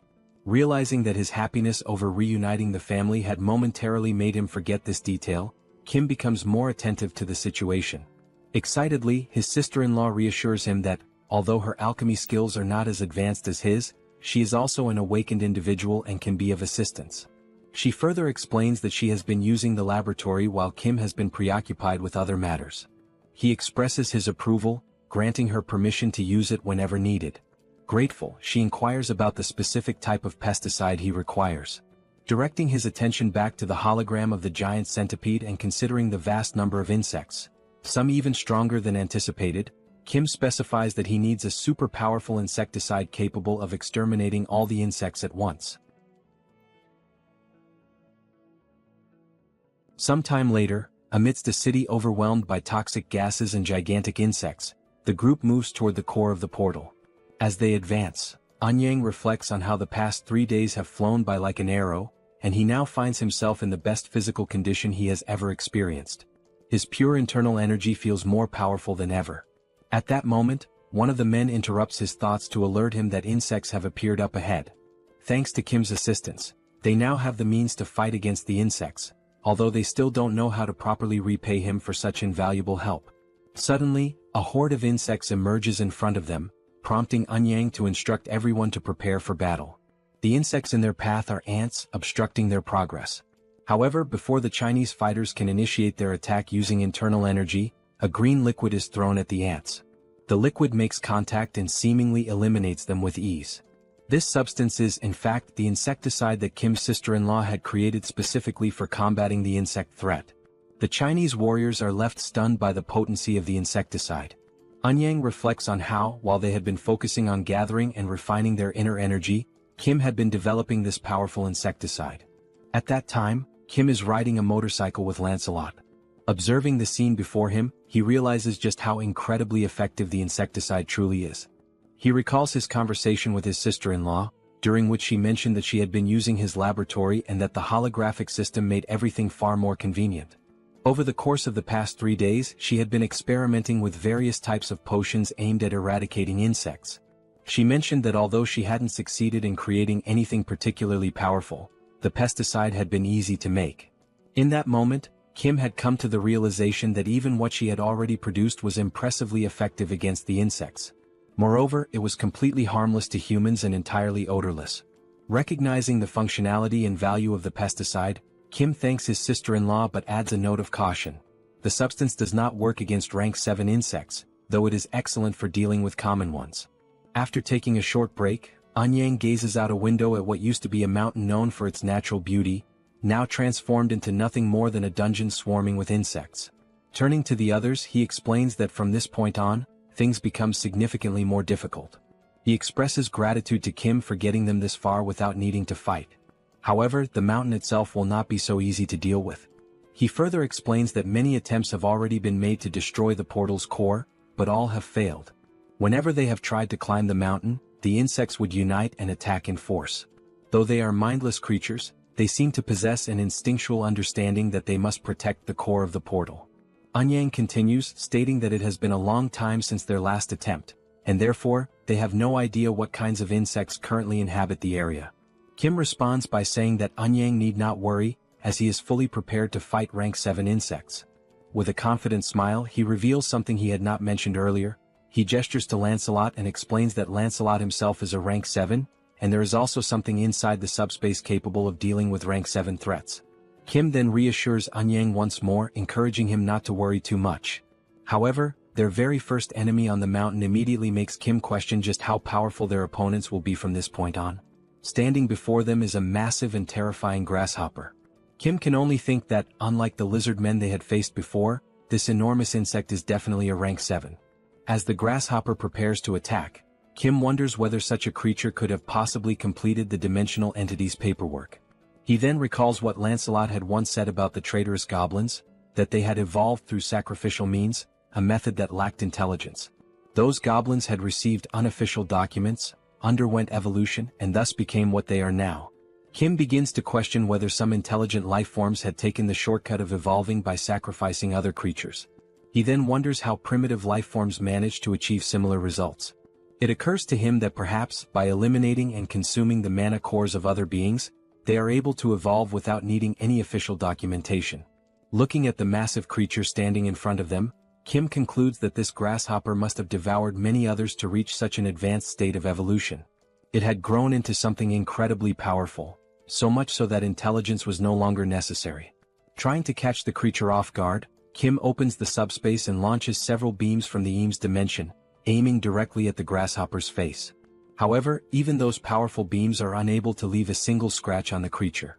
Kim is left speechless, realizing that although the beams had at least been effective against Yatu in the past, they now barely tickled the grasshopper.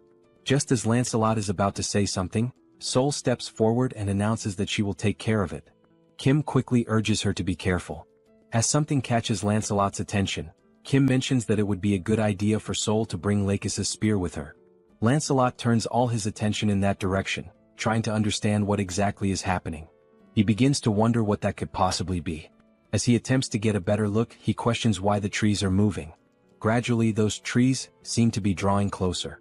It is only then that Lancelot realizes that they are not trees at all, but rather the legs of something enormous, something whose full form is still obscured. Suddenly, the massive creature leaps forward, rapidly closing the distance between them. The loud noise from the impact causes Kim to turn his attention to the source, curious about what just arrived. Now, standing opposite the colossal grasshopper, there is a gigantic spider, both towering creatures facing each other, while the group of people remains in the center, caught between them. For a moment, everyone struggles to comprehend exactly what is unfolding before their eyes. Amidst the confusion, Kim remarks that the next wave of giant insects might appear on a continental scale, hinting at the magnitude of what they could face next. Lancelot calls out to Mr. Kim, urgently suggesting that they should climb onto the spider's back. He explains that the spider is incapable of reaching its own back with its legs. From that elevated position, they would be safe from immediate attack, buying enough time to devise a new strategy. Kim expresses his appreciation for the idea and immediately gives the order for everyone to move onto the spider's back. Even without knowing what the specific plan is, everyone follows his command without hesitation, quickly making their way upward. They ascend using various methods, some relying on a technique known as light steps, which allows brief bursts of flight or enhanced movement, others using barrier jumps, while a few grab hold of the spider's thick hair for support. Now safely positioned on the spider's back, the group looks around trying to figure out what comes next. They begin to question what the plan will be moving forward. Kim states that Lakis's spears might be effective against the spider, but they won't work against the grasshopper. Seoul adds that she had already struck the grasshopper multiple times and found its exoskeleton to be unbelievably hard. While the spears could manage to leave shallow scratches, actually taking the creature down seemed impossible. She also warns that if anyone drops their guard, the grasshopper will not hesitate to devour them. Right as she finishes speaking, the grasshopper suddenly launches itself toward their position with astonishing speed. The sheer agility of the movement leaves everyone momentarily stunned and unable to react in time. All of them are caught off guard by the sudden charge of that colossal creature, now barreling straight toward them. Seeing that massive creature charging toward them with clear intent to attack, Kim shouts for everyone to get out of the way. Instinctively, the group is already moving, reacting without hesitation. In the next moment, the giant grasshopper collides violently with the spider. From a distance, Lancelot shields Kim from the force of the impact, placing himself between his master and the shockwave. The men around them begin to question what on earth just happened so quickly. Looking down at the ground, they spot insect blood splattered across the terrain. The grasshopper remains standing, and now it begins to devour the spider it had just so effortlessly defeated. Witnessing this, Kim questions why the grasshopper would attack what seemed to be its own ally. It becomes clear to him that, although these creatures are capable of identifying enemies, they have no real concept of alliance or loyalty. They are instinct-driven beings acting on pure impulse, attacking first without consideration. Sticking to the original strategy, Kim points forward and says they must climb onto the grasshopper's back while its vision is obscured by the rising dust. Without delay, everyone follows the order, quickly making their way onto the creature's back. While ascending, Kim can only wonder whether the grasshopper has detected their presence. However, it continues feeding on the spider without showing any signs of awareness. Then suddenly the grasshopper stops moving entirely. No one can figure out the reason behind its stillness, but the unexpected pause grants them a valuable moment to breathe and prepare. Seoul turns to Kim and asks what the next step should be. Kim replies that they need to wait just a bit longer. If they can destroy the portal's core, the insects will be forced to return to their original dimension, making it unnecessary to fight the grasshopper at all. Once the right moment comes, they will descend and destroy the core. At that moment, the grasshopper begins to move again. It suddenly leaps into the air, forcing everyone to brace themselves tightly to avoid being thrown off. The landing sends a shock through its massive body, nearly causing the entire group to lose their balance and fall. It jumps once more, and as Kim holds on for dear life, the impact causes his protective mask to fly off his face. Each of the grasshopper's jumps hits with such intensity that Kim begins to vomit from the violent motion. He starts to question whether getting onto the grasshopper's back was actually the best decision after all. Not only might the repeated impacts break their backs and spines before they ever get close to breaking the portal's core, but the nausea is becoming overwhelming. Compared to the first time he rode with Yangso, this experience is significantly worse. At that moment, a new sound begins to rise, something similar to the sound of helicopter blades cutting through the air. Kim turns his head and spots a gigantic wasp approaching. The grasshopper halts in place as the wasp draws closer, and everyone remains still, waiting to see what will happen next. Seoul points out that dealing with the wasp right now will be extremely difficult. The wasp approaches even closer, revealing a long, sharp stinger. It heads directly toward Kim, who is in an exposed position on the grasshopper's back. Kim's eyes widen as he realizes the imminent danger he's in. Lancelot rushes toward him, urging his master to be careful. But it isn't only Kim who notices the threat. The grasshopper also seems to sense that it could be the next target of the wasp's sting. As the wasp gets close, the grasshopper reacts swiftly, swinging one of its powerful legs to strike it down to the ground. Kim starts to think that maybe the grasshopper assumed it was the wasp's target and simply acted in self-defense. Now the grasshopper charges toward the fallen wasp to launch a full attack. Trying to defend itself, the wasp bites down on one of the grasshopper's legs and successfully rips it off. The massive creature now stands with one less limb. Kim can only hope the grasshopper will continue to fight despite the injury. The wasp remains on the ground, seemingly vulnerable. However, the towering insect no longer makes any aggressive moves. Kim grows increasingly frustrated by the mindlessness of these creatures, annoyed at how they act like idiots without any coherent behavior. He begins to wonder if it's even possible to control such beings. At that point, he remembers someone capable of controlling certain things. Kim opens his subspace and calls for Yongsoo, who appears to be in the middle of playing a video game. Kim then asks whether it would be possible to control insects as well, not just vehicles. Shortly afterward, there was Yongsoo firmly gripping a set of ropes tied to the grasshopper's antennae.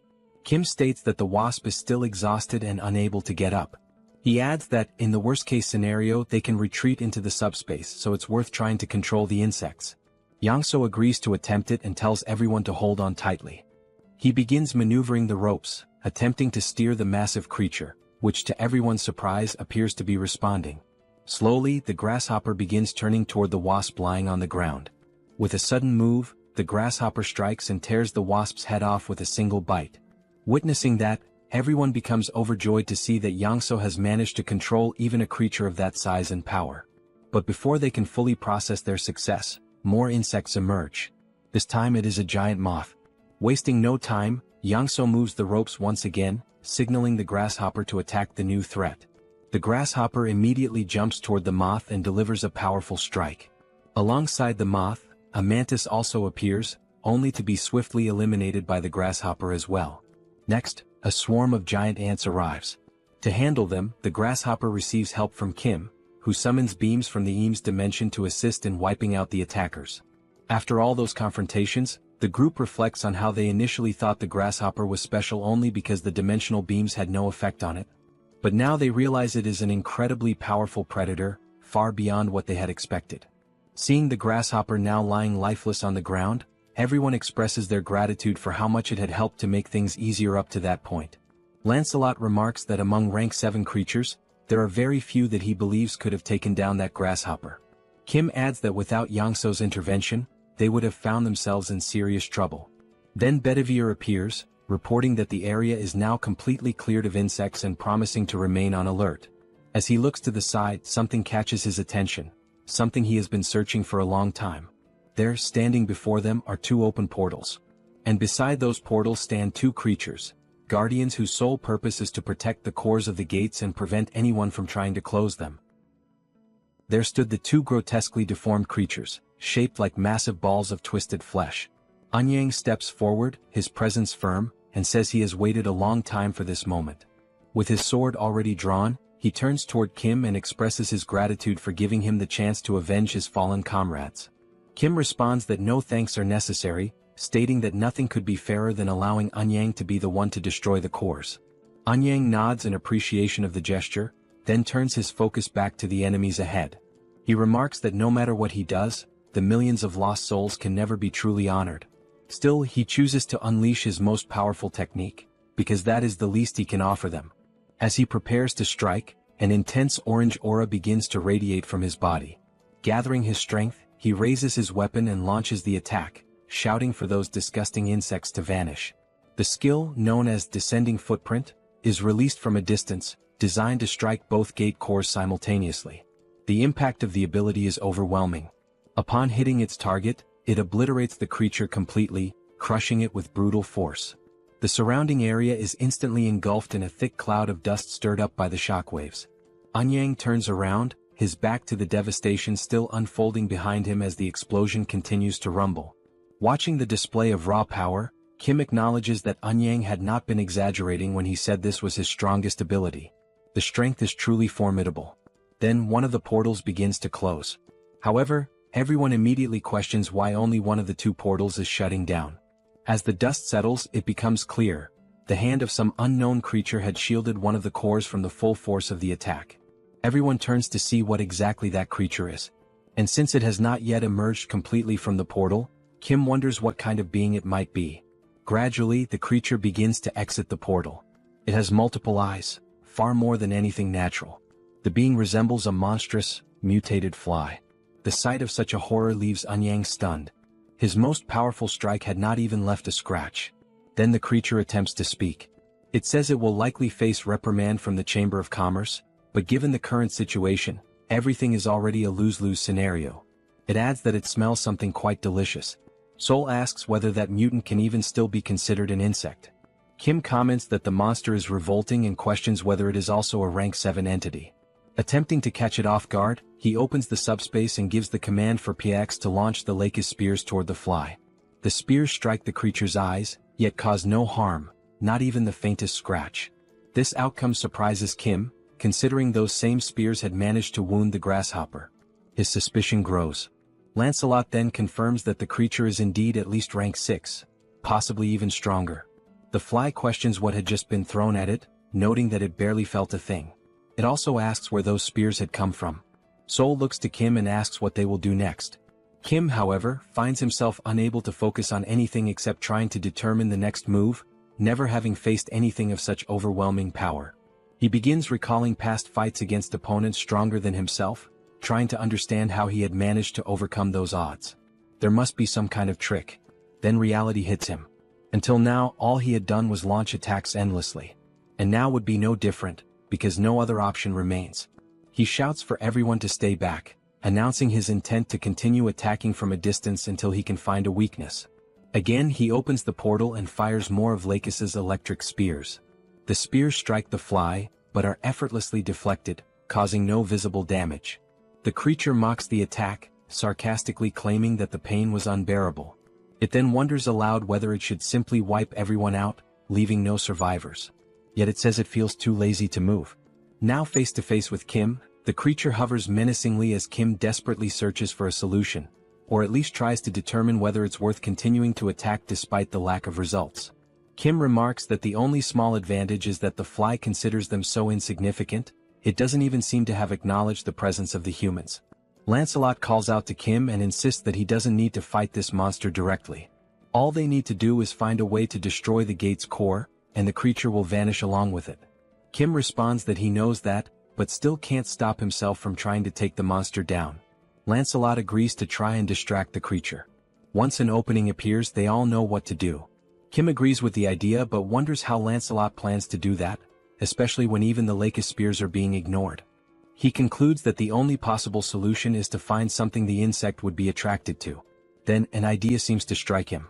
He reaches into the subspace and pulls out an oversized electric repellent.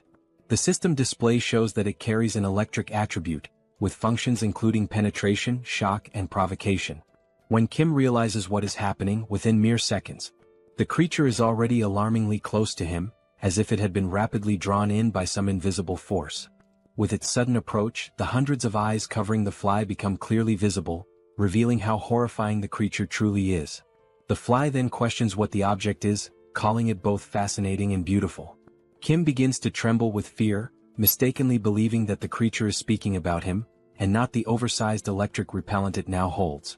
While he remains paralyzed with terror, Lancelot shouts out to Mordred, urging him to act quickly and strike at the hand that is still guarding the gate core, while the fly remains distracted. Using his stealth skills, Mordred advances toward the enormous arm shielding the core. He gets close and then leaps in the direction of the core. Maintaining his stealth, he strikes with his dagger, aiming directly at the core that had been under the creature's protection. The blow lands cleanly, slicing the gate core in half. In that very instant, the system displays a notification indicating that the dimensional account's ownership has been transferred, though there are no details available about the previous owner. The account now holds 48,881 mana stones, totaling 74,616 in Kim's possession. Additionally, the system reports that the dimension associated with Beelzebub has lost all commercial rights. The Beijing region is restored to Earth's territory. At that moment, while the fly is still holding the repellent, visibly mesmerized by it, the creature is suddenly pulled backward, sucked into the portal and sent back to its own dimension. Following this, the dark and oppressive atmosphere that had enveloped the area begins to fade, and daylight returns. One of the Chinese men, noticing that everything appears to have returned to normal, asks if it's really over. The sunlight breaks through once again, shining over a landscape that had, just moments earlier, been completely blanketed in toxic gas. All the men shout in celebration. At last they have successfully cleared the Chinese gate. In a moment of relief, Kim collapses into a sitting position on the ground. Lancelot approaches and asks if he's alright. Kim replies that he is, even though his legs gave out and he nearly got eliminated by a giant fly. He explains that when the creature got that close to him, there was nothing he could do. The panic was so overwhelming and immediate that he couldn't even think about entering the subspace. In other words, this time he came back from the dead. He adds that what is most shocking is the fact that even a monster like that is afraid of the multidimensional Chamber of Commerce, the same organization behind the ongoing war. And if they wish to return to their former lives, they will have to confront that very group, to stand against something that even terrifying monsters fear. Seeing Kim so drained, Lancelot asks Mordred to remain on alert. Kim can only think about how he needs more allies, and how he must become even stronger. Sometime later he is seen speaking with Anyang. The Chinese warrior asks why Kim had requested to borrow the martial arts manuals. Anyang remains in disbelief, especially because when Kim mentioned that he could copy the manuals, he never expected it would happen instantly. With the help of Pax, Kim manages to compile all the manuals into a single, extremely thick volume. Anyang expresses that he still feels he hasn't thanked Kim properly, and says it's a shame that Kim has to leave so soon. Kim tells him not to worry as he is already configuring a portal to this location and will be visiting regularly. He adds that if they ever need help, they should not hesitate to reach out because he will be there. Anyang then asks what Kim plans to do next. Kim responds that his next destination will be Japan. And so, the scene transitions, revealing what awaits Kim and his companions in Japan. Sometime later, Kim had already returned to Korea and was now in conversation with the colonel, who began by congratulating him on successfully closing the gate in Beijing. The colonel, clearly concerned, asked if Kim had been injured or suffered any harm, to which Kim promptly responded that he was fine. However, Kim turned the focus back onto the colonel, noting that the commander himself did not appear to be in good shape. That was when Kim noticed a woman seated beside the colonel and asked who she was. The woman, visibly enthusiastic, introduced herself cheerfully as Park Seo-yeon, the representative of Busan. She added that it was a pleasure to finally meet Kim and mentioned that she had heard a great deal about him from the commander. Outside, one could clearly see the identification tags of both representatives, visible even from a distance. At that moment, the system displayed a notification. A declaration of war had been issued between Fukuoka and Busan. This time, the duration of the conflict would be 7 days, and the condition for victory was to eliminate the opposing representative. Everyone in the room was caught off guard, surprised that Fukuoka had declared war against Busan. The colonel then turned to Kim, asking if he remembered what had previously been said about Japan, that the situation over there was not looking good. Kim affirmed that he remembered, though he noted that China had been the more urgent matter at the time. The colonel explained that on that very same day the previous government of Japan had collapsed, and an ultranationalist group known as the Society for the Awakening of Restoration had seized power. As the name implied, this group revered beings from other dimensions and exalted awakened powers. Kim commented that it reminded him of the traitors from the First Corps who ended up turning into goblins. The colonel placed an image on the table and said that it showed the appearance of one of their enemies. Kim picked up the photo and was taken aback. It clearly depicted some sort of fish. He questioned whether they were not humans, to which the colonel responded that most members of the Society for the Awakening of Restoration appeared as fish-human hybrids. That was the only key difference between them and the goblins. Back in Japan there had been no one to stop them. Thus, their influence continued to grow unchecked until they eventually took control of the entire country. The situation escalated just the previous day when Hideki, a so-called assault captain, made a sudden appearance in Busan. Civilians working near the coast witnessed the arrival of the monstrous figure and were bewildered, unsure of what kind of creature it was. The shark-like entity then charged at the group of people, aggressively biting down on them without hesitation. Seo-yeon began to explain that Hideki had shown up and immediately began indiscriminately slaughtering civilians. Now, it appeared the group's ambitions extended beyond Japan, with plans to invade other countries as well. And right after these brutal attacks, they issued the very declaration of war that Kim had just seen. Kim felt overwhelmed, struggling to understand how the situation had devolved into such chaos so quickly. Seo-yeon explained that no one knew anything about the true nature of the enemy, only that they were fishmen. No one knew their numbers, nor the extent of their powers. What was known, however, was that in only 6 days the fish would reach Busan.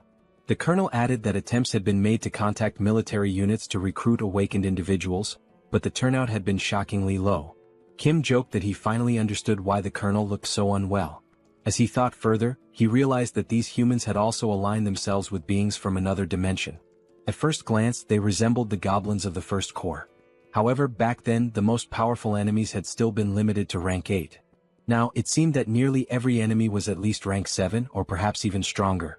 Beyond that, they had no intelligence on their enemies, no information about which beings they had formed alliances with.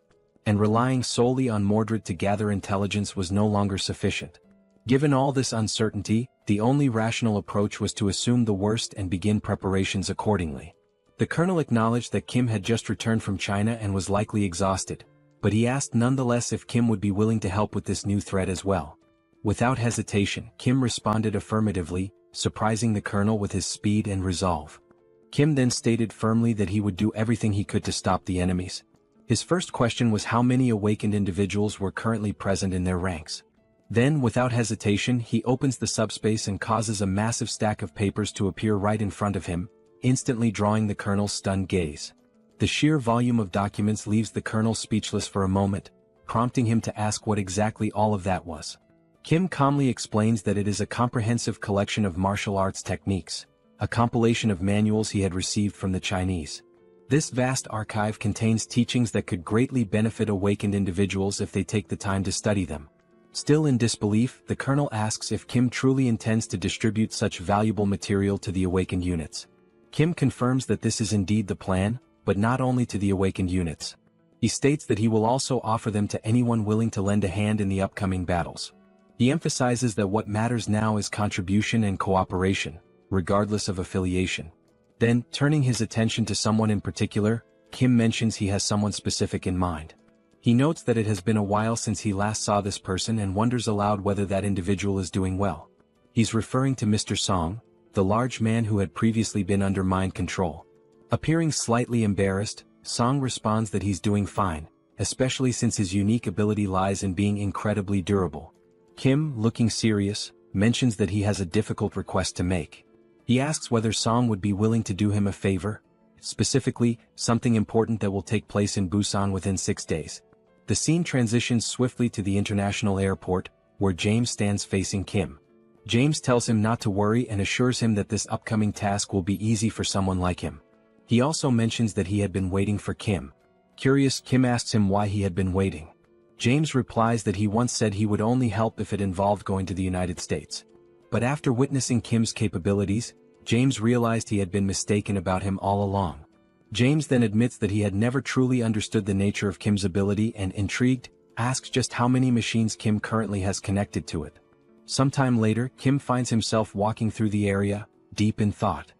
He reflects on how the earlier misunderstanding with James had been resolved and shifts his attention toward evaluating their current combat strength. At the moment, their forces consist of 200 awakened troops and 20 awakened fighters, in addition to James himself. Kim wonders if the people of Murim are still occupied with clearing out Beijing and notes that he intends to reach out to them soon. He considers that he might need additional help in order to move forward with his current strategy. His thoughts drift toward the Camelot facility, a base he had constructed to house the knights. Realizing that it has been quite some time since he last used a strengthening stone, he checks the system and sees that a considerable number of enhancement stones have now accumulated. Unable to recall the last time he used any of them, Kim decides it's the perfect moment to put them to use and allocate them wisely to increase his force's capabilities. He immediately uses the stones and initiates the summoning of the other Knights of Camelot. The system promptly displays a notification that all 12 knights are being summoned. And then, almost instantly, the knights begin to emerge one by one, each appearing with purpose and presence. They gather slowly, walking with quiet strength as they come together to regroup. Witnessing this, Kim feels a surge of excitement. It truly feels as though he is reuniting with family after a long time apart. Now, at long last, as everyone has waited for, all 12 Knights of the Round Table have been named, assembled, and are fully prepared for the approaching confrontation. After that, on D5 in Busan, a thorough and detailed meeting took place to discuss the approaching battle. However, given the complete lack of intel regarding the enemy's composition, strength, and tactics, the gathering ultimately served more as a damage control session than a strategic planning one. Based on the points covered in the meeting, both the father and James immediately began working on their assigned responsibilities. The father took charge of constructing a fortified base designed to withstand enemy assaults, while James focused on modifying a warship capable of engaging the enemy at sea. In particular, James's role proved to be of extraordinary importance in this operation. Though there was initial concern among the others about the weight of responsibility placed on his shoulders, it quickly became evident that James was nothing short of a technology fanatic. Rather than feeling burdened, he welcomed the challenge with excitement. As time grew short, Kim made the decision to request reinforcements from the martial artists as well. Anyang and his men reported that they had managed to get things in order back in China, just in time to lend their assistance in Busan. Unfortunately, not everyone could leave China, so only the strongest among them came to help.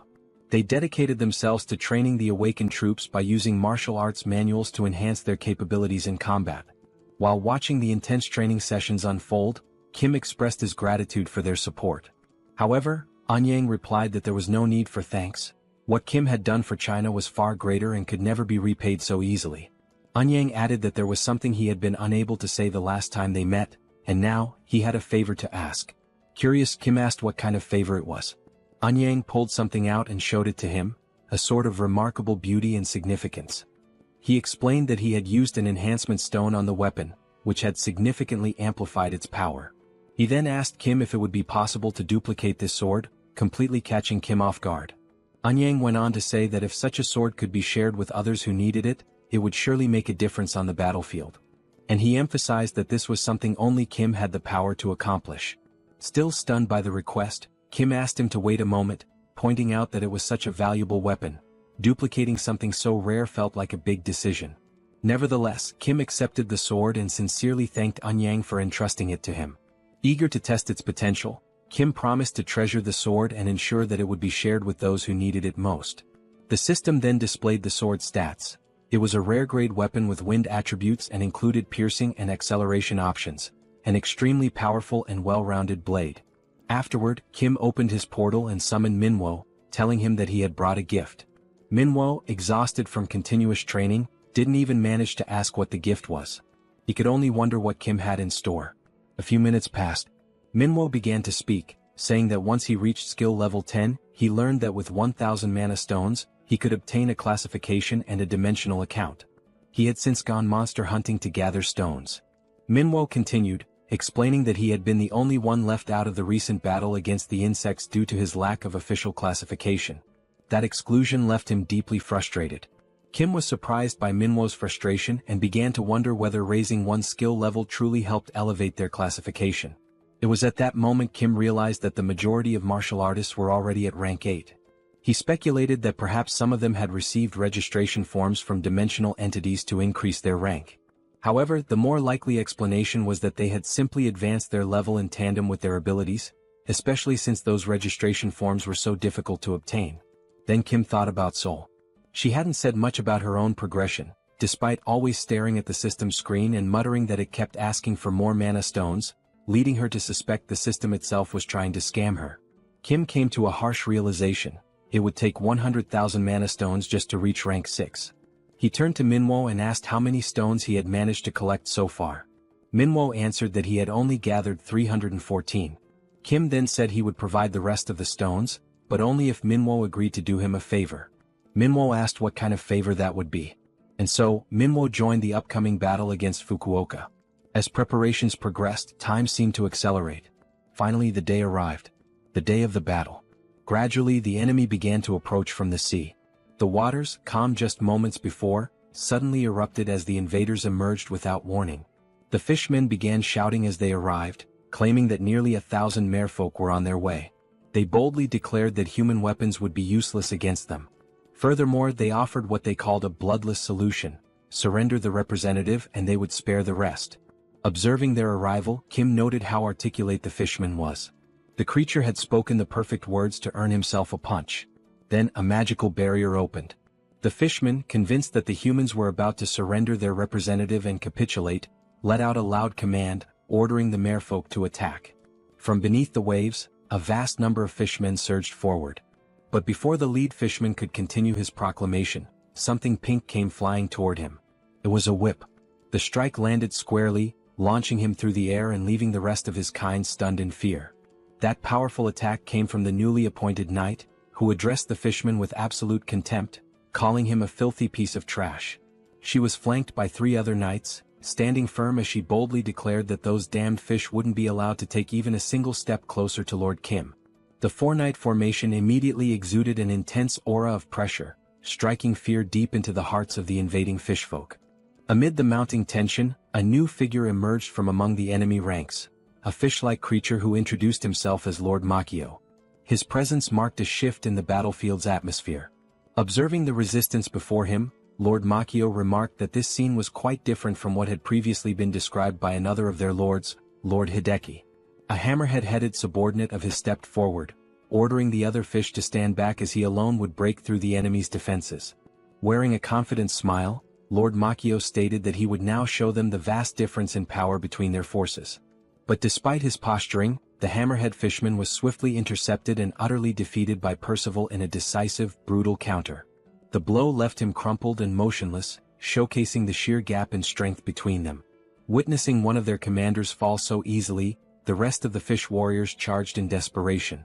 They shouted that the mighty Lord Hideki was still with them, and they had far greater numbers. Surely they still stood a chance.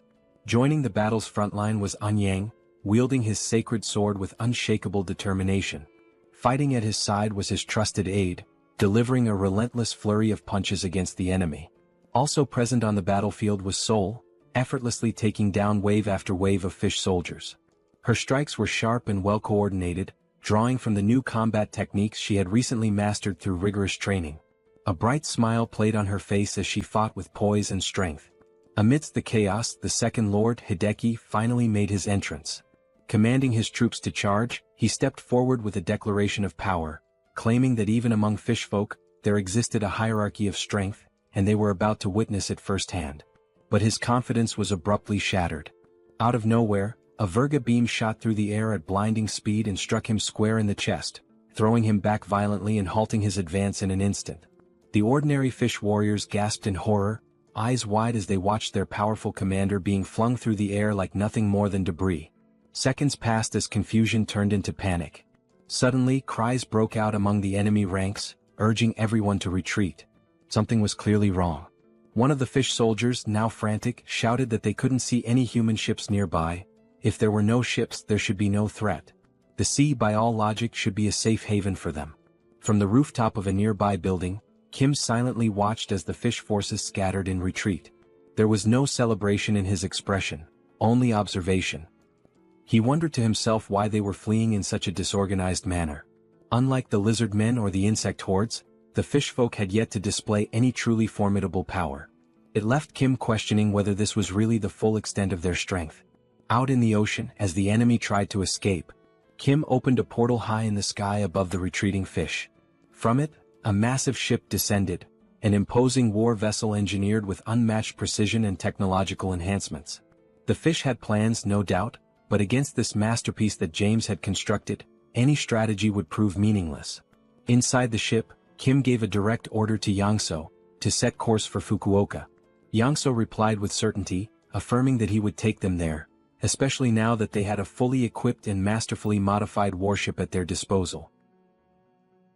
While they sailed on the newly modified ship, Yongsu was excited to be steering the vessel, while Kim thought about how it had already been 2 hours since they had set off for Fukuoka.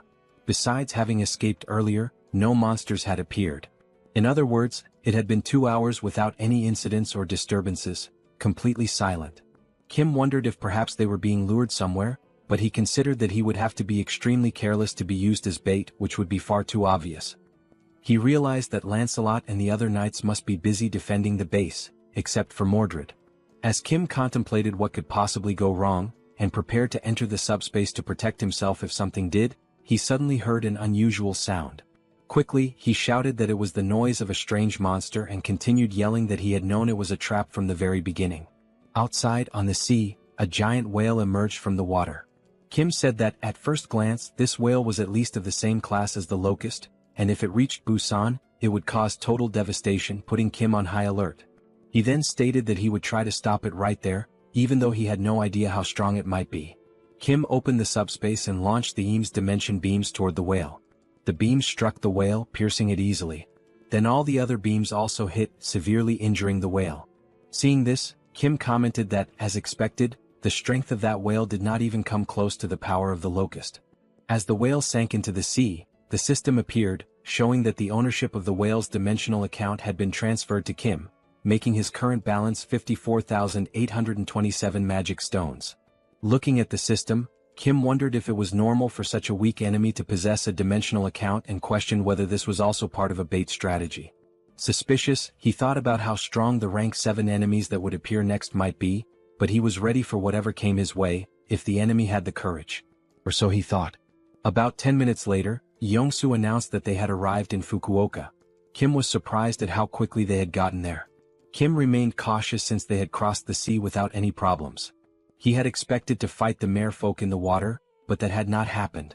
Regardless, he was glad they arrived safely. However, from that point onward, it was completely enemy territory, and he knew he could not lower his guard. Looking up, he saw the giant sign marking the representative of Fukuoka hovering above the heads of the representatives. Seeing that, Kim said that the target, the representative, was more exposed than he had expected, but he did not know what traps or monsters were waiting for him.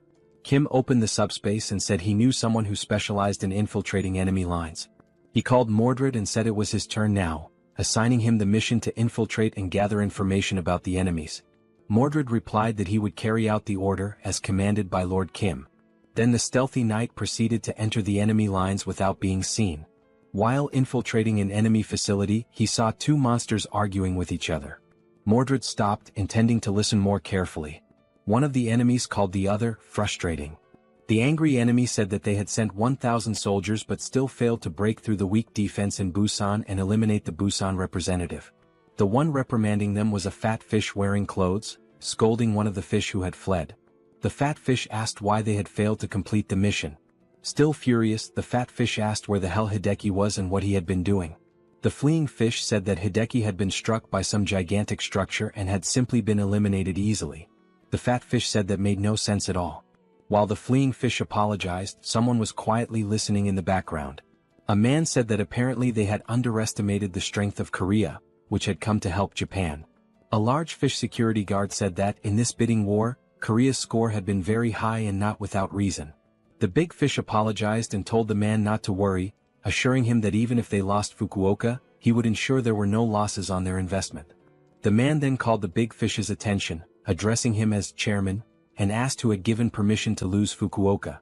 The chairman said that the situation in Busan was not going as expected, but the man responded that, indeed, they had not been able to simply eliminate the Busan representative, but that did not necessarily mean defeat. The director then said that if it was very difficult to confront Busan, they still needed to plan better for the future. Then the director said he would delete the hologram of the regional representative at his own discretion. He gave the command for the president to lock him in the basement. The large man, who was the president, continued walking toward the fat fish and said that, as expected from the director, he had thought of everything and would imprison the representative immediately. The fat fish was the representative, who became frightened and begged the president to wait a little, saying that he was just a rank 8 regular and that the basement was only for monsters like Madagui. At that very moment, the representative was grabbed by the head by the president, who said he didn't know how long this would take, but he promised. Meanwhile, the representative struggled to free himself but eventually fainted from lack of air. The president then continued, saying he promised that once they eliminated the Busan representative, he would be freed. Secretly, Mordred watched all of this without the enemies noticing. Then Mordred returned and reported everything he had witnessed to Kim, who responded that it was all very insane. Kim then reflected that maybe it wasn't really a trap but rather their firepower. He thought that, besides that, the merman called the president had locked the Fukuoka representative in prison and, moreover, the being from another dimension called the director was the one who ordered it. Lost in his thoughts for a moment, Kim realized that the director's hierarchy was above that of the president, which seemed like a confusing structure, a director giving orders to a president. Mordred would not be the type to confuse information. But anyway, Kim said he came to deal with the Fukuoka representative, and regardless of whether it was the director or president, it was none of his business. However, one thing still worried Kim, as the being from another dimension called the director had managed to make the floating text of the representative disappear from the sky. Kim thought that perhaps this director was an exiled mage like the bald Sozen, and he also wondered what kind of creature this Madagwi who was imprisoned underground might be. Kim then realized it didn't matter. What was important was that he should be figuring out how to reach the underground prison at this moment, and that he needed to focus on Fukuoka, not Japan right now. Mordred interrupted Kim's thoughts and said he had brought something from there. He then showed several keys he had managed to take without anyone noticing. From a distance, Kim asked if those were keys and why there were so many. Sometime later they were already unlocking a padlock using the keys. Looking at the gate full of locks, Kim said he now understood why there were so many keys. Before entering, Kim asked Mordred if there were any troublesome monsters locked inside, and Mordred replied that if he had to guess, yes. Because even the representative had mentioned a monster called Madagwi and seemed terrified of being sent to the same place as it. Kim mentioned that even the name Madagwi sounded ominous, but he warned that they wouldn't take any reckless actions. They would only find the Fukuoka representative quickly and leave. Then they entered the underground prison. Kim said it looked like an abandoned hospital or a prison, but it was emptier than he had expected. Mordred made a hand signal indicating for Kim to wait. Kim then asked Mordred what was wrong. But when he looked to the side, he saw a human silhouette emanating a lot of energy trapped inside a cage. Indeed, it was a human chained up inside. Kim was surprised that there was a person imprisoned there. He asked if that person had been tortured and if he was alright, but knowing he didn't know how the man had ended up there and that he was not an aquatic being, it was better to try to talk first. The prisoner had his eyes and mouth covered. So Mordred removed the tape covering his mouth. The prisoner said he had never heard that voice before and asked who was there, and if he was part of the Divine Awakening sect. Kim replied that he was part of no sect but cautiously said he wouldn't reveal who he was. Only if the prisoner introduced himself first would Kim say who he was. The prisoner then said that he had ended up fighting against the sect, and since Kim didn't know who he was, then he really wasn't part of the sect and had no reason to be eliminated. Kim said the man didn't seem like an enemy and mentioned that those he was fighting against were also part of the Divine Awakening sect. Kim then ordered Mordred to release the man from his chains. While Mordred was freeing him, the man thanked them for saving him even though he didn't know who they were. Kim said that humans needed to help each other survive, and the man replied that Kim was a rare soul in times like these of apocalypse and war. Still intrigued, Kim asked if the man was fighting the sect allied with the government. The man answered no, saying that the cult had taken over the government and unaware of this he had ended up imprisoned. The man then removed the blindfold from his eyes and said his name was Saito Daichi, just an ordinary citizen. Smiling, he also said that he was the one called the Madagwi monster by the cult scoundrels. Kim is left shocked by the revelation and immediately asks if Saito Daichi is truly the Madagwi. In response, Saito Daichi asks whether Kim has ever heard that name before and if so what exactly he has heard. Kim, still suspicious, replies that he had heard the merfolk fear a powerful monster known by that name. Daichi confirms it. He explains that Madagwi is indeed a powerful monster ranked at the 7th classification. However, what the merfolk truly fear is not just the monster's strength, but the heat it emits, an intense energy that practically makes Madagwi their natural enemy. Still taken aback, Kim asks if this heat is Saito Daichi's own ability, considering that he appears to be just an ordinary person.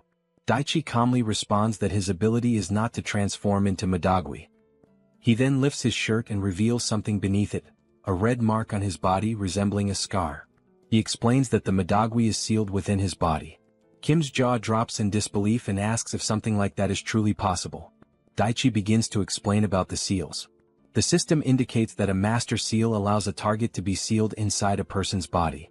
However, only one target can be sealed at a time, and the reaction varies depending on the nature of what is sealed. While they eat pizza, Daichi continues his explanation.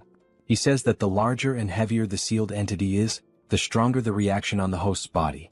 The host will lose strength, become extremely dizzy, and may even faint.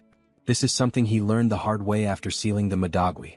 He explains that the Madagwi is a monstrous creature of incredible power, immense in both size and strength. He assures Kim that it is without a doubt the strongest rank 7 monster Kim has ever encountered. Madagwi destroyed everything in its path, be it monsters or humans. Nothing could stand before it. Its power was such that no attack could affect it. The only thing people could do was pray that the Madagwi wouldn't pass through their territory. The only thing capable of stopping the Madagwi was Daichi's unique ability. The government was aware of this and carefully planned the sealing of the monster with the help of several awakened individuals. And it was only through their combined efforts that the Madagwi was safely sealed. But the real problem emerged after the sealing. Only later did they realize that the government faction pushing for the sealing of the Madagwi was actually the Divine Awakening cult. But by the time they noticed, it was already too late. The cult had infiltrated by sending in agents who had not yet undergone the merfolk transformation, so no one suspected them. And as soon as the Madagwi was sealed, the cult began killing the awakened. Because the awakened had gathered together to seal the monster, they were all conveniently in one place, making it easier for the cult to eliminate them all at once. This was how the cult exterminated every awakened who refused to join them. Daichi explains that he was one of those who resisted. As a result, they kidnapped him and imprisoned him there. Daichi then bows and thanks Kim for saving his life. Kim replies that such formality isn't necessary and asks what Daichi plans to do next. Daichi says that, unfortunately, he's not sure. There isn't much he can do on his own.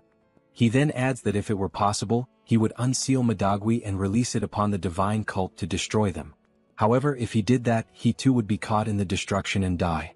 Because Madagwi is uncontrollable and unstoppable, releasing him would result in the total annihilation of Japan. Kim then asks if there are any restrictions or a price to pay for releasing the seal. Daichi responds that there aren't. He simply doesn't release it because he would be in danger, and no one else is capable of controlling the monster. Kim is both surprised and excited, asking if that's really all that's stopping him, giving the impression that he's come up with a good idea. Sometime later within the city, one of the patrolling merfolk senses something unusual. What grabs his attention is a strange, loud noise. But when he looks down, he sees the building housing the merfolk being torn apart from within. The structure appears to be collapsing from the inside. Suddenly, it explodes completely, sending debris flying in all directions and destroying nearby buildings in the process. Amidst the devastation, the dust begins to settle. And from within the cloud of destruction, a monstrous gaze emerges. It is Madagwi, now unsealed, rampaging and laying waste to everything in his vicinity. The merfolk who had been nearby see him and can do nothing but widen their eyes in sheer terror, fully aware that this is the end for them. They are frozen in place, paralyzed with fear, unable to move a single step, still struggling to believe that the Madagwi is truly standing there before them. Meanwhile, the Madagwi continued to advance, and with every step it took closer, the merfolk began to feel as if they could no longer breathe. A suffocating sensation overcame them, as though the very air was being burned away. The monster pressed forward, destroying everything in its path without mercy. As it walked, the merfolk nearby began to melt, unable to withstand the sheer heat radiating from its body.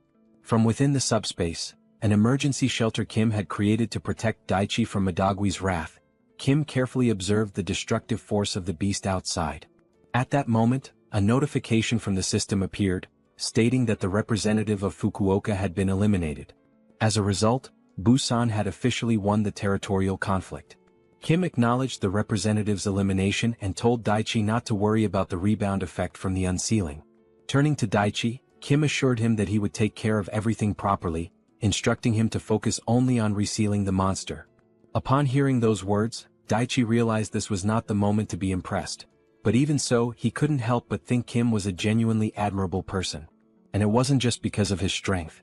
It was the way Kim simply did what needed to be done, helping others without hesitation, as if it were the most natural thing in the world.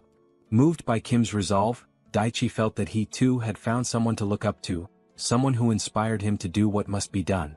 Steeling himself, he began removing his shirt. Yes, that's right, just like anyone else would when preparing to bear a scar of such power.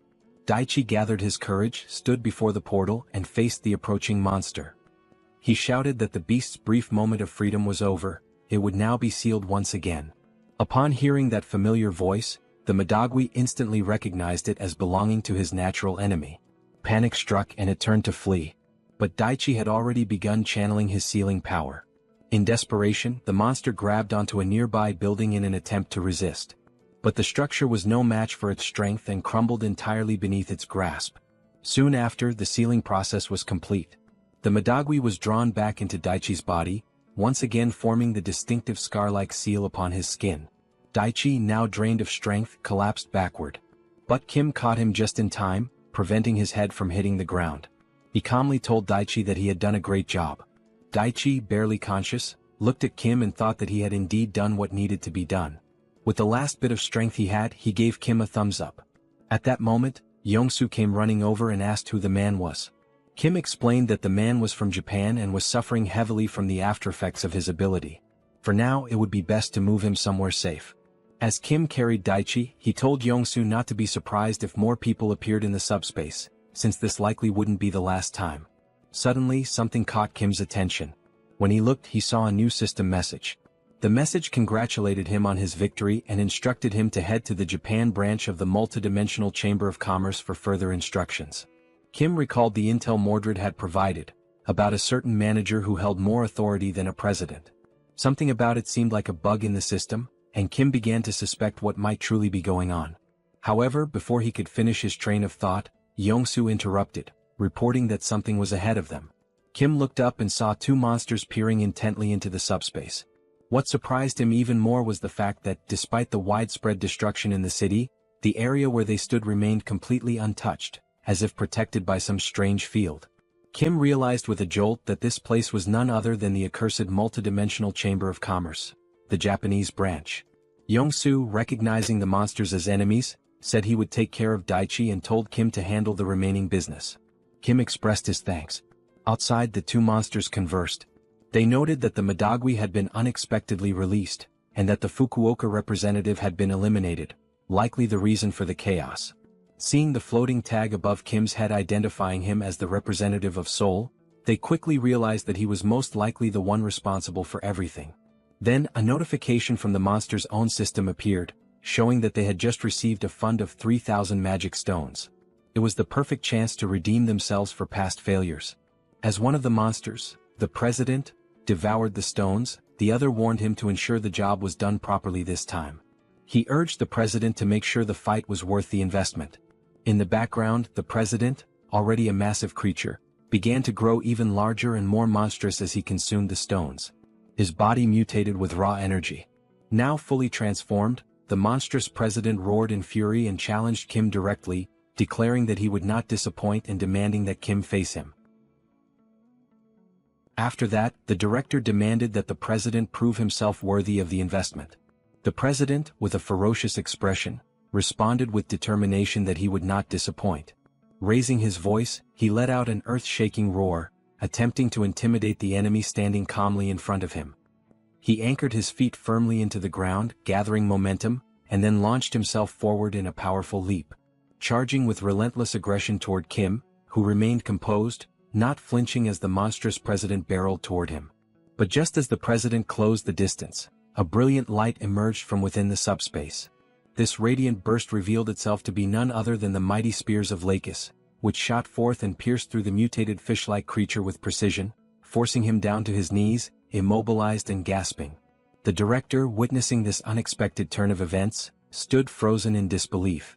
He could not comprehend what had just happened before his eyes. He questioned aloud, perplexed as to how the president could fall so easily and be overwhelmed so swiftly, especially after the substantial investment he had poured into elevating him to the prestigious 7th classification. His confusion was palpable, unable to fathom the failure after boosting his power. Then a system notification appeared, announcing that Kim had received 14,000 magic stones. The timing of the message puzzled Kim, for he had not yet finished off the president, who remained alive, albeit gravely wounded. Kim's attention was then drawn back to the director, who began speaking, remarking that, frankly, Japan used to be stronger. But as everyone could see, Korea had now become prime real estate in the world of awakened powers. Continuing his monologue, the director revealed his original plan. He had intended to establish Japan as his primary base and from there, proceed to conquer neighboring countries, expanding his influence step by step. However, in light of recent events, he admitted that perhaps his strategy had been flawed from the start. The director, adjusting his tone to a more business-like offer, turned to Kim and proposed a new alliance. He asked whether Kim would be interested in using Korea as the new staging ground to dominate other nations. Should Kim accept the investment, the director promised Korea would reap numerous benefits. For example, Kim would gain the authority to declare war on regions such as Osaka or even Tokyo itself. Hearing these words left the president, still bleeding and crouched on the ground in utter shock. He could not believe what he was hearing. His eyes widened as he questioned what the director truly meant by this sudden shift in allegiance. But the director, showing no interest in the president's disapproval, continued as though uninterrupted. He added that, beyond the political power, Kim would also gain access to more magic stones, with the only condition being that it would be rewarded as a prize for victory and for claiming the Fukuoka Gate. He raised his hand, pointing his thumb toward the surroundings, stating that if Kim accepted this offer, he would like him to eradicate this pitiful place filled with losers.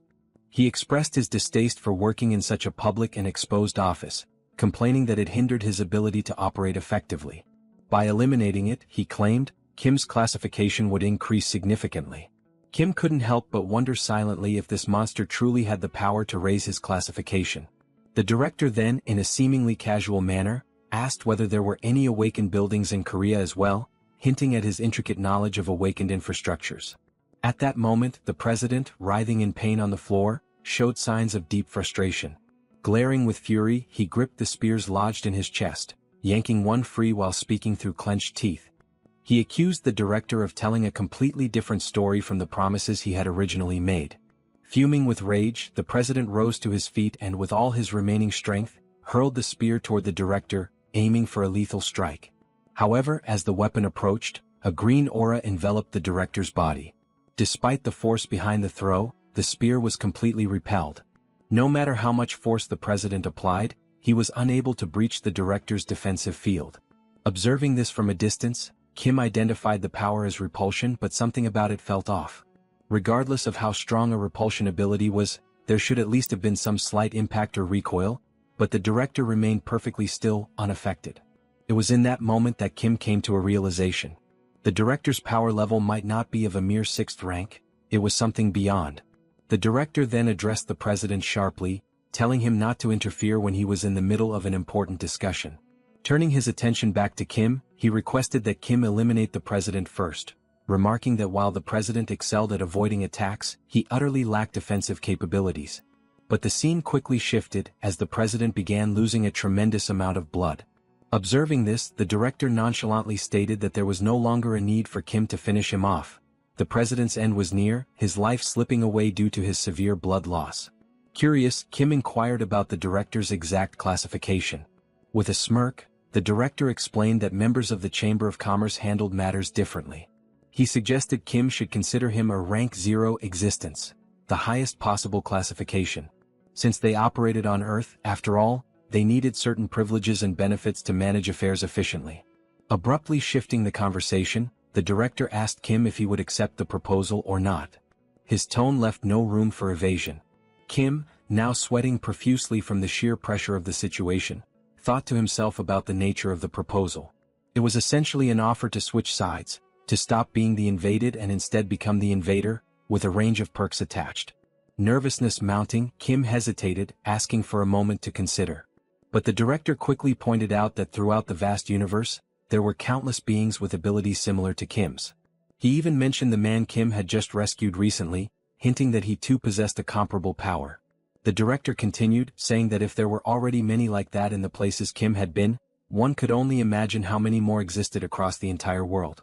At that moment, the director stated firmly that he was merely offering an investment. He emphasized that this did not give Kim the right to become arrogant or presumptuous about his strength. However, within that very instant, Kim's thoughts revealed his conviction. This being clearly had no understanding of his real powers. The director mistakenly believed that Kim's abilities were limited to sealing alone. It became evident to Kim that the director truly had no clue about his actual potential. Now, with a growing sense of certainty, Kim internally confirmed that the director was completely ignorant of his true power. Kim then confronted the director with a direct question, asking what would happen if he were to refuse the offer.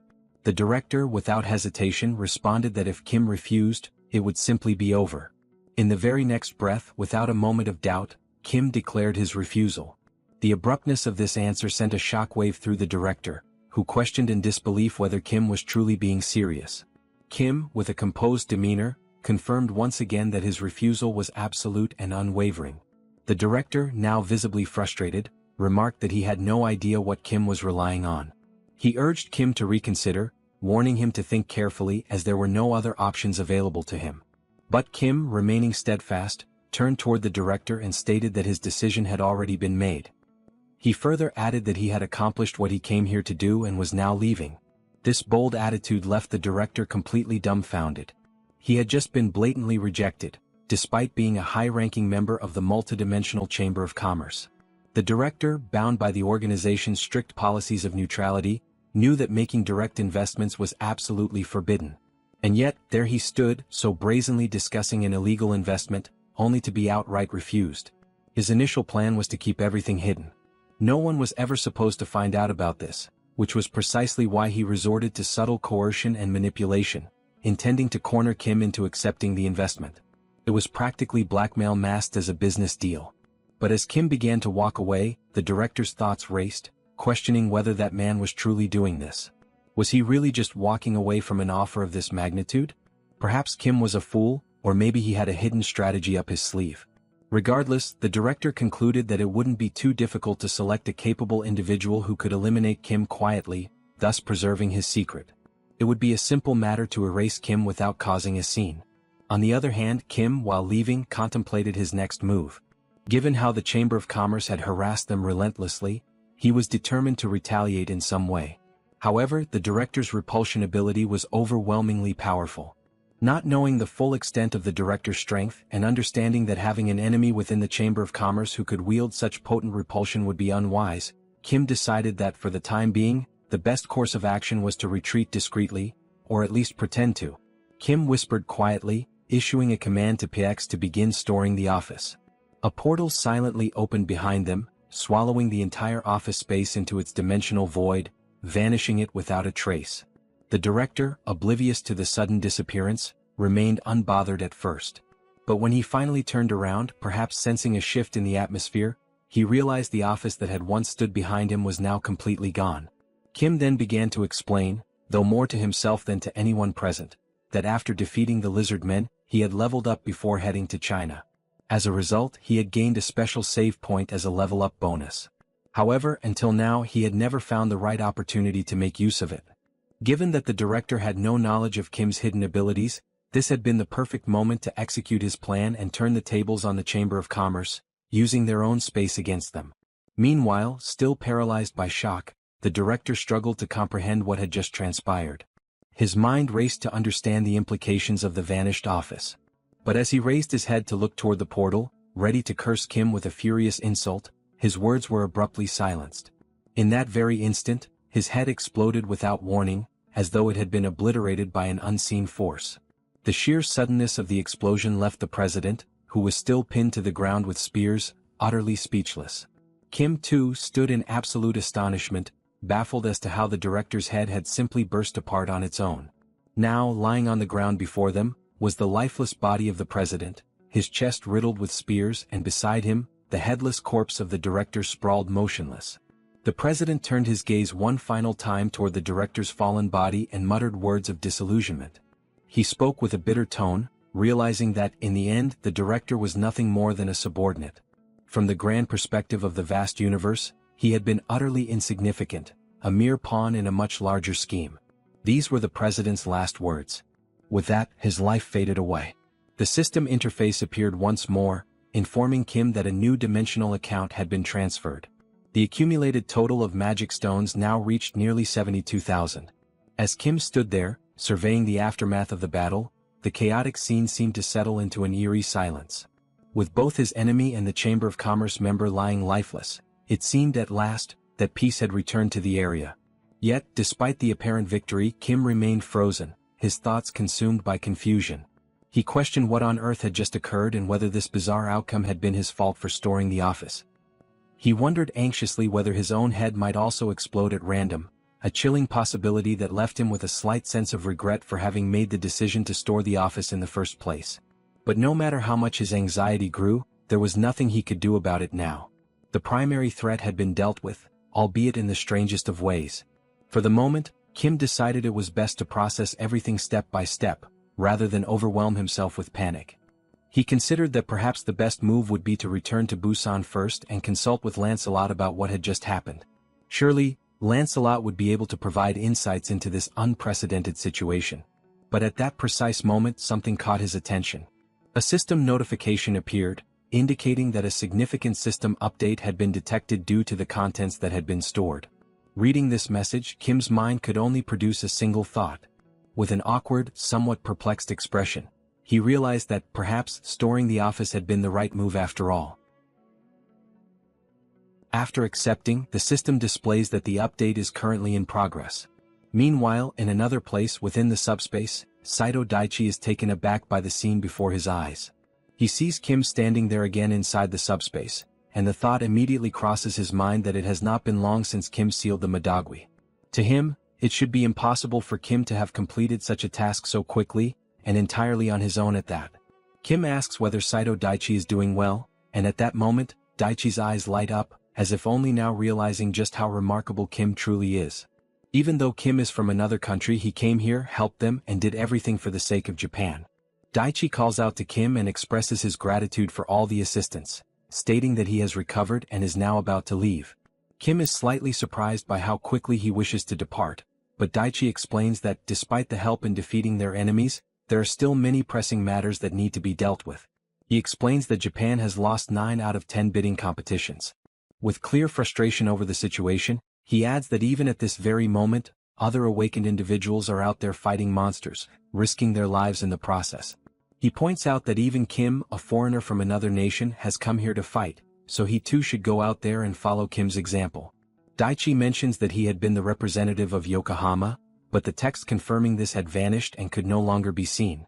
If he can announce the news that they have succeeded in defeating the fishmen, it should be possible to recruit several awakened fighters to their cause.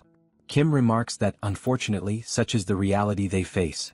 Still, he would have preferred Daichi to stay at least until the next meal. Yet, since Daichi has made his decision, insisting any further would not be appropriate. Saito Daichi says that if they make it quick, it will be fine. They then share a brief meal together, and afterward, Kim tells him that if he ever needs any assistance, he must not hesitate to reach out. Even though Daichi does not like depending on help from others, Kim also mentions that he had been planning to set up a subspace portal in the area. Kim asks whether Daichi ate well and if there is anything else he needs. Daichi promptly replies that he is fine and expresses his gratitude once again for all the help. With that, he begins walking toward the exit, turns back to face Kim, and says that if Kim ever needs help, he only has to say the word. Daichi will certainly come and will also make sure to release the Madagwi. Watching his new ally leave, Kim feels pleased to have learned more about the regional representative, especially since Mordred had previously mentioned that the branch leader holds the authority to sign off on the title of regional representative. Looking at the system display, Kim notes that it is good that this new feature has arrived. The system then confirms that the update is complete. Inside the newly updated room within the subspace, Kim walks forward, remarking that everything seems so ordinary, with no documents or unusual objects in sight. Suddenly, something appears and announces that it has been waiting for him.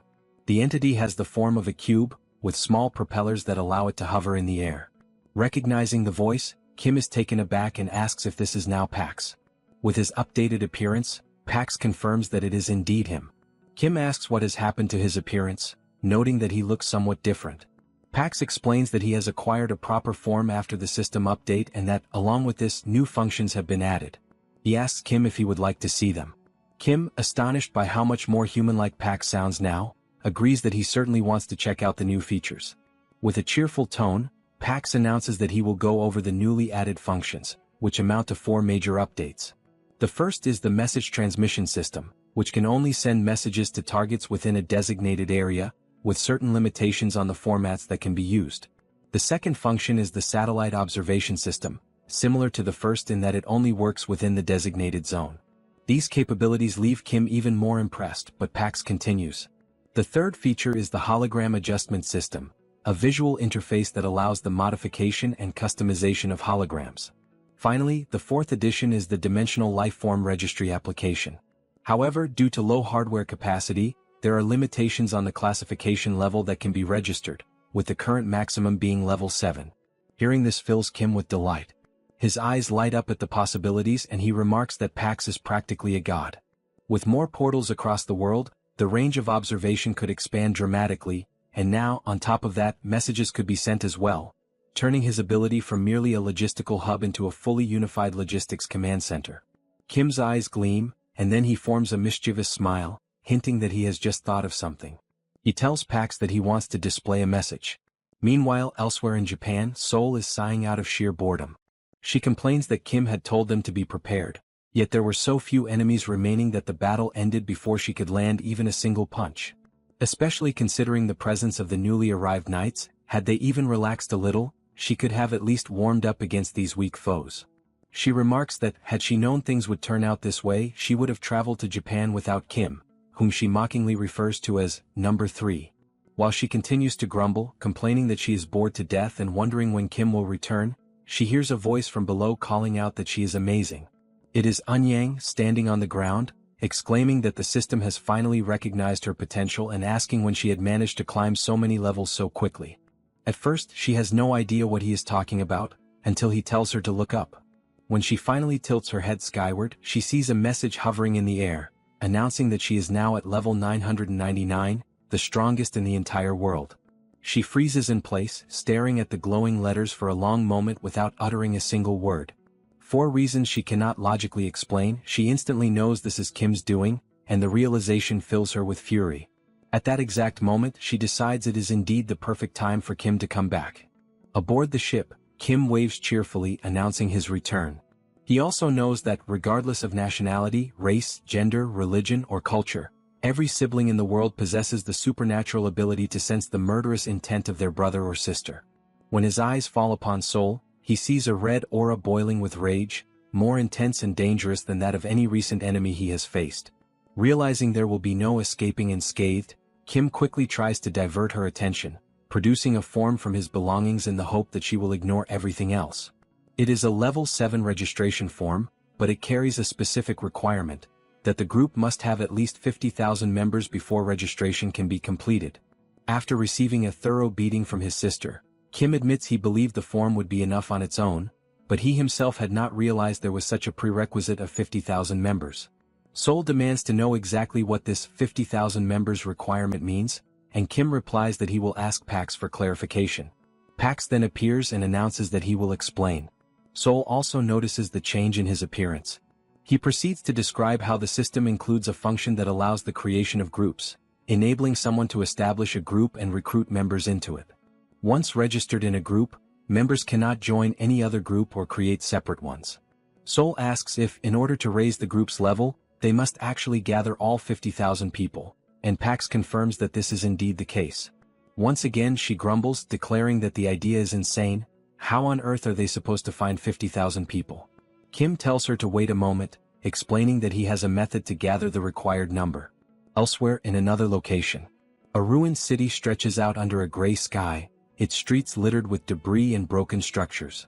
In the middle of the destruction, a massive foot slams down, belonging to a hulking creature that resembles an orc.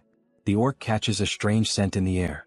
When it turns toward the source, it notices a thin trail of blood smeared across the cracked pavement. It follows the trail until it discovers an injured human, attempting to remain hidden among the rubble. The creature chuckles, confident it has found its prey with laughable ease. The man is paralyzed with fear, unable to move. A sudden spray of blood splatters across the ground, soaking the shattered stone beneath them. The man had squeezed his eyes shut, unwilling to witness what was about to happen to him. But when he slowly dares to open them again, he sees the orc lying motionless on the ground, lifeless, with a sword embedded deep in its back. Cautiously he steps forward to understand what just occurred. As he draws closer to the fallen weapon, a system notification materializes in the air beside it. A web notification informing him that a powerful sword has been delivered to his current location. Almost immediately, another message appears inviting him to join the group, Pax FC, a group that comes with certain benefits. And so, the clever nature of Kim's plan to recruit people becomes clear. Now that Pax had been updated after absorbing the Japanese branch of the multidimensional Chamber of Commerce, not only had he gained new abilities, but his artificial intelligence had also become significantly more advanced. Thanks to this upgrade, the satellite surveillance system was now able to clearly distinguish between enemies and allies within the operational range of the portal. It could evaluate situations in real time and provide whatever was needed, using this power as a means to assist others. Kim, upon realizing this, also conceived the idea of using that same system as a method to promote Pax FC. After some time, the system displayed that more than 10,000 members had already joined Pax FC. This discovery filled Kim with excitement, for his brilliant idea was not only working but flourishing. Wanting to recruit even more people, he decided to update the ability once again. The latest update allowed the broadcast range to be expanded, enabling Pax's messages to reach areas that previously would have been inaccessible. The system reported that 8,000 magical stones had been consumed during the upgrade and that both the communication range and the transmission speed had increased fivefold. With this improvement in place, Kim departed together with Yongsoo to install additional portals, beginning their journey with a trip to Busan, accompanied by his personal pilot. After successfully installing the portal in Busan, and just as they were on their way to Gwangju to establish another one, Pax suddenly appeared, reporting that a problem had arisen. Indeed, an unexpected situation had occurred. People had begun to gather in large numbers around the portal. Many did not truly understand what it was. Some even assumed that Pax FC referred to a football team.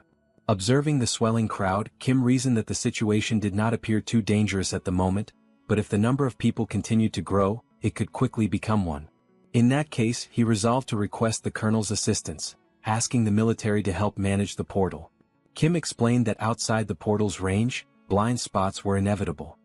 He emphasized that if this task were too burdensome for the military, the colonel was free to decline. However, the colonel became visibly enthusiastic, declaring that the idea was excellent. His eyes gleamed as he proclaimed that this was the very first step toward rebuilding a nation, the precise duty that a soldier ought to fulfill. He promised that he would give the order for the units to begin immediately. Kim then explained that for the moment the active portal sites were located in Incheon, Busan, and Gwangju, though many more were still to come. The colonel responded by saying that he would require a great number of people. At that moment, Kim realized he had not considered the matter of manpower. Yet the colonel reassured him, stating that if manpower was the issue, he knew someone who could help. The scene then shifted to Kim speaking with the representative of Busan, asking her to take responsibility for managing that area. He explained that while the military would be in charge of the portal itself, blind spots beyond its operational reach would remain, and manpower shortages would make them difficult to monitor. As they walked together, he elaborated further, explaining that he needed her cooperation to oversee the areas surrounding the portal in collaboration with the military, promising to provide all the necessary supplies for the effort. Upon hearing this, she responded that it sounded fantastic. Seizing the opportunity, Kim then asked if she would also like to join Pax FC. Through the cooperation of the military and local awakened individuals, the shortage of manpower was resolved, and the chaotic surroundings of the portal gradually began to stabilize. At the site, soldiers were giving clear instructions. No one was to push forward, and distribution would proceed one box per person in strict order, so patience was required. As they handed out supplies, they repeatedly announced that these provisions came from Pax FC, adding that anyone who joined would receive even more the following day. Through such promotional efforts carried out here and there, the system soon indicated that the number of members had surpassed 40,000. Kim's expression twisted into something almost psychotic, for everything was unfolding even better than he had planned.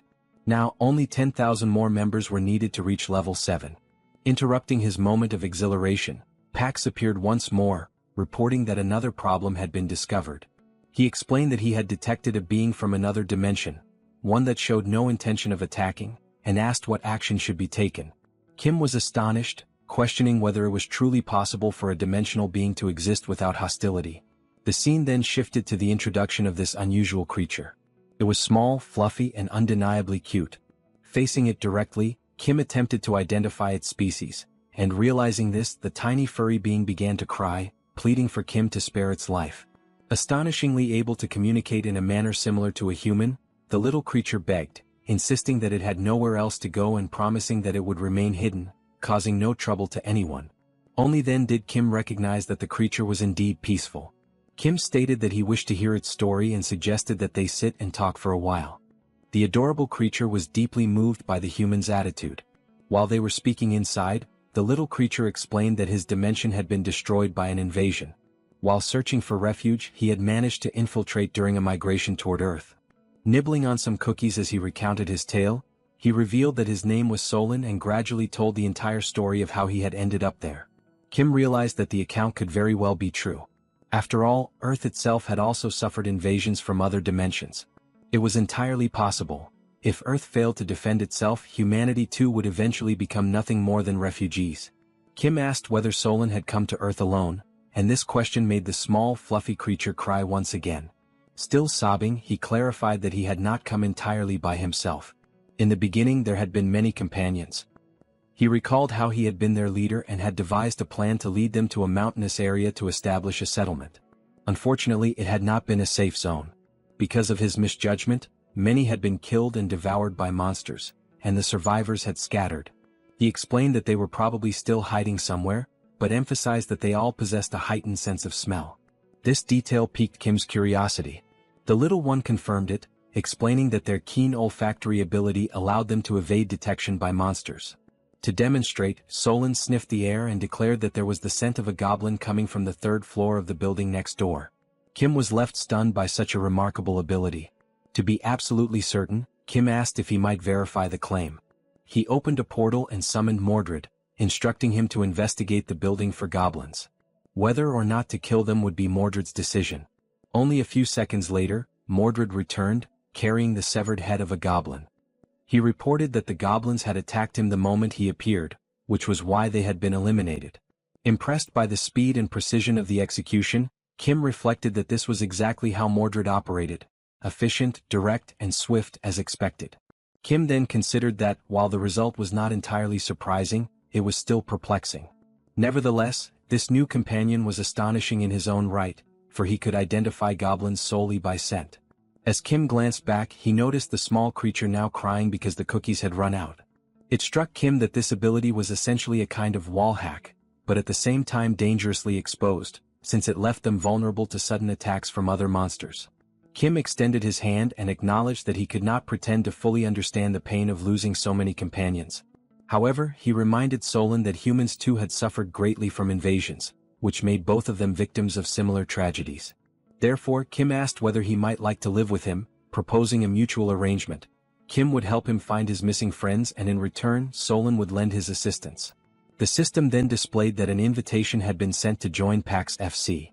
Looking at the notification, the furry creature saw that Kim was the leader of the group and asked if he might pose a question. He identified himself as Manhwa and explained that, throughout his entire life, he had never once eaten so well. Filled with gratitude, he submitted a request for his entire Manhwa tribe, more than 10,000 members, to join PAX FC. For a brief moment, Kim was rendered speechless by the sheer number. Then his eyes gleamed with astonishment and delight. He had never anticipated so many Manhwas, and with their addition, the total instantly reached 50,000 members, enough to achieve level 7 immediately. He considered it a stroke of luck that might never be repeated and gladly joined forces with the Manhwas. The system confirmed that together they now possessed 50,000 members. At that time, everything seemed marvelous. Yet Kim had not realized that this also meant he would now have to locate the 10,000 scattered Manhwas. And thus began Solon's journey to reunite with his lost comrades. As they walked, Kim remarked that the initial search would begin in the mountain where Solon had first attempted to establish a settlement. Riding on Kim's shoulders, Solon admitted that he would only truly recognize the place when he saw it again. After some time, they arrived before a mountain, and Solon affirmed that this was indeed the very location. Kim recognized it as Mount Sirak, well known for its treacherous and difficult terrain. But this would not be an obstacle, for he had access to a helicopter and intended to survey the area from above. Kim asked whether Solon could detect the scent of any of his companions. At that moment, Yongsu explained that the steep, jagged rocks made landing impossible. Moreover, the strong winds from the rotor blades scattered the aromas, making it impossible for Solon to smell anything accurately. Thus, they were forced to return to square one, but now with greater preparation. Equipped and ready to climb the mountain, Kim commented that the journey would likely be dull and that it was the perfect time to have a partner for conversation. He opened a subspace portal and summoned their old acquaintance, Lancelot. The very first question he posed was whether Lancelot enjoyed hiking. Lancelot confirmed that he did, while inwardly reflecting that this was what humans called socialization. Already anticipating such a response, Kim continued to ask Lancelot various questions as they ascended, seeking to learn more about his life and his past. Lancelot eventually admitted that he could tell his story, though it was not, by any means, a happy one. From vast plains to dense forests, from hidden mountain ranges to the depths of the ocean. This dimension, home to a vibrant ecosystem, is known as Avalon. It is a world where countless creatures coexist, and where the inhabitants of Avalon have learned to endure and survive in the constant presence of monstrous threats. The fundamental skills required for survival were hunting and gathering. Even children, barely learning how to speak, already carried rudimentary hunting tools, and naturally the people of Avalon evolved into a warrior race. And yet, despite the ever-looming menace of monsters, the people of Avalon managed to push their civilization forward. Through this progress, monsters no longer posed the same overwhelming danger as before. However, with this advancement came a new trial: war. The strength that had been honed to combat monsters was turned inward, against their own kind. The struggle for survival twisted into bloody conflicts over power and territory. After centuries of civil war, when the people were weary and broken, a young knight rose to the occasion. Through peace and diplomacy, that knight put an end to the endless fighting. This knight, who preached love above all else, was cherished by everyone and was crowned king. His name was Arthur. To those scarred by violence, suffering, and poverty, Arthur offered forgiveness, compassion, hope, and laughter. He summoned knights renowned for their valor on the battlefield and ensured that their swords would never again be raised in war against one another. Arthur declared that the sword, once forged for destruction, would henceforth serve only to protect Avalon. Thus, the 12 Knights of Camelot were formally anointed. Together, these knights repelled invaders and defended Avalon with unwavering courage. Under their protection, Avalon flourished more than ever before. Then, on what seemed like an ordinary day of fending off invasions, an extraordinary threat emerged. These new invaders were black magicians from the dimension of Barnaul, and they were unimaginably powerful. From that moment onward, the Knights of Camelot were bound to cursed relics, and Avalon itself fell under a terrible curse. Stepping out of the flashback, Lancelot explains that this was how they became the undead, condemned to continue existing even after death. He then asks Kim if that sounds like a joyful story, to which Kim responds that it is indeed far from uplifting. With his small companion resting on his shoulder, Kim tells Lancelot not to worry about his reaction, but that he needed to hear the complete story at least once. Yet deep inside, Kim is shaken, for an entire dimension as strong as Avalon had collapsed completely. Such a fate is not spoken of lightly, for it meant families, friends, everything one knew, vanished in its entirety. Kim apologizes to Lancelot for making him recall something so painful. However, he also reflects that his own family and world are still safe, so he should not pretend with hollow compassion. In that moment, Kim grows nervous, struggling with what to say to Lancelot. Sweating with unease, he asks if there might be any possible way to restore Avalon. Realizing that this question is as futile as asking if one can bring the dead back to life at their own funeral, Kim feels utterly useless for having cast such a heavy shadow over the mood. Yet, Lancelot respectfully answers Mr. Kim, telling him that it is not possible and that he knows of no method to ever reach Avalon again. He explains further that the multidimensional chamber does not open portals to anyone except the invaders. Besides, reviving the dead is something he has never even heard whispered of. Kim apologizes once more, but Lancelot acknowledges that he understands the intention behind his words. Then Lancelot says something that leaves Kim momentarily speechless. He reveals that his obedience is indeed a result of the curse, but beyond that he also possesses genuine feelings. And the mere fact that Kim is not an invader is enough for him. He explains that it has been that way from the beginning and most likely the other knights feel the same. At this, both Kim and Lancelot exchange words of gratitude with one another. Just then Solon catches a scent and asks them to pause. A patch of grass nearby begins to stir, and soon another Manong emerges. Upon seeing one of his kin, Solon leaps with excitement and embraces his comrade warmly. The comrade anxiously asks if Chief Solon is injured in any way, but Solon reassures him that he is unharmed, explaining that he encountered kind people who promised to help them. That was why he returned, to reunite with his lost kin. His comrade then turns to Kim and expresses deep gratitude. He goes on to declare that he will also help, and that he knows where some of the missing Manongs are hiding. Hearing this, Kim is filled with excitement, realizing how much time this will save. He thinks to himself that from here, it will simply be a matter of climbing the mountain in search of the Manong tribe. One Manong will help locate another who will then lead them to even more, creating a chain until the tribe is whole again. But things do not go exactly as planned. A week later, Kim is completely drained in every sense. Only after that long and exhausting time is he finally able to gather all 10,000 members of the Manong tribe. Exhausted and moving like an old man, Kim tries to recall how many mountains he has climbed over the course of the past week, all while wondering why the Manong seem to have such an attachment to mountains. He once again expresses his happiness at being able to help them reunite, and tells them that he will create a portal to make it easier for them to remain on that mountain.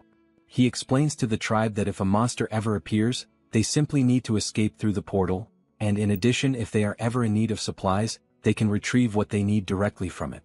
The Manongs express their gratitude, admitting that they do not know how they could possibly repay such generosity. Kim tells them that thanks are unnecessary and instead asks them to continue doing what they do best, using their extraordinary sense of smell. Yet Kim also wonders if there is perhaps something else they might help with. The system then notifies him that the fierce trackers of the Manhwa tribe are now available for deployment. At that moment, with all the energy and excitement he can muster, Solon, the leader of the Manhwa tribe, raises his voice to rally his kin, calling on them to demonstrate exactly what the Manongs are capable of. He orders them all to flare their nostrils wide. And so, the Manongs begin working side by side with the humans, using their keen senses to track down hidden monsters.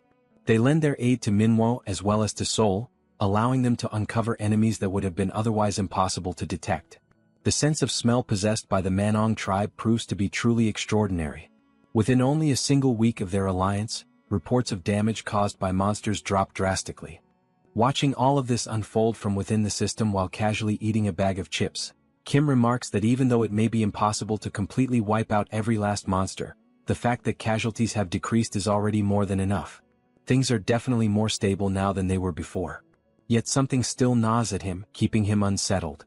Now that he has reached level 7, secured an alliance with the Manongs, and witnessed a sharp decline in enemy activity, it feels like exactly the kind of moment when something catastrophic is bound to erupt. And right then, Pax appears, agreeing with what Kim has just said, announcing that new documents from the Chamber of Commerce have just arrived. For a brief moment, Kim feels a rush of pride, assured that his intuition never lies. The new document reveals that due to falling profits in the Korean and Japanese regions of Earth's dimension, measures of consolidation will be implemented with other dimensions. Expecting it to be about expansion or new opportunities, Kim realizes instead that it concerns the consolidation and merging of dimensions. He immediately asks which dimension will be merged, and Pax hands him another document. This one, however, is long and tedious, spanning more than 20 pages filled with dense text. Knowing how to make use of Pax's AI capabilities, Kim asks Pax to summarize it for him. Recognizing the importance of the information, Pax summons the other members into Subspace to share the news. Pax then begins to explain that the Chamber's objective seems to be twofold. First, to increase revenue in Korea and Japan, and second, to reduce the number of level holders. To achieve this, the continent of Elvenheim will be relocated to the Pacific region and forced into battle. After that, an official warning for Korea and Japan will be issued within 7 days. Upon hearing this, Seoul raises a question. If it is only 7 days away, what is the point of sending an advance warning? Kim clarifies that this is an internal chamber document, one they received early thanks to their control over certain facilities. In short, it means they will soon be forced to fight again. But in the background, Joy raises a troubling thought. She recalls Pax mentioning that it would be a forced battle, and asks if this means the inhabitants of Elvenheim are being compelled to become invaders.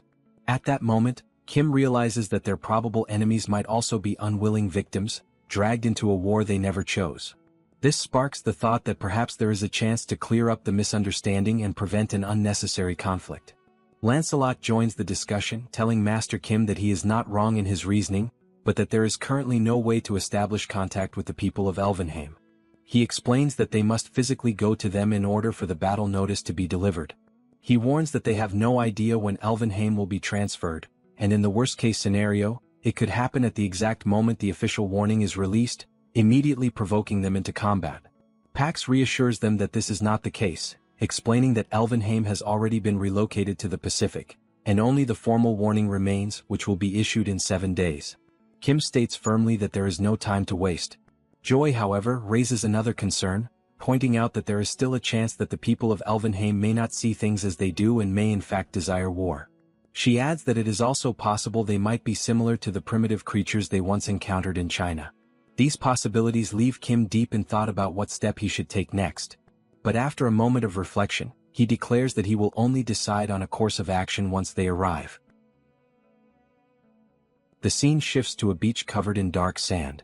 The landscape, though striking at first glance, carries an unsettling air for two young elves with golden hair who have just arrived there. One of them remarks that, despite the dirty and gloomy appearance of the place, it still feels preferable to their homeland. As they walk along the water's edge, the young female elf comments once more on how filthy the place looks, yet admits that even so, it is not as unbearable as returning home.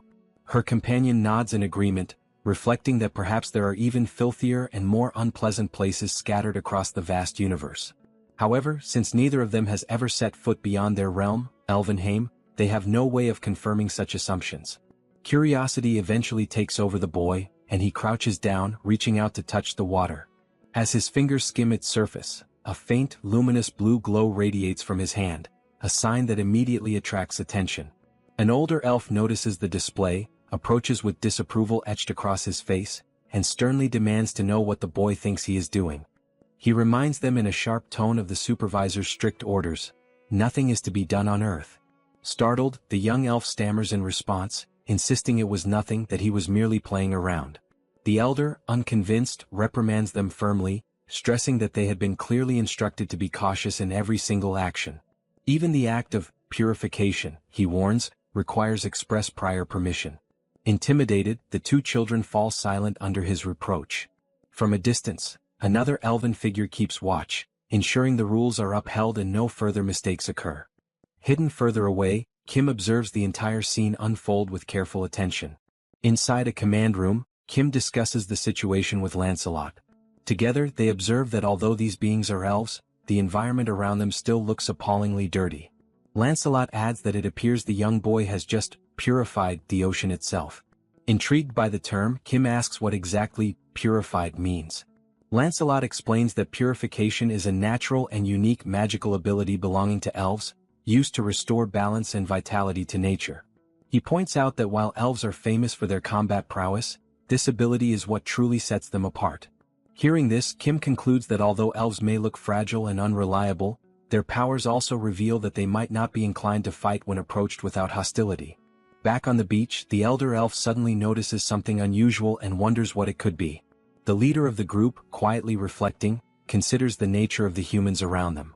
Without warning, she senses a presence drawing near and questions whether enemies have arrived, perhaps after detecting the surge of their mana. A dazzling blue energy manifests before their eyes, condensing into a large glowing cube. The cube slowly opens, unveiling a basket overflowing with fresh vegetables. A notification from the system clarifies that a welcome gift has been modified into this offering.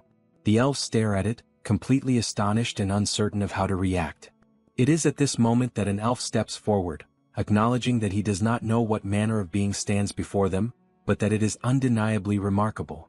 With a composed smile and a firm handshake, Kim introduces himself by his true name and declares his origin as Korea. The elf responds by introducing himself as Ethan, and offers greetings in the dignified manner of the noble elves, who, in their belief, live under the blessings of God. The tone of the meeting soon shifts into seriousness. The female elf's expression changes to one of surprise, her eyes widening at the sound of the word Korea, as though the name carries weight and familiarity. Kim notices the reaction and deduces that they must already have received alarming war reports. He immediately seeks to reassure her, urging her not to be distressed. He explains that although the current situation appears to signal the outbreak of war, the truth is far different. It is nothing more than a carefully orchestrated scheme by the Chamber of Commerce. He firmly asserts that there is no genuine reason for them to fight, since they are all merely being manipulated into conflict. Now calmer, the elder elf picks up one of the vegetables from the basket, tastes it, and comments that at last they have found someone who thinks in harmony with the elf's own values. Jongwoo advises her not to rush into speaking further, suggesting instead that she eat more slowly and carefully. He then informs them that their leader, President Ellie, resides in the capital, a destination that lies about 3 days' journey from their current location. Given the urgency, the elf apologizes for the delay, but Kim cuts him off, declaring that there is no time to waste. Without hesitation, Kim summons a massive military vehicle and invites the elves to board, suggesting that traveling together will help them avoid unnecessary misunderstandings and allow conversation along the way. Upon arrival near their destination, however, the elf insists that they continue the journey on foot in order to prevent further misinterpretations. Inside the vehicle, Kim turns to Yongsoo, instructing him to remain behind and deal with any potential enemy attacks while he and Lancelot continue forward to speak directly with the elves. As they enter the town, Kim notices children at play and other elves arguing about watering and fertilizing their plants. He observes that the materials look worn and that nobody appears particularly powerful. The place resembles a cozy rural village, yet he wonders how far the capital can possibly be. Ethan announces that they have arrived, and Kim had not expected the destination to be like this. The place is almost entirely ruined. One elf who had been sleeping is nudged awake by another, who jokes that the sleeper had drooled. The embarrassed elf grumbles while the other laughs, remarking that some odd sound escaped him.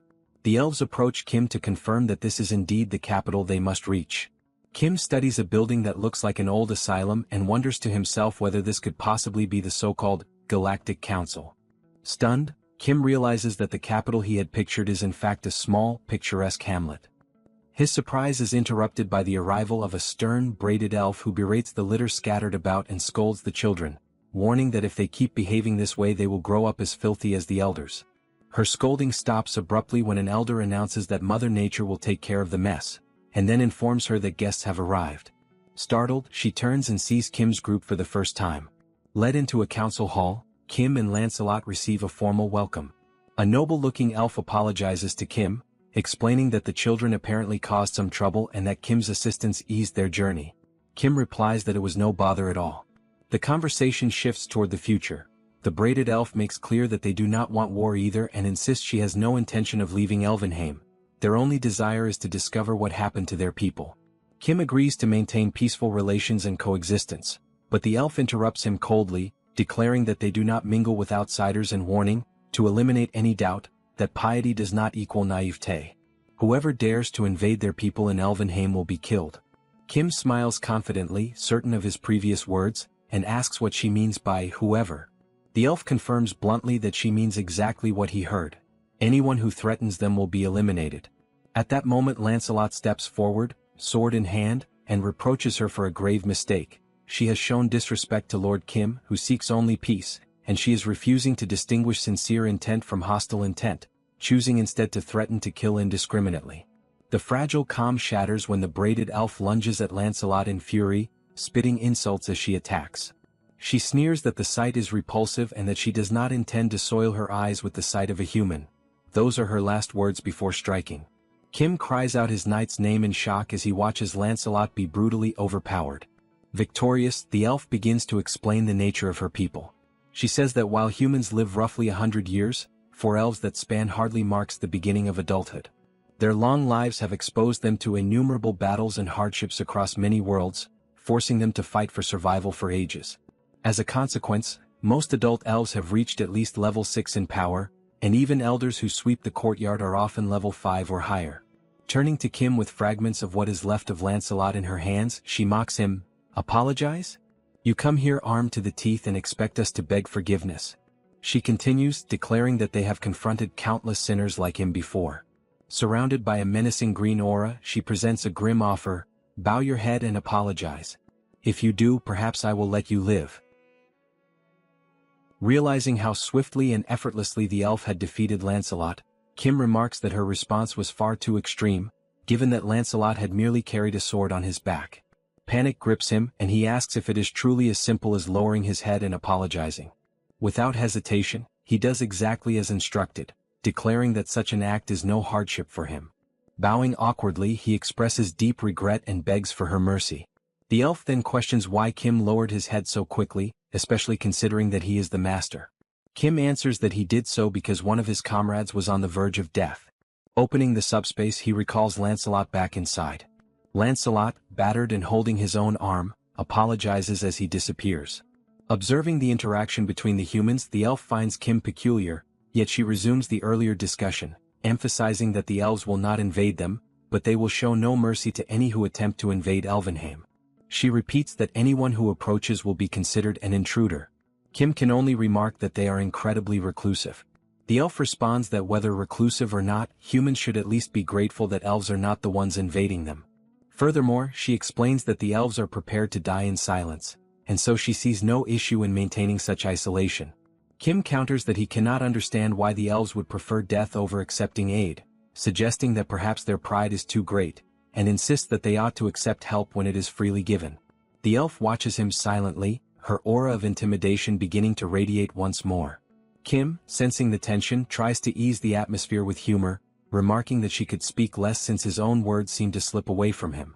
The elf then declares that she has an idea, one that will be faster than endless talking, and instructs him to follow her.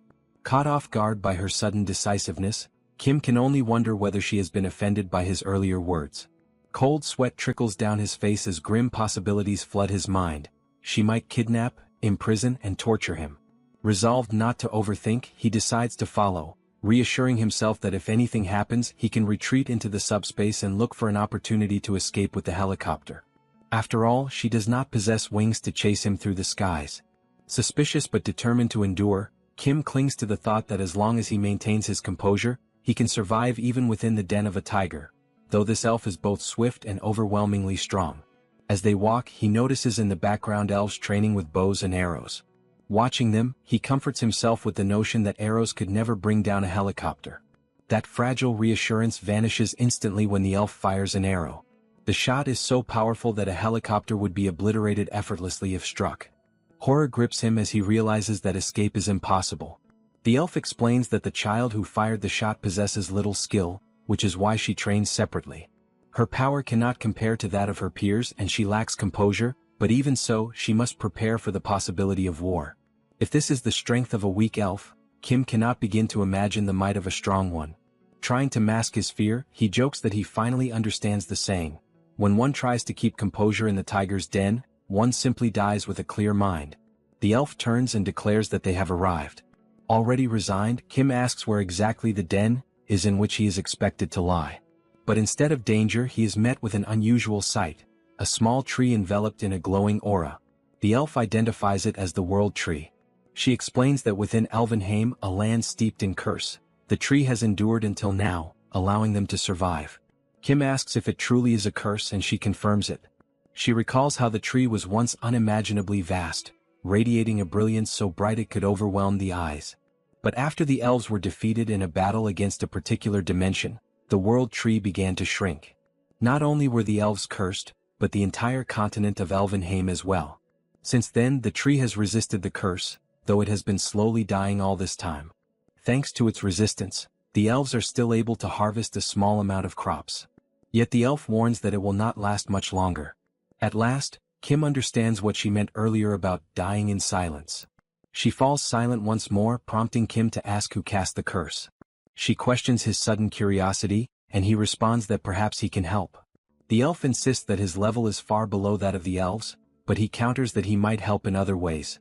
She dismisses the notion, telling him that he cannot comprehend the scope of the problem, as Earth's dimension was only open to the multiverse less than a year ago. Finally, she reveals the truth. This curse was the work of the Black Mages of Barnaul.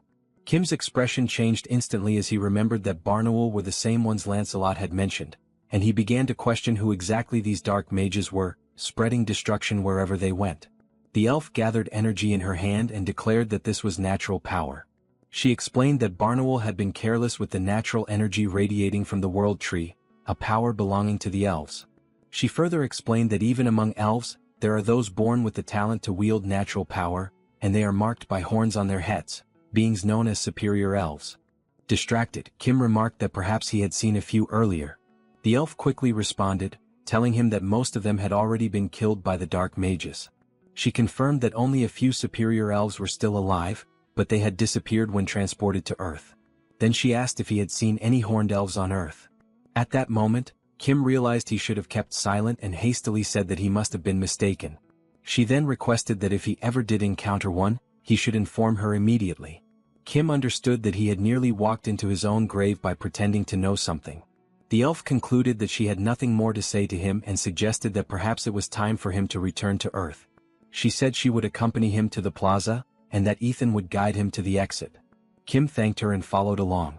As he gazed at the World Tree, he wondered if the tree was constantly struggling against the curse, and whether he might be able to resolve the situation by replicating it. The system interrupted, informing him that the corresponding category did not exist. Kim realized then that, although it was indeed a tree, it belonged to a category different from ordinary trees. This left only one possibility: the special storage spaces available at each level of the subspace.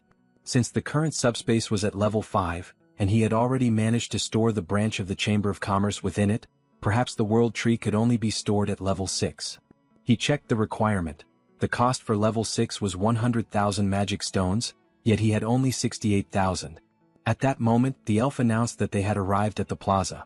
She asked him to wait while she went to call Ethan, and she added that although their time together had been brief, she was glad to have spoken with him for the first time. Kim then said that before leaving he wanted to give her a gift. He opened the subspace and summoned forth a massive pile of crops and food for the elves. He clarified in advance that he was not asking for anything in return. It was simply a gift, and they could eat as much as they wanted, promising that he would return soon. At that instant, someone emerged from the subspace. It was Saito Daichi, stating that he wanted to speak with Kim. Kim asked whether there were still fish left and whether Saito needed help. Saito confirmed that there were, explaining that only one location remained, but the enemies had seized the core and escaped into the sea, now guarded by a giant kraken along with the fishmen. The elf listened to their conversation, still in disbelief, and recalled what Kim had said earlier about offering help. She thought to herself that even though he was not particularly friendly, he had still given them a great amount of food, which made her wonder if he would eventually demand something in return, perhaps a contract or even a trap. And if not that, then maybe this human named Kim simply had some sort of intellectual deficiency. The scene shifted back to Kim, who confirmed that there was indeed a massive kraken spraying acidic ink that made it nearly impossible to approach. No one had the range to deal with such a creature, since its attack radius was 800 meters. Kim's own ability only reached 500 meters, which meant it would be difficult for him as well. He realized then that they needed a long-range, powerful attack, and the only one capable of this was the elf. Kim declared that since she had already received his gift, he wanted to ask her for a favor, thereby confirming the elf's suspicions. The elf said she had already guessed his plan, since it had always seemed strange to her, and she questioned whether it was not shameless of him, given that he had previously insisted he wanted nothing in return. Kim then countered that if she accepted, he would give her double. The scene shifted again, showing the kraken spraying its acidic ink in several directions. From a distance, the elf observed everything. Slowly, she began to gather her hair and tie it back. Kim handed her a bow, jesting lightly and asking her to take good care of it. The elf then focused her energy, preparing to unleash an overwhelming attack powerful enough to defeat the kraken at a range of 800 meters. The elf released her shot toward the octopus, and the arrow struck the kraken with such overwhelming force that it defeated the creature in a single blow. The beast exploded into countless fragments, scattering pieces in every direction, while, in the background, the humans erupted into celebration. That single arrow, fired by the elven leader and imbued with the pure force of nature, not only destroyed the kraken but also shattered the portal core it was protecting. This meant that both the monster's magic stones and the portal's core would soon be recovered. Depending on the value Kim received, two possibilities emerged. If the total amount of magic stones, those he already possessed combined with the new ones, reached 100,000, he would be able to upgrade the subspace level, store and reapply the world tree, and thus save Elvenheim. However, the entire process would have to remain secret, for the elves would never accept such an act. They would believe he was trying to exploit the world tree, and if they ever found out, they might misunderstand his intentions and kill him in a cruel way. The second possibility would arise if the total number of stones failed to reach 100,000. In that case, he would need to act as though nothing had happened, plan again, gather more stones, and gradually increase his level before visiting the elves once more. Both alternatives were difficult, requiring absolute secrecy, but the second, starting over from scratch, was the most dangerous of all. Looking at the system window, Kim expected to see only 32,000 stones remaining. However, he actually had 68,000, and he believed that by defeating the kraken he would finally reach the 100,000 mark. Yet even after the ship returned to Elvenheim, not a single new stone had been added. After all, it was the elf who had slain the creature. At first, Kim was not overly concerned, thinking he could trade food for the stones. However, the elf soon sought him out, demanding the promised food since she had fulfilled her part by killing the monster. Somewhat embarrassed, he agreed but asked if he could at least receive the magic stones obtained from the kraken's defeat. The elf replied coldly that this was not part of their agreement. Kim insisted, saying he wanted nothing for free and that he would offer 4 times the amount of food. The elf was surprised by the proposal but refused. Kim asked why, reminding her that she herself had said her people were in need of food. She admitted that was true but found it suspicious that he would offer so much more than what had been agreed upon, especially when the original offer was already generous. Her distrust grew. She suspected an ulterior motive, perhaps a hidden plan. She asked why he needed those magic stones so desperately. Trying to sound casual, Kim said that he always needed them and used a few here and there. The elf replied sarcastically that she too used a few here and there, making it clear she saw through his evasive answer.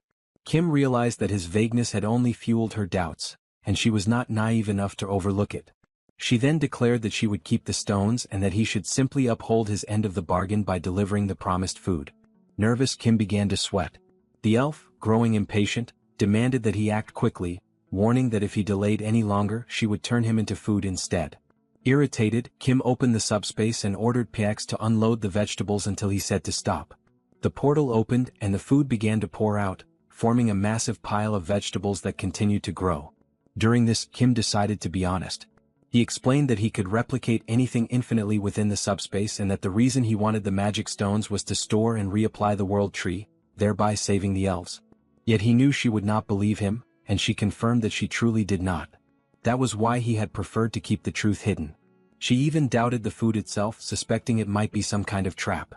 Still, she continued to watch. The subspace kept producing food without end, the pile growing larger and larger before her eyes. The elf stood there, speechless, astonished by what she was witnessing. Kim asked if she believed him now. She answered that she still was not sure whether he could truly replicate infinitely, but she admitted that he could reproduce an impressive amount. Even so, she questioned how she could trust him to return the world tree to the elves instead of keeping it for himself. She said that such a matter was not something to be taken lightly, and entrusting the fate of her people to a stranger was unthinkable. Kim replied that there was no need to worry, for the world tree to him was nothing more than an ordinary sapling. That statement only confused her further. Without gaining anything from it, he seemed to be risking everything merely to help them. She asked why he was trying so hard. As she reflected, the elf remarked that his hesitation to answer clearly revealed he was hiding something. Kim denied it, explaining that his motivation was simple. He simply felt pity for her and her people. The elf was caught off guard by the straightforward honesty in his tone. He elaborated that, despite their strength, they were on the brink of collapse, starving, frail, with both children and adults pale and sickly. He wanted to help them not out of self-interest or hidden ambition, but purely because he sympathized with their suffering.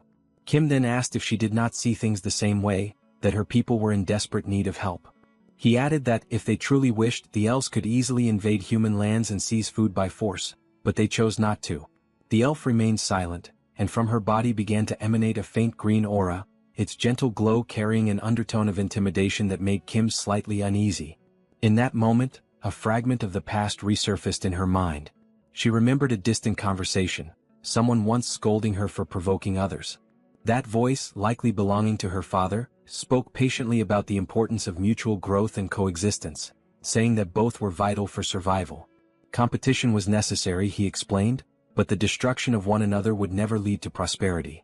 Coexistence and shared development were the paths of true wisdom. He had called her Elia, reminding her that a hand was not meant solely to strike, but also to be extended toward those in need. And if someone offered help, he had said, there was no shame in accepting it. Even the elves were not perfect. They had much to learn, not only how to fight but also how to receive assistance when it was offered in goodwill. Returning from her memories, Elia looked at Kim and remarked that she did not even know his name yet. Kim introduced himself and she requested that, when the time came to search for the High Elves, he lend his aid to them as well. Kim agreed without hesitation. Moments later, the system displayed a message.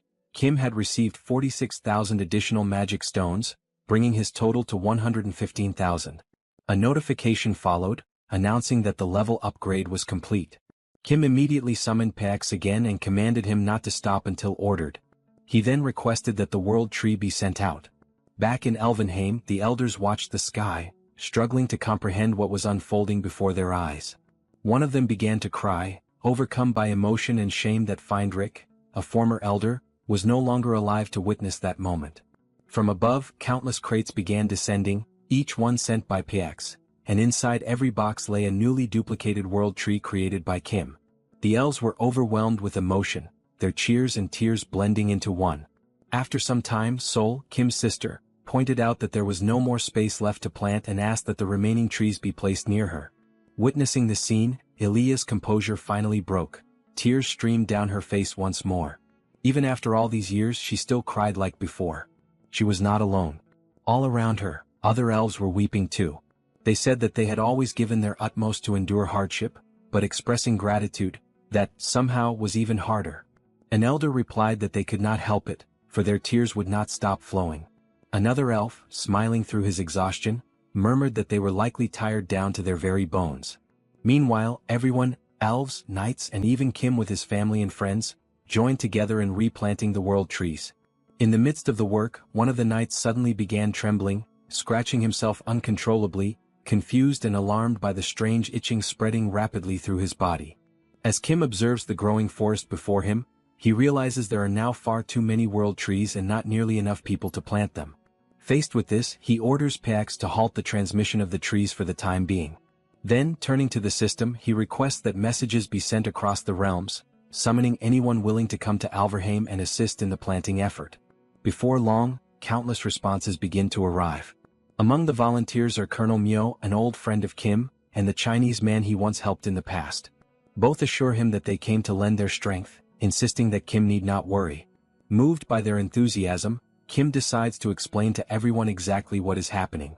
With a spirited grin, Colonel Myo declares that he trusts his own skill with a shovel and that this is the perfect time to prove the strength of an experienced worker. Kim smiles faintly and instructs everyone to think of the mission as a grand divine reforestation campaign, a sacred effort to plant the world trees throughout the continent of Alverheim. Each volunteer is to take one tree, plant it at a safe distance from the others, and ensure that its roots are firmly set in the soil. As he speaks, a voice calls out urgently from behind. It is Seoul, his sister, who pleads for him to come quickly, saying that something is wrong with the knights. Concerned, Kim rushes toward the location she indicates. Meanwhile, the elves remain cheerful, invigorated by the presence of the world trees. Their hearts and bodies brim with vitality, a feeling they have not experienced in ages. Yet, upon reaching the knights, Kim is met with a disturbing sight. Every one of them is trembling and scratching at their skin, their bodies appearing gaunt and skeletal. Lancelot, visibly shaken, struggles to explain that his entire body itches, the same sensation he once felt when trapped within the subspace. Observing closely, Kim suspects that the power of the world tree might be attempting to heal them, though he cannot understand why the reaction is so intense. Without hesitation, he decides to send them back to Camelot immediately. But before he can act, one of the elven elders raises a hand and asks him to wait. The elder calmly explains that the natural energy radiating from the world tree is never a force of harm. Lancelot, still trembling, argues that an excess of that same energy can sometimes act like a curse. The elder responds with quiet assurance, saying that perhaps all that is needed is a simple adjustment, a realignment of the tree's natural properties so that their energy may harmonize with the knights' bodies. Approaching each of the knights in turn, the elder begins to manipulate their energetic balance. Kim watches intently, fascinated yet uncertain about what exactly is being done. The elf reassures him that it is merely a gentle calibration, meant to prevent their suffering. Moments later, Lancelot blinks in surprise. The itching has vanished completely. The others soon relax as well, their symptoms gone. At that moment, Kim recalls something Elia once mentioned, that among the elves existed a level 6, the highest and most formidable rank, comparable to the winged monster they had fought in China.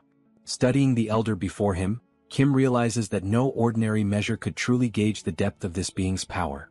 Then, in a voice as calm as the wind through the branches, the elder reflects that no power under heaven or earth ever remains fixed. Nature itself moves and transforms just as people do, and within the countless paths of providence, there must exist a way to restore those men, to bring the skeletal knights back to their human forms. The words strike Kim deeply. He stands frozen, mouth slightly open, unable to respond. As the elder turns to leave, Kim drops to one knee and implores him to explain further. All around them, the world trees continue to grow, their luminous leaves casting soft light across the land. The elder turns back and explains that the power of dark magic, the very force that stripped the knights of their flesh, is vast and wholly opposed to the essence of life. Reversing such corruption, he says, is like trying to gather spilled water from the earth. It demands strength and patience many times greater than the original act of destruction. Dozens, perhaps hundreds of times more. Kim listens intently, still kneeling, absorbing every word as the radiance of the world tree spreads across Alverheim, heralding a new dawn of hope. He then asks what would be required to accomplish what the elder proposes. The elder replies that two things are essential. First, a natural force many times stronger than the dark energy, powerful enough to suppress it. And second, a superior elf with the skill and mastery to channel that energy precisely. At once, Kim recalls the elf Elia had spoken of, the superior ones who vanished during the transfer to the war, perhaps still living somewhere on Earth. The elder nods solemnly, confirming his suspicion. All of them, he says, disappeared without explanation. No one knows where they went. Some may still live hidden among humankind. others may have succumbed quietly to time itself, their names long forgotten. The possibility that one of the superior elves had died in silence fills Kim with a faint sorrow, a quiet ache for the lost greatness of an age long past. The elder then asks whether it is even worth continuing to speak of natural force, given that the whereabouts of the superior elf remain unknown. Kim, though visibly shaken, insists that he continue and demands to know how much natural energy would be required. The elder explains that this power flows from the world tree itself, and to gather the necessary amount would take no less than 150 years. The response makes Kim smile awkwardly, aware that such a span of time far exceeds the life of any ordinary human. The elder adds gently that the amount they possess now is still a mere fraction of what would be needed. With a tone of resignation, Kim realizes that the task before him is not simply difficult. It borders on the impossible. Yet the elder continues, explaining that there is no way to hasten the growth of the world tree. The only path forward, he says, is to repeat the cycle of pain and recovery again and again. Kim understands the principle and, as he reflects, interprets it as a process of enduring suffering and then healing from it, a painful yet potentially feasible path. The elder emphasizes that such a procedure is far from simple. The energy they face is extraordinarily resilient, nearly destroyed by the curse that taints it, and lesser beings could never hope to inflict even a scratch upon it. As Kim listens, his mind races through the meaning of pain and recovery, and gradually he begins to believe there might be a way to make it real. A faint but confident smile crosses his face as he recognizes that he already holds what is needed to begin. The scene shifts to Camelot. The system presents it as the Grand Palace of the Knights, a fortress blessed with a unique property. Within its walls, countless enhancement stones are forged, artifacts designed to channel and amplify magical power. Holding one of these stones, Kim observes how the life force drawn from the world tree radiates through it, magnificent and pure. The cycle of stone reproduction has become drastically shorter, accelerated by the energy accumulated since the naming of all the knights. With the addition of 2 world trees, the process intensifies further, spawning an unending flood of new enhancement stones. Now the stones multiply at an exponential rate, so quickly that Kim deems it pointless even to attempt counting them. He cannot be sure how much Camelot can accelerate the growth of the world tree, but he knows that it will take some time before the results become apparent. With a mischievous glint in his eyes and a determined expression, he resolves to begin enhancing his weapons. Kim grasps Rakiza's sacred spear and attempts to elevate it to a new tier of power. Yet the attempt fails. The enhancement requires a C-grade stone or higher. Curious, he checks the system and finds that all the stones in his possession are merely D-grade. This discovery leads him to question how one might obtain the superior grade. Back in Elvenheim, Kim seeks answers from the elf. She explains that C-grade stones can only be crafted by dwarves, small, sturdy beings renowned for their unmatched skill with the hammer. Startled, Kim realizes he has never once encountered a dwarf. The elf remarks that this is likely because no dwarves exist on Earth, and she briefly describes their kind. According to her, such creatures truly do exist, though they are absent from this world. Still curious, Kim asks if there is any other way to acquire C-grade stones without relying on the dwarves. The elf answers plainly that it is practically impossible. It is at that moment that Kim fully understands the gravity of his mission, the sheer magnitude of the path that lies ahead. He glances at the massive piles of enhancement stones surrounding him and recognizes that they are all useless.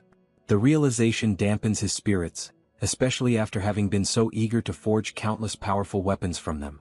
But the elf, noticing his disappointment, adds one final remark, that perhaps not all hope is lost.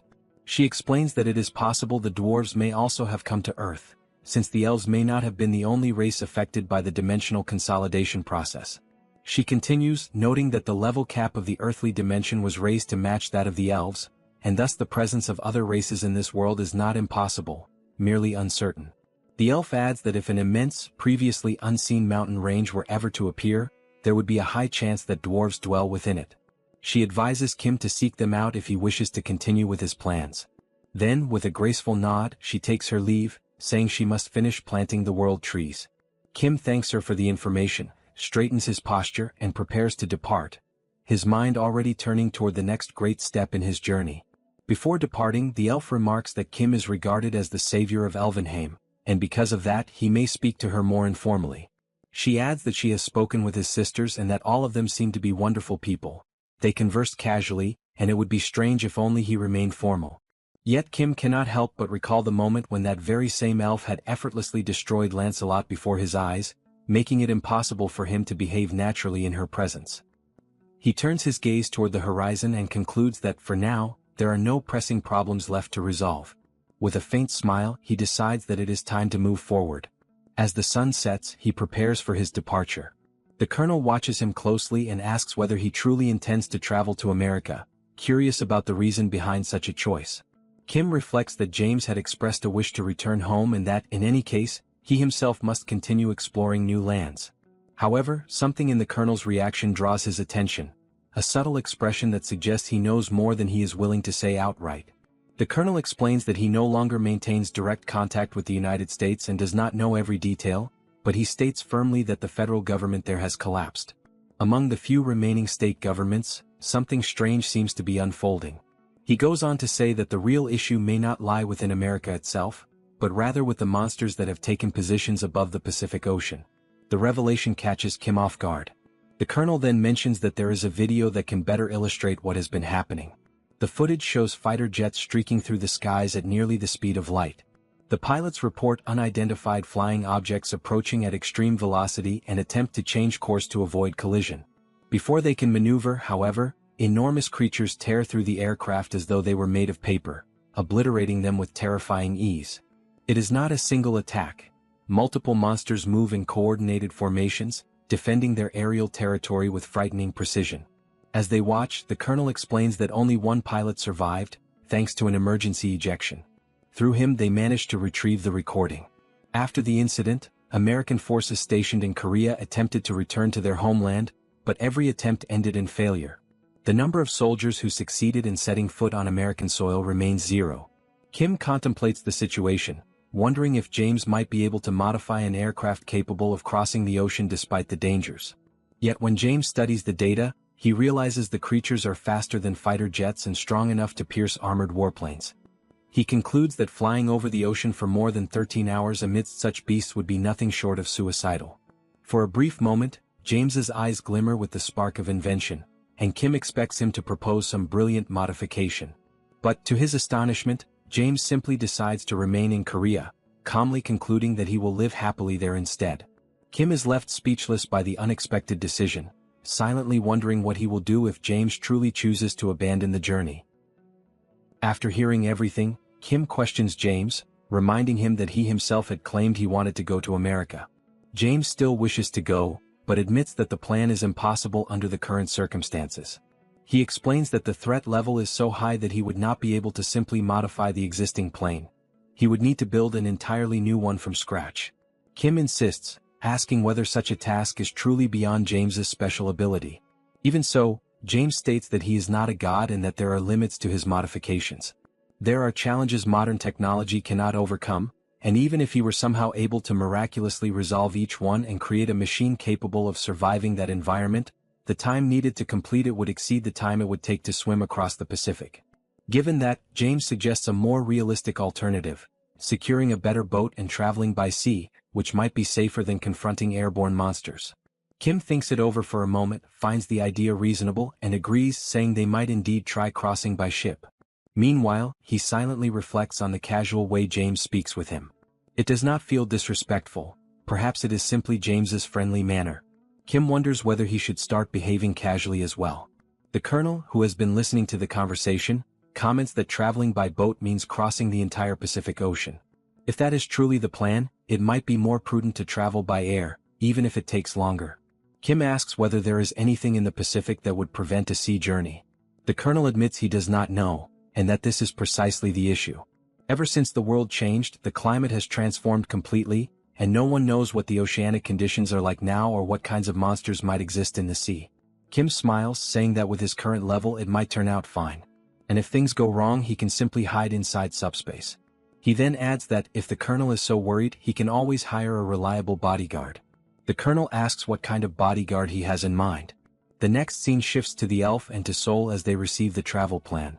Seoul becomes immediately excited, asking when they will depart. She is already bored from planting so many world trees. The elf is enthusiastic as well, as the journey is a chance to search for clues about the missing upper elves. She cannot refuse the opportunity, It has been a long time since she last left Elvenheim. When Kim appears through the hatch, he says he is glad to have them accompanying the voyage, but he asks whether they will truly be fine, since they mention the weather could be terrible. He offers them a place inside the aircraft so they can travel comfortably. Seoul reacts with surprise and amusement, wondering to herself what must be going through his mind, since the chaotic weather is precisely what makes her want to remain outside. To her, it makes everything even more entertaining. The elf, on the other hand, asks whether Kim is underestimating her abilities. She thanks him for his concern, but reminds him that she is an elf, and that she hopes the destination of the journey is not a meaningless place. Still, she acknowledges that she is unlikely to find anything comparable to Elvenheim. Kim, observing the two of them, can only think that common sense simply does not work with either of them. In the end, he accepts their decision and allows them to do as they please. The journey begins by ship heading toward America. The sea is far from calm, storms build in every direction. Even so, Seoul and the elf remain enthusiastic. The elf considers the weather surprisingly mild compared to Elvenheim and notes that Seoul is handling everything better than expected. Kim appears, questioning the endurance of the two, but they insist on staying outside. He begins wondering why they push themselves so hard to face something that, for him, is suffering. Realizing that there is nothing he can do, he returns inside the ship, concluding that, at this point, it might not even be suffering for them. Perhaps they enjoy the experience just as Yong-soo seems to enjoy it. Outside, Yong-soo, the pilot, steers the ship with almost excessive excitement, even in the middle of the storm. The sight makes Kim realize it is already late, and he decides it is best to try sleeping and leave his thoughts for later. The storm intensifies with lightning and violent waves. The sea becomes so agitated that even the elf grows alert. She admits to herself that she is surprised, for she had underestimated Earth. She decides to abandon the outside and enters the ship, still reflecting on the unexpected strength of that ocean. For her, however, the most astonishing thing is Seoul, who continues smiling throughout the entire storm, comparing the experience to an amusement park water ride. The elf notices that Seoul becomes even more excited as the waves grow larger. Without knowing for sure, she imagines that perhaps waves of such magnitude are common on Earth. If that is true, she feels she cannot lose the opportunity to demonstrate elven pride, and she becomes enthusiastic as well, wanting to show the strength of someone who leads the elves. With that thought, she decides to challenge her own nature and begins wishing for even bigger waves. What she does not know is that the Pacific Ocean is the birthplace of typhoons and hurricanes. Adding to that, after the dimensional consolidation, unprecedented geological shifts turned Earth's climate into something extreme. Without realizing it, the three of them end up passing directly through a super typhoon, something that leaves the elf genuinely astonished by Earth's power. On the following morning, the sea finally calms down. Kim goes outside to see how the two are doing and finds them standing upright with their arms crossed, striking a pose reminiscent of Zorro from One Piece. He tries to understand what happened during the night and whether they are actually fine, but both remain silent. Yong-soo comments that he now believes the colonel was right. The climate has changed drastically. Kim begins reflecting on how absurd the crossing was. A trip that should have lasted more than a week was completed in a single night. He recalls Ellie mentioning that transfers occurred in other regions, and he begins to suspect that the effects of those transfers might be connected to the catastrophic climate changes they just experienced. Then Kim, Seoul, and Ellie leave the ship and begin their journey.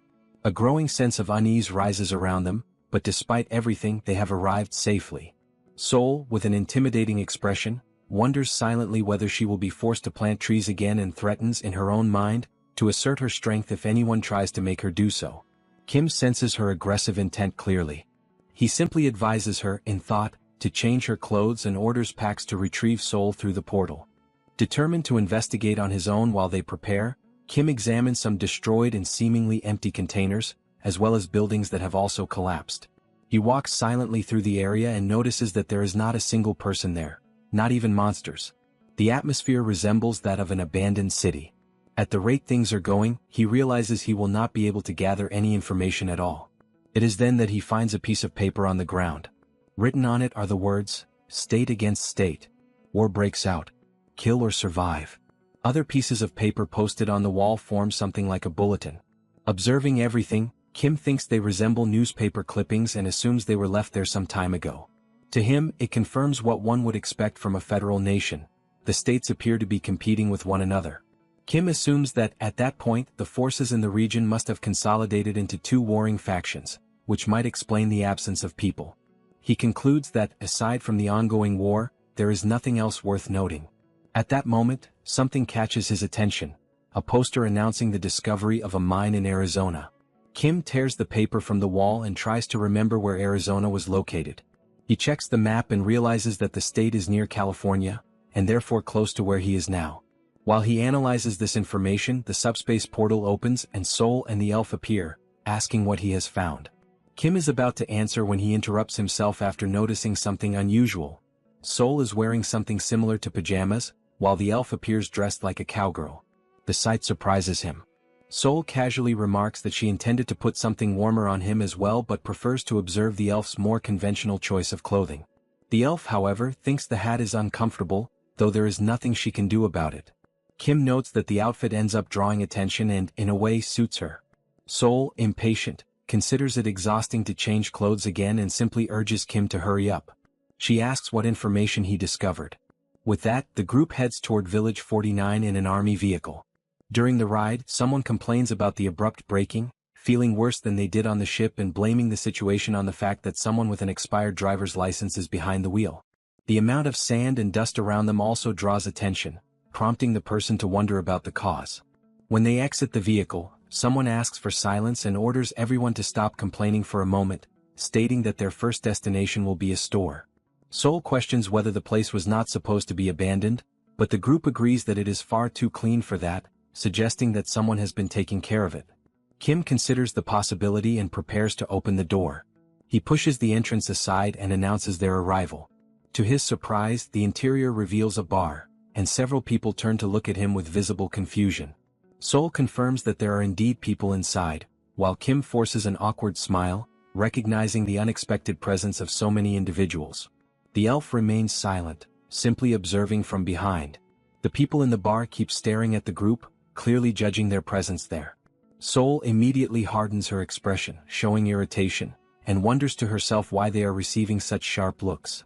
Upon noticing Seoul's hostile expression, one of the men in the bar reaches for his waist, unbuttons his holster and grips his revolver, fully prepared to react. However, a cowboy interrupts him by asking whether the group is Korean, causing the armed man to hesitate.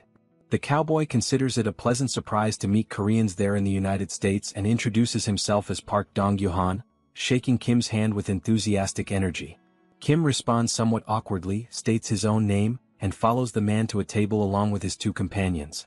Excited, the cowboy declares that this must be fate and enthusiastically announces that he will buy everyone a round of drinks. He calls the waiter and orders 4 beers. As the group settles in, the cowboy leans forward and lowers his voice, explaining that he acted that way because of Seoul's aggressive stance. He believes she had been moments away from provoking trouble with the people in the bar and warns that any sudden movement like that could result in death, especially because, according to him, the reinforced bullets used in the region are powerful enough to pierce through protective layers. Hearing this, Kim quietly reflects on how even in that place ammunition is apparently enhanced. The cowboy continues whispering and comments that, exaggerated as it may sound, the 2 women should wear less conspicuous clothing, since there are too many dangerous people in the world for anyone to walk around dressed like that.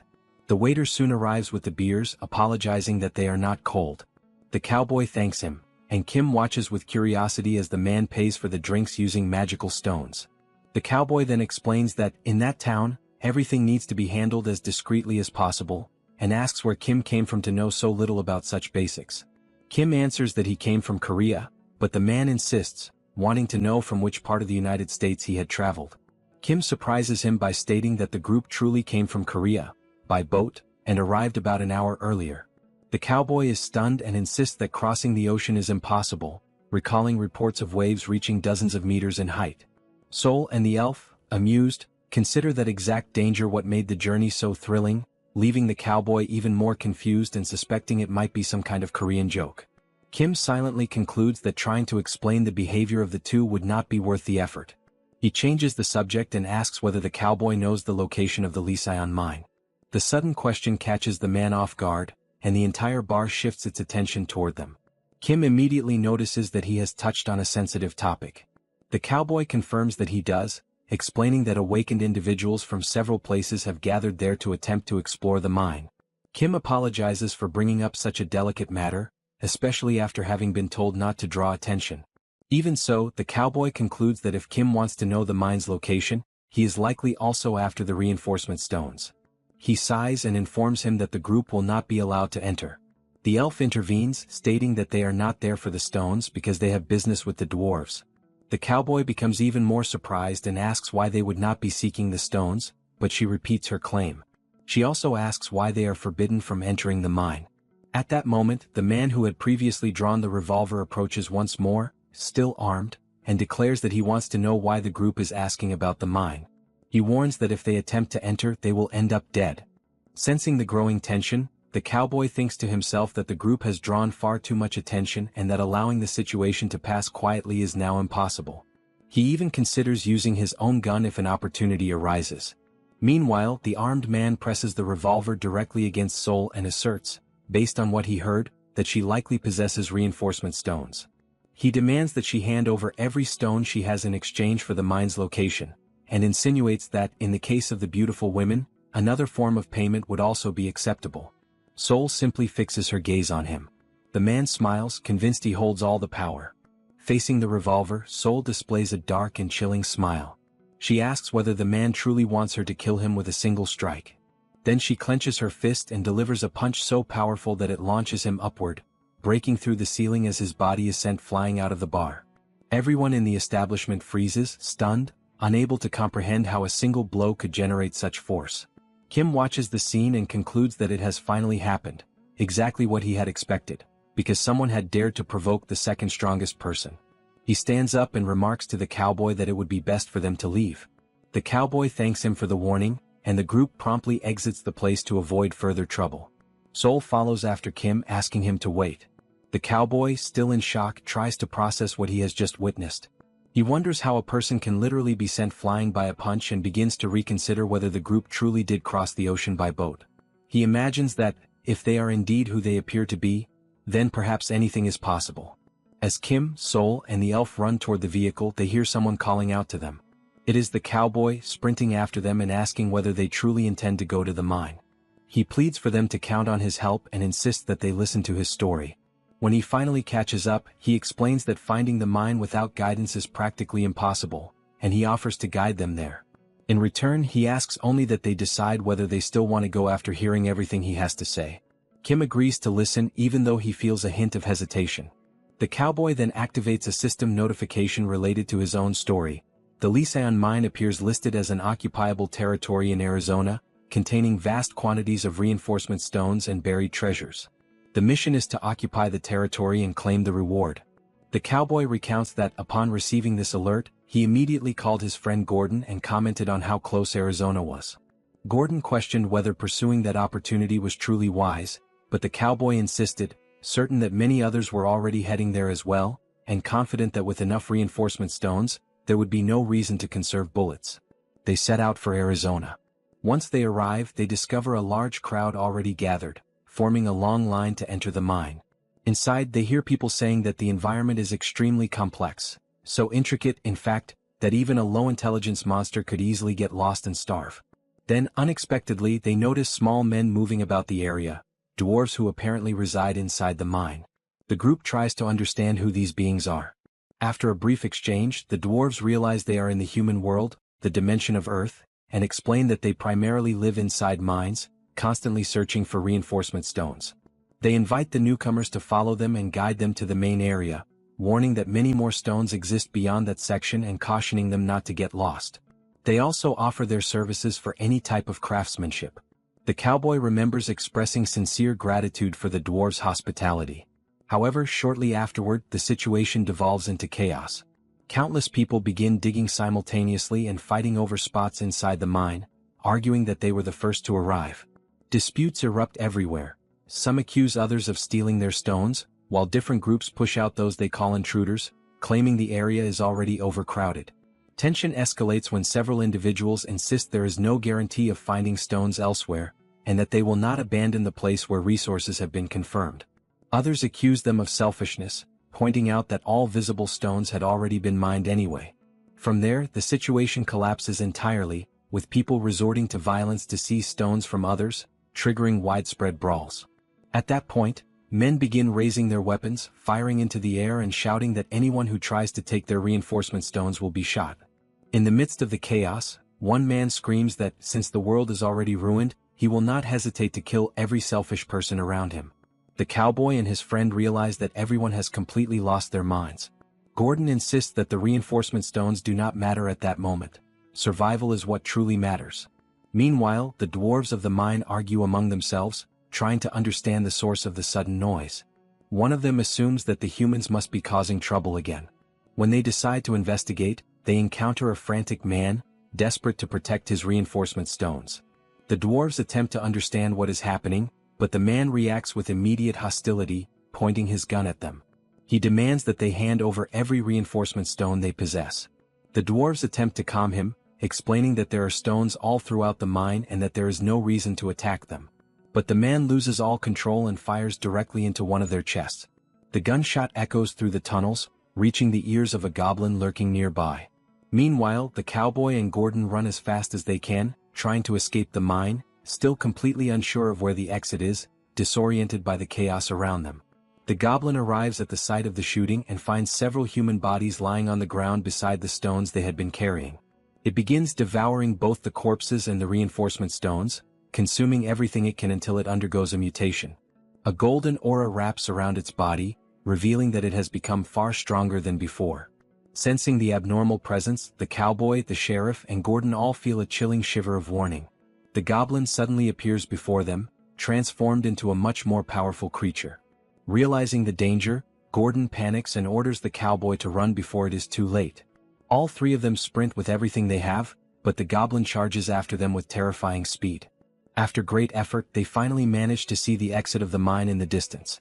They are moments away from reaching safety, but when the cowboy looks behind while calling out to Gordon, he sees that the goblin has already reached him and seized him firmly.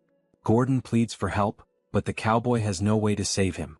The goblin drags him back into the depths of the mine, disappearing with him. From that day onward, the cowboy never sees him again. Returning to the present, the cowboy explains that no one has entered or left that mine since then. Even so, he asks whether Kim still intends to proceed after hearing everything. He admits that he does not have enough courage to return alone and asks whether he may accompany them if they choose to go inside. Kim understands that the cowboy wishes to find his missing friend, Gordon, and agrees to let him join them. He states that they will seek out the dwarves while Park Dong-yuan, the cowboy, will search for the friend he lost.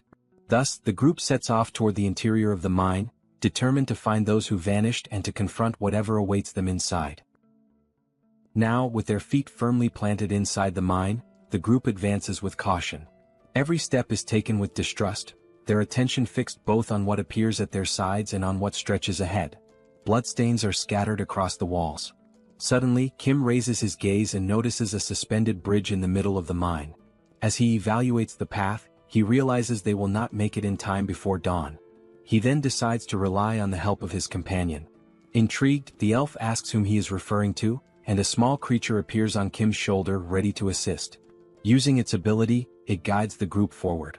As they advance, Kim's ally senses something approaching at an abnormal speed. Kim rules out a few possibilities.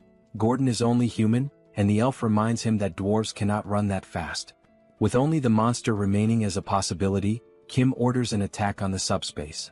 Spears are launched, but their trajectories are forcibly deflected, astonishing Kim as he watches even a sacred spear, traveling at nearly 500 kilometers per hour, being repelled. The elf decides to act, and an aura begins to envelop her hands as she moves forward with steady steps. As she observes the surroundings, she notices that the sound seems to grow increasingly distant. Kim, however, remains focused on the mission. For now, the best course is to keep moving. The cowboy watches everything in silent admiration. He does not fully understand that ability. Shortly afterward, Kim's companion, still perched on his shoulder, catches a strong, pungent smell of blood coming from somewhere nearby. The group decides to investigate and breaks into a run through the mine. It does not take long before they find a body lying on the ground. It is a severely wounded dwarf. Kim quickly assesses the situation and concludes that the dwarf has lost too much blood and cannot wait. Without hesitation, he decides to move him into the subspace, where number one can take care of him safely. Meanwhile, Kim's ally once again senses a threat. Something else is approaching at high speed. This time, the elf takes the initiative and moves ahead without hesitation. The enemy emerges in an overwhelming manner. A goblin bursts forth violently from the path.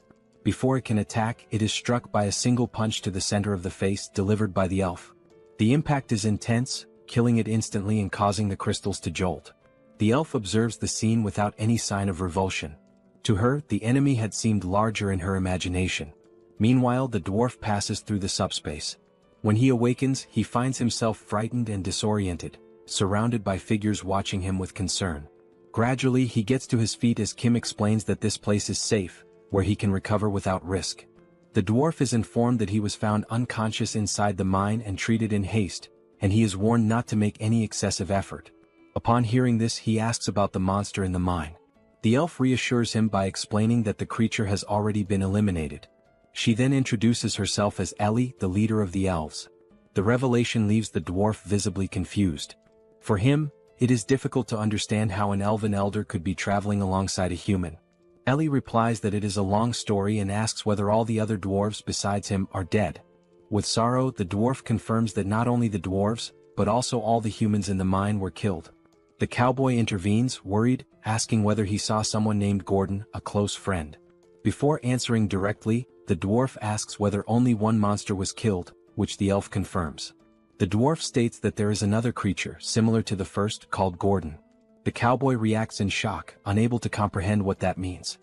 He recalls the last moment with Gordon, being dragged into the depths of the mine by a goblin that held him tightly and slammed him violently to the ground.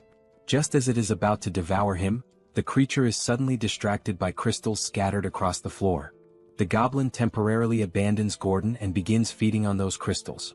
Seizing the moment, the dwarf approaches Gordon and tries to help him. He leads Gordon to a hidden door in the mine, taking him into a protected area. Inside, Gordon is astonished by the enormous quantity of crystals stored there. The dwarf explains that this is a deposit used by his people, deeper and more valuable than any area Gordon has ever mined, assuring him that monsters will not find him there. He introduces himself as Brock and asks about Gordon's injuries, and Gordon thanks him for saving his life. When questioned about the creature, Brock admits he does not know for certain, but believes that the monster, driven by hunger, devoured human corpses and ingested a reinforcement stone and a magic stone, which caused it to lose its sanity. Brock concludes that the monster now displays an intense obsession with magic stones and reinforcement stones.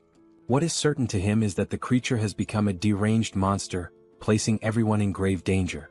Gordon suggests that, once people discover the area has become an occupied zone, they will eventually gather there.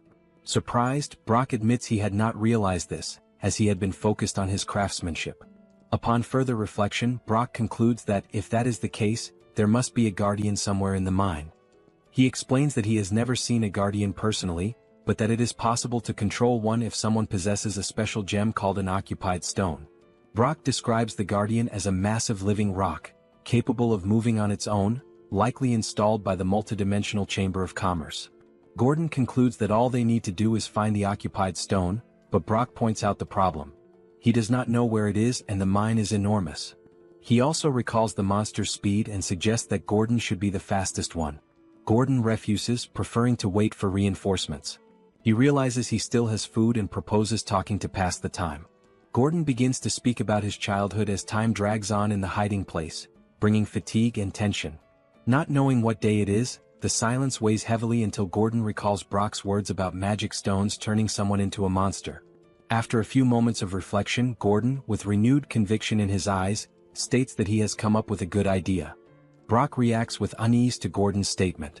For a few moments, both remain silent, staring at those stones as if they themselves were a sentence being passed. Gordon then lays out his plan to consume the reinforcement stones and transform into a monster. While he confronts the creatures outside, Brock will be able to escape. The dwarf states that this is far more interesting than the empty conversations they have had over the past few days. After reflecting, Brock questions whether Gordon is serious. He warns that the action is reckless, requires many magic stones and allows no return. By consuming them, Gordon would become nothing more than a monster guided by instincts. Gordon listens and asks about alternatives, but there is no other plan. Consumed by hunger, he accepts the option so that at least one of them may survive. Brock says he has nothing left to lose and suggests mutilating himself, but Gordon recognizes the absurdity. That is not survival, it is despair, and the transformation leaves no path back.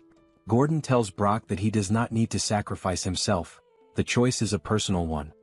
He recalls that he has already died once, reliving the brutal scene of a woman being devoured while he watched helplessly. He remembers who saved him that day, the cowboy. Brock questions him, but Gordon begs, saying it is his final wish. Brock's hands begin to crush the crystals, one by one, while Gordon waits in silence. When everything is ready, Gordon makes one last request, that Brock survive and kill him if he continues living as a monster. Brock promises and leaves the room, carrying the weight of that decision. Alone, Gordon approaches the crushed crystals and begins to consume them. Meanwhile, Brock runs desperately through the mine tunnels. Behind him, a massive goblin advances, drawn by the sounds of hammering that had echoed earlier. The goblin opens its mouth grotesquely, about to attack him. However, something interrupts it. A hand suddenly appears and strikes its head with violence, gripping and forcing the creature back. Brock immediately recognizes who it is. Gordon is there. Gordon stares at him and forms a strange, distorted smile that no longer belongs on a human face. For a moment, Brock believes he is saved, but he realizes something is wrong when Gordon extends claws toward him, not to protect him but to consume him.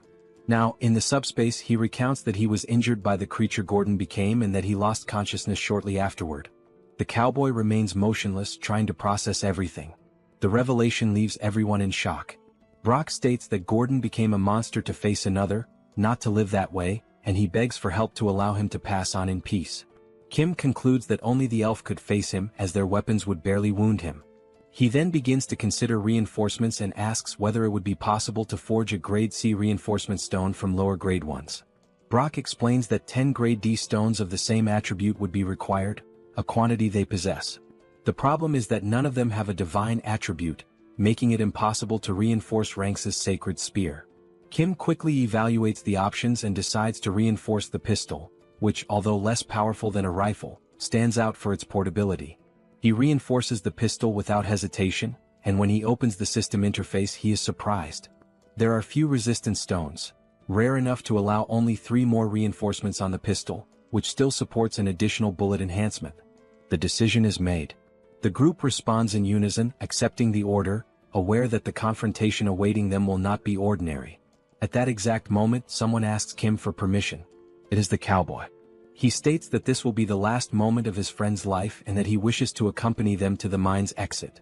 Kim considers and explains that the situation is extremely complicated and dangerous. Even so, the cowboy insists, pleading to go along. Kim reflects for a few moments before agreeing. He accepts but imposes a condition.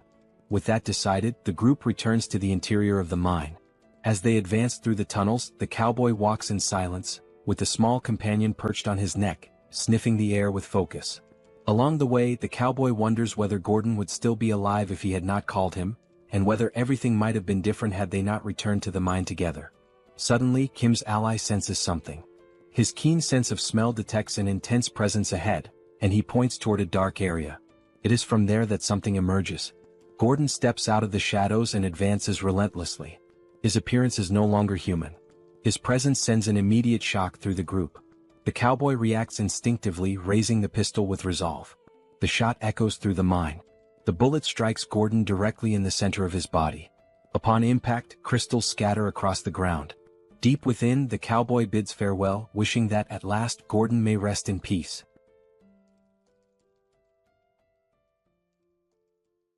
Later, Brooke works in front of the stone, carving its surface with firm and careful strikes. He engraves a name with patience, repeating the same gesture for long hours. Daybreak arrives, and on the face of the stone, Gordon's death is recorded on the gravestone. Standing before the stone, the cowboy remains silent, bidding farewell to his friend. Brooke steps closer and places a hand on his shoulder, a simple gesture of support as if asking him to find strength. Then the dwarf steps away, leaving him alone. Shortly after, Brooke reappears holding a special stone, informing them that it is an occupied stone. That he explains that the gem allows control over a guardian and remarks that it is the first time he has ever seen one in person. After wiping the dust from its circuits, he attempts to activate it. While the group discusses what a guardian is, the elf describes it in simple terms as a gigantic golem that protects an occupied zone. Then the stone begins to glow intensely, drawing everyone's attention. The elf notices the movement and suggests they head toward the mine to investigate. Rain begins to fall, and an intense light starts shining on the ground. From that light, Enormous stone figures emerge, true immobile colossi. The sight is absurd even for those who were expecting something large. Observing the area, the cowboy notices the impressive amount of magical stones accumulated there and concludes that the place was designed to generate conflict, drawing people in to compete against one another. The elf confirms that inciting disputes is exactly the kind of thing the Chamber of Commerce does, creating occupied zones to force competition from the very beginning. She explains that it is clear everything there was planned with that purpose, most likely to create intruders. Brooke then points out that there are only 5 warriors present and offers the occupied stone to Kim, considering him worthy of holding it. Even though he feels insecure, Kim accepts. Brooke explains that there is no secret, one simply has to hold the stone and think of the command. Kim does so, and one of the guardians activates. Facing the colossal creature, he tries to order it to leave the mine and attack the monsters that are harming people. Nothing happens and the guardians return to their immobile state. Brooke concludes that the command fails because the guardians can only act within the occupied zone of the mine. With that, Kim understands that the true prize there is not the guardians, but the magical stones. The cowboy then decides to give up any reward. To him, everything in that place represents regret and tragedy, and accepting anything from there would dishonor Gordon's sacrifice. That he insists that Kim keep all the stones and use them for a noble cause, making his friend's sacrifice even more meaningful. After hesitating, Kim accepts. Kim accesses the PX and opens the interface before him. When examining the notification window, he sees the record that 100,391 magical stones have been requisitioned and that the total now amounts to 115,443. The number frightens him. It is far more than he expected, something that, until recently, seemed impossible and far too distant to even consider. While he observes the data, the cowboy turns to the elf, remembering what she said earlier about the creation of intruders. That he wants to better understand what that truly means. The elf explains that the Chamber of Commerce offers people the primitive thrill of competition, the satisfaction of victory, and attractive rewards. By repeating this cycle, the awakened grow stronger and end up being trained to become invading groups. The cowboy reflects on the country's current situation, divided between 2 major factions at war, with several occupied zones spread across the United States. That he realizes that if one of these factions claims all the rewards, the next step will be to invade other territories. The elf confirms that this is exactly what will happen and reminds him that tens of thousands have already died. Kim interrupts the reflection and states that this cannot continue, as he believes it is time for people to unite to overcome the crisis. Soon after, he declares that he will go to war. The cowboy reacts with surprise and tries to treat the statement as a joke, but Kim makes it clear that he is serious. Even while acknowledging Kim's power, the cowboy points out the absurdity of a group of only 5 people facing armies made up of hundreds of thousands. Kim then realizes the misunderstanding and explains that he has never made his true abilities clear. That he clarifies this by opening the subspace, revealing that each member of his team is part of the elite, unveiling the strength of his knights. The demonstration leaves the cowboy deeply frightened. Faced with what he sees, he asks what exactly is happening. Kim then changes the subject and comments that he needs someone to manage that occupied zone. After reflecting, he concludes that the only person suitable for the role is the cowboy himself.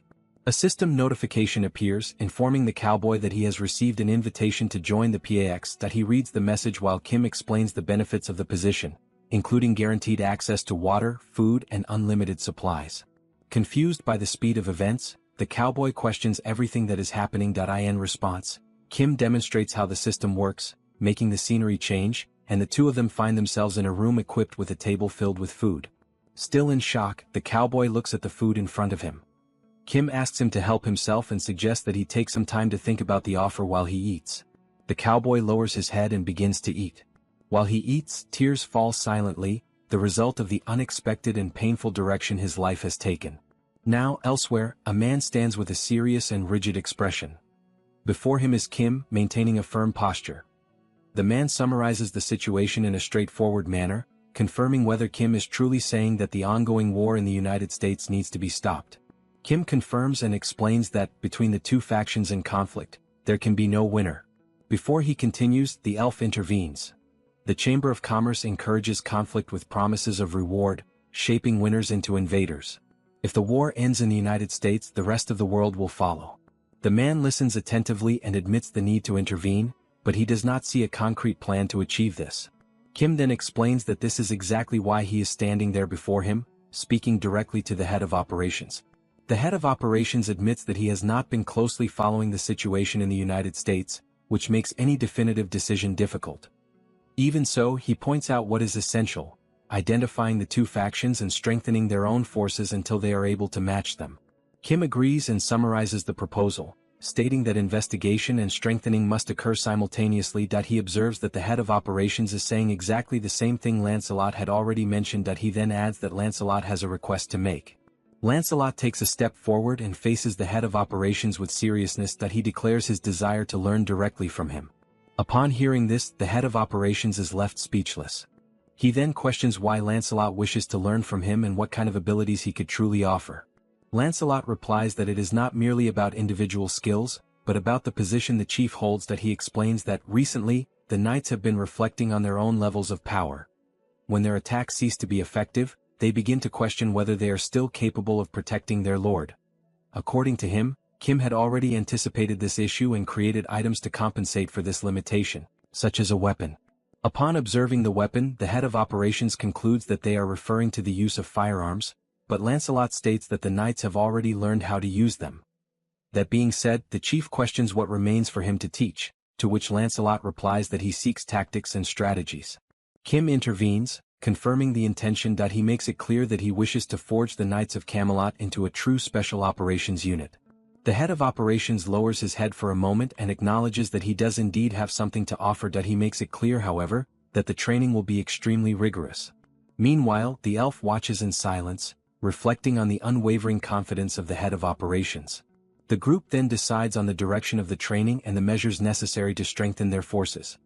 Lancelot leaves the room and Kim watches him depart, reflecting that this is good for the knights, since they were likely frustrated by not being able to act more actively. Even so, he feels a certain melancholy at the thought that the reliable Lancelot will not be by his side for a while. Kim also stands and suggests that the elf rest. Soon after, he decides to check his own abilities. He opens the system window and realizes that he has not reviewed them since reaching subspace level SIX. As he analyzes the information, he notices only a slight increase in the subspatial healing rate, with no significant changes. While examining the interface, a long notification suddenly appears, drawing his attention due to its unusual size. He reads it carefully and discovers new unlockable abilities, some with high costs. Among them are portal-to-portal transportation and an automatic system for product ordering and dispatch, but nothing that aids in combat, which disappoints him. Even so, he accepts the situation, reminding himself that he already has enough people to handle firepower. Later, Kim meets another man. Without lifting his gaze much, the man reacts curtly, as if expecting yet another absurd request. Kim greets him and says that he does not wish to impose anything, only to know whether the subspace is satisfactory. The man remarks that it is late for that, but appears relieved to see that Kim is well. Kim notices the drawing and asks what he is currently working on. The man replies that he is designing an automatic machine to roast food on rollers. Kim's curiosity grows and he asks whether James knows how to build robots. The answer comes cautiously: it depends on the type of robot. Kim mentions the robots from films and comics, large and armed. James frowns and makes it clear that the ability does not create things out of nothing. Kim summarizes the point, understanding that the current level still does not allow for robots of that kind. James confirms with a restrained gesture. Kim walks away, irritating James, who shouts that it is not impossible, just difficult and time-consuming. Kim leaves the area and crosses the subspace, moving to another location. During the journey, the small companion draws his attention, warning him that the cowboy has not yet finished his meal. Under the moonlight, Brock remains in the cemetery. Noticing Kim's approach, he turns around. Kim comments that he finally found him and admits that he spent hours wandering through the mine without knowing he was there. Brock asks whether Kim was looking for him because of craftsmanship. Kim replies that it is not about that and says that there was something he wanted to ask, but he feels that perhaps it is not the right moment.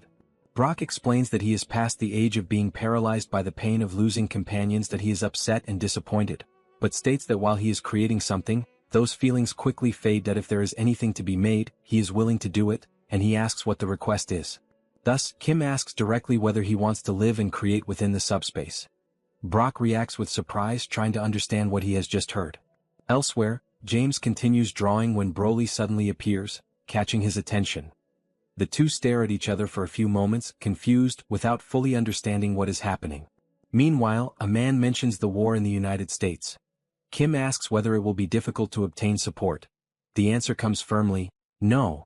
If the request comes from Kim, there is no reason to refuse help. Even so, the man asks whether Kim will speak with other awakened individuals and regional leaders. Kim confirms that this was always the plan and that he started there. The man then expresses doubt, saying that many will likely not offer help. He explains that, despite the stability brought by Kim, monsters still appear, and that near the portals the system responds, but outside them there are blind spots that depend on the awakened. He questions what these people would do if they were forced to choose between protecting their own regions or helping the United States. The answer seems obvious. Kim absorbs the logic and, with a hint of bitter irony, wonders if this means he is in trouble. The man says that only a few, including himself, will be able to help. Kim thanks him and promises to inform him once there is a plan and a schedule. Kim returns to the subspace, reflecting deeply. He realizes that he naively assumed everyone would help him without hesitation. He analyzes the current situation in Korea. Within a radius of 500 meters from the portals, the system automatically identifies and eliminates enemies.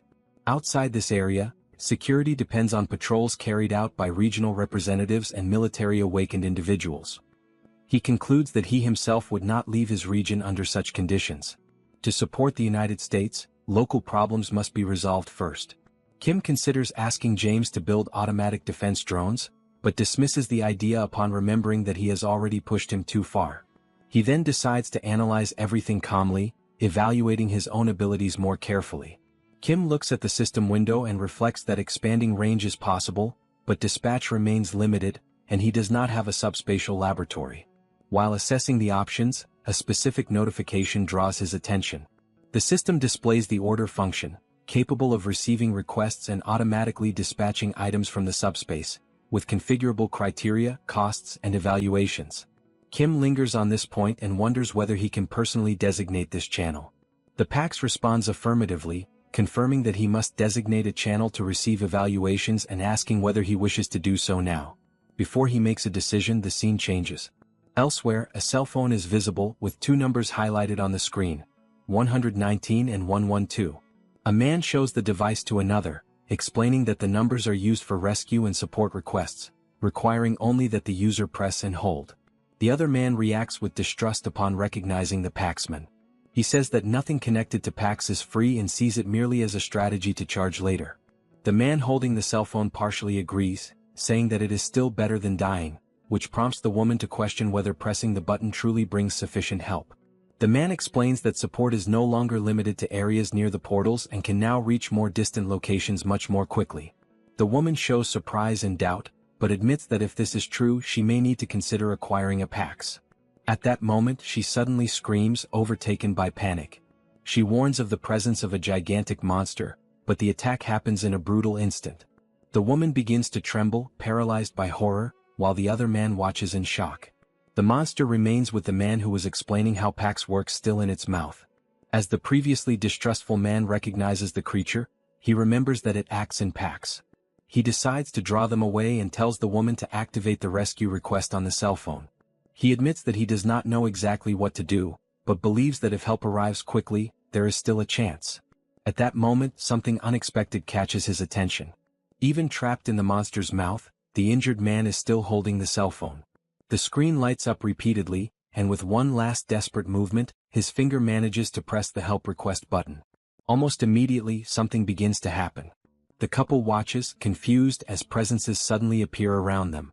Seoul moves with precise motion, advancing against the monster without mercy. She strikes it, causing the creature's blood to spray. Her eyes remain cold and focused, as if she had been ready to act long before that moment. Elsewhere, Kim reflected on the two abilities he could unlock upon reaching level 6 in the subspace.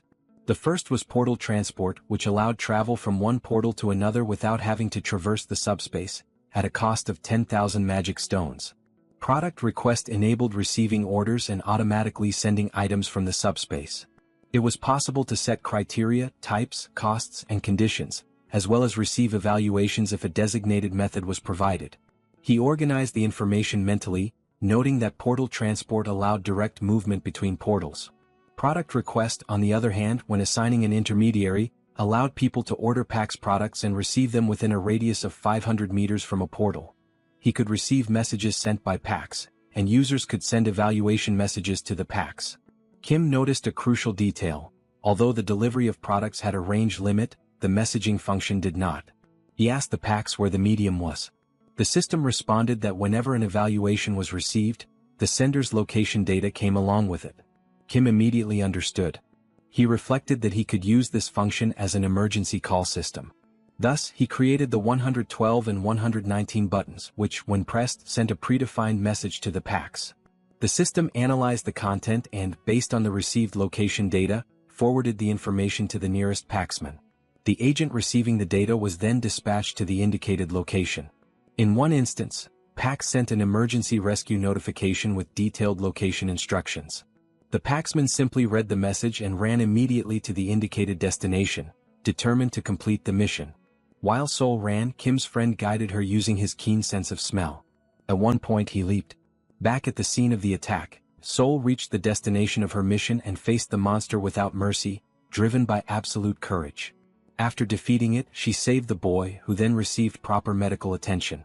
Elsewhere, 3 days had passed since the short man appeared to James, who watched him in amazement, unable to understand how he could keep crafting without pause. He wondered if anyone could truly devote themselves to something all day, no matter how much they loved it. James concluded that if he had lost it, he could simply find it again, deciding to rediscover the joy of creating and return to his paints. He resumed drawing while Brock and the dwarf remained engrossed in their crafts.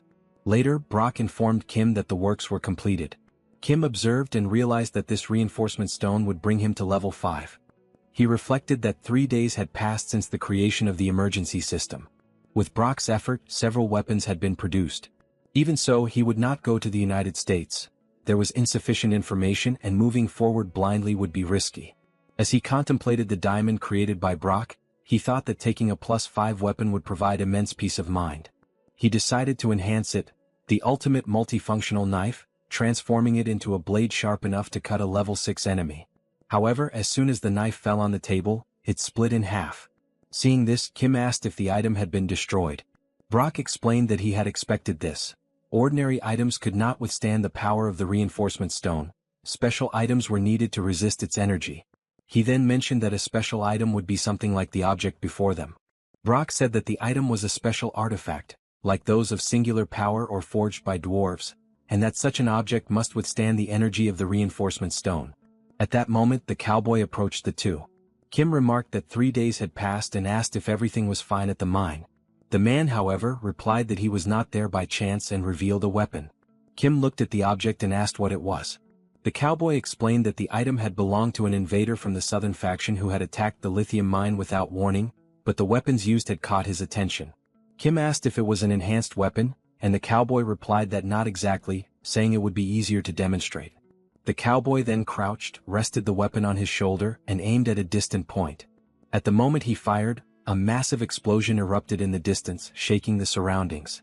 Kim watched in surprise as the cowboy explained that the power alone was impressive, but the strangest thing was that the weapon fired even without being loaded. Brock analyzed the piece from a distance and stated that, judging by the finish, it was a weapon made by dwarves, a quality few could achieve. Yet, he noticed something odd and questioned whether the southern faction actually possessed such weaponry. Brock said that dwarves feared hurting others more than dying, so it was strange that they would make weapons for war, and that perhaps they were not acting of their own free will. The cowboy affirmed that the southern faction was advancing too quickly. They had already reached Arizona. If this continued, the North could be defeated. Kim felt the urgency and said that time was running out, asking where the northern faction was. The cowboy believed it was near Chicago and asked what he intended to do. Kim stated that he needed to somehow join the North, but admitted he did not have a concrete plan and intended only to go there and see what would happen. Sometime later in Chicago, everything was devastated. The streets lay in ruins, buildings partially destroyed, and abandoned vehicles scattered along the avenues. Giant creatures wandered the city, driven by an insatiable hunger for destruction. A group of survivors tried to resist, launching improvised explosives while shouting instructions to each other amid the chaos. The group's leader ordered everyone to hold their positions and aim for the creatures' heads. The attack began, but as they fought the initial threats, more beasts emerged from the rubble. Upon seeing them, the leader swore and immediately ordered a retreat. The group retreated in a disordered formation, running through the ruined streets as the beasts pursued them with terrifying speed, closing in rapidly. During the escape, one of the men tripped and fell. The leader looked back and called his name, ordering him to get up. Mateusz tried to rise but declared that it was too much, telling them to go on without him. One of the beasts lunged forward, ready to attack, but suddenly it was pierced by something invisible, striking with deadly precision. It toppled to the ground. Another, just behind, was also struck and fell before even reaching the group. The captain watched the scene, unable to comprehend what was happening. Raising her eyes to the distance, she noticed 3 figures approaching through the dust and debris. She narrowed her eyes, confirming that someone was indeed coming toward her. As the silhouettes became clearer, she saw the knights, and at the center, Kim. The leader wondered who the man in the middle could be and concluded that, even if he carried a secret weapon of the southern forces, that alone was no reason to fear. Yet something made her shiver. She sensed movement behind her. One of Kim's team knights, who had been in front moments before, was now atop a building. He asked for her identity, then announced that his lord wished to speak with her. Shortly after, the group's leader guided Kim and Lancelot inside the building. A scream caught Kim's attention, making him turn his head. He saw a man on an improvised stretcher while a woman tried to calm him. Covered in burns, the man begged for the pain to stop. Kim watched the scene with restrained horror. The captain noticed his gaze but called him to follow her down another corridor. She led them to a secluded room, simple and empty, where they could talk. As they settled in, she remarked that she would offer something to drink, but given the circumstances, she had nothing to offer. Soon, the leader asked what matter he wished to discuss. Kim summarized the situation. The multidimensional chamber of commerce was fueling the war, and when a winner emerged, it would transform them into a new intruder, like the monsters from the Launches War. The captain appeared to understand that a war was underway. Relieved that he did not need to explain the basics, Kim went straight to the point. He wanted to end the war, but he was operating in the dark. Lacking information, he asked her to share what she knew. She agreed readily. She explained that, in fact, there were no complex interests or elaborate political schemes. Only a conflict essentially centered on stopping the Southern commander. The leader then asked if he had seen the monsters at the entrance, those creatures with tentacles emerging from their bodies. Receiving his implicit confirmation, she explained that they were the work of the Southern commander, a result of inhaling the toxic gas he produces. She emphasized that there were several types of gas. One induced madness, another caused immediate unconsciousness, and yet another made tentacles sprout from the victim's body, controlling their movements. She clarified that the gas did not kill instantly, but the victim ceased to truly live, becoming only a controlled body. Finally, she noted that Kim had probably already seen victims of the gas upon entering the building. She admitted she did not know if the injured were lucky or unlucky. Some inhaled only a small amount and survived, but suffered excruciating pain. This was not the work of monsters but of the Southern commander, who used this power to force an army, killing those who resisted and rapidly growing his faction, bringing it into conflict with the North. She explained that the Northern faction had emerged from the union of major cities to face monsters together. They had never imagined fighting humans, which was different and far worse. By an almost miraculous coincidence, the Northern commander, Glenn Ford, was the only one capable of blocking the Southern leader's ability. No one knew how. Despite having awakened as a priest, he neutralized the gas. With Glenn leading, the war reached a stalemate until the South seized the factory. Kim asked which factory she meant, and the leader explained that after the dimensional merge, zones emerged occupied by the United States, and the so-called factory was a dwarven workshop. Shock ran through Kim as he connected this information to the weapon the cowboy had given him days before. She continued. The weapons produced by the dwarves at the factory were extraordinary. At first glance, they did not seem much different from human weapons, but their power was disproportionately superior. It was not long before the North was cornered, losing comrades and innocent lives. She explained that Glenn believed that if they retook the factory, they could contain the crisis. He gathered his personnel and found the location of the workshop, devising a plan, but lacking sufficient men and supplies, he decided to retreat. On the way back, as he approached Chicago, a small confrontation occurred with the Southern faction, and to escape he entered the great forest of Indiana. The leader said that 4 days had passed since his disappearance. Kim asked if the South had pursued him there. The captain doubted it, explaining that the great forest of Indiana was an anomalous territory from which almost no one escaped. A man who had survived reported that the forest's layout constantly changed and that the trees were so dense that sunlight could not penetrate. Compasses and other instruments became useless, and Glenn knew these facts, but he entered anyway. The leader concluded by saying that this was the current situation. Kim said the information was very helpful, affirmed that he would find Glenn, and asked exactly where the forest was located. The captain grew agitated, incredulous, and asked if he had really heard everything. She said that, no matter how strong he was, entering there was suicide, especially with the southern gas spreading. Kim remained calm and asked if, should he manage to persuade her, she would reveal the location. She reacted irritably, asking what he intended to do. Kim replied that he would search for the forest regardless, with or without her help, and therefore preferred to convince her. The leader stared at him and challenged him to try, asserting that she was not crazy enough to give away the location so easily. After a while, the leader remained silent following Kim's departure. For a few moments, she reflected alone, wondering if he would return safely and if she should have given more instructions. Elsewhere, a motorcycle stopped at the entrance of the Great Forest of Indiana. Kim observed the forest ahead, remarking that he had always known forests could be dense, but this one exceeded all expectations. Ellie stated that they would have to proceed on foot. Kim, with a gas mask covering his face, commented that the accessory impaired his vision. She reminded him that Ellie could purify the gas with her nature powers and did not need a mask, suggesting that she take the lead. Ellie agreed readily and asked him to follow closely. The two advanced through the forest. Suddenly, Kim sensed something strange and asked what was happening. Ellie replied that something was approaching. He pressed, asking what exactly was coming and if it was something even she could not face, which Ellie confirmed. The answer shocked him, and he immediately suggested that they retreat and hide in the subspace. Before they could act, a tree toppled beside them. Kim watched, alarmed, as the fallen tree began to move, while the elf recognized the sensation of that power as eerily familiar. Ellie lifted her eyes upward. Perched on a high branch, an elf watched them. He stated that, as he had suspected, it was Ellie who had entered the forest. Kim watched him with curiosity, partially hiding behind the elf. He murmured that this individual definitely did not seem ordinary. Ellie explained that this was the superior elf she had mentioned before, like an older brother she had always played with.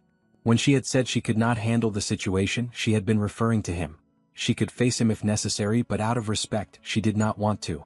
Kim noted that she should have said that from the start. The superior elf mentioned that Elder Frennick was also safe and then offered to take her, ordering her to climb up. Ellie ran to him, relieved, saying she had much to tell, and asked Kim to climb first, explaining that the superior elves controlled the trees and would use this power to traverse the forest. Kim began to follow but was stopped. The elf said that the human could not accompany them, and from what he had seen, humans destroy nature.